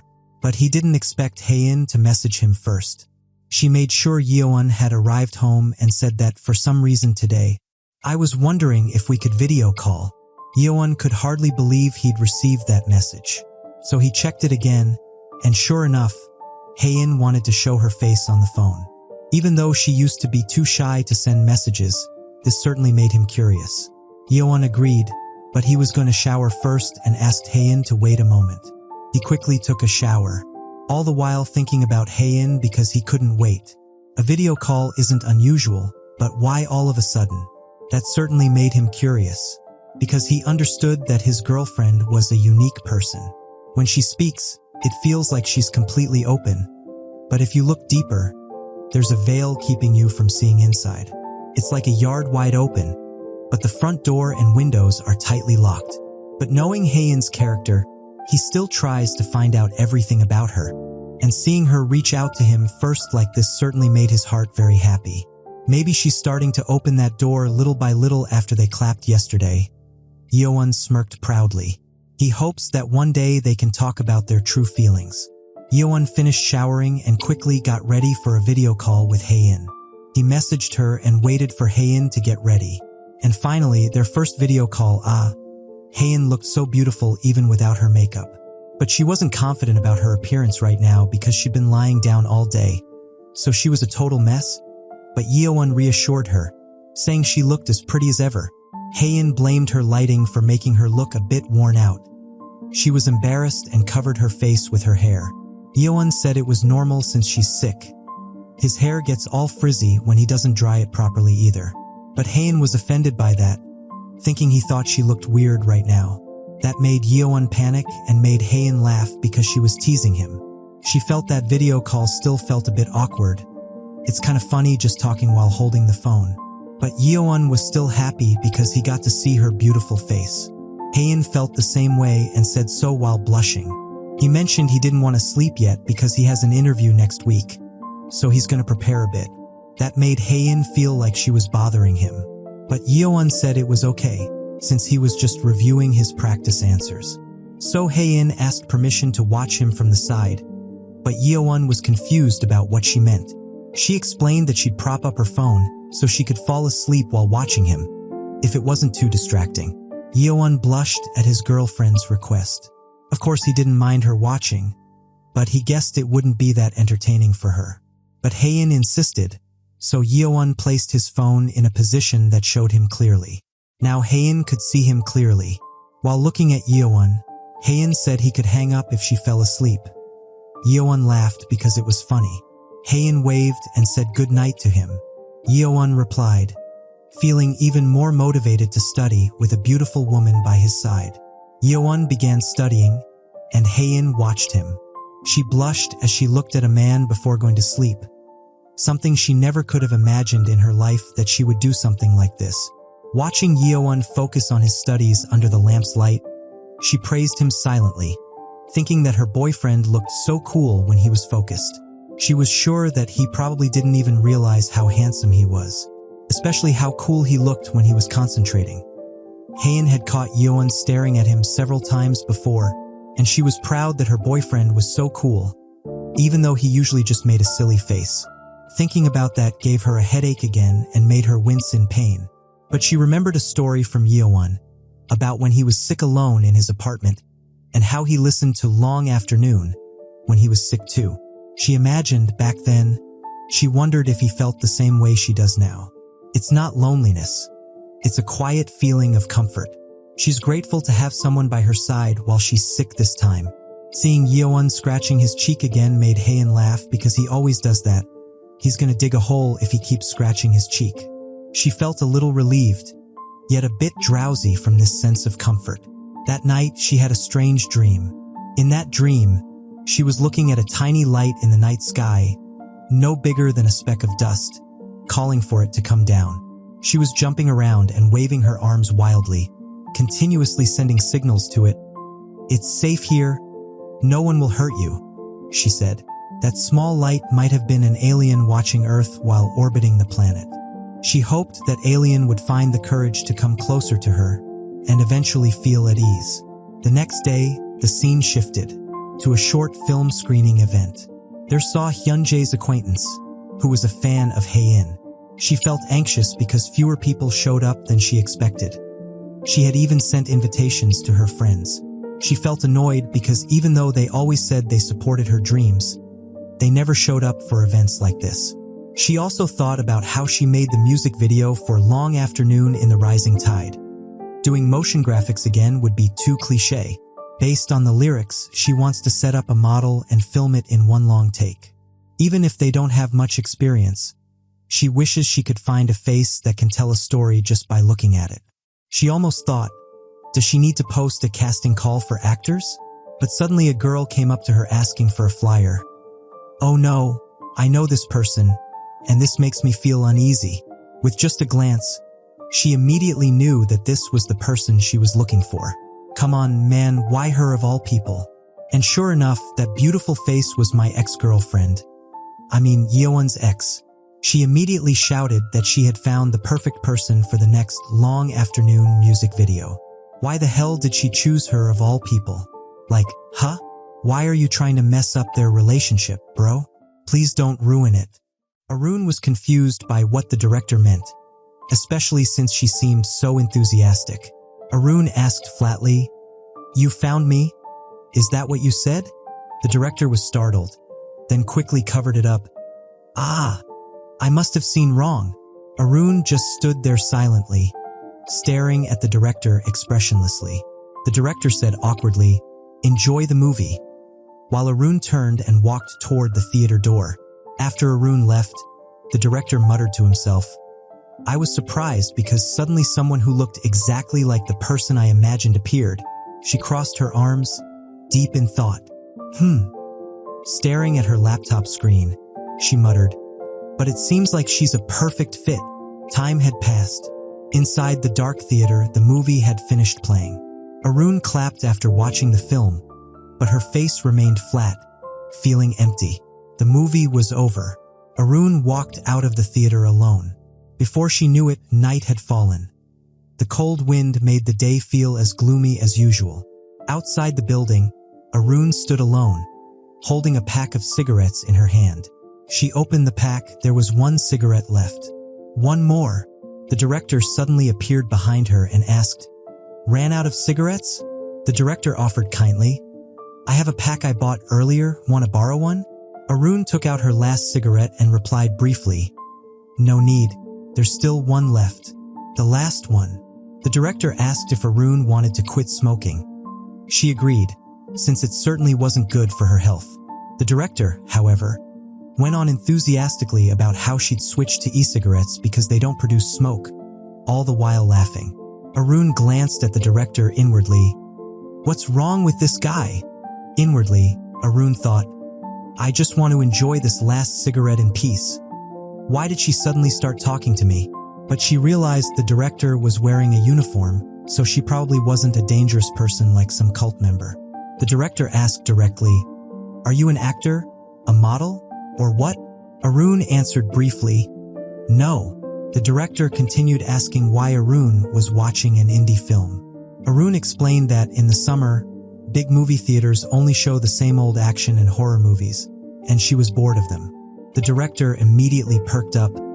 "That's what you call a cinephile. You're a cinephile, right?" Arun just answered flatly, "No, not that great."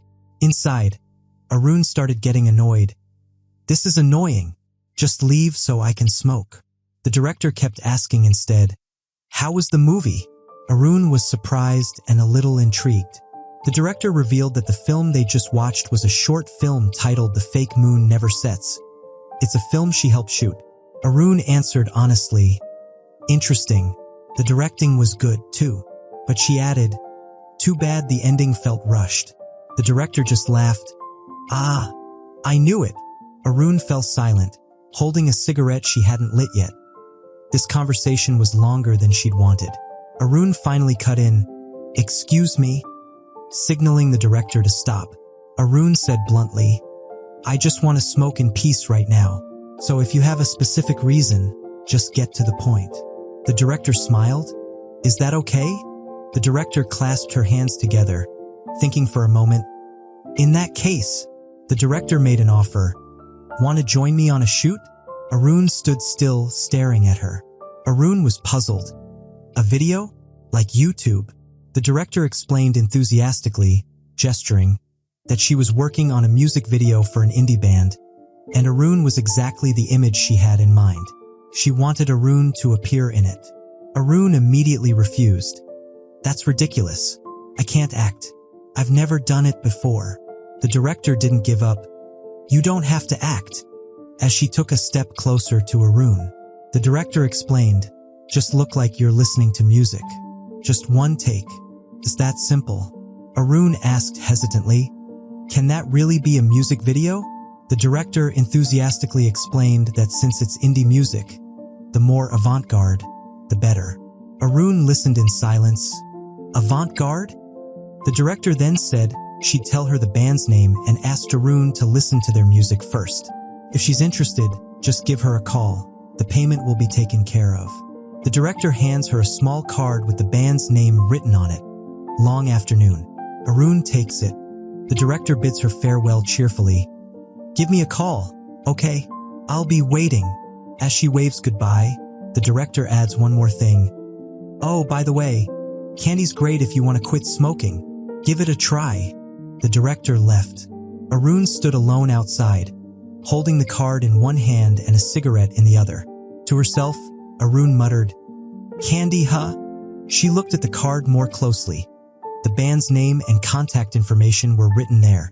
Arun was still standing under the night sky, holding the card and muttering softly, "Long Afternoon?" Arun made up her mind. She didn't have anything else to do anyway. Maybe she'd go to the cafe first to listen to the band's music. The scene shifts to Long Afternoon's rehearsal space. Hyunjae sings into the microphone, belting out the song with passion. The drummer keeps a lively beat. Haein plays the guitar beautifully. The guitarist melody and bassist sync their rhythms. They play their final song with intense focus. Finally, their rehearsal ends and they've played exceptionally well. Haein checks the monitor.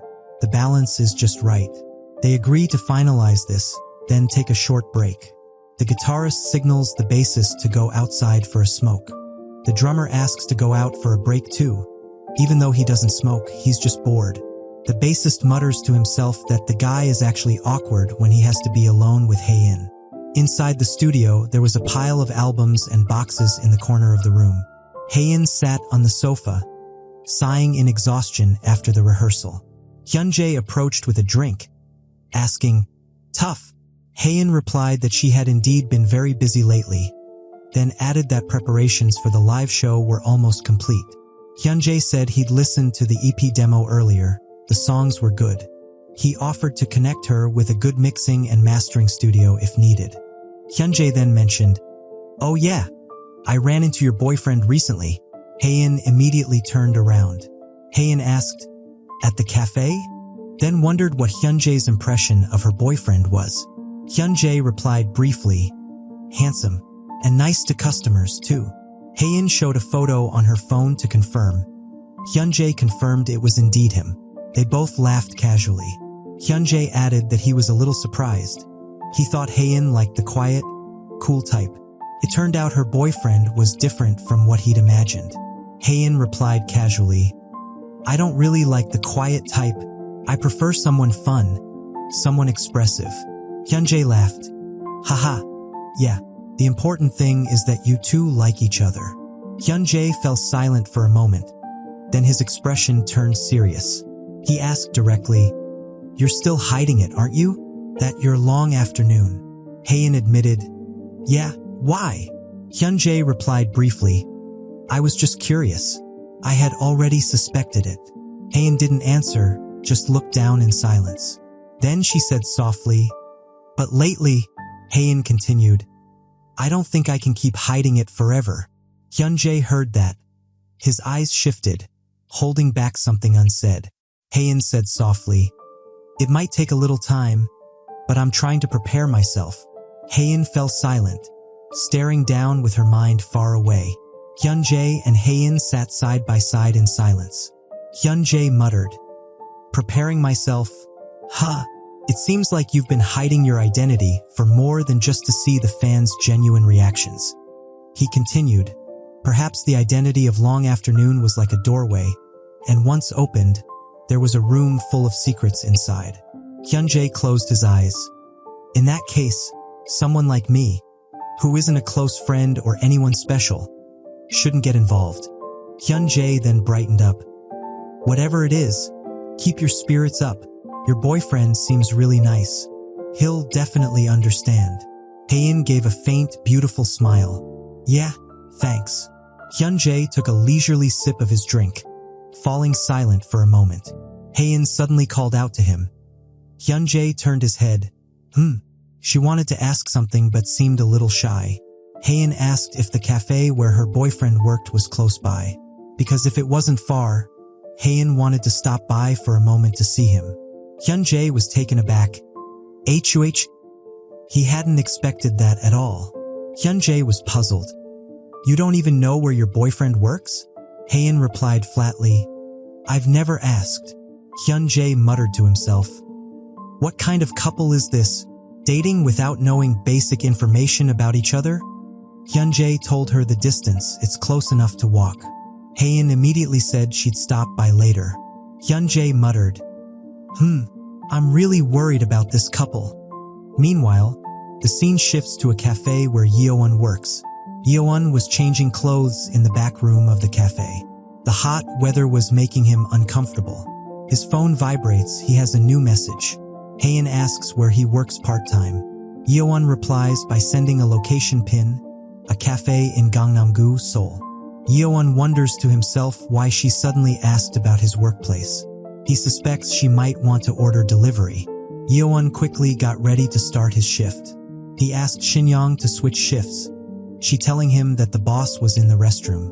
Yeowon walked into the bar area and found a slice of cake with a glass of drink on a tray. He thought it belonged to a customer who had left it behind.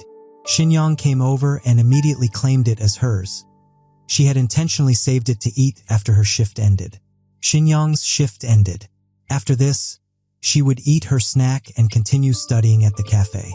Yeowon wondered to himself if people could really focus on studying at a cafe.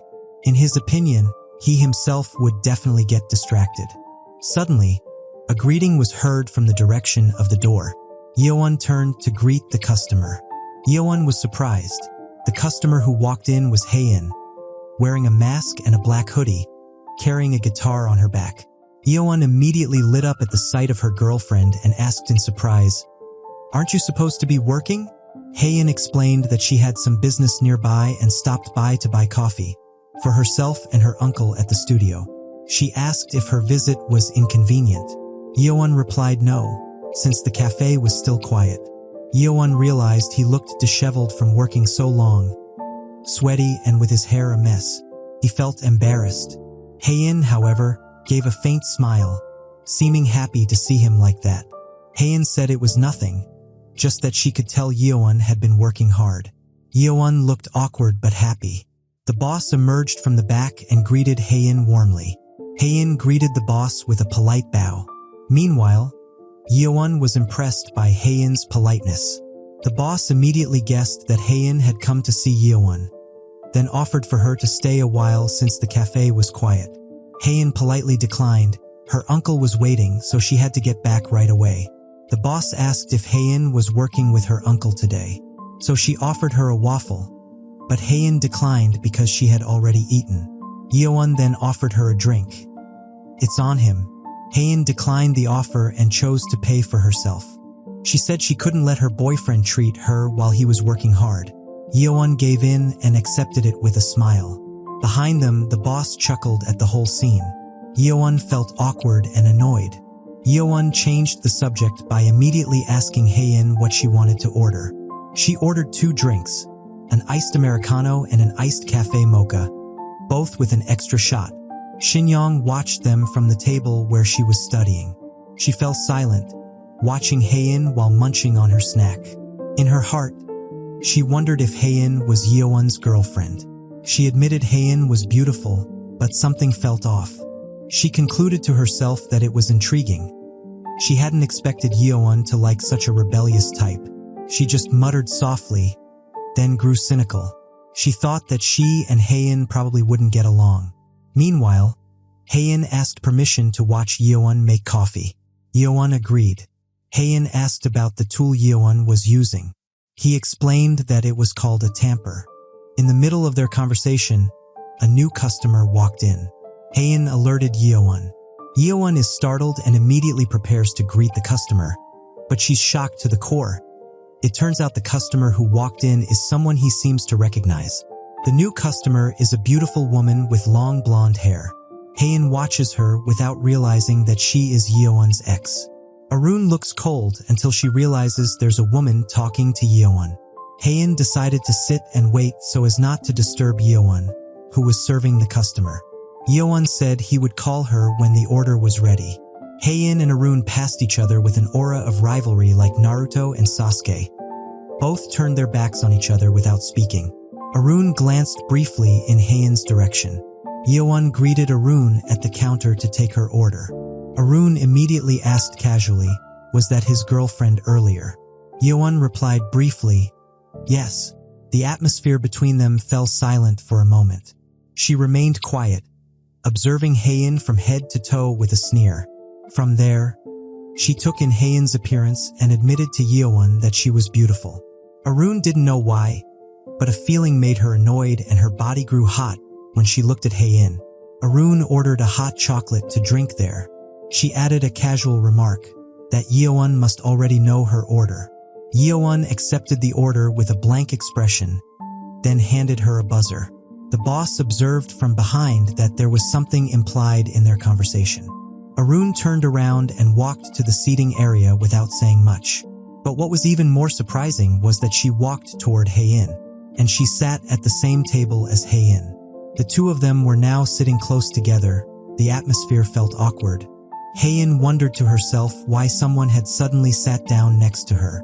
Yeowon was startled to realize the situation. Now his girlfriend and his ex were at the same table.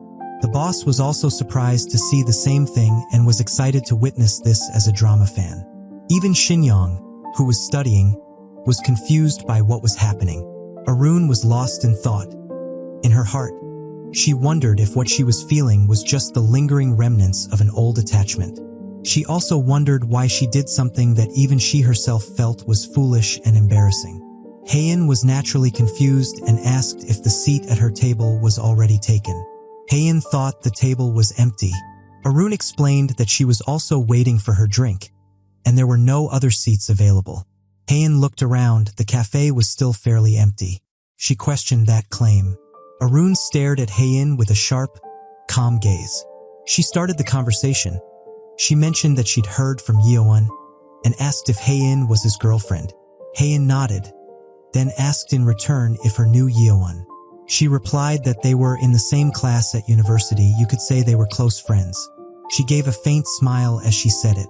Haein stared at the blonde woman with a cold, wary gaze. Haein said she'd assumed the woman was Yeowon's high school friend or coworker, since Yeowon had never mentioned his college friends by name. Arun asked back, why was that? Haein explained that Yeowon really never talked about his college friends. He said they were all too busy to meet up. Arun reacted. She thought that was strange, since they were very close during college. She also revealed that she'd been coming to this cafe a lot lately. Arun asked the question that sparked the conflict. Was I someone he didn't want his girlfriend to know about? Arun gave a faint smile and watched Haein's reaction after saying something so sharp, not wanting to feel defeated. Haein remained silent, staring straight ahead with a calm yet tense expression. She began to realize that this bitch must have a connection to her boyfriend. Even Shinyong could only stay silent as she listened to their conversation. She realized something was off between the two of them. She concluded to herself, maybe this is an ex and a current girlfriend about to clash. The atmosphere at the table felt freezing, and she regretted choosing to sit there. Haein closed her eyes for a moment, calming herself. She answered calmly, most likely because Yeowon really didn't like talking about others behind their backs. She continued, Yeowon considered it rude, so he probably just didn't want to bring up unnecessary details. Arun looked at Haein, seeming to evaluate that answer. Haein stared back with a cold, sharp gaze. From behind, Yeowon was dying of curiosity behind the counter. Yeowon panicked. He couldn't hear what the two were talking about from where he was. He thought about pretending to check the floor so he could get closer and eavesdrop on their conversation. He was also ready to break it up if they ended up in a hair-pulling fight. Meanwhile, the boss intended to approach them while pretending to clean up so she could witness the dramatic scene. Yeowon was frustrated. The situation was spiraling out of control, and this wasn't the right time. Yeowon watched from a distance as Haein sat across from Arun at the cafe. In his heart, he wondered why they had to meet here of all places. Arun started asking questions, what they usually did together, whether they went to restaurants or watched movies. Haein answered briefly. They never went on dates like that. They usually met late at night. Arun immediately caught on, meeting after Yeowon finished work. Haein nodded. She worked from the afternoon until late at night, so their schedules did align. Arun chuckled, then concluded that meant they always took the last train so they can't go anywhere. Haein wanted to say they were used to clap at Yeowon's apartment, but of course she wouldn't tell her that. But she continued, after all, they met almost every day and always had time to talk. That was enough for her. Arun was silent for a moment, processing everything she just heard. Then she concluded with a sharp tone, so they hadn't even been on a real date yet? Haein was surprised to hear it said so bluntly. Haein tried to defend herself. They had gone out for dinner and late-night snacks together. Arun immediately laughed it off. In her opinion, even ordinary friends did things like that. She mentioned Yeowon's name in a dismissive tone. Behind the counter, Yeowon, who heard his name called, was immediately confused. Arun continued, Yeowon really is too innocent, unlike a boyfriend who should be more proactive. Haein fell silent, listening to it all without responding. But then Haein spoke up. It's true that Yeowon is like that, but he's incredibly sweet, Haein said calmly. He cooked for her and took care of her seriously when she was sick. That was what Haein liked about Yeowon. Arun listened in silence, felt like she had to admit defeat, because Yeowon had never done that for her before. She just nodded in agreement, acknowledging that Yeowon really was that kind of sweet person. Meanwhile, Shinyoung couldn't stand hearing all of that anymore. In her heart, she complained. She should have said she wanted to go home early. Yeowon couldn't take it anymore and quickly called out to Haein that her order was ready. Haein stood up, then told Arun that she was leaving now. Arun responded casually, telling Haein to go ahead. Haein picked up her guitar case without saying another word. Before leaving for good, Haein turned around and said she was glad to have met her. Arun looked confused. Haein just replied briefly, she was just curious. Curious about what Yeowon's life was like before they met. Arun remained silent, accepting that answer. Haein then took her leave with a deep bow, so deep that Arun was startled by the 90-degree angle. Haein walked away, leaving Arun still sitting alone at the table.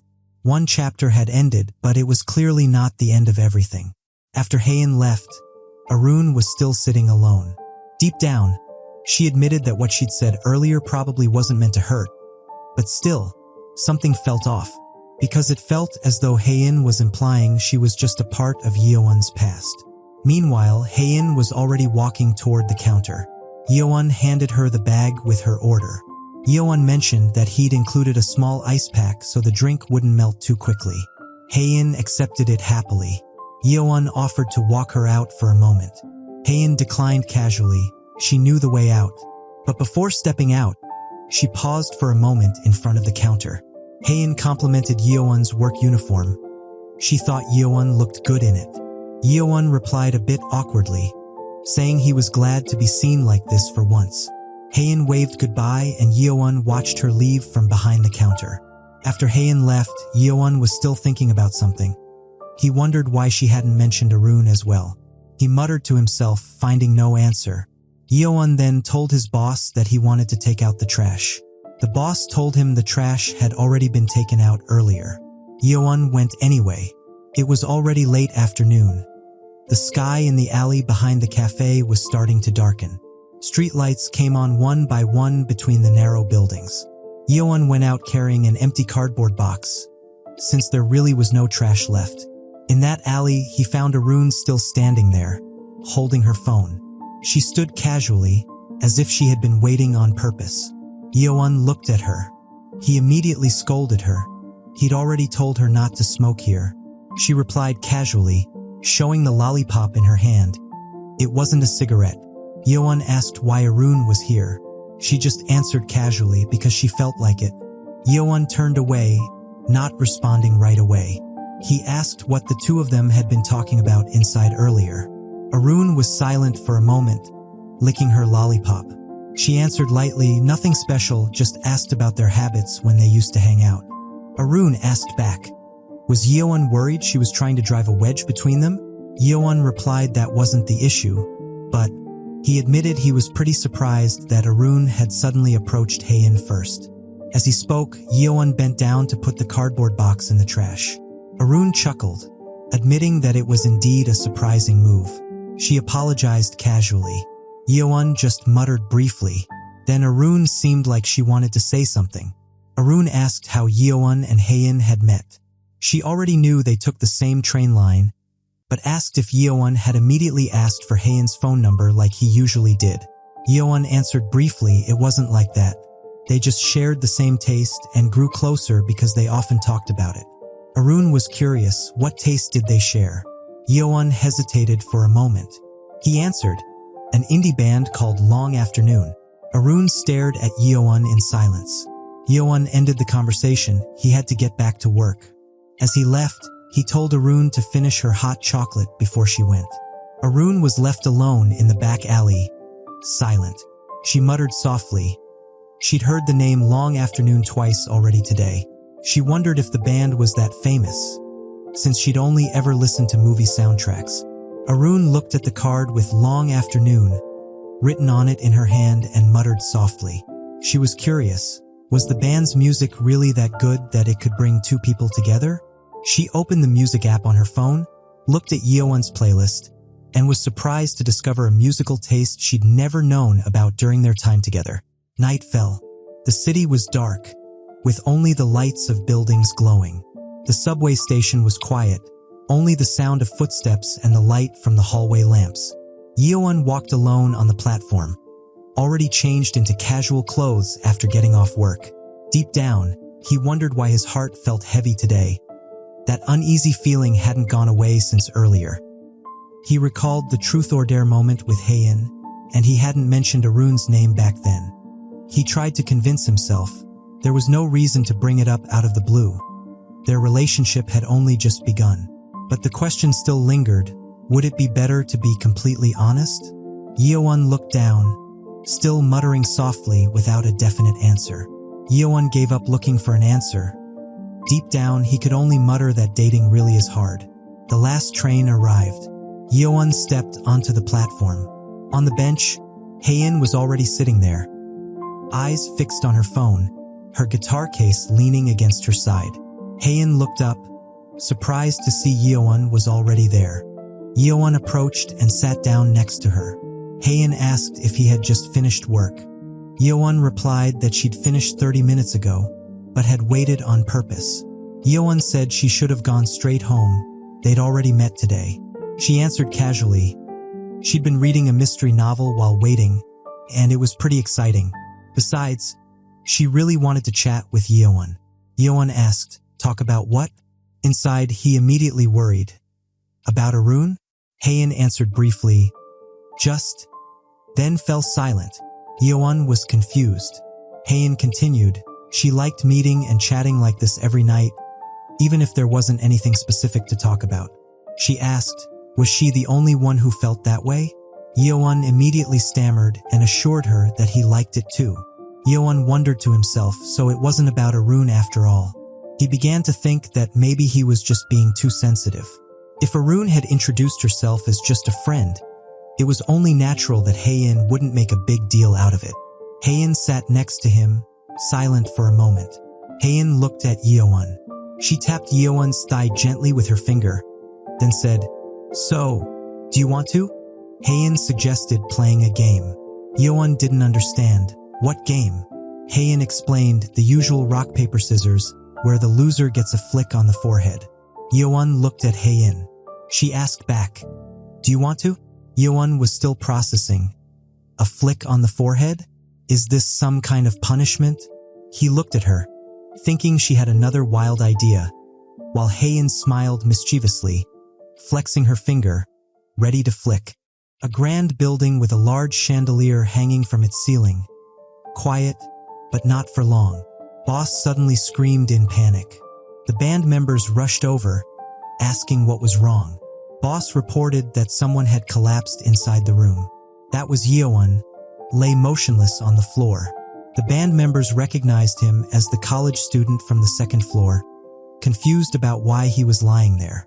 They examined the scene and concluded the man died from a blow to the head. The broken vase nearby was likely the murder weapon. He confirmed it was a murder. The band members were shocked by the conclusion. Drummer rushed to get the police in town, but the guitarist stopped him and urged him to wake the coachman first. Going on foot would take too long. Boss couldn't process it. She kept asking herself who could have done such a thing. A mysterious figure in a dark hat appeared, and they reacted with confusion. The figure stood in the middle of the group. It was Heian, thinking quietly. She analyzed the situation in silence. Then she voiced what was really bothering her. Why hadn't Yeowon ever mentioned that female friend, the ex-girlfriend? The band members were caught off guard by the question. Heian explained that when she had asked Yeowon about his college friends before, he was strangely vague about it, and she wondered if he had deliberately kept it from her. He cut in and reminded her there was a murder to deal with, not relationship concerns, and that this was exactly the part in a mystery novel where all the clues surfaced. But Heian admitted she was too distracted by curiosity about that woman to focus on the case. She thought about her, and even from that brief encounter, Heian could already tell she was beautiful. They stood in silence, both processing the weight of the situation. Drummer blurted out a possibility. What if Yeowon was cheating on her? Bassist told him to shut up. Guitarist cut in simply, just ask Yeowon directly. Ask him what his relationship with that woman is. Heian admitted she could, but hesitated. A new figure stepped in and said what everyone already knew, that she probably couldn't.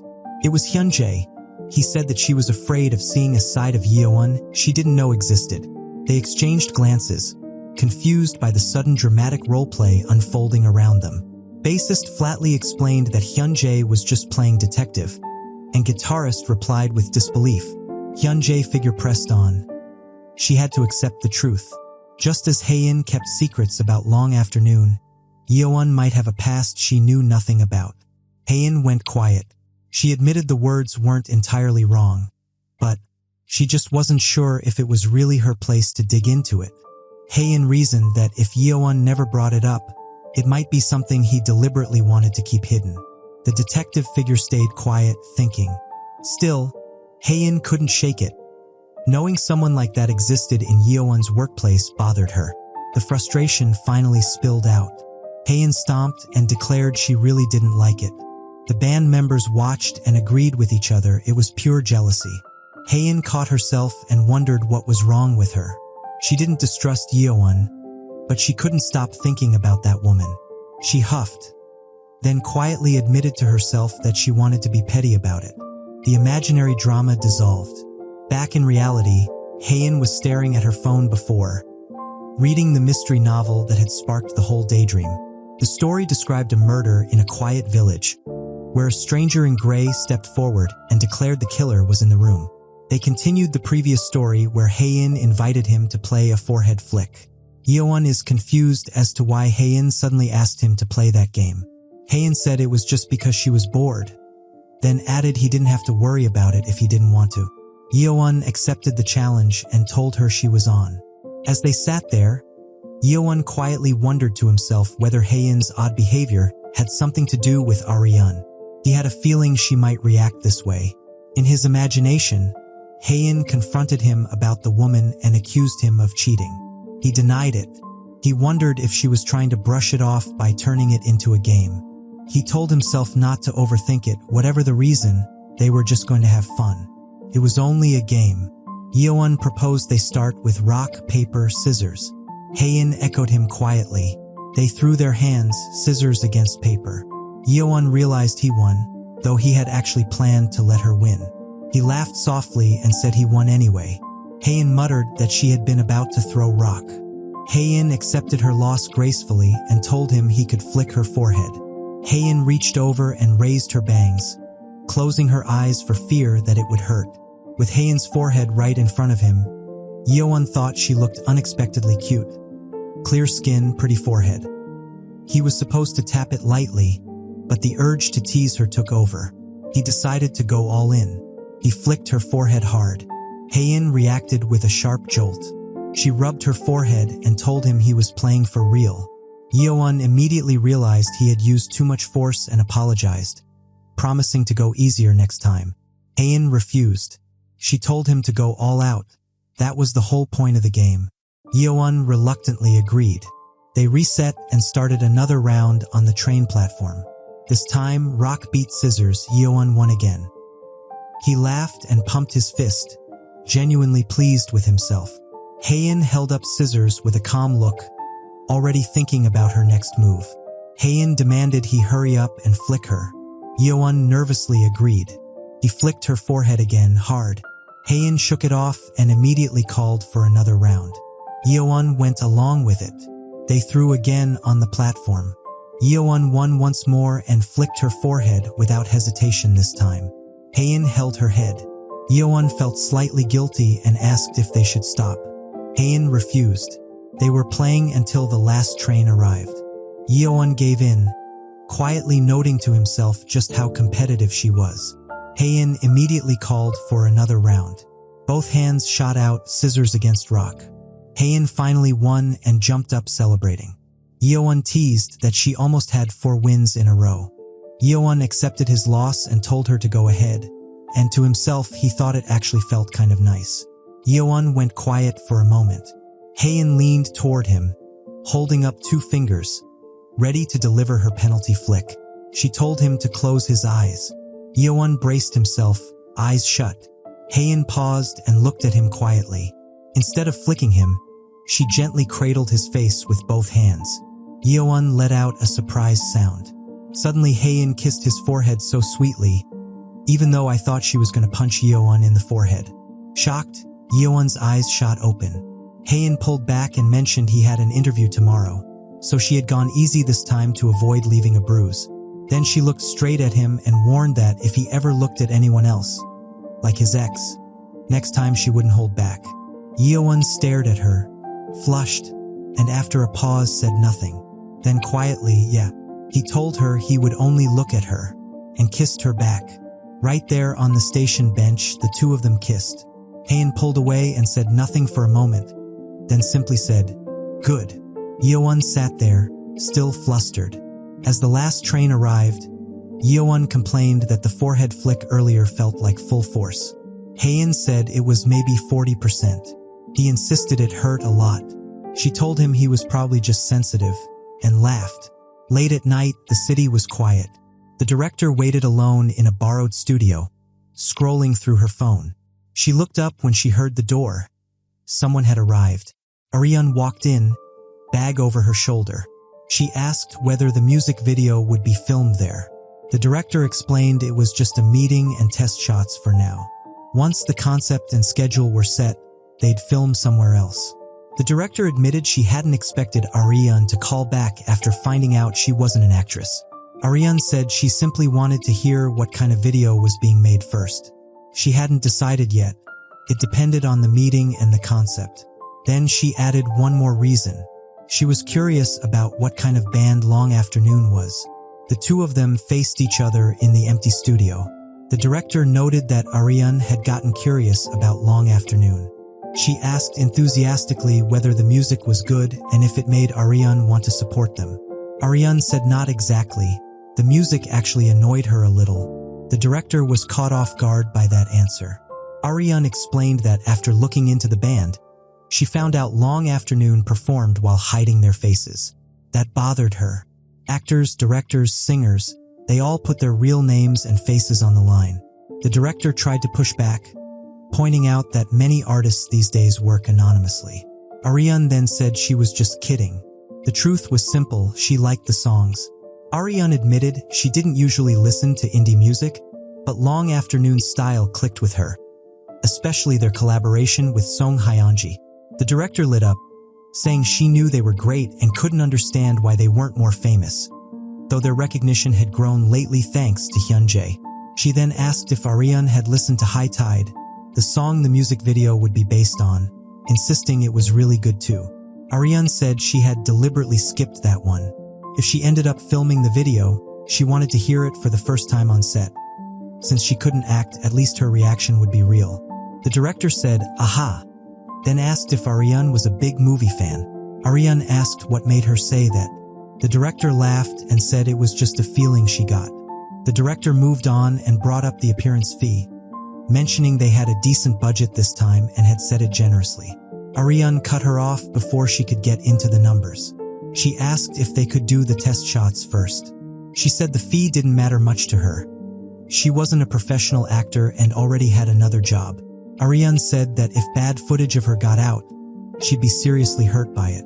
The director understood video lasts forever. They agreed test shots first.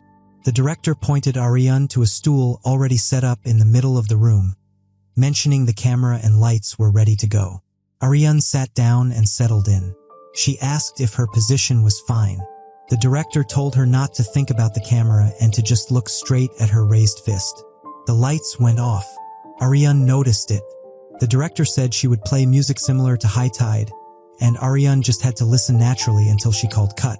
She could move her head freely. Music began to fill the dark room from the speakers. The projector lit up, casting a pink glow across the studio. Arian sat still in the colored light as the music washed over her. The director watched from the dark, arms crossed, as the music played. She moved to her laptop and reviewed the footage. She thought to herself that she had filmed many videos before, and she knew the moment she saw Arian exactly what kind of feeling it would be to capture her on camera. It wasn't about looks or photogenics. It was something else. Arian carried a natural shadow around her, a face made to be framed, even if Arian herself had no idea. Bathed in pink light, Arian sat quietly in the studio as the music continued. Meanwhile, Arian's own thoughts drifted. She wondered what she was doing here, going along with things she knew nothing about. She reminded herself that long afternoon and her relationship with Yeowon had nothing to do with each other. This wouldn't change his feelings. Her brain again showed its jealousy towards the two of them who looked intimate. Arian's thoughts settled on one conclusion. Maybe she was just being petty, trying to somehow wedge herself between the two of them. Arian called herself pathetic, questioning what she was even doing there. She had unconsciously shed tears. She couldn't let go of something impossible, and knew she was just being greedy. The director, shocked, watched her crying. The music stopped. The director apologized for the abrupt cut. Arian said it was fine. The director glanced at her laptop, wondering to herself whether what she had just captured was real tears, not acting.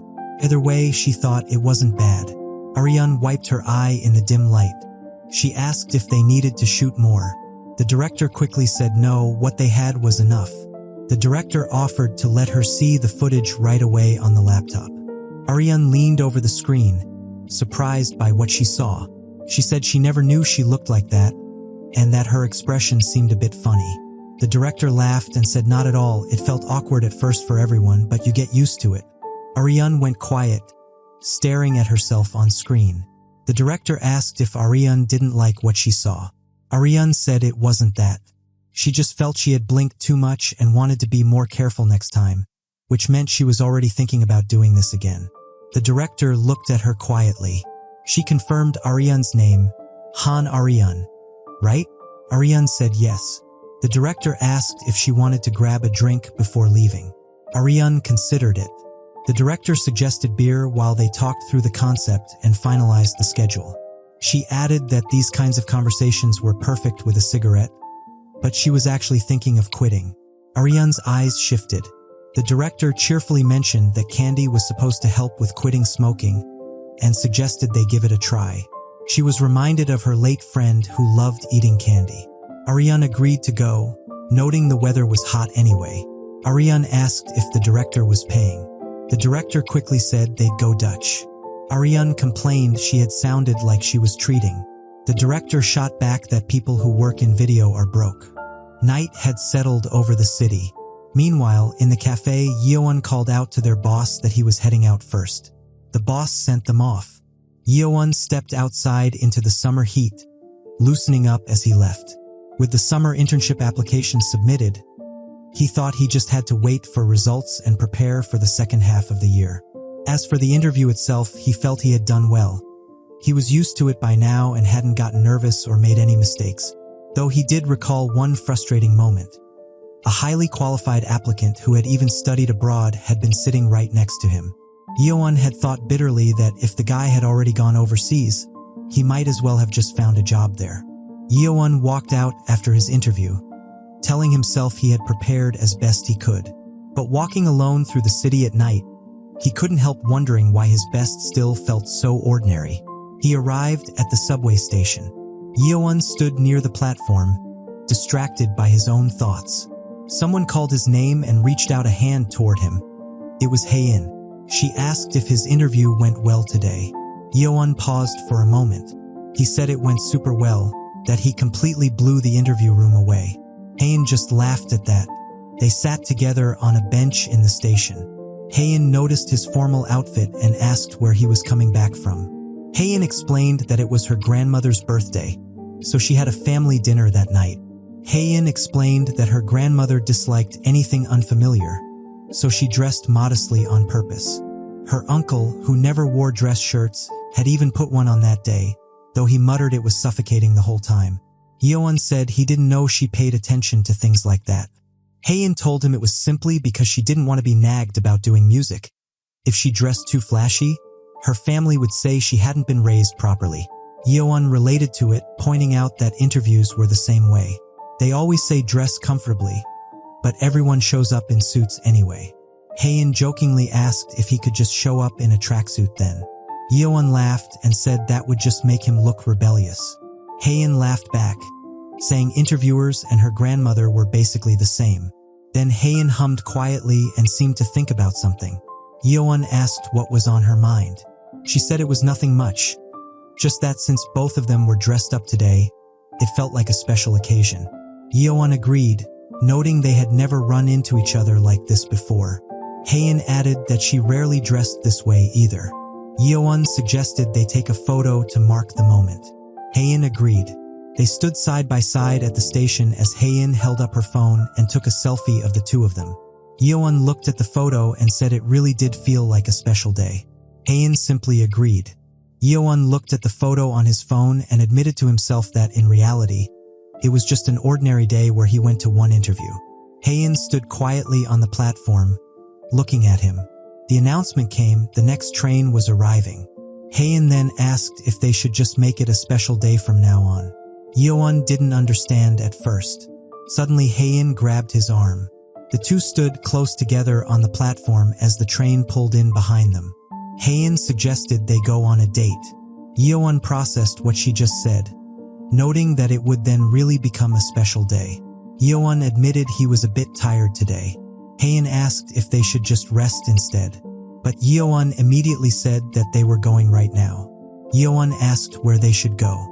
Hae-in said she knew a bar nearby and suggested they head there.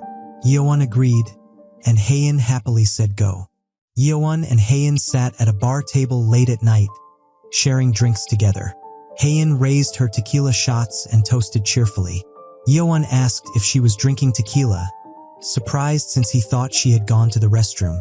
Hae-in explained she suddenly wanted to try it after hearing someone else order it. Hae-in asked Yeowon if he had ever heard of a pub crawl. Yeowon admitted he didn't know what that was. Hae-in explained that a pub crawl meant moving from bar to bar instead of staying in one place all night, calling it a drinking pilgrimage where people try different places and drinks. She added that the custom started in the UK, but mentioned it seemed to also happen as an event in Korea, wondering aloud if it was for tourism purposes. Hae-in then asked if he wanted to try it that night. She said she had wanted to try it for a while but never could, since she never had anyone to protect her along the way. But today, Yeowon agreed to go through with it, telling her he would be the one protecting her that night instead. Hae-in suddenly squealed that the tequila gave her goosebumps, leaving Yeowon startled, but she laughed it off saying it was nothing, just that she loved the feeling. She drank another shot, savoring the taste. She offered Yeowon a lime slice, hinting that maybe someone else was in danger that night. Haein teased him, asking if he was the one in the most danger tonight. Yeowon drank his shot calmly. He finished it in one gulp. He doubted her claim. He declared that tonight, he was acting like a total gentleman. Haein laughed and told him to stop, asking why he was being so funny that day. She remarked that the tequila was strong and burned her throat, and Yeowon agreed it hit him hard too, though they both admitted it tasted delicious. Haein asked where they should go next once they finished their drinks, and Yeowon thought it over. They left the bar and walked through the quiet night streets. Haein sipped a new drink along the way. Sitting together on some steps, Yeowon remarked that his cocktail was good too, and Haein asked what it tasted like, to which he described it as orange juice with a hint of alcohol. He offered her a sip and she accepted. He brought the straw to her lips so she could taste it. He waited for her reaction, slightly flushed. She approved of the taste and asked what the drink was called, and he answered it was a tequila sunrise. She wondered if hers was called a Long Island iced tea, then mused that cocktail names were strange, some named after their color while others left people wondering where the name even came from. Yeowon suggested some might be named after what inspired the person who made them, and when Haein asked what that meant, he gave the example of band names, prompting her to respond with surprise. Haein laughed, agreeing that plenty of band names sounded just as strange, joking about names like My Cousin's Barber Shop or Stink Bug Sausage Stir-Fry Club. They continued joking about how a name like Queen seemed too simple, though they admitted it sounded meaningful to British people and that Queen was a legendary band. Yeowon sipped his drink as they walked on. He suddenly brought up something else he wanted to ask her. He asked why she thought their favorite band picked the name Long Afternoon. He said the phrase made him think of summer, since it described an afternoon that stretched on for a long time. She glanced at him thoughtfully. She lifted her drink up to take another sip. Haein agreed that he had a point. Haein then revealed that Long Afternoon was actually the name of a season. Yeowon stayed quiet for a moment, thinking it over. He asked if she had known that fact already. She admitted it wasn't that she knew it beforehand, but had something else to say. Haein think it is the time to tell Yeowon about Long Afternoon, but before she could finish, a loud honk startled them both. They watched a taxi swerve on the road nearby, both stunned. Yeowon muttered that it scared him too. He complained about why someone would try an illegal U-turn there, especially on such a narrow road. Haein stayed silent, lost in thought after the moment passed. She broke the silence by asking if they should head out now, suggesting they move on to the next pub. Haein asked if they still had a lot of places left to visit that night. Yeowon answered cheerfully that they did. She then brought up another fact, telling him there were cocktails with naughty names too. Yeowon guessed Sex on the Beach, and Haein teased him for knowing it so well, while he insisted he only looked it up to check if that was really the name, prompting her to call him a pervert. The city lights glowed quietly as night settled in. They arrived at another bar, decorated with hanging lights and shelves of bottles. Haein asked what they should try this time as she took off her jacket. Yeowon asked if she was getting hungry, and she admitted she was, just a little. He suggested getting some late-night snacks, and Haein agreed, noting that the place seemed to serve food too. He proposed they each have a glass of wine to go with a snack, looking over the menu. Something on the menu caught his attention, leaving him surprised. Haein commented that the snack prices seemed a bit high. Yeowon thought to himself that payday was still far off, leaving his account balance looking sad. He told himself not to worry about money right then, reminding himself he was on a date and shouldn't ruin the mood, deciding to spend freely and figure it out later, since his interview fee would be coming soon anyway. He pointed at the menu, suggesting an item that looked delicious. Before he could order, Haein told him they should just go instead. She admitted she suddenly felt like having convenience store ramen and beer instead. Haein suggested they could have that and get ice cream afterward too, asking what he thought. He felt relieved at the idea. He added that he had also been craving a sausage bar, and Haein agreed enthusiastically that sausages went perfectly with beer. They walked together through the night, leaving the restaurant behind for their next stop. Haein remarked that there were so many people out despite it being a weekday night, wondering if it was because of summer.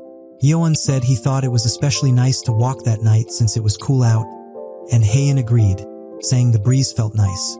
She suddenly called his name, and he responded. Haein asked if he wanted her to tell him a secret. Yeowon asked what kind of secret she meant. He guessed she was about to talk about beetles again, but she denied it, even though she admitted she wanted to. She told him it wasn't that, actually. Haein revealed that she had gotten paid for her freelance work that day. She joked that her financial self-esteem was now fully charged, and Yeowon teased her, calling her basically the breadwinner like a true professional. Haein fell quiet for a moment, her expression unreadable. Haein gently took hold of Yeowon's arm. She leaned closer to him as they walked. Haein told him that if there was something he wanted to do that day, he didn't have to hold back. Yeowon stayed quiet, caught off guard by her words. She smiled softly at him. Realizing she had read him perfectly, he admitted he couldn't hide it, telling her she had seen right through him, every last bit of it. He added that he wasn't planning on holding back anyway, and Haein responded with surprise, to which he confirmed it was true. Haein told him not to bottle things up from now on either, suggesting they worry about things together. She explained that if he kept everything inside and stressed about it alone, it would only eat away at him. Yeowon turned his head away, moved by what she said. Yeowon said that won't eat away at him just because he keep it in right. Haein suddenly hit his arm, misunderstanding something he said as a perverted remark, while he laughed it off. Still laughing, Yeowon walked ahead of her down the street. They both froze when they noticed someone passing nearby. They recognized him and called out, surprised to see Jiwon there. The scene shifted to a small late-night diner. Arian, sitting across the table, while the director said that the camera speaks. The director argued that directing required intention behind every angle, focus, and lighting choice, not just making things look nice. Arian drank quietly, privately complaining that the director kept lecturing her about film philosophy. The director asked Arian her age, 26, and learning she was 2 years younger, joked about being jealous. Arian argued that 2 years made no difference since they were both still in their 20s. The director protested, insisting she was nearly 30 and had wanted to become a successful young artist by now. Arian teased that only the literary world still called 30-somethings young, and the director admitted she was just rambling drunk. Arian called the staff over to order another beer. The director watched her quietly. The director suddenly asked Arian whether she had a boyfriend. Arian drank without answering right away. She finally said no, admitting she had recently been dumped. The director asked if they broke up, then immediately regretted asking. Arian corrected her, explaining it wasn't a breakup. She had confessed her feelings and been rejected. Arian explained that the man had told her there was someone he liked more, and the director angrily wondered who could be prettier than her. Arian said she didn't know about that, but mentioned she had actually met the girl the day before. She recalled the girl wasn't just pretty, but had a unique aura radiating from her. What stood out most was her voice, the kind that made Arian think she'd sound amazing singing. Despite being her rival, Arian admitted she genuinely liked the girl, charmed even by their brief conversation. The director asked if Arian was really going to give up that easily. She insisted that giving up on someone you truly like wasn't right. Even if others mocked her for it, the director argued she should hold on and fight until the end, since otherwise there'd be no point in living. Arian pointed out that continuing to pursue someone who already rejected her felt like pestering, though the director clarified she wasn't telling her to pester him. The director argued that walking away coolly wasn't real love, since love meant holding on to regret and lingering feelings. The director said Arian seemed too calm about the heartbreak, warning that bottled-up feelings would only keep hurting her.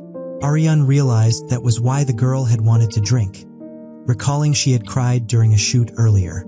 The director mentioned she had also met someone like that recently, someone who overwhelmed others just by their presence. Arian asked who she meant. The director simply sighed. She admitted the person was the vocalist of Long Afternoon. Hear that Arian think that she's a total geek. The scene shifted outside to a quiet street at night. Jiwon stood there silently, drinking from a can. Nearby, Yeowon and Haein sat laughing together at an outdoor table. Jiwon said he felt like he was intruding and decided to head out. Yeowon insisted he wasn't intruding, reminding her she'd said she planned to kill time at a cafe until the first train anyway. Haein agreed and urged him to stay, joking that joining a pub crawl with new people was practically tradition. The two laughed together while Jiwon stood nearby, unimpressed. Jiwon told himself it couldn't be helped, deciding to stick around a bit and slip away once the timing felt right. Haein asked Jiwon why he was there, since it wasn't his usual DJ night. Jiwon explained he'd just been hanging out with friends, one of whom was about to enlist soon. Yeowon asked if Jiwon usually handled both bass sessions and DJing. Jiwon said he also gave private lessons sometimes, since relying on just 1 or 2 jobs made it hard to earn a steady living.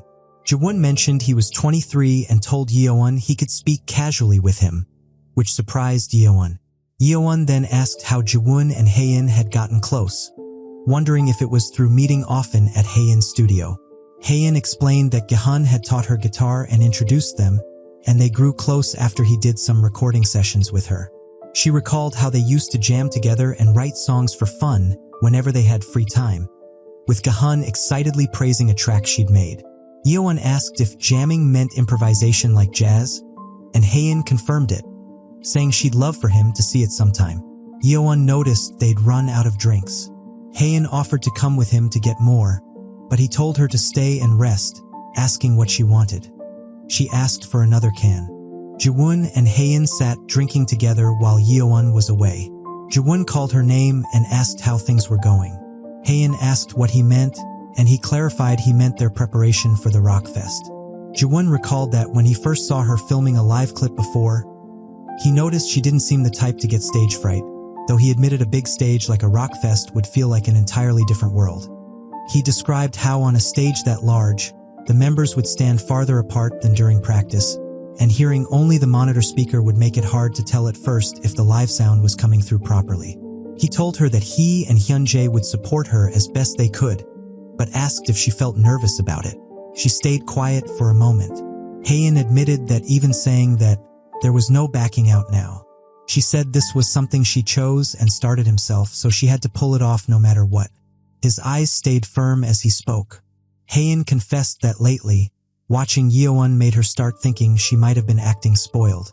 She wondered if she had just been hiding, only choosing things that felt easiest for her. While Yeowon was out there enduring an uncomfortable suit just to be chosen by others, she reflected on the contrast. Seeing him push through like that made her want to be more resolute too, even if she couldn't fully match his effort. She decided to adopt a bolder attitude instead, telling herself that stage size didn't matter and that she'd simply crush it because it was something she loved. Jiwon sat with a blank expression, though the narration noted that was actually his version of a smile, joking that it was very rock and roll, which Jiwon agreed with. Yeowon returned with the drinks and handed Jiwon a can. He presented the beer to Haein, who cheered that it felt like a Christmas miracle. Yeowon asked what the two of them had been talking about while he was gone, and Jiwon said it was just music stuff, prompting her to joke that musicians would be musicians. He brought up that he'd listened to all the bands she recommended last time, and Haein eagerly asked how they were. He said they were great and he'd followed them right away. Haein asked if he also thought the second album was great because of how the tracks connected. Jiwon thought to himself that he'd noticed Haein getting more proactive with her music lately, and realized Yeowon must have had some influence on that. He reflected that he, too, was doing music for his own reasons. His expression stayed unreadable as he thought about the past. He also has someone who motivated him to play music in the past. Jiwon called out to Yeowon, who responded right away. Jiwon asked if he had any plans for the summer. Yeowon said he wasn't sure yet, explaining he'd take a summer internship if he got one.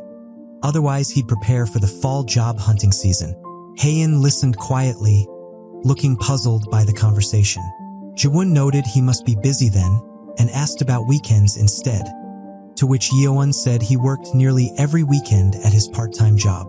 Hearing that, Jiwon asked if Yeowon wanted to come to the rock fest with them. He added that Haein would be performing there. Haein reacted with surprise at the invitation being brought up. Yeowon asked what he meant, caught off guard. Jiwon kept his expression calm, watching him. Yeowon reacted with shock, asking if it was really true. Haein stayed silent, caught off guard by his reaction. She had no idea whether it was time to tell Yeon the truth. The director, drinking elsewhere, mentioned in passing that there was a plus to the situation. She excitedly told Arian that Long Afternoon might also be performing at the Rock Fest, making Arian curious about it because she can see them directly in the stage. The scene back to Yeon and Haein, where he is surprised to hear that his girlfriend is going to perform on stage. He asked her in shock about a performance she was doing, wondering if it was with a band or solo. Haein hesitated, admitting she was just filling in as a session musician for a show. She turned to her friend Jiwon, asking if she was even allowed to talk about it, wondering if she had signed some kind of non-disclosure agreement. Jiwon assumed she'd stayed quiet only because she thought the gig was confidential, then said it was fine as long as she didn't post things like the set list online. He explained to Yeon that Haein had kept quiet because of her contract, since they were performing as session musicians for Hyunjae, and that this was her first time doing a live session. Yeon reacted with disbelief, realizing the session was for Hyunjae, and told Haein he'd had no idea she was such a skilled guitarist. She brushed it off, saying she was just a regular session player. He countered that she'd be performing on a huge stage in front of a massive crowd. Something suddenly clicked in his mind, and he cut himself off mid-thought, telling her to wait and hold on. Yeon suddenly remembered getting Hyunjae's autograph for Haein before, wondering out loud if that had been unnecessary after all. She waved off the thought, insisting she'd been truly grateful for it. She explained that even though she saw the musician almost every day now and could get an autograph herself, it wasn't the same. Since Yeon was the one who'd gotten it for her, she said, it meant more to her because it was a gift from him. She admitted she'd even framed it in acrylic to keep it safe. This is where it hung on her wall right above her desk. Flustered, he mumbled that he'd go along with what she said. Jiwon simply drank in silence, watching the exchange. He then asked Yeon to come to Haein's first big show, since he'd love to have him there. Jiwon added that Haein had the skills but lacked experience, and that despite seeming calm now, she'd likely turn into a nervous wreck once the day actually came. Jiwon told Yeon to come and look after Haein, adding that they could all hang out together afterward. Yeon gulped down his drink, taking in the request. He turned to Haein and asked if he should really come. She smiled and told him yes, please come. He agreed happily, saying okay. Excited, he declared it settled, they were going to Rock Fest. Just then, Arian appeared behind him, surprised to hear they were going to Rock Fest too, and asked if they meant the one in Incheon in early August. She said she'd been thinking of going to that same Rock Fest herself. Yeon turned around in shock, blurting out his surprise, while Haein stayed silent behind him. He asked Arian why she of all people would be going, while Arian countered by asking why he was even there at that spot in the first place. Arian explained she'd been grabbing drinks nearby with a friend, sent her off, and stopped by after hearing a familiar voice while about to catch a cab. She then asked if she could tag along too, but Haein, confused, asked her name again. Haein introduced herself as Haein Shin, admitting she'd never actually told Arian her name before. Arian reacted lightly, saying she see. She shrugged it off, saying she was going to the festival with a friend anyway and wouldn't get in their way, so she asked to just let her hang out with them. Yeon said he couldn't stop her if she was going with her own friend, but warned that they'd be moving at their own pace and not to expect them to wait. Haein backed him up, saying they weren't holding back, prompting Arian to ask what that meant. Haein declared they'd be slamming at every single stage, even during lyrical bands like Hanlula. She warned Arian not to blame her if she got exhausted and passed out, while she quietly wondered what slamming even was, thinking it sounded intense but that she kind of got the idea. Haein turned to Jiwon and asked if he was going to play like that too. His eyes narrowed slightly at the mention of the plan. Jiwon refused, saying he'd skip the stages he wasn't interested in since he'd already seen enough domestic bands during his sessions, prompting Arian to call him a pragmatist. He checked his phone, thinking to himself. He announced he had to get going since his sister was nagging him about why he wasn't home yet, and Haein asked how he planned to get back this late, to which he replied the surcharge hours were over so he'd just grab a cab. Jiwon said goodbye to Yeon, who wished him a safe trip home. Once he left, Haein asked Yeowon if he thought Jaewon was cool, and he admitted that though Jaewon had seemed scary at first, he turned out to be really nice, and she agreed she'd thought the same. She asked whether Jaewon lived with his sister. Yeowon said he thought so but hadn't asked for details, and she remarked it was unusual for siblings to live together. He added that Jaewon said they fought every day because they were so different, which she took as them actually being close, though he joked and asked if that's what she called close. Yeowon suggested they get going too, noting the mosquitoes and heat, and said they should find somewhere cool. Arian returns and asked where they're going. Just then, the drink cans on the table clattered and toppled over. Arian announced they were drinking until the first train. Yeowon asked in disbelief if she didn't have work the next day, but she brushed it off, saying she'd just have one more drink and sleep at the office, prompting him to warn she'd get fired. Arian turned to Haein, asking if she was having more too. She added that as Yeowon's friend, she wanted to buy his girlfriend a drink, and asked if she minded. Haein stayed silent for a moment. Then she agreed, saying she was in. Yeowon asked if she was really going to keep drinking, and Haein cheerfully replied that she might as well, since there was still an hour until the first train. She repeated that they might as well drink a bit more until then. Haein admitted she'd been curious what Yeowon's friend was like either way. She stayed quiet for a beat before Arian remarked that she must be a good drinker. Haein gave a vague answer, saying sort of. Yeowon watched the two women clink cans together, feeling uneasy. He suddenly snapped, declaring he didn't care anymore and that whatever happened would happen. He announced they should just drink, telling everyone bottoms up, which made Arian laugh and ask what had gotten into him, while Haein scolded her for calling her boyfriend a punk. Time passed as the night wore on. He kept drinking, gulping down can after can. A hand reached for another can, cracking it open. Eventually he hiccuped, saying he'd finished it, while the narration noted that both Haein and Arian had passed out after one more beer. He tried to wake them up, telling them to get up since the sun was rising, but only got a groan in response. Arian checked her watch and panicked, realizing it was already past 5:30. Arian apologized for having to rush off, asking Yeowon to clean everything up for her. He asked in disbelief if she was really going to sleep at the office.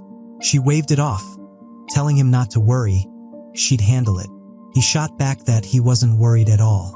Remembering something, she paused and turned back. She asked if he wanted her to grab him a drink on her way out. He snapped that she should forget it and just go, and he added that he'd take care of herself. Arian laughed it off, telling them to get home safe, while Haein stayed quiet. Hearing their friendly conversation made Haein jealous, but she just kept it to herself. Morning had fully broken over the city. Walking side by side, Haein and Yeowon ate an ice cream together, and he remarked that their first date had turned into a complete mess. She disagreed, saying it had actually been fun except for the mosquito bites, and he promised to bring bug spray next time, making her laugh. He asked her what time she needed to be at the studio, and she said 11 with no bookings that day so she could take it easy, which relieved him since it meant she could sleep first, and she joked she might even doze off there. She asked if he was going to rest until his part-time job started, and he yawned, admitting he hadn't been able to rest much because of interview prep. He added that once he woke up, he was going to get ready for Rockfest. She smiled at him warmly. She asked if he was done with his ice cream, and he answered yes. She told him to come here for a second, and he followed, confused. They walked past a tall building in the city. They passed by another building surrounded by trees. Under the morning light, they shared a kiss in the public space. Oh shit. Through the valet parking booth window, their silhouette could be seen still close together. A hand reached out gently, brushing against the Yeowon's body. He let out a soft breath as they leaned closer together. Haein told him he'd worked hard preparing for his summer internship, and that he'd worked hard on his interview the day before too. She admitted she'd honestly wanted to do something bigger for him, which caught him off guard. He asked, a little dazed, if the timing had been a bit off the night before. His eyes lingered on her, silent. He joked that he still had plenty of energy left and preferred to clap with her, hear that make her to laugh, and she tell him to just go home. Yeowon was cleaning the house while checking his phone, doing chores as usual. A message popped up on his screen from Haein, asking him to choose between white or black. He paused what he was doing, wondering where such a random question came from all of a sudden. The message pushed him to just pick one, asking for his favorite between the two. He stood there thinking to himself, confused about what favorite was even referring to. Without thinking too much, Yeowon just typed his reply and sent it off. She replied casually, telling him okay and that she'd see him later. But then he paused, wondering if she was actually taking some kind of personality test. On his way somewhere, he kept thinking it over, still unsure what she meant. Sitting on the train, he guessed that since it was about color, maybe she was planning to buy something like a wallet. On the train, he noticed a girl sitting nearby typing on her phone, and it made him think of something. He wondered if Haein was dyeing her hair, which would explain why she was asking about the color. But then he reconsidered, realizing that idea didn't make sense since her hair was already black, so dyeing it black again seemed pointless. Later, while he was busy working, he kept thinking it over, unable to let it go. As he worked at the counter, he considered that it might be about clothes, but black and white felt too plain to bother asking about, so he guessed she might be picking a color for a new phone instead. While making a drink at work, he suddenly thought he'd figured it out, guessing that Haein was buying a guitar and wanted his opinion on the color. But he quickly doubted himself, wondering if she'd really ask his opinion on something that expensive, since she usually just bought whatever she liked when it came to music. Still puzzled, he carried a tray of drinks and admitted to himself that he had no clue, thinking that black and white were too plain to make sense of. He approached Boss at the counter and asked her directly which she liked better, white or black. She turned to look at him, startled by the sudden question. But she suddenly snapped at him, ordering him to go empty the bathroom trash can instead, since she was stressed after the espresso machine broke. He obeyed quietly, and by the time he finished his shift, night had already fallen over the city. Walking out from the cafe, he still couldn't shake the thought as he carried his bag home. He admitted to himself that he still had no idea what she meant, and that she wouldn't tell him either. Walking along under the evening sky with a handheld fan, he kept turning the words over in his head, wondering if she was maybe getting a cat. There, the two of them finally met, and Yeowon immediately asked what Haein had meant by her question that morning, since it had been on his mind. And suddenly, Haein blurted out that the answer was a bikini. She asked what color bikini would look good on her. He fanned himself, caught off guard by what he'd just heard. He asked her if she meant a bikini and whether she was going to the beach. She corrected him, saying no, she was wearing it to the rock fest, and that swimming wasn't even on her mind when she picked it. Yeowon asked in surprise if she meant walking around at the rock fest in a bikini, and she confirmed it, saying it would be hot there. He fell silent for a moment, quietly taking in what he'd just heard. He continued talking to himself, saying he'd love to see it look good on her, but didn't want that she attracting too much attention, mentioning that everyone's eyes would be glued to Haein off course. Yeowon perked up at hearing that name, pointing out that the sun would be strongest in early August and asking if it wouldn't be rough exposing that much skin. He replied that he felt Haein's skin would get damaged no matter how much sunscreen she used, leaving her stunned into silence. She burst out laughing, asking if he'd seriously imagined her walking around in just a bikini. Confused, Yeowon asked if that meant she wasn't planning to, and she confirmed it, teasing him about how shy she was and pretending she'd never do something like that. Amused, she explained the real plan, saying she was just going to wear the bikini under her clothes instead of underwear. Startled, Yeowon repeated her words back, instead of underwear, and asked why. She explaining that rock fests get really hot and the staff spray water cannons all the time, with the crowd joining in whenever they get hyped, adding that it rains a lot in early August too, so she'd end up soaked at least once every 3 days anyway. She added that when she checked the shower room the year before, she noticed some people wearing bikinis instead of underwear, so she thought she'd give it a try herself this year. Yeowon agreed that it would be convenient since she wouldn't have to worry about getting wet, though she admitted it might feel a little stuffy. He wondered aloud whether he should pack swimwear too, admitting he didn't have anything special. She told him that was fine, but pointed out that he was a guy, so wasn't there another way for him. Grinning, she suggested he just do what the other guys usually did, joking that they'd rip their own shirts off in the crowd, imagining a shirtless guy enjoying the mosh pit. Yeowon repeated the idea back to himself in disbelief, unable to picture other guys ripping their shirts off like that. She laughed it off, insisting rock fests weren't actually as scandalous as he seemed to think. She pointed out that guys walked around shirtless at the beach all the time anyway, and Yeowon admitted that was true, silently thinking about how long it had been since he last went. He rubbed his neck, still turning the whole conversation over in his mind. Grinning, he finally asked her directly if she'd ended up buying the bikini in the color he picked. She teased him back, saying who knew, and asked if he was curious. She leaned closer with a grin, teasing him further by asking if he was still curious even though he'd already seen all of her. But not with me, I want to see all of her too. Flustered, he stammered that he was just curious about the color, insisting he only wanted to know whether she'd bought the one he picked. His eyes flicked toward her, betraying just how nervous he actually felt. He closed the distance between them, his expression turning quiet as he started to say something more. He admitted honestly that he was curious to see her in a bikini too. She studied his face quietly for a moment, weighing his words. She smiled to herself, holding up a finger as if she'd just thought of something. She turned toward him and asked if she should just show him then. Leaning in, she revealed that she was actually already wearing the bikini underneath her clothes right now, leaving him too stunned to respond. Yeowon let out a stunned "oh," asking if she was serious. She confirmed it casually, explaining that she was just testing it out to see if it would be comfortable enough to walk around in. Leaning closer with a teasing smile, she added that she'd let him have a peek, but only when no one else was around. Of course, Yeowon can't hold it. He glanced sideways at her, caught off guard by how close she suddenly was. Turning away, he tried to keep his expression neutral, though his mind was clearly still stuck on what she just said. He fell quiet for a moment, a small knowing smile creeping onto his face. Then he suddenly accused her of lying, catching her off guard, saying she was just trying to mess with him again, like there was really something there, only so she could tease him later by saying it was all fake. Grinning confidently, he told her he knew all her tricks now and knew exactly how she'd try to mess with him. She laughed softly, admitting that he really did know her well.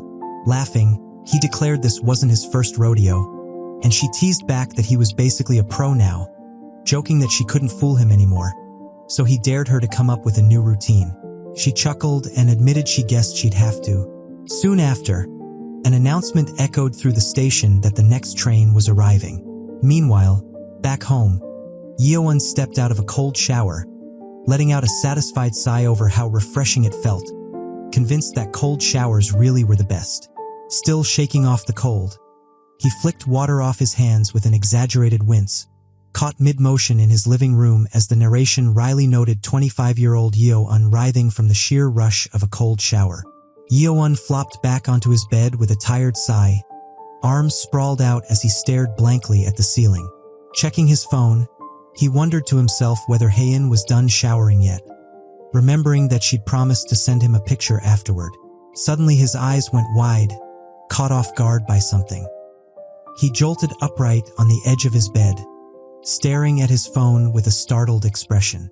On the screen was a photo Haein had sent, showing off the bikini underneath her clothes just as she'd promised. She's very damn hot. Startled, he stared at the picture she'd sent, confirming that she really had been wearing the bikini underneath her clothes all along, just as she said. He covered his mouth with his hand, phone still in his other hand, trying to process what he was seeing. He groaned quietly to himself, his face turning red. He messaged her back, claiming he was just trying to protect her dignity since they'd been out in public, but she called him a gentleman sarcastically. He admitted he'd already deleted the photo and confessed he'd gotten a little embarrassed too, and she teased that she knew it, joking about him sending revealing photos through Messenger like that. A new message from her popped up, asking simply whether he liked the color. Sitting in the fading evening light, Yeowon remained hunched over his phone, still flustered. He typed out his reply carefully, sending it off. His message declared it perfection, followed by a sticker of a character throwing up a finger heart with the words ultra love. Haein sat curled up with a book on her lap, checking her phone with an unreadable expression. Then a small smile crept onto her face as she read his reply, quietly amused. She sent one last message, promising to show him the rest when they were finally alone at the rock fest, then wished him good night. Sitting there afterward, he repeated the words to himself, picturing the rock fest and getting lost in the thought. He hoped he could get through his summer internship without any trouble, and hoped they could spend those 3 days at the festival just having fun without worry. Lying down with his phone still in hand, he let out a quiet hum, unable to stop thinking about it. He groaned into his pillow, quietly cursing to himself as his face flushed red. He tried to sleep, but couldn't concentrate because his little Johnny was acting up in his boxers. So he had no choice but to grab 4 tissues for a quick session tonight. Now, in the height of summer, while the two focused on their own work, meanwhile, thick rain clouds drifted north over the city. Let them leapt playfully over a street railing with a cheerful hup. Rain poured over the city at night. Yeowon checked his phone at his desk. He read a rejection email from a summer internship. He stayed silent after staring at the message. Lying on his bed, he groaned that he was screwed. He told himself it wasn't a career track position anyway, just something for his resume. He wondered if anyone from the group chat had gotten in and hoped they'd share tips. He wondered what his weak points were, or if he just hadn't sold himself well. He grew frustrated that there was no right answer for the things that mattered most. Fed up, he decided to stop overthinking and go sweat it out to clear his head. He decided to start a home workout while listening to Long Afternoon, calling it his eardrum vitamins and life's lubricant. Before starting, he checked Instagram for the first time in a while, wondering if there were any updates. Something on his phone made him let out a confused sound. He paused, staring ahead, wondering about the Long Afternoon Instagram follower. Rain kept falling as he sensed something was off. The rain continued over the quiet city buildings. The scene shifted to a cafe where customers sat around. Boss called out to Yeowon, asking what he wanted for a snack. Yeowon looked over, caught off guard by being addressed. Confused, he said he'd just gotten there, and it wasn't even close to break time yet. Boss told him to just spill it out and offered to set aside a waffle or cheesecake for him. Yeowon said he'd just have a drink since he already ate dinner before his shift during summer break. She scolded him for not thanking his boss for the offer, and they bickered about him messing up expiration dates again. Shin-young mentioned that since he hadn't talked about quitting for an internship yet, the boss guessed he got rejected everywhere and wanted to cheer him up. He was startled that she'd just blurt that out, while boss looked equally caught off guard. She laughed and asked if it wasn't true. He admitted it, saying he failed miserably. She reacted with surprise that she'd actually guessed right. He waved it off, saying it wasn't a big deal and there'd be plenty more opportunities. He added with a strained smile that they really didn't have to worry about him, insisting he was totally fine. Shin-young called out to Yeowon, and he responded. She offered to buy him a drink that night with a flirtatious look, hoping to tease Yeowon. He refused, insisting he was fine, while she teased him for putting up walls now that he had a girlfriend. He said he'd already dealt with enough drama last time when Haein got jealous about them, and he asked her to just let it go. Boss suggested inviting Haein too so they could all have dinner together, making him question if she meant his girlfriend. She said if Haein came there'd be nothing to worry about, though he seemed unsure he wanted that.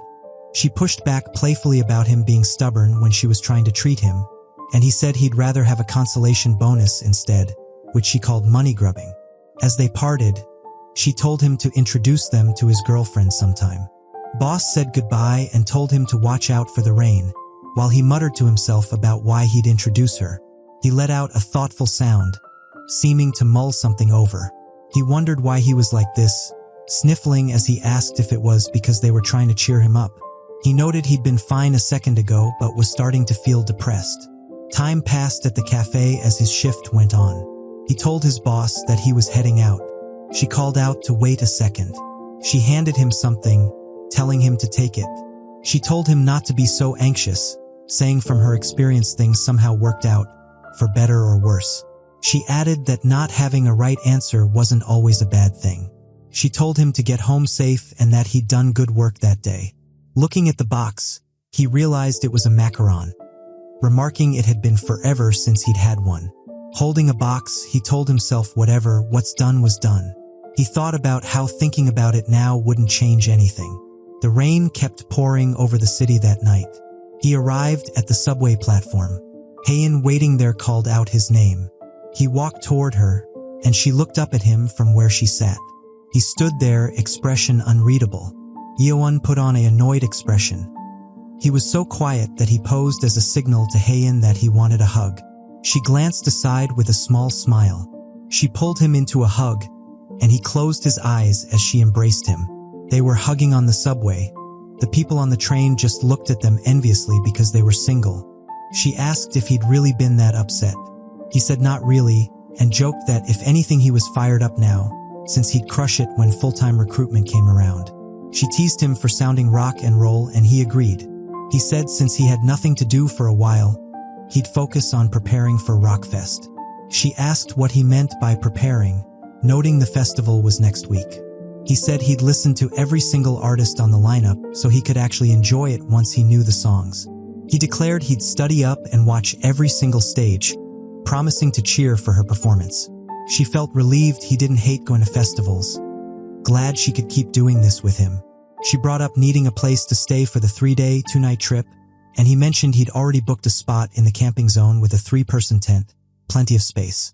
She asked if he was really staying with his uncle, and he confirmed it, adding that since it wasn't far from downtown, they could get a room nearby in the metro area if needed, though it'd be pricey. He remembered the macarons Ms. O gave him and offered her one. She agreed to try just one. She was surprised by how sweet it was, and he laughed, saying of course it was, since it was a macaron. She admitted it was good and would have been perfect with coffee, telling him to thank Ms. O for her. He agreed to pass along her thanks while finishing his own macaron. He suddenly remembered something and turned to tell her. He mentioned that Long Afternoon had already surpassed 20,000 followers on Instagram, surprising her. She wondered if it was because of the Hyunjae collab, recalling it had only been a few hundred followers not long ago. She looked at him thoughtfully as he stood beside her. She reacted with surprise, asking if he was serious about the follower count. He said he'd checked earlier that afternoon and it was around that number, remarking how fast it had blown up. He showed her his phone, telling her to look. Her expression turned uneasy as she stared at the screen. She admitted he was right, seeing the number had grown to 22,000. He guessed it really must be because of the Hyunjae collab, saying it'd be amazing if Long Afternoon went mainstream after this. She fell silent, thinking to herself that she hadn't paid attention since she handed the account over to the label, wondering when the followers had grown so much. He noticed her silence and asked what was wrong, and she said it was nothing. She admitted she was just surprised followers could grow that fast in such a short time, then told herself internally to calm down since it wasn't a big deal. She tried to convince herself there was no need to make it a big deal, that 20,000 wasn't even huge, that becoming more popular was a good opportunity as an artist, and there was no reason to be flustered. He asked if she was okay since she looked a little pale, and she brushed it off saying she was fine. She claimed it was just a sudden sugar rush from hitting her limit. She told herself it was nothing, that she'd been doing fine so far. She reassured herself she was okay, thinking she should definitely have it with coffee next time, though her heart pounded. He stayed quiet, watching her. He said to let him know if she still felt sick after getting home, offering to stay with her, and she quietly agreed. Her heart kept pounding as she thanked him under her breath. She felt uncomfortable because so many people would be watching her, which made her feel intimidated and brought back old trauma. Hyunjae sang beautifully as he led their rehearsal for the upcoming festival. The guitarist strums a beautiful melody with his solo playing. The bassist looks around, adjusts his playing, and produces a deep sound. Haein played the rhythm with enthusiasm to infuse energy into the songs they were performing. The drummers play the beat as the main tempo of their performance. Hyunjae walked off holding the mic, calm and satisfied with how it went. He announced that practice for Rockfest had officially wrapped up. He told the band to stay at their best until the real performance, promising the staff would handle the equipment. Haein said nothing, just staring ahead with a quiet, unreadable look. Hyunjae called out to her, and she agreed to pack up the gear as instructed. He said he'd head out first for another appointment, urging her to take her time.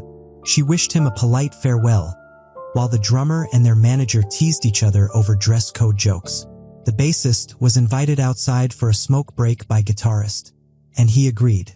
Haein silently packed up the amp cases alone after everyone else stepped out. She looked up suddenly, calling out to the guys still nearby. They paused mid-conversation, curious what she wanted to ask. The empty hallway outside the studio sat quiet, waiting. Later, relaxing with a drink, Haein asked how their first performance actually went. Guitarist asked what had brought up her sudden question, confused by her tone. Haein admitted she felt insecure, since they had far more experience and Ji-young had studied music formally, so she wanted advice. The bassist listened quietly, his expression unreadable in the dim light. He teased Haein, joking she'd been cool taking the session gig but was clearly nervous now that the show was near. She insisted that wasn't it, saying she'd already prepared everything she could. He mused aloud, trying to recall his own first show years earlier. Haein asked, surprised he'd actually experienced nerves. He explained it had been a weekday audition show, so the venue was completely empty. Bad weather and low turnout made the whole thing feel even worse. The rival band auditioning alongside them had been openly hostile instead of supportive. So instead of being nervous, he was annoyed than anything. Haein pointed out that this wasn't really the nervous story she was hoping for. He then asked another member how he remembered his own first show.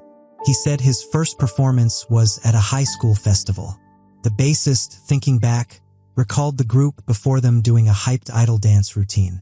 Meanwhile, their own band had prepared a gloomy Radiohead-style song, and he'd feared it would kill the mood entirely. He had panicked backstage, wanting to swap songs at the last second for something more upbeat. Despite the rough start, their vocalist's talent had saved the performance from flopping. He admitted the singer had actually been kind of popular, though he hadn't realized it then. Then Haein asked to the drummer's first experience. Asked what he remembered. The drummer admitted he genuinely couldn't recall his first show at all. He guessed it might have been back in elementary school, drawing an exasperated comment that he was useless outside of drumming. Frustrated, Haein decided none of their stories were relatable, since they all seemed fearless by comparison, and wondered if she should have asked another bandmate instead. Later, the guitarist reassured her that she doesn't need to stress out that much. Even legendary performers get the jitters before a performance. Like Jimi Hendrix struggled with stage fright, meaning her nerves weren't about inexperience. He explained that being an artist was exactly why nerves came so easily. Haein went quiet, absorbing that thought without responding. He suggested she try building a routine the way baseball players did before stepping up. She repeated the word, uncertain what he meant. He explained players developed small habits, like touching their cap or swinging a certain way, to calm their nerves before batting. He added that musicians often did something similar, refusing to eat anything but one specific meal before a show, and suggested she find her own version. He assured her it would help more than she expected. Night fell over the city as the conversation lingered in her mind. Later, walking home through the crowd, Haein still looked thoughtful. Alone, she wondered aloud what a routine like that could even be. She joked that if she were religious, she could at least cross herself for comfort. She considered stroking her hair as a gesture, recalling it supposedly released serotonin, but doubted starting something new now would really help. Amid the confusion, she suddenly saw Yeowon walking in front of her. She called out his name to catch his attention. He turned back toward her as they crossed paths again. Yeowon greeted her warmly, complimenting her work for the day. She returned the greeting and asked what music he'd been listening to, noting the Rockfest lineup had a lot of great bands. He teased her for studying up on the competition, then asked how her preparations were going and whether everything was okay. She said things were going well, mentioning how talented everyone was and how motivated Hyunji seemed, though she fell quiet for a moment after. Curious, called Yeowon and asked something to him. She asked if he had some kind of personal routine. He seemed confused at first, wondering if she meant something like what athletes did, then admitted that as someone who rarely got nervous, he didn't really have one. He suddenly remembered something and reacted with surprise. He admitted he actually listened to Buddhist chant remixes whenever he got nervous, explaining it was chanting mixed with EDM beats that genuinely calmed him down. She burst out laughing, calling the idea hilarious and asking what even that was. He stayed quiet for a moment, watching her laugh. He asked gently if she was nervous. She admitted she was just a little. She explained that even as a session player staying out of the spotlight, the thought of such a huge stage still made her shaky. He smiled to himself, seeming to think of something. He then asked why she was smiling, curious about her expression. He brushed it off, saying he was just feeling proud of her for no real reason, laughing it off lightly. Suddenly he asked if she wanted a hug. She reacted with surprise at the unexpected offer. She asked why the offer had come up so suddenly. He explained that he used to get nervous before basketball games back when he was younger, and playing in front of people always felt strange. He recalled that whenever his team huddled together and shouted, "Let's go," his shoulders instantly felt lighter. The memory reminded him of his teammates huddled together on the court, arms wrapped around each other. He explained that having someone's arms around you really helped ease the mind, then invited her over for a hug. She hesitated but agreed quietly, saying okay. Wrapping his arms around her, he pulled her into a warm embrace. Yeowon looked at her and asked how it felt. She answered softly that it felt the same as always, and admitted that she wished she could carry that comforting feeling home with her because it simply felt that good. He held her close, promising to hug her like this anytime she needed comfort. She stayed silent for a moment before finally agreeing softly. She sank deeper into the moment, wondering how one person could feel so profound to her. In her thoughts, no matter how deep she fell for him, she believed she'd never actually get hurt. Suddenly startled, she reacted with shock. He asked immediately if she was nervous, worried something was wrong. Her face flushed, caught off guard by her own reaction to him. She teased him, asking if his little Johnny was actually excited after they hug. While he stammered it was just a physiological reaction, insisting he was fine as the next train arrived. And so time passed. Finally, the excitement of the rock festival was in full swing, and enthusiastic cheers could be heard from the audience. Seeing the audience's enthusiasm, the performers went all out, even jumping around while playing their instruments. People are relaxing while listening to some great rock music. The massive festival crowd raised their hands together, cheering toward the stage screens. Later, in the quiet of a car, Yeowon rested his chin on his hand, lost in thought. Around him, Boss and Shin-young cheered loudly, thrilled to have finally arrived at the festival grounds. Yeowon sighed to himself, confused how his plan for just him and Haein had turned into a full group trip. As the 3-day rock festival was about to begin, the story shifted back to a few weeks earlier. Boss lay wrapped together with Uncle under the blanket after spending the night together to clap. His phone buzzed with an alarm on the nightstand. He groaned awake, muttering that morning had already come. She asked if he was heading out somewhere. He explained he had an event out of town, needing to arrive early to prepare with the team for sound checks and rehearsals. She murmured quietly, because she was still tired after playing wildly all night. She told him to eat breakfast before leaving, saying it would be her treat. He teased him, asking if she shouldn't sleep a little more since she'd worked up quite a sweat last night. She brushed it off, saying whatever, then added that besides, she reminded him that he'd been right there with her the whole time too. The scene shifted outside, morning light spreading over the city buildings. They arrived at a small dumpling restaurant, its kitchen busy and steaming. They sat down together at a table, ready to eat. She asked if the dumplings were delicious, and he agreed, saying he especially liked the glass noodle filling. But in the middle of the meal, the boss was actually in the midst of a fierce internal struggle. She thought to herself that somehow she'd ended up spending the entire night with him like this. She kept wondering if it was really okay to keep doing this, since they were both old enough to think seriously about marriage, and doubted whether someone who'd already been married once should stay by his side. Something suddenly caught his attention, making his eyes widen. He asked what was wrong, if she wasn't hungry, but she replied that she just zoned out for a second. He fell silent, watching her. He cursed inwardly, wondering if it was really okay for him to keep doing this. He worried whether she was already at the age of thinking seriously about marriage, and doubted if someone like him, with an unstable income and uncertain future, deserved to keep hanging around her. Something caught her attention, making her eyes narrow. She called her name, Hyun-sung, asking if he never took summer vacations.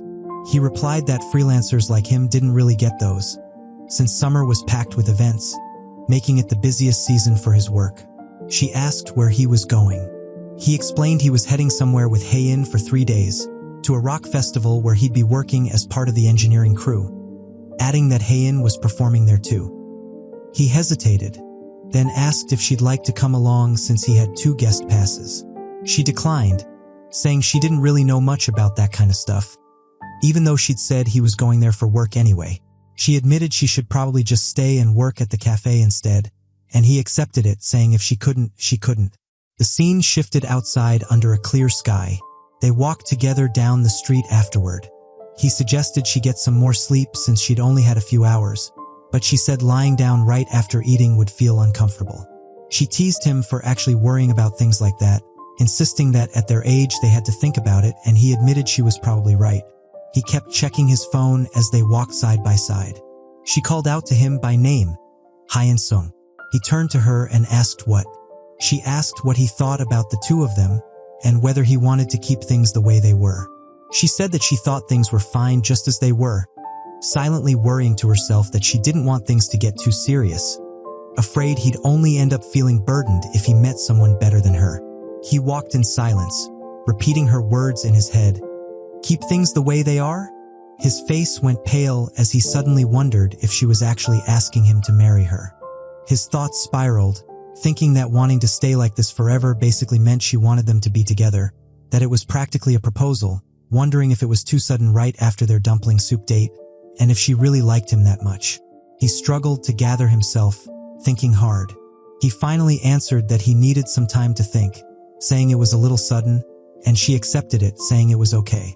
He walked ahead of her, glancing back with an unreadable expression while she stayed lost in thought behind him.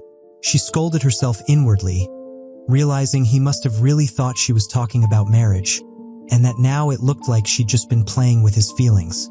The scene shifted to a street outside, her muttering in frustration.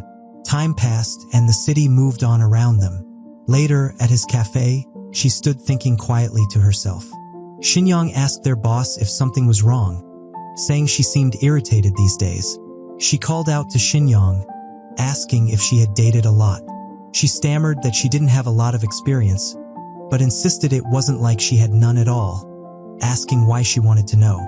He asked what she thought was going through a guy's head when he stopped calling after a girl suggested they keep things casual. She quickly claimed it wasn't about her, insisting it was a friend's story, though it clearly sounded like she was talking about herself.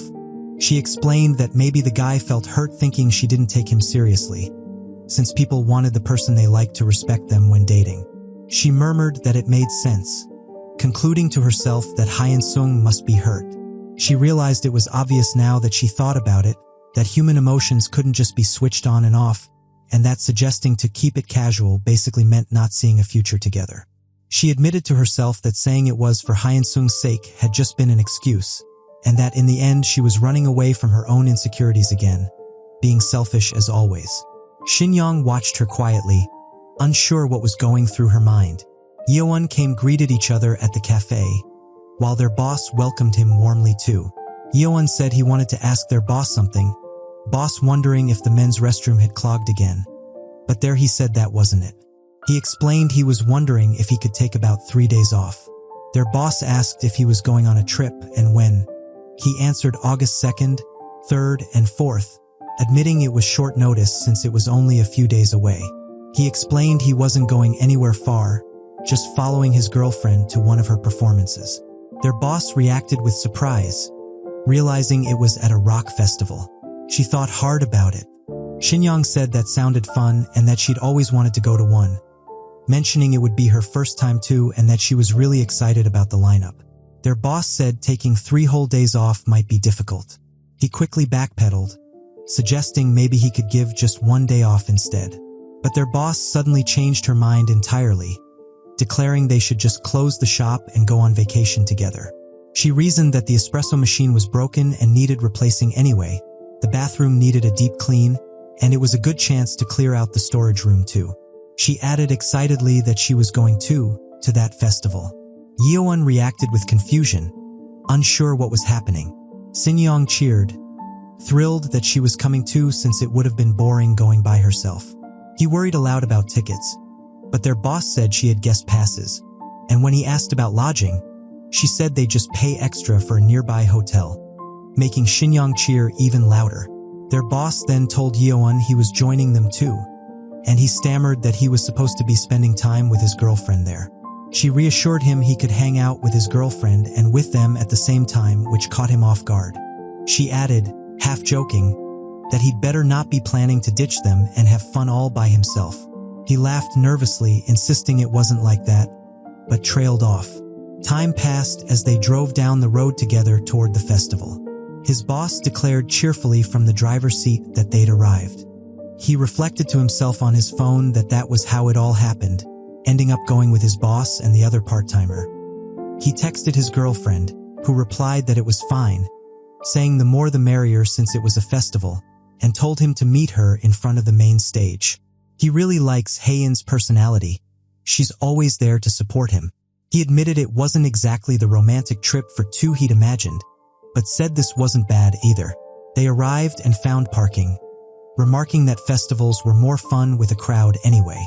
Their boss complained loudly about the heat, shielding her eyes and asking how anyone could stand watching performances outside in this weather. Yeowon cheered upon hearing there was a spot in the back where they could spread out a mat, feeling like the gods hadn't abandoned her after all, and urged everyone to go claim it right away. He teased their boss, asking if she even listened to music, and their boss snapped back that just because she was older didn't mean she didn't know music, insisting she used to listen to tons of it but just didn't have time these days. Sinyoung pointed excitedly, asking if that was Yeowon's girlfriend over there, but he squinted, unable to see clearly in the bright sun. She pointed again, describing the girl with two-tone hair standing near two other people. Haeun, my wife, she looked absolutely beautiful as usual. She was wearing a fake tattoo on her arm. Noticing them, waved back with a smile, her phone in hand. She called out his name loudly, waving. Yeowon's face lit up in surprise as he spotted her. Haeun greeted him as he approached, mentioning traffic near the parking lot had been terrible, but Haeun explained she'd used the artist-only parking lot, laughing, and Yeowon teased that she must have had a cheat code since they'd left early that morning expecting the lot to fill up. Suddenly, something else caught his attention as he turned to look. He saw a girl he'd never seen before standing behind Haeun, but she didn't seem unfamiliar to him. Yeowon asked if she was Haeun's friend, while she remained silent, wearing a very mysterious, cool expression. Yeowon stood with Haeun at the rock festival while someone looked him over. She stayed silent, sizing him up without a word. Yeowon noticed her staring and wondered why. She asked if he was Haeun's boyfriend, and Haeun confirmed it. Without hesitation, she told Haeun to dump him, make Yeowon shocked to hear that. She dismissed him as good-looking but empty, warning he seemed shady underneath. She added that he'd definitely cheat on Haeun eventually. Suddenly, Jaewon pulled her into a headlock for her comments. He warned her to drop her wild theories or he'd really hurt her, and she yelped in protest. He apologized to Yeowon for his sister's behavior, but Yeowon said he hadn't taken it seriously. Yeowon asked if she really was his sister, and the guy explained she'd tagged along once she heard about the festival, prompting her to shout back that he shouldn't have left her behind. He said they'd go do their own thing and left, dragging his sister off as she struggled. Yeowon asked Haeun if she knew his sister, and Haeun said no. Jaewon introduced the situation, explaining his sister had said she wanted to hang out with Haeun because she has great style after they just met, Haeun calling her unique. Meanwhile, it's now Haeun's turn to wonder who's with Yeowon. Sinyoung introduced herself as a co-worker of Yeowon's, tagging along with his boss for the festival. She introduced to her as Haeun, and Haeun thinking that she looked familiar. Boss suggested they start the day with beer, offering to buy the first round, and Sinyoung happily agreed. The group arrived at a festival area marked by pink container structures under a large M sign. Sinyoung reacted with shock upon learning there was a 4-year age gap between Yeowon and Haeun. She called Yeowon for being a cradle robber, calling him shameless. Yeowon shot back that a 4-year gap wasn't a big deal, since they were both in their 20s. Shin-young argued it was still huge, joking that when Yeowon was in high school, Haein would have barely been out of elementary school, calling it creepy. Shin-young brushed the age comments off, saying everyone looks the same once they get older, only to be challenged back for it. Their conversation came to a halt when music suddenly began blaring. Yeowon mentioned hearing the substage setting up, admitting it made his heart race a little. He asked where the rest of Haein's band members were, and she explained the drummer would arrive the next day while Kihyun had a set on the main stage at 4. Yeowon lit up asking if they'd get to see the band Idiot. Perform, and Haein confirmed they would. Shin-young suddenly reacted with excitement after spotting something on a flyer. The flyer revealed that the band Goodbye, My Star, one she used to listen to constantly in middle school, was about to perform on the substage. Excited, she urged Boss to hurry so they could get a spot up front, though she pointed out they'd barely been sitting for half an hour. Yeowon asked if they should go watch, and Haein agreed. As they walked, he brought up that Hyunjae's performance was scheduled for the next day, right before the main stage headliner. They walked in comfortable silence for a while. Yeowon asked if she felt nervous about performing tomorrow. Haein admitted she did feel nervous, especially since she was filling in for someone else and worried about ruining it. She added that stressing wouldn't help, so she decided to enjoy today and give everything she had tomorrow. Yeowon watched her with a quiet, thoughtful expression as she spoke, seemingly moved by what she'd said. Boss called out her name and she turned back to answer. Boss asked what his uncle was up to, since she'd texted saying she'd arrived but got no response. Haein explained her uncle was working over at the substage, offering to go grab him. She said it was fine, figuring the uncle would read the message once things quieted down. Meanwhile, Boss's thoughts turned bitter, complaining to herself about Uncle, the one who'd invited her, not even bothering to check if she'd arrived safely. Haein studied Boss' profile for a moment as they stood together outside. Haein teasing that romance seemed to be in the air between Boss and Uncle, only for Yeowon to deflect by joking it was still summer. The crowd gathered near the stage, cheering as a screen announced the next act, Goodbye, My Star. On stage, the band's vocalist sang energetically into the mic while playing guitar. Fans nearby waved a Slam Zone flag while cheering along in the crowd. They play music with great enthusiasm. Yeowon watched happily. It was his first time at a concert, while closing his eyes because of the intense heat. Shin-young snapped a photo, remarking that the band sounded amazing live. Meanwhile, Yeowon was suddenly distracted by something unusual he saw in the crowd. Yeowon asked what all the flags flying around were for, and Haein shrugged, saying people probably just waved them for fun. They spotted an oddly named group flag, joking about how ridiculous the coalition of people who lost stuff here last year sounded, both laughing about it. On stage, the vocalist wiped sweat with a towel and shouted out to the crowd, asking if everyone was having a good time in the heat. He introduced the next song as something everyone could jump around to. The singer announced the title, If You Come Tonight, as the band launched into the track. The crowd threw their hands up together, swept into the music. Fans screamed and cheered wildly as everyone raised their arms toward the stage. Amid the roaring crowd, Yeowon watched, wondering where Shin-young had gone. Haein called out to Yeowon, catching his attention as he turned to look back at her. She said they should go too, following after the others. Yeowon glanced at her with a thoughtful expression. He wondered aloud whether they should join in as well. On stage, the vocalist continued performing energetically for the crowd. The set list moved forward as the band played through their songs. Yeowon and Haein stood together, caught up in the excitement of the performance. Haein threw herself into the moment, smiling and laughing as she moved with the crowd. Yeowon's face turned flushed from the sun and excitement of the show. Yeowon watched the crowd, thinking that Haein didn't look nervous at all anymore, but like she was having the time of her life. Above them, jet trails streaked quietly across the clear blue sky. On stage, the vocalist thanked the crowd and told everyone to enjoy the rest of the festival safely. Afterward, Boss asked Shin-young if the performance had been fun, and she jokingly asked if she wasn't going to join in too, surprising her. Boss asked what performance they were planning to watch next, and Yeowon said they were heading to the main stage, suggesting they hurry to grab a spot in the back. Yeowon gushed about how much fun it had been to come out for the music, Shin-young praising the band goodbye. My star is fantastic.